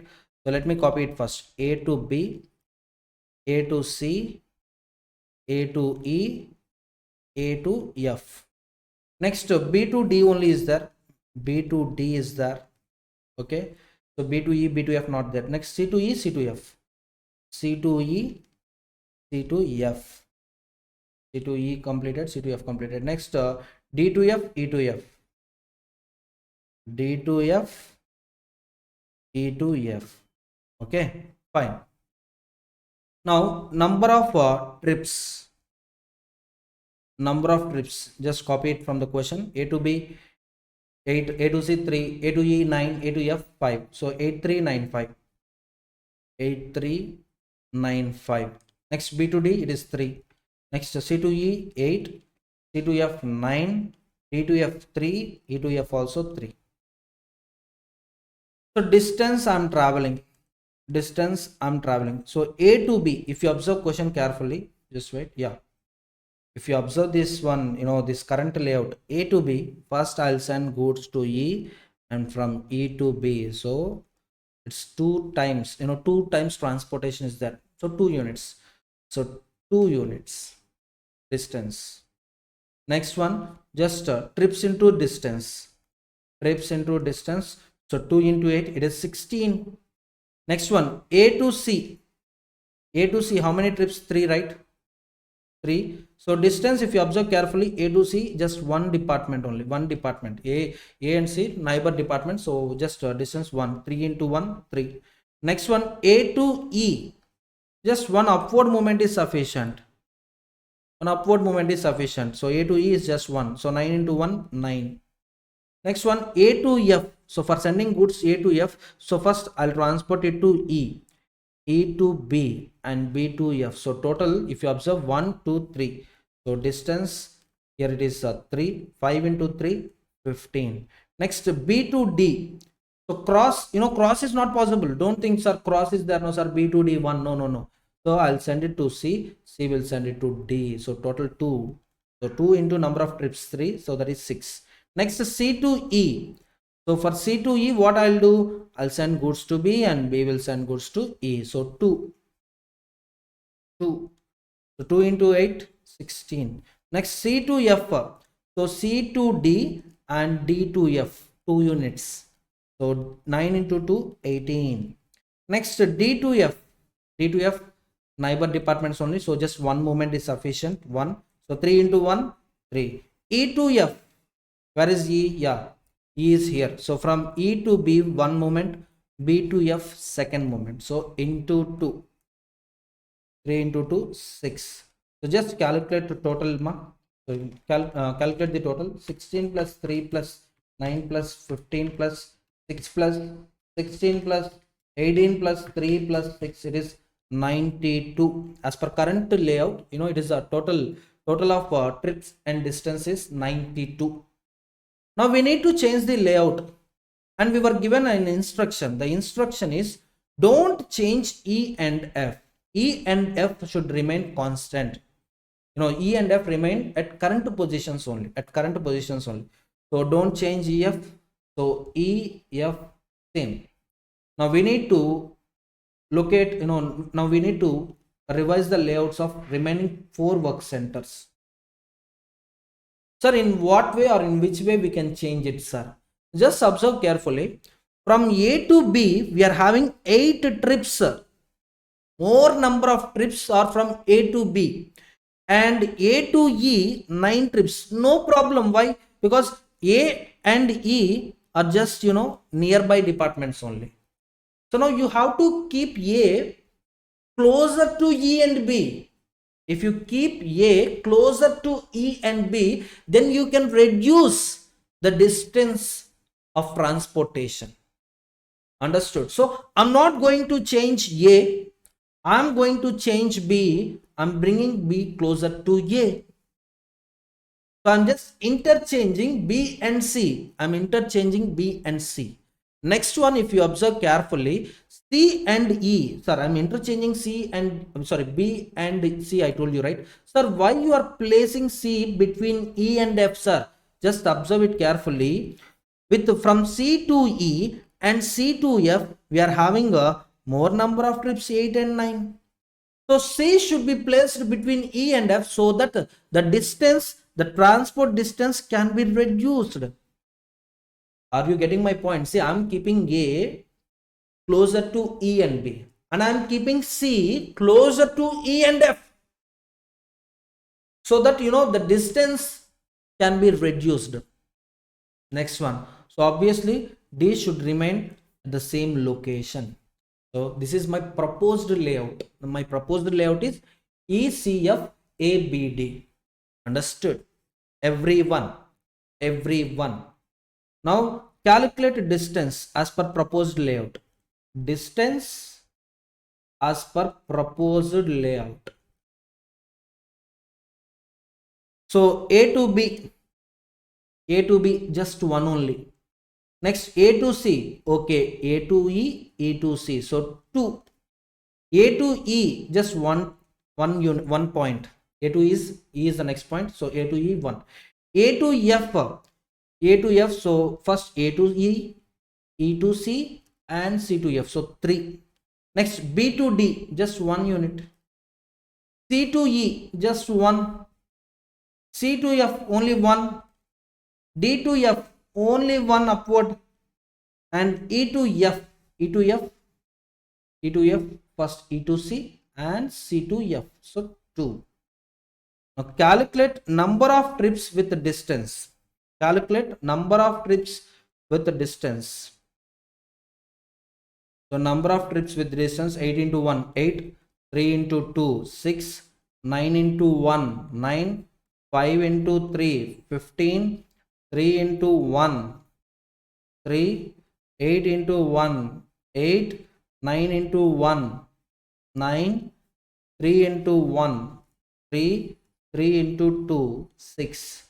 Total it 8 plus 6 plus 9 plus 15 plus 3 plus 8 plus 9 plus 3 plus 6, that is 67. So with the proposed plan, we can reduce this trips into distance from 92 to 67. So this is our best proposed plan. You select any other option. Suppose instead of interchanging BC, you just interchange AD, or you just interchange AB, you just interchange CD, but you are not going to get 67, or you are not going to get less than 67. So ID score of the proposed layout is lower than the existing one, and the improvement is possible, and the improvement is interchange BC centers. Interchange BC centers. Is it clear, everyone? Everyone. So with this facility layout illustration also completed. Next one, economic batch quantity. The next topic in operations planning is economic batch quantity. So illustration 19, this was asked many times previously. So let's solve this illustration. Illustration 19, a company planning to manufacture a household cooking range has to decide on the location of the plant. 3 locations are being considered, such as Patna, Ranchi, Dhanbad. The fixed cost of 3 locations are estimated at 30 lakhs, 50 lakhs, 25 lakhs per annum. The variable costs are 300 rupees, 200 rupees, 350 rupees per unit, for Patna, Ranchi and Dhanbad, based on labor wage rates, and based on rents, fixed cost. So, the fixed cost is changing from one unit to another unit, and variable cost is also changing from one unit to another unit. The expected sales price of the cooking range is 700 per unit, and find out the range of annual production sales volume for which each location is most suitable. So they are asking us to calculate, production or sales volume range. So they are not giving any particular range, but they are expecting us to find out the range also. And if you observe second question, sales volume of 18,000 units is given. So what I'll do here is I'll fix range like this: 5,000, 10,000, 15,000 units, 20,000 units, 25,000 units. Like this I'll fix the range, and for each and every location, for each and every point, for each and every sales volume, production volume, I'm going to calculate total cost. Understood? Selling price is constant for all these three locations, but variable price and fixed cost, variable cost, it's not variable price, variable cost and fixed cost is getting changed. Are you able to follow me? Is it clear? Chalo, let me copy the question. Illustration 19. Illustration 19. So given data, we are having three locations: Patna, Ranchi, Dhanbad. So first I'll go with Patna. Patna. So I need to find out the volume suitable for Patna. So volume, I'll fix it as X number of units. So number of units equal to X. So total cost for X number of units is variable cost plus fixed cost. Variable cost for Patna is 300 rupees. So 300 into X plus fixed cost is 30 lakhs. 30 lakhs. Now I told you the range is 5,000 to 25,000. So X, that is, volume X, I'll fix it as 5,000 units, 10,000 units, 15,000 units, 20,000 units, 25,000 units. All these units, at all these units, the fixed cost is constant for Patna. Patna, what is the fixed cost? 30 lakhs, 30 lakhs, 30 lakhs, 30 lakhs, 30 lakhs. And variable cost is 300 into X. 300 into X. So 300 into 5,000, 300 into 10,000, 300 into 20,000, 300 into 25,000. Okay, 300 into 5,000, it is 15 lakhs. And here it is 30 lakhs. 300 units into 15,000, 45 lakhs. Next one, 300 units into 20,000, 20,000, 60 lakhs. 300 units into 25,000, 75 lakhs. So find out total cost, total cost 45 lakhs here, 60 lakhs, 75 lakhs, 90 lakhs, and 105 lakhs. So for Patna, calculation is over. Next one, next unit is what? What is the next unit, Ranchi. So Ranchi. So variable cost is how much? Variable cost is 200, whereas fixed cost is 50 lakhs. So now total cost, formula for total cost is 200 units into X plus 50 lakhs. So with same range, I'm going to calculate fixed cost, variable cost, and finally total cost. So volume, as usual, 5,000 units, 10,000 units, 15,000 units, 20,000 units, 25,000 units. So fixed cost is 50 lakhs. 50 lakhs. 50, 50. Variable cost, the formula is 200 rupees into volume. So 200 into 5,000 means 10 lakhs. 200 into 10,000, 20 lakhs. 200 into 15,000, 30 lakhs. 200 into 20,000, 40 lakhs. 200 into 25,000, that is 50 lakhs. Now total cost, 60 lakhs at 5,000 units, 70 lakhs at 10,000 units, 80 lakhs at 15,000 units, 90 lakhs at 20,000 units, and 1 crore, that is 100 lakhs at 25,000 units. So similarly, we'll make calculation to Dhanbad also. So Dhanbad variable cost is how much, Variable cost is 350 per unit. Okay, and fixed cost is how much? Fixed cost, it is 25 lakhs. So total cost for X number of units is 350 into X plus 25 lakhs. 350 into X plus 25 lakhs. So volume as usual 5,000 units, 10,000 units, 15,000 units, 20,000 units, 25,000 units. So fixed cost is 25 lakhs. Each and every case 25 lakhs. Variable cost, it is a number of units into 350 rupees. 350 into X. So 350 into 5,000. Here I think I need to use calculator. 350 into 5,000. It is 17.5 lakh.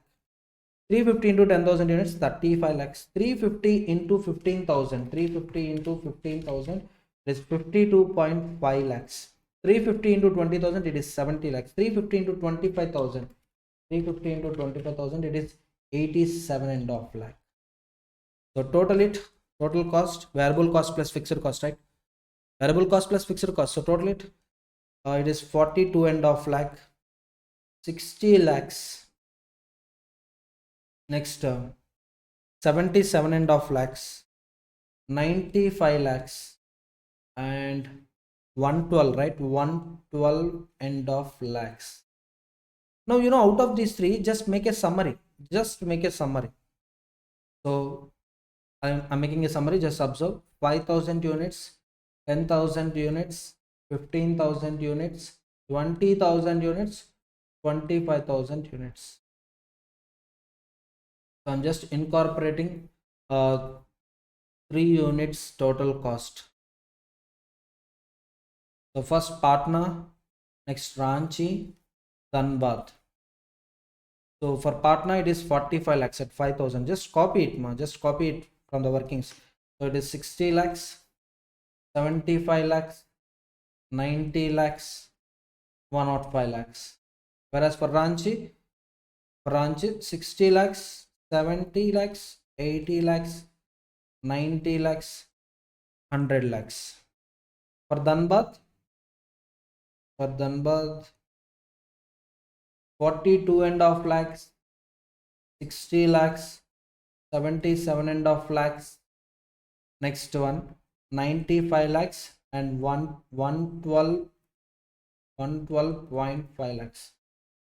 Now if you compare these 3 units total cost, these 3 units total cost, you can find out the minimum out of these 3. So minimum 42.5 and 60. At 15,000 units the minimum is 75 lakhs. At 20,000 the minimum is 90 lakhs. At 25,000 units the minimum is 100 lakhs. Understood? So by this I can conclude like this. The conclusion is 5k, 10k, Dhanbad is suitable. Sir, no, Dhanbad is suitable. Next one 15k, 20k, Patna is suitable. For 25k, Ranchi is suitable. For C, for the okay, I can tell you like this also. So for 5,000 units, just wait. 5,000 units, Dhanbad is advisable. 10,000 units, both Dhanbad and Patna is advisable. 15,000 units, Patna is advisable. 20,000 units, Patna and Ranchi both are advisable. And 25,000 units, Ranchi is advisable. So the conclusion is up to 10,000 units, I'll go with Dhanbad. Let me write like this. Up to 10,000 units. And between 10,000 to 20,000, Patna is advisable. And above 20,000, Ranchi is advisable. Now if you look at the question, they're asking one more point, which one of the 3 locations is best location for a sales volume of 18,000 units? 18,000 is falling in the second category. So Patna is advisable. I'll show you. Let me calculate. At the given volume of 18,000 units. So for Patna, Ranchi, Dhanbad. So Dhanbad, the formula is 350 into 18,000 units plus fixed cost is 25 lakhs. So 350 into 18,000. It is 63 lakhs. 63 lakhs plus 25 lakhs. It is 88 lakhs. For Ranchi, the formula is 200x plus 50 lakhs. 200 into 18,000 units plus 50 lakhs. So 200 into 18,000 means 36 lakhs. 36 plus 50, 86 lakhs. And coming to partner, just wait. I think I interchanged the names. No, coming to the partner, yes, the formula is 300 into x. 300 into 18,000 units plus the fixed cost is how much? Fixed cost is 30 lakhs. So 300 into 18,000 means 54 lakhs. 54 lakhs plus 30 lakhs means 80 lakhs. So partner is advisable. Just wait. 300 into 18,000, it is 54. 54 plus 30, 84 lakhs. Small calculation. It's not calculation error. Calculation I did perfect, but writing error. So 84 lakhs. So partner is advisable. That's what I wrote here. Anything between 10,000 and 20,000, partner is advisable. And you can compare the cost at partner, at Ranchi and Dhanbad. So we got a partner list, that is 84 lakhs. Everyone understood this illustration? The most repetitively asked illustration, ma. I'm not giving any time for writing this point. Why? Because you already practiced these illustrations. This is just it's a revision. That's it. Everyone, if you want to copy it, just pause the video and copy it. Next to illustration is 20. Next one is 24. 24. 21 illustration was also asked more number of times, but 21st illustration is similar to illustration 1 and illustration 2. So this is also important, but solve it on your own. Why? Because this illustration is similar to 1 and 2 illustrations. So now I'll go with the 24th illustration, ma. Illustration number 24. Yeah. So here you need to find out economic order quantity and reorder point. Very simple, but here there is a small adjustment. The adjustment is 95% probability of not stocking out during the lead time. So here there is one small point. Because of this point, the formulas are getting changed. That small point is standard deviation. Standard deviation. I'll read the question. Just listen. So daily demand for a certain product is normally distributed with a mean of 60. Average demand per day is 60 and standard deviation of 7. That means some days the demand would be like this, 60 plus or minus 7. It is telling, the question is very clear with the range of demand. So the demand range is actually, if you take a year, in a year, average demand per day is 60 units. Sometimes, some days the demand is like 60 plus or minus 7. Standard deviation is 7. That means, the range would be like this, 60 minus 7 to 60 plus 7. 60 minus 7 means 53, 60 plus 7 means 67. So sometimes the demand is between 53 to 67. It may be 55 or it may be 65 or it may be 56 or it may be 64, whatever it may be. But the range is 53 to 67. How you got it? So mean plus or minus standard deviation. So 60 plus or minus 7. The source of supply is reliable and maintain a constant lead time of 6 days. So here, the order time is fixed. It is not variable. Whereas demand is variable. Demand is variable, 60 plus or minus 7. Whereas the lead time, that is order period, is 6 days. Today, if I order product, after 6 days, I am going to get that product. The cost of placing the order is 10 rupee and annual holding cost is 50 paisa per unit. 50 paisa per unit. This is per unit per annum. Holding cost is nothing but carrying cost. There are no stock out cost and unfilled orders are filled as soon as order arrives. So there is no concept of stock out. That means whenever we start production, we will have sufficient raw materials. Assume sales occur over the entire 365 days of the year. So production is also, we need to plan production for 365 days. Now find out the order quantity. Order quantity, that is, economic order quantity. The formula for economic order quantity is very simple. 2 into annual output into holding cost. Sorry, order cost. I'm sorry. Order cost divided by carrying cost. Formula is very simple. So let me solve this point here itself. So 2 into Average demand is 60 units and per annum we are having 365 days production. So 365 into 60. I think place is not sufficient. Okay, fine. So illustration 24 EOQ. So square root of 2 into annual demand 365 days into 60, and the ordering cost is 10 per order divided by carrying cost is 50 paisa. So just solve it. So 2 into 365 into 60 into 10, that is 4,38,000 divided by 0.5 square root. So divided by 0.5, that is square root of 8,76,000, apply square root. So it is 935.94. So 936 units. Economic order quantity 936 units. So place order of 936 units at a time. So EOQ, okay, fine. Next, the reorder point. Reorder point. Generally, reorder point is, with how much stock we can place an order.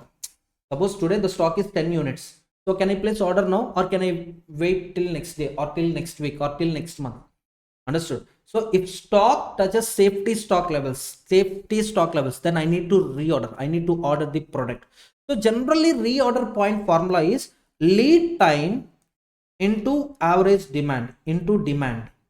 So simply lead time is 6 days and demand for each day is 60 units. So 360. Actually, this is the answer. If there is no standard deviation concept, this might be the answer. But there is a concept of standard deviation. Standard deviation is, plus or minus 6. Simply standard deviation is how many units? 7 units. Yeah, 7 units is the standard deviation. So demand may go up or demand may come down. If it go up, we need adequate number of raw materials, then only we can meet a demand. Understood? So standard deviation is 7 units, and the probability of no stock out concept, here probability is 95%.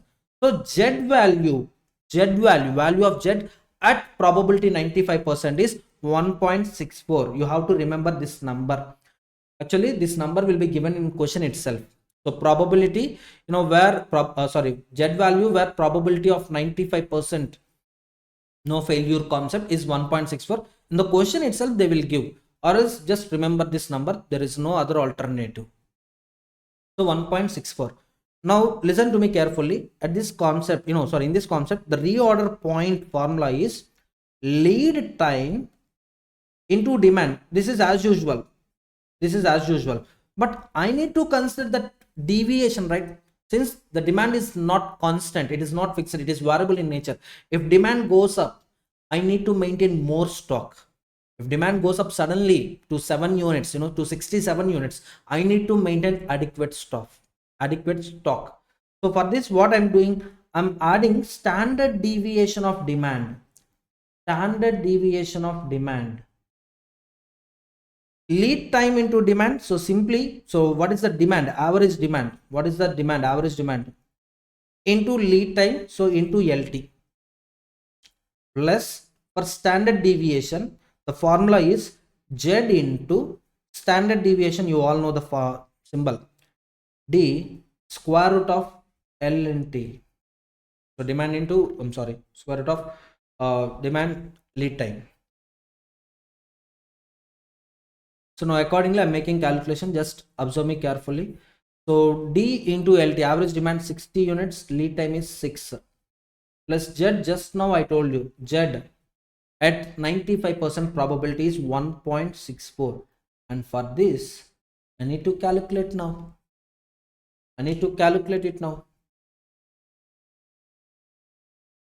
So here it is a square root of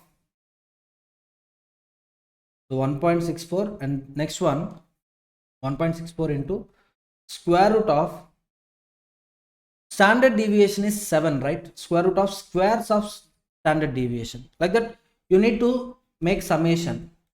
7 square plus 7 square plus 7 square plus 7 square plus 7 square.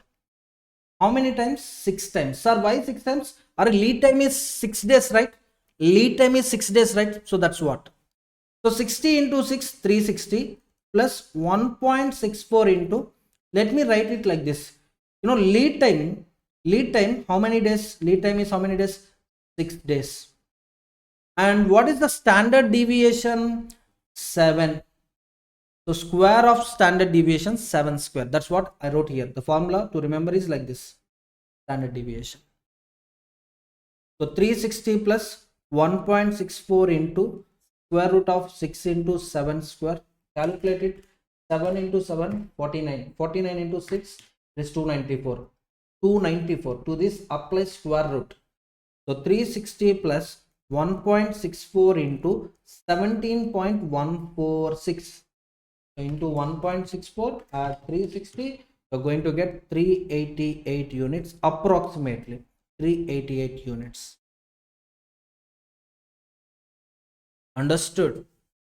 Understood. Actually, reorder point means lead time into average demand. Up to here, anyone can remember. Anyone can remember up to here. But in the question, it is very clear the standard deviation is 7 units. Sometimes the demand may go up to 67 units. So you need to consider that factor and you need to increase your safety stock levels. So that's why I'm considering standard deviation of the demand. So for that, what I'm doing, what is the lead time? 6 days. What is the standard deviation? 7. So square of all the standard deviation, summation of square of all standard deviation, 6 days into 7 square. And apply square root, multiply it with 1.64. 1.64 is the value of Z at a given probability of 95%. Understood everyone?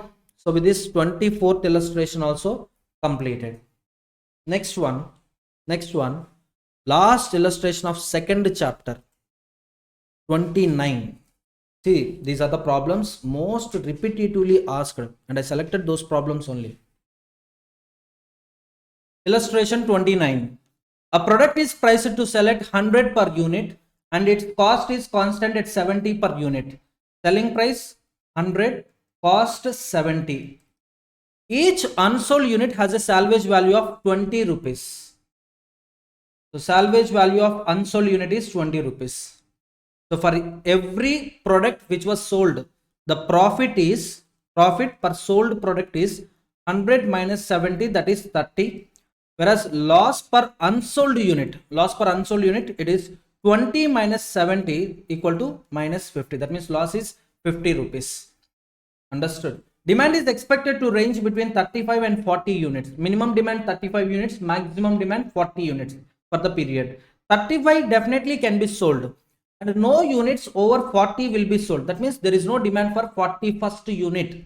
Maximum demand is 40 units only. The demand probabilities and associated cumulative probability distribution for this situation is as follows. So number of units 35. So demand probability for 35 units is 10%. For 36 units 15%. For 37 units 25%. For 38 units 25% probability. And 39 units 15% probability. For 40 units 10% is the probability.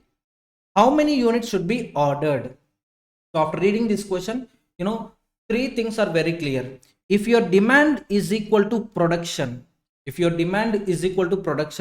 then there is no loss from unsold goods. In fact, there is no opportunity cost.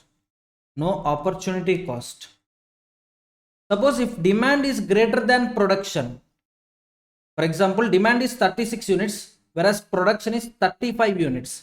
Now, one unit which you didn't meet customer demand, from that one unit you are going to miss 30 rupees profit. This 30 rupees is not loss, this 30 rupees is opportunity cost. That is indirect loss only. Next, if demand is less than production, suppose 35 units demanded but you produced 36 units. So 35 units you can sell. But the point is one unit which was unsold, on that you will get loss of 50 rupees. That is 50 rupees loss per unsold unit. Is it clear? So loss per unsold unit. Now based on these three things, we need to identify the correct order where the loss would be minimum. We need to identify the point where the loss to the company is minimum. It might be opportunity cost or it might be loss per unsold unit. Chalo, let's prepare a table ma. The left side, units demanded 35, 36, 37, 38. We'll give one line gap. 35, 36, 37, 38, 39, 40. This is units demanded. Next one, units produced or available for sale. Unit produced or available for sale. So 35, 36, 37, 38, 39 and 40. Now if you observe carefully this table, if units produced and units demanded, if they are equal, that means if demand is equal to production, then there will be no opportunity cost and no loss from unsold goods. Yes or no? So at all those points I will write 0. I'll mark it as 0. So 35 produced, 35 demanded. 0 is the loss. No opportunity cost, no loss from unsold goods. 36, 36. Here also 0. 37, 37. 0. 38, 38. 0. 39 and 39. 0. 40, 40. 0. So here my opportunity cost and my loss from unsold unit is 0. So it is very clear. Next one, units produced 35. Whereas units demanded 35. Yes, this column is over. Next column, 36 production, whereas 35 is demanded. Now if you observe carefully here, one unit remains unsold. So one loss from each unit which was unsold is 50 rupees. So 50 rupees is loss. Next, 37 production, whereas 35 demanded. So two products remain unsold. So loss from two products which were unsold is 100 rupees. 38 production, whereas 35 is the quantity demanded. Now 3 units remain unsold. Loss from unsold units is 3 into 50, 150. In case of 39 units production, where 35 is demanded by the customers. Now 4 items remain unsold. So 4 into 50, 200. Next one. Similarly here, 5 into 50, 250. Second row. 36 is the demand, whereas 35 is the production. If you observe carefully, demand is higher than production. So this is the concept of opportunity cost. So on one item we are missing a profit. So profit, how much we are missing? 30 rupees we are missing. So 30 into 1, 30 rupees. Next one, 37 is the production, whereas 36 is the demand. One unit remains unsold. Loss from unsold units is 1 into 50, 50. Here it is 2 units, 2 into 50, 100. Here it is 3 units, 3 into 50, 150. Here it is 4 units, 4 into 50, 200. Sir, how you got 1, 2, 3, 4? Follow me carefully. 37 is the production, whereas 36 is the quantity demanded by the market customers. Now there is one product which was unsold. Loss from unsold product is 50. So 1 into 50, 50. Here 38 is a production quantity, whereas 36 is demanded by the customers. So 2 units remain unsold. Each unsold unit can be sold at 20 rupees. Scrap value, realizable value is 20. My cost is 70. I can realize only 20 rupees. So 20 minus 70, 50 rupees is lost to me. How many units? 2 units. 2 into 50, 100 rupees. I hope everyone understood this point. Next one, 37 is the demand, whereas 35 is the production. So we cannot honor 2 products. We cannot sell 2 products. Now opportunity cost from 2 products is 2 into 30. So 60 rupees. Now here production is 36, whereas demand is 37. So we cannot sell 1 product. We cannot meet the demand. The shortage is 1. And the opportunity cost, the profit which we are missing is 1 into 30, that is 30 rupees. Now in case of 38, excess production, less demand. 38 is a production, whereas 37 is demand. So 1 item remain unsold, loss is 50 rupees. Next, the 39 case, 2 items remain unsold, so loss is 100 rupees. Next one, 40 situation, you know, production capacity 40. Here, yes, 3 items remain unsold. 3 into 50, 150 is the loss. Next one, yes, production 35 units, demand 38 units. So I cannot meet demand. The shortage is 3 units. 3 on each unit, I'm missing a profit of 30 rupees. So 90 rupees is my opportunity cost. Next, 36 is production, whereas 38 is demand. So I cannot sell 2 products. Understood? So profit over 2 products is an opportunity cost to me. 2 into 30, 60. So like that here, 1 into 30, 30. Okay. 38 production, 38 demand. So no loss, no opportunity cost, 0. Next one, 39 is a production. 38 is a demand. So one product remain unsold. Loss from that unsold product, 50 rupees. 1 into 50, 50. At 40 units production capacity, two items remain unsold. On each item, the loss is 50 rupees. So 2 into 50, 100 rupees is lost to the company. Next one, production 35, demand 39. So shortage 4 units. On each unit, I am missing a profit of 30 rupees. So 120 rupees is my opportunity cost. Like that here, 3 into 30, 2 into 30, 1 into 30. So 90, 60, 30. And here if you observe carefully, here 40 is the production capacity, you know, production 40, demand is 39. So one item remains unsold. Loss from unsold item 50 rupees. So how many items are there? One item. 1 into 50, 50. So 50. And coming to the last one, 35 is the production capacity, whereas quantity demanded is 40. So shortage of 5 units. On each unit, company is missing 30 rupees profit. So total 150 rupees is opportunity cost. Is it clear? Next one here, like that, 4 into 30. Next 3 into 30. 2 into 30. 1 into 30. Here no loss, no opportunity cost. Just calculate ma. 4 into 30, 120. 3 into 30, 90. 2 into 30, 60. 1 into 30, 30. So I made a calculation in detail. Now I'm going to prepare a summary from this tables. Just summary. So total cost, like that. Total loss or opportunity cost. Units demanded.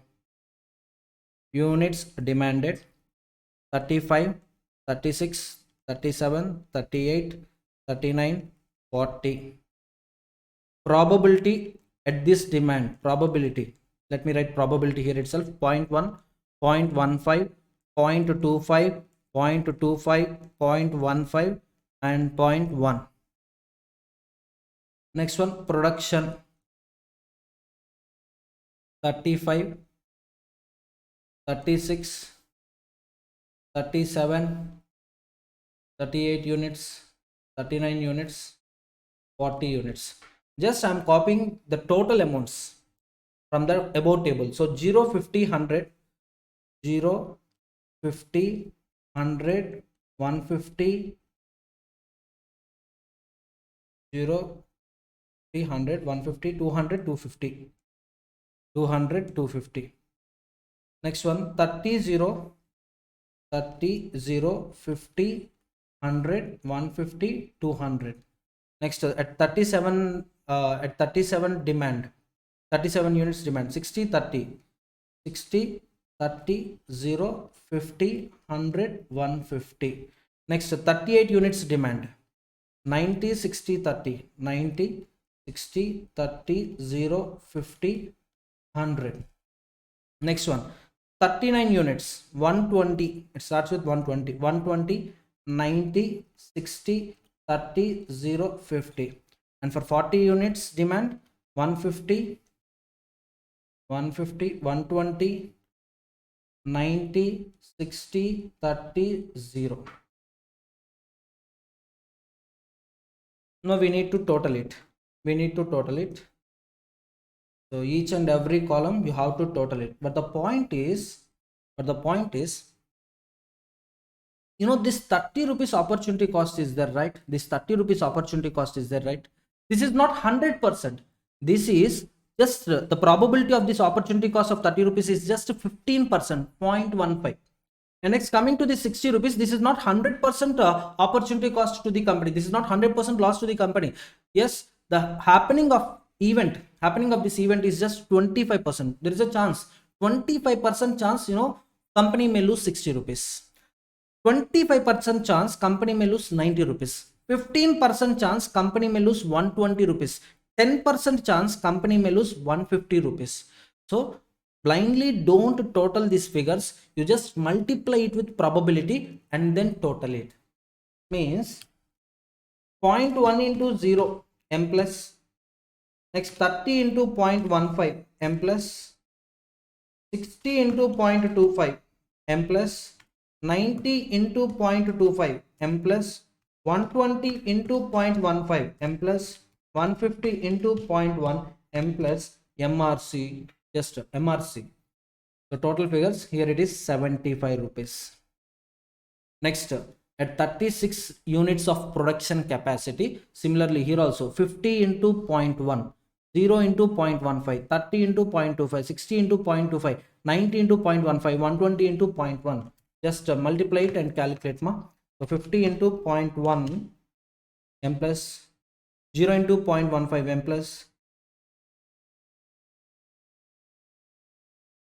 3 into 0.1 m plus, 0 into 0.15 m plus, 30 into 0.25 m plus, 60 into 0.25 m plus, 90 into 0.15 m plus, 120 into 0.1 m plus MRC.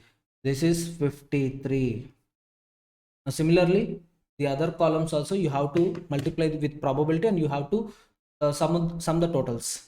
Just observe carefully. So 100 into 0.1 m plus, 50 into 0.15 m plus, 0 into 0.25 m plus, 30 into 0.25 m plus, 60 into 0.15 m plus, 90 into 0.1 m plus MRC. This is 43. Next, 38 units level of production. 150 into 0.1 m plus, 100 into 0.15 m plus, 50 into 0.25 m plus, 0 into 0.25 m plus, 30 into 0.15 m plus, 60 into 0.1 m plus. This is 53. Next, 39 units option. Production capacity 39 units. So 200, it is 200. 200 into 0.1 m plus, 150 into 0.15 m plus, 100 into 0.25 m plus, 50 into 0.25 m plus, next 0 into 0.15 m plus, 30 into 0.1 m plus MRC. Here the total is 83 rupees. Next, last option, that is 40 units production capacity. 40 units. 250 into 0.1 m plus, 200 into 0.15 m plus, 150 into 0.25 m plus, 100 into 0.25 m plus, 50 into 0.15 m plus, 0 into 0.1 m plus MRC. Here it is 125. Now if you observe carefully, out of the 6 options, so where is the least loss, minimum loss? That is 43. And here the option is 37 units. So corresponding figure, that is 37 units. Just wait. Oh, God.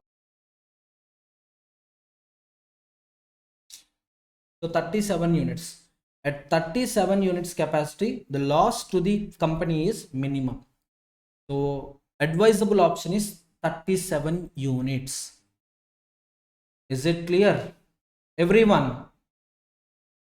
So what I did in this problem, first I identified 3 situations. If demand is equal to production, no loss from unsold goods, no opportunity cost. If demand exceeds production capacity, then there will be opportunity cost. If demand is less than production, then there is a loss per unsold unit. Next, evaluation of options. So yes, in a market, if a demand is 35 units, 36 units, 37, 38, 39, 40, At the same time, our production 35, 36, 37, 38, 39, 40. Now, just we compared these two options. So at 35 units production, if 35 units demand is there, then there is no loss. But if 36 demand is there, then 1 unit we cannot sell. So loss, that means, opportunity cost because of not honoring that one product is 30 rupees, 1 into 30.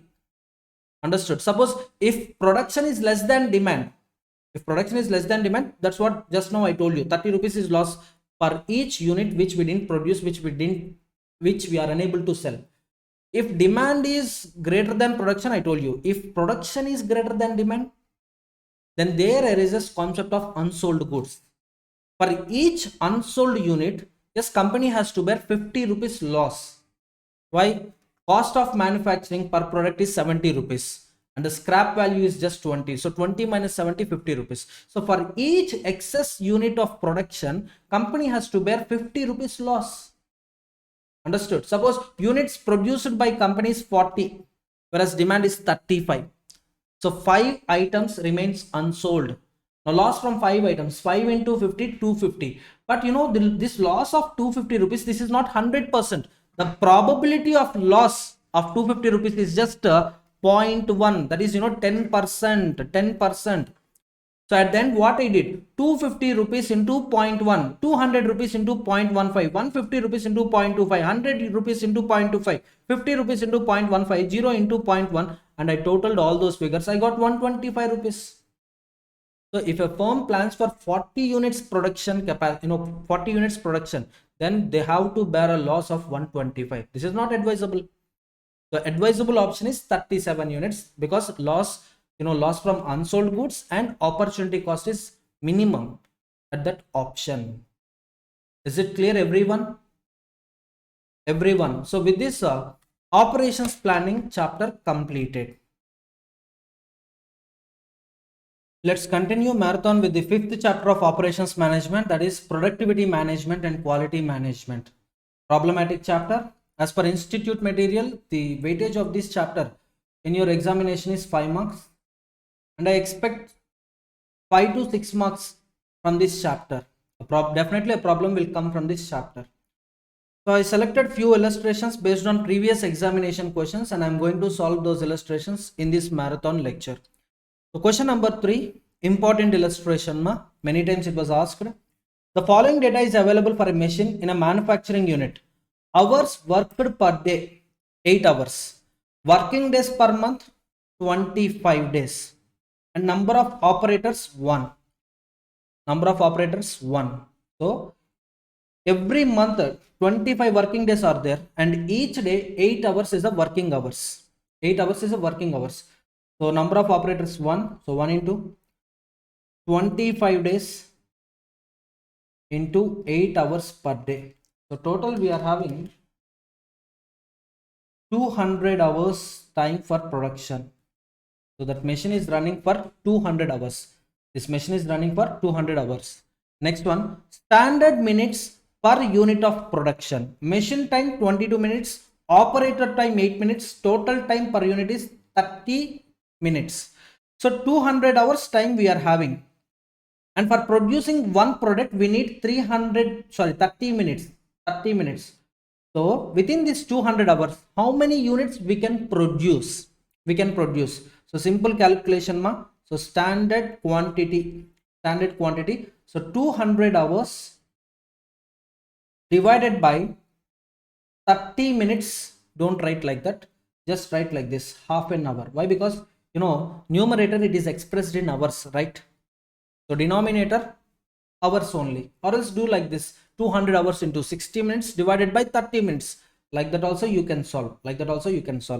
Okay, I'll go with the second option. So simply 200 hours I'm having, 60 minutes and each unit require 30 minutes.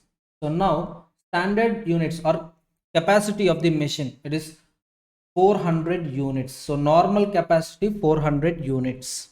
Understood? Normal capacity is 400 units.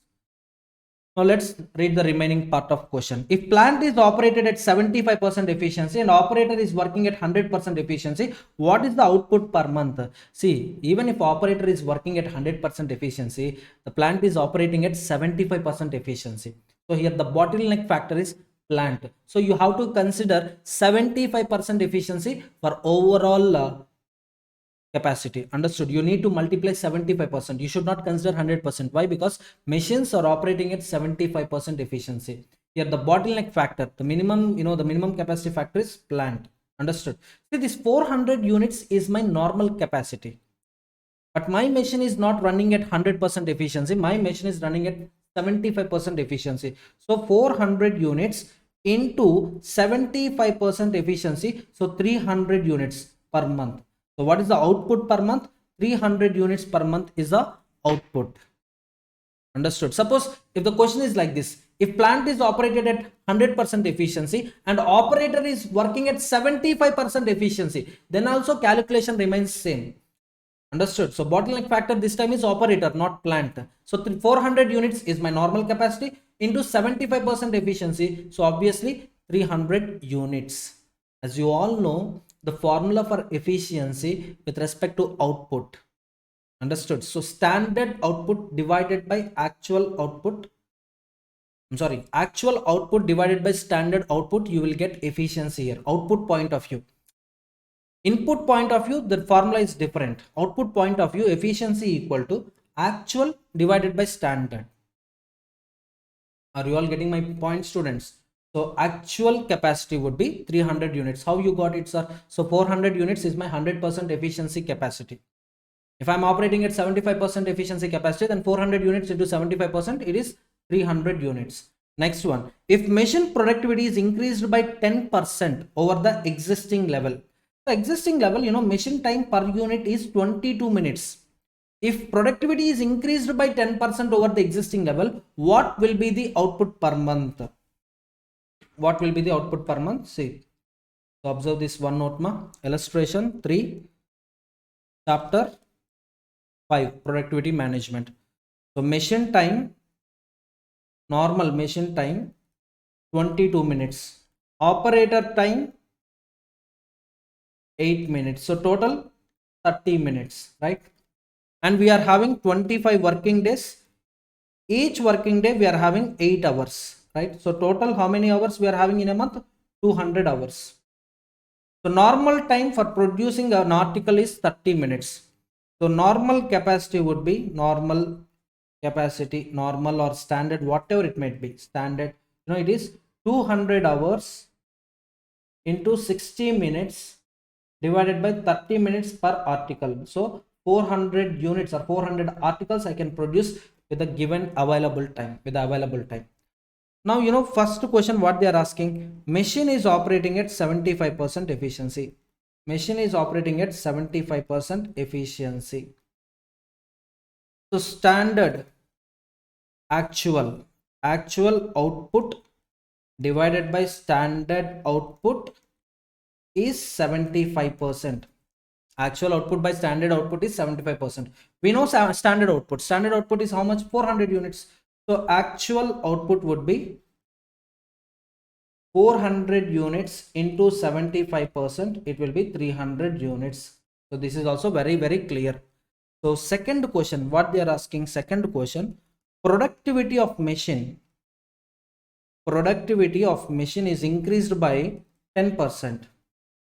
Machine is increased by 10%. So right now 100%. Imagine productivity 100%. Now it is getting increased to 110%. So what is the time taken by the machine per article? 22 minutes. So 22 minutes into 110%. So it will be 22 minutes into 110%. It will be 24.2. If you observe carefully, when your productivity efficiency is getting increased, when the productivity is getting increased, the time taken per article should come down. So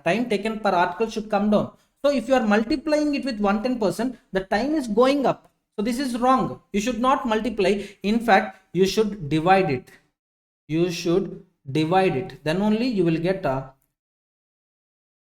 correct amount. So 22 minutes divided by 110 percentage, it is 20 minutes. Very simple, ma. When your productivity is getting increased, time taken for production per article will fall. Yes or no? So don't multiply with 110%, divide it with 110%. So 22 minutes divided by 110%. Or else, if you want to remember formula, you can remember it. Productivity equal to actual time. Let me,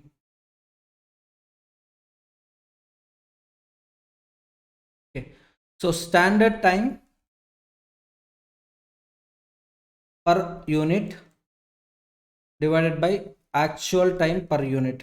Actual time per unit. So here productivity is increased by 10%. So 110% equal to standard time, we know 22 minutes divided by actual time. That implies actual time equal to 22 minutes divided by 110 percentage. Here also you'll get 20 minutes only. But it is no need to remember in this manner. You just remember this one step. So now if you observe carefully, the machine time is reduced to 20 minutes. Machine time 20 minutes. And operator time 8 minutes. Operator time 8 minutes. So total time per article, total time needed per article is 28 minutes. Is it clear? Everyone. Now 200 hours time we are having, right? 200 hours time we are having into 60 minutes divided by 28 minutes per article. So 200 into 60 divided by 28, that is 428.57. But this is not a conclude, this is not last answer. This is not a final answer. Why? Because machine is running at a 75% efficiency. Productivity increased, time taken per article got reduced, but efficiency is still 75% only. There is no change in efficiency rate. Understood? So finally multiply it with 75% into 75%. So 321.42 321.42 per 321.42 units. This is the final answer. So machine efficiency is 75% only. Productivity increased. Sir, what is the difference? If productivity is increased, that means time taken per article gets reduced. Or at the given time, we can increase our production. For the given time, we can increase production. It is all about productivity. Efficiency means how much time you are using it. Understood? Understood. So 321.42 units. This is the answer to B point. Next, C point. If operator efficiency is reduced by 20% over the existing level, what would be the output per month? Again, given information, machine time 22 minutes, operator time actually 8 minutes. But what happened here? Operator efficiency reduced by 20%. Operator efficiency reduced by 20%. Simply, what I'm required to do here? So when efficiency got reduced, he will take more time to complete the operation. So simply 8 into 100 plus 20%. So 8 into 120%, 9.6 minutes. He need 9.6 minutes to complete the operation. 9.6 minutes to complete the product. So total time, if you observe carefully, it is 31.6 minutes. You can also make reverse calculation. So 8 minutes is the standard time, whereas he is taking 9.6 minutes for completion of the article. So 8 divided by 9.6. So 20%, 20% efficiency is getting reduced. Understood? Everyone. So 31.6 minutes. So final time required for completion of an article is 31.6 minutes. Just wait. Oh, yes. So how many hours time we are having? 200 hours into 60 minutes. divided by 31.6 minutes per article. Just calculate it. 200 into 60 divided by 31.6. So 379.746. But plant is not operating at 100% efficiency. Plant is operating at 75% efficiency. Multiply it with 75%. So the total will be 284.81 units. Understood? Everyone? Fine. So next illustration.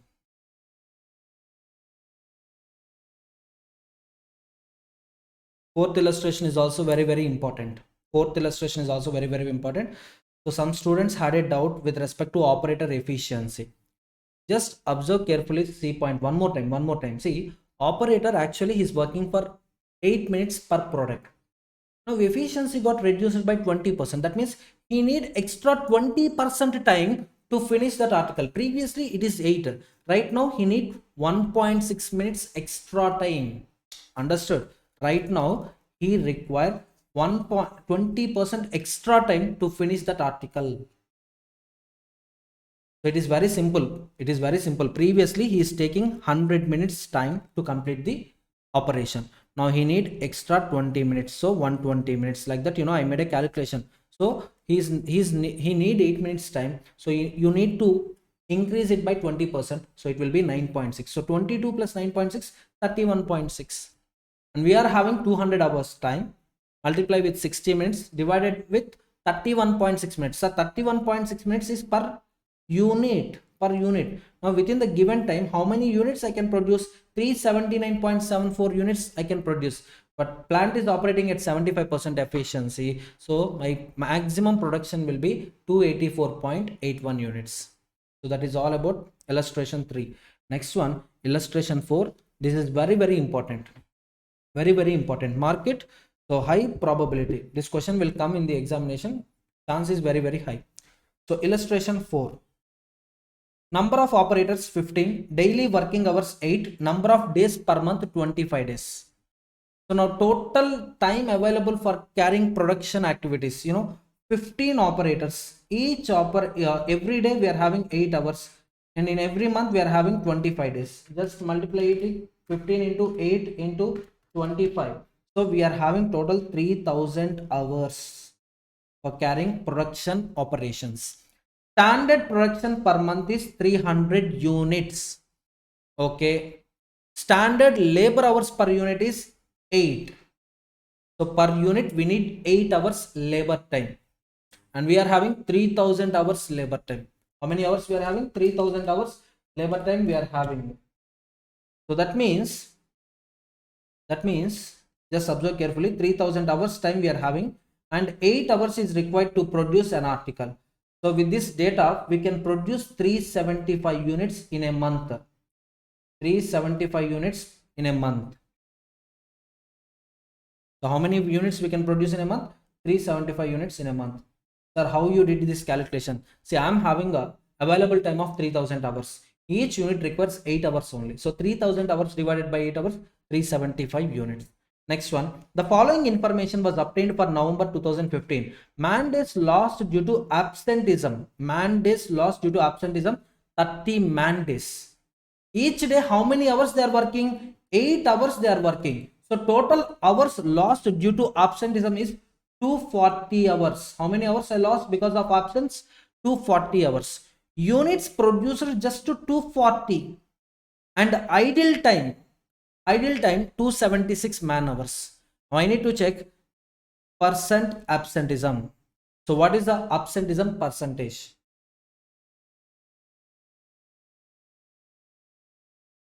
So follow me carefully. Percent absenteeism. So how many hours I lost, ma? Hours lost due to absent divided by available time. Not our total time. So just follow me carefully. Total time. So hour lost due to absenteeism is 240 hours. And my total time is 3000 hours. In a month, I can carry production up to 3000 hours. So 240 divided by 3000 into 100 for getting percentage, it is 8%. So 8% I lost because of absence. Next one, efficiency of utilization of labor. Utilization of labor, see how many hours I'm having and how many hours I utilized. So the formula is very simple. Utilized hours divided by available hours, you will get utilization rate. So let me calculate it. Efficiency, illustration 4, second point, efficiency of utilization of labor. Let me copy the question. Efficiency of utilization of labor. Utilization of labor. So for this, the formula is standard time for producing 240 units. For producing 240 units divided by total labor time. Total labor time into 100. Okay, into 100. Now standard time for producing 240 units. So each unit require how many hours ma? 8 hours. And I'm having a total labor time. It is 3000 hours. So I'm having 3000 hours, but how many hours I utilized? So 240 into 8 divided by 3000. So 64%. My utilization rate is just 64%. So standard time for producing 240 units, 240 into 8 hours. And total labor time is 3000 hours per month. So 64% is the efficiency of utilization of the labor. Next, third one, productivity efficiency of labor. Productivity efficiency of labor. So for this, I need to calculate two things, ma. Just follow me. Standard time for producing 240 units. Just now I calculated. So that is 240 into 8. 240 into 8. 1920 hours. 1920 hours. Actual hours they worked. Actual hours they worked. Actual working hours, in fact. Actual working hours. See, we are having a time of 3000 hours. Actually, we are having 3000 hours. 3000 labor hours are there. But out of this, you need to deduct absenteeism hours, right? You need to deduct absenteeism hours, yes or no? So absenteeism hours, 30 days, each day 8 hours. I lost it. And again, deduct idle time. So ideal time is also there, right? Ideal time in the question, it is very clear. Yes, it is given that 276 man hours ideal time is there.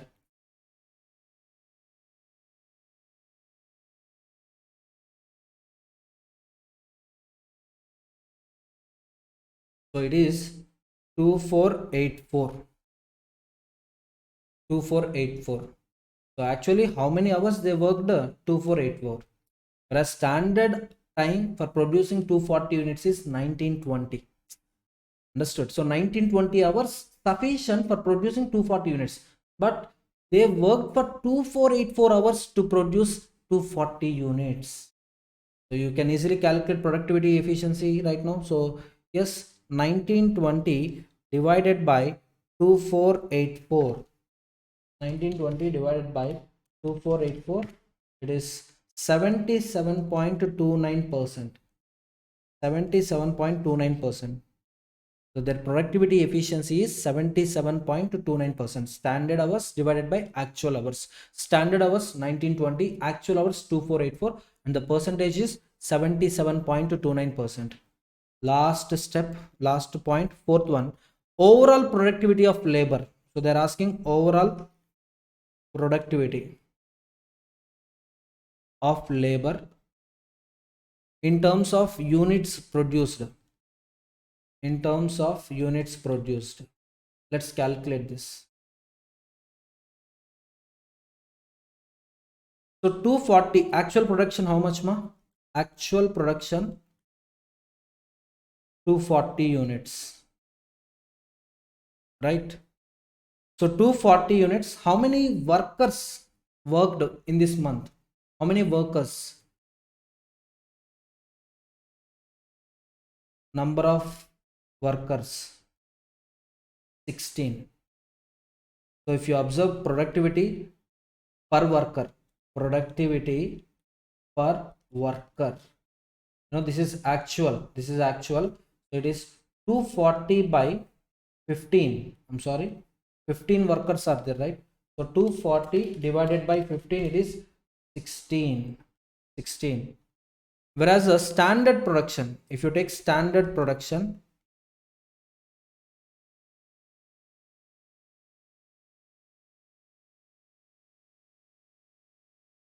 so we need standard production. In the question it is very clear, standard production is 300 units. Standard production per month is 300 units. So let me take that one. So standard production is 300 units. Number of workers equal to 15. So productivity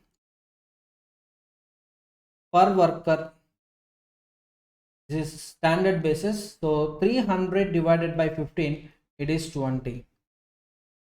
So productivity per worker should be 20 units, whereas the actual productivity per worker is 16 units. So if you observe carefully, there is a downfall of 4 units ma. So 4 divided by 16 units. If you compare downfall of 4 units with the actual productivity, 4 divided by 16, yes, 25% productivity falls. So how much percentage of productivity is getting reduced? 25%. Standard production is 20 units, whereas actual productivity, overall productivity per labor, on actual terms, it is 16. So how much rate of productivity is getting fallen, sir? So you can see the difference is 4. 4 divided by actual productivity 16. So 25% downfall is there. So this is all about illustration 4. So in illustration 4, we were asked 4 questions. Percent absenteeism, very simple. 240 hours we lost. Available time, total time, actual total time available is 3000 hours. So 8% absenteeism is there. Efficiency of utilization of labor, just now I calculated it. So how I calculated efficiency of utilization of labor? So from that first, what I did, so what is the standard time required for producing 240 units? So 240 units into 8 hours. And what is the total labor time available? 3000 hours. So only 64% we utilized. 64% of labor time is utilized. Ignore absenteeism, don't consider them, don't subtract them. So total available time 3000 hours actually. With 3000 hours you can produce more units, but you produce only 240 units. So 64% efficiency. Next, productivity efficiency, if you observe carefully, standard time for producing 240 units is 1920 hours, whereas company took 2484 labor hours to complete the production of 240 units. So if you observe productivity efficiency, it is just 77.29%. And productivity per labor, standard basis it is 20, whereas actual basis it is 16. So 4 units downfall is there. So if you ask me percentage with respect to actual basis, 25% downfall is there. So this is all about illustration 4. Understood everyone?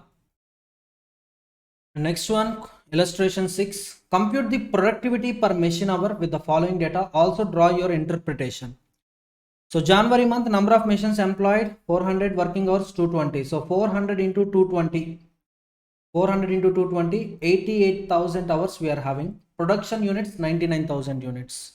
So productivity per machine hour, simply. So what is the production and what is the machine hours we are having? So 99,000 divided by 88,000. So it is 112.5 percentage. Productivity per machine hour 112.5. Next, February, 550 machines we employed and 180 hours working hours is there. So 550 into 180, total machine hours is 99,000 and production units is 1 lakh. So productivity per machine hour is 1 lakh divided by 99,000 hours.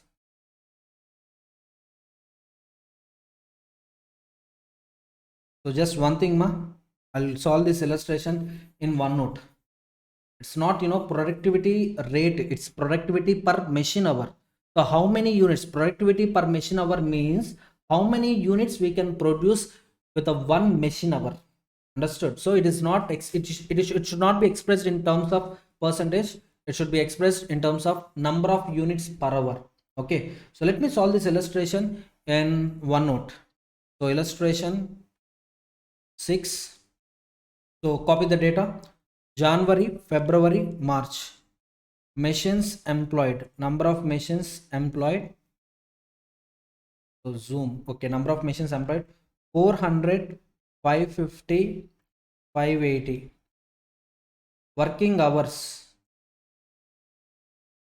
220, 180, 220. So total machine hours 400 into 220, 88,000. 550 into 180, just now I calculated 99,000. 580 into 220, 1,27,600 hours. Now actual production units, actual production. So January actual production, it is 99,000 units. February 1 lakh units. March 1,25,000 units. Now productivity per hour. Productivity per hour. The number of units per hour. You need to calculate number of units per hour. It's not percentage. Okay. So 99,000 divided by 88,000 hours. Yes, per hour we are able to produce 1.125 unit. Next one, 1 lakh units divided by 99,000. 1 lakh units divided by 99,000 units. So here the productivity per hour is 1.010. And for March, 1,25,000 divided by 1,27,600 hours. Here it is 0.979 units per hour. 0.979 units per hour. So the interpretation is January month productivity per hour is 1.125. Slowly it is declining to 1.01, and by the end of March it got declined to 0.97. So productivity per hour, it is getting declined from 1.125 to 0.979. So this is what interpretation of illustration 6. Understood? So don't commit this kind of mistake. The mistake is don't multiply it with 100 and don't express in terms of percentage. So productivity per machine hour they asked. So simply 99,000 units divided by 88,000 hours. 1 lakh units divided by 99,000 hours. 1,25,000 units divided by 1,27,600 hours. That's it. Next, illustration 7. This illustration is not that much important, but illustration 18 is important. For illustration 18, this illustration 7 is just a basic concept. Okay. Calculate standard production per shift of 8 hours duration with the following data. Observed time per unit 5 minutes. Actual time for production is 5 minutes. Rating factor 120%. And total allowances 30% of normal time. So standard time here equal to normal time plus allowances. Normal time plus allowances. And normal time, how to calculate normal time per unit, sir? So observed time multiply with the rating factor. So you need to give some 20% extra time for carrying production of unit. Per unit production, you need to give 120% rating factor. That means whatever observed time is there, you just multiply with 120%, then you will get normal time. To this normal time add allowances, you will get standard time per unit. So observed time is 5 minutes, right? Observed time is 5 minutes. So 5 into 120% rating factor, so normal time is 6 minutes. And allowances is 30% of normal time. See, generally employees, do you think employees will work continuously without any break for 8 hours duration? No, they will take sometime, they will take break, lunch break or snacks break, tea break, or they will take some rest, or they may go to restrooms. Understood? So allowance time is 30%. Now allowance time 30% of normal time. So 6 into 30%, that means 1.8 minutes. So total time required per unit is 6 plus 1.8, that means 7.8 minutes. 7.8 minutes. Understood? Understood the calculation? So standard time equal to normal time plus allowance. Normal time, observed time into rating factor. So for each unit, the standard time required is 7.8 minutes. Next one, 18th illustration ma. This is also important illustration. I can expect 18th illustration in the upcoming examination. This is newly added in the new syllabus. Of course, similar model problem is already there, but this is a new problem. Just follow me carefully.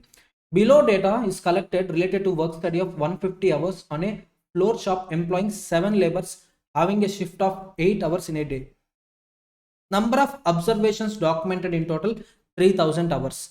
Number of observations in which no working activity is observed 500. So this is ideal time. No work activity is observed. 500 observations, there is no working activity.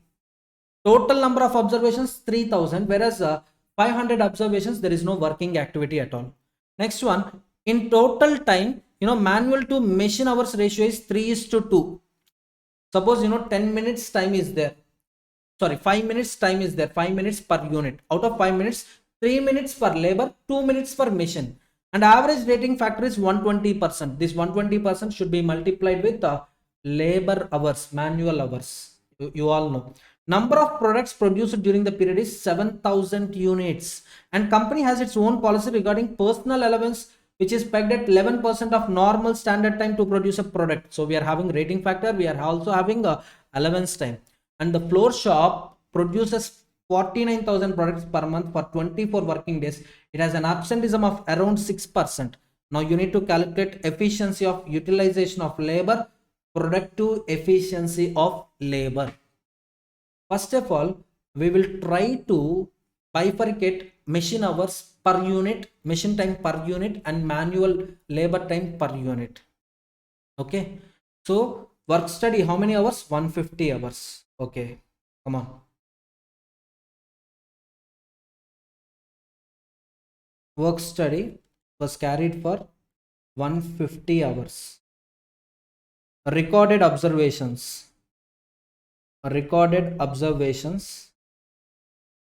How many units? 3000 observations. No working activity was observed in 500 observations. Yes or no? No working activity was observed in 500 observations. So by this you can calculate ideal time.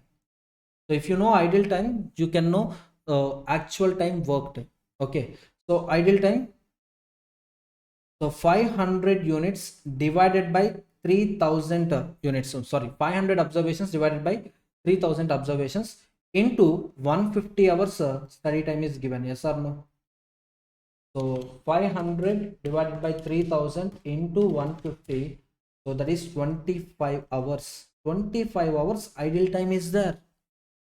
25 hours idle time is there. So total time 150 hours, whereas idle time 25 hours. So time actually spent 125 hours. So if you observe efficiency, percentage of working time, that is 125 hours worked, available time 150 hours. So 125 divided by 150, it is 83.33 percentage. 83.33 percentage. Next one. So 125 hours we worked, right? So with this 125 hours, we are able to produce 7,000 units. In the question, it is very clear. How many units actual production happened? 7,000 units. Number of products produced during the period of study is 7,000 units. So per unit, how much time we require? Very simple. 7,000 units divided by 125 hours into 60 minutes. So 7,000 divided by 125 divided by 60. So it is, how much it is? Just wait. So just observe the equation ma. See, for 125 hours we can produce 7,000 units. Then per unit, how many how much time we need, yes or no? So per unit, how much time we need? So how can we calculate it? So 125 hours into 60 minutes, right? Divided by 7,000 units. Understood? I'm calculating per unit time for 7,000 units. So we are having 125 hours time. 125 hours actually we worked. Now per unit, how many minutes I need? So 125 hours into 60. 125 hours into 60 minutes divided by 7,000 units. So per each unit, I need 1.0714 minutes time. And out of this time, 3 parts for labor, 2 parts for machine. So I need to make it into 5 parts. Out of 5 parts, 3 parts for labor, 2 parts for machine. So simply multiply, just bifurcate this time between labor time and machine time. 1.0714 into 3 divided by 5. So that is 0.64284. And with respect to machine, 1.0714 into 2 divided by 5, so that is 0.42856. So labor time per unit is 0.64284 and machine time per unit is 0.42856. Let's make it a round it off, 0.64 here, and here it is 0.43. So to make calculation easy, I'm making a round it off. So this is observed time actually. As per our observation, observed time per unit, labor time is 0.64. And in the question, it is very clear, a rating factor, how much it is given, rating factor is given at 120%, right? Rating factor equal to 120%. So normal time would be, 0.64 into 120 percentage. So 0.768. 0.768. So ignore that fractions, ignore that fractions. Just make it a round it off. Maybe some fractional differences you can ignore. So actually, what is the point? 0.64284 into 120%. I need to consider. In that case, what will be the answer? In that case, what will be the answer? Just I'll complete it. Just wait. 0.64284 into 120%, it will be 0.771. So previously I got 0.76, right now it is 0.771. Okay, this is normal time. Now coming to the standard time, you need to add allowances, right? Normal time plus allowances. So allowances percentage is 11% of normal time. So 0.771 plus allowance 0.771 into 11 percentage. So 0.771 into 11 percentage. So total it is 0.85581. So 0.85581. So this is a standard time per unit with respect to labor. And with respect to machine, it is 0.43 only. Why? Because machines will run without any breaks, right? So machines, you can run machines without any breaks. So rating factor not applicable, allowance also not applicable. This allowance rating factor is for labor only. Labor will take a rest. Labor efficiency matters, yes or no? So machine time is 0.43, whereas standard time per unit per labor with respect to labor time is 0.855. So with this, total time required for producing an article. So machine time, it is 0.43. Labor time, considering rating factor, and considering allowance factor. So we got 0.85581. So 0.856, I'll take round it off. So 0.856 plus 0.43, it is 1.286 minutes per unit. And in the question, if you observe, they're asking you What is the time required for producing 49,000 products? 49,000 products. So for 49,000 products, the time required is 1.286 minute per product, right? So into 49,000 into 1.286, it will be around 63,014 minutes. Fractional differences ignore. So this is in terms of minutes. So converting into hours. So 63,014 minutes divided by 60 minutes. Divided by 60 minutes is 1050 hours. I'll make it a round it off, 1050 hours. Actually 1050.2333. So I'll make it a round it off. So 1050 hours. Understood?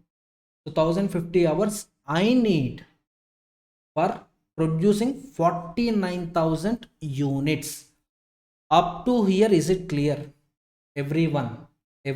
See, this is a standard time. Let me write here. Standard time required for producing 49,000 units. 1050 hours. Now let me calculate available time first. So how much time is available? How much time we utilized? Okay. So in the question, if you observe carefully, we are having 24 working days in a month. And coming to the number of operators, number of operators, 7 labors, and a shift of 8 hours in a day. Shift of 8 hours in a day. So with this data, let me calculate total available working time. So total available time. So how many days are there in a month? 24 months in a day. 24 days in a month. 24 days into how many operators, how many laborers are there? 7. Each labor can work 8 hours per day. So 24 into 7 into 8, that is 1344 hours. So this is the available time. And actual hours they worked, actual working hours. If you observe actual working hours, in the question it is very clear that there is a absenteeism rate. The absenteeism rate is around 6%. Absenteeism rate is 6%. So actual working hours equal to available time minus absent time. So available time is 1344 hours. Absent time, it is very clearly, it was mentioned very clearly that 6% is lost. So 1344 hours into 6%. So into 6%, 1344 into 6% is 80.64. So 1344 minus 80.64. So 1263.66 hours. 1263.66 hours.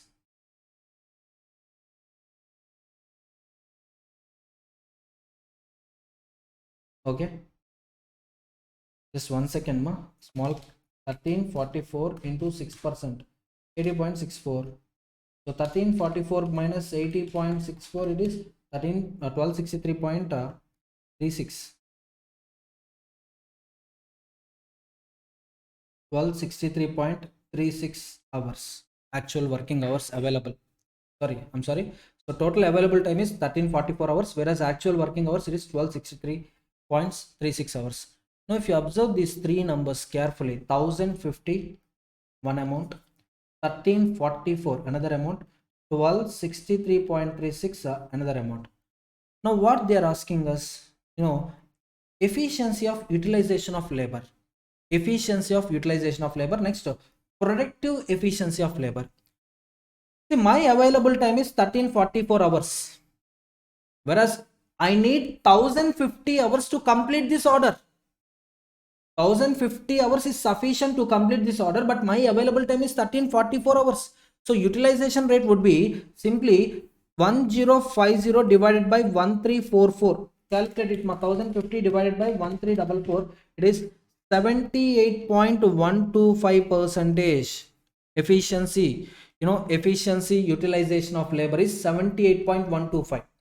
Next one, actual working hours is 1263.36, whereas standard hours required to complete this order is 1050 hours. Now if you ask me productive efficiency,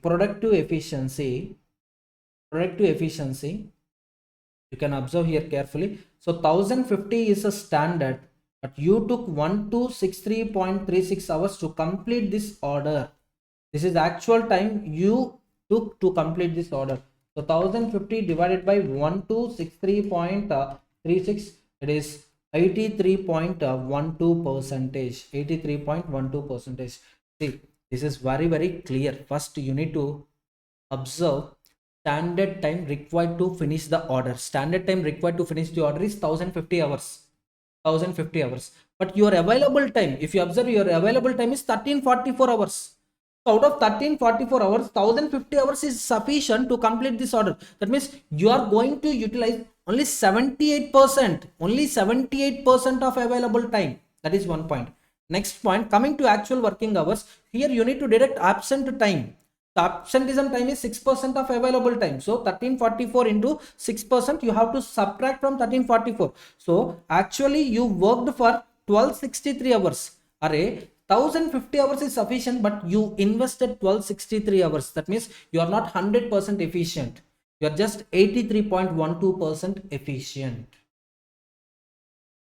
Understood, everyone? So with this 18th illustration also completed.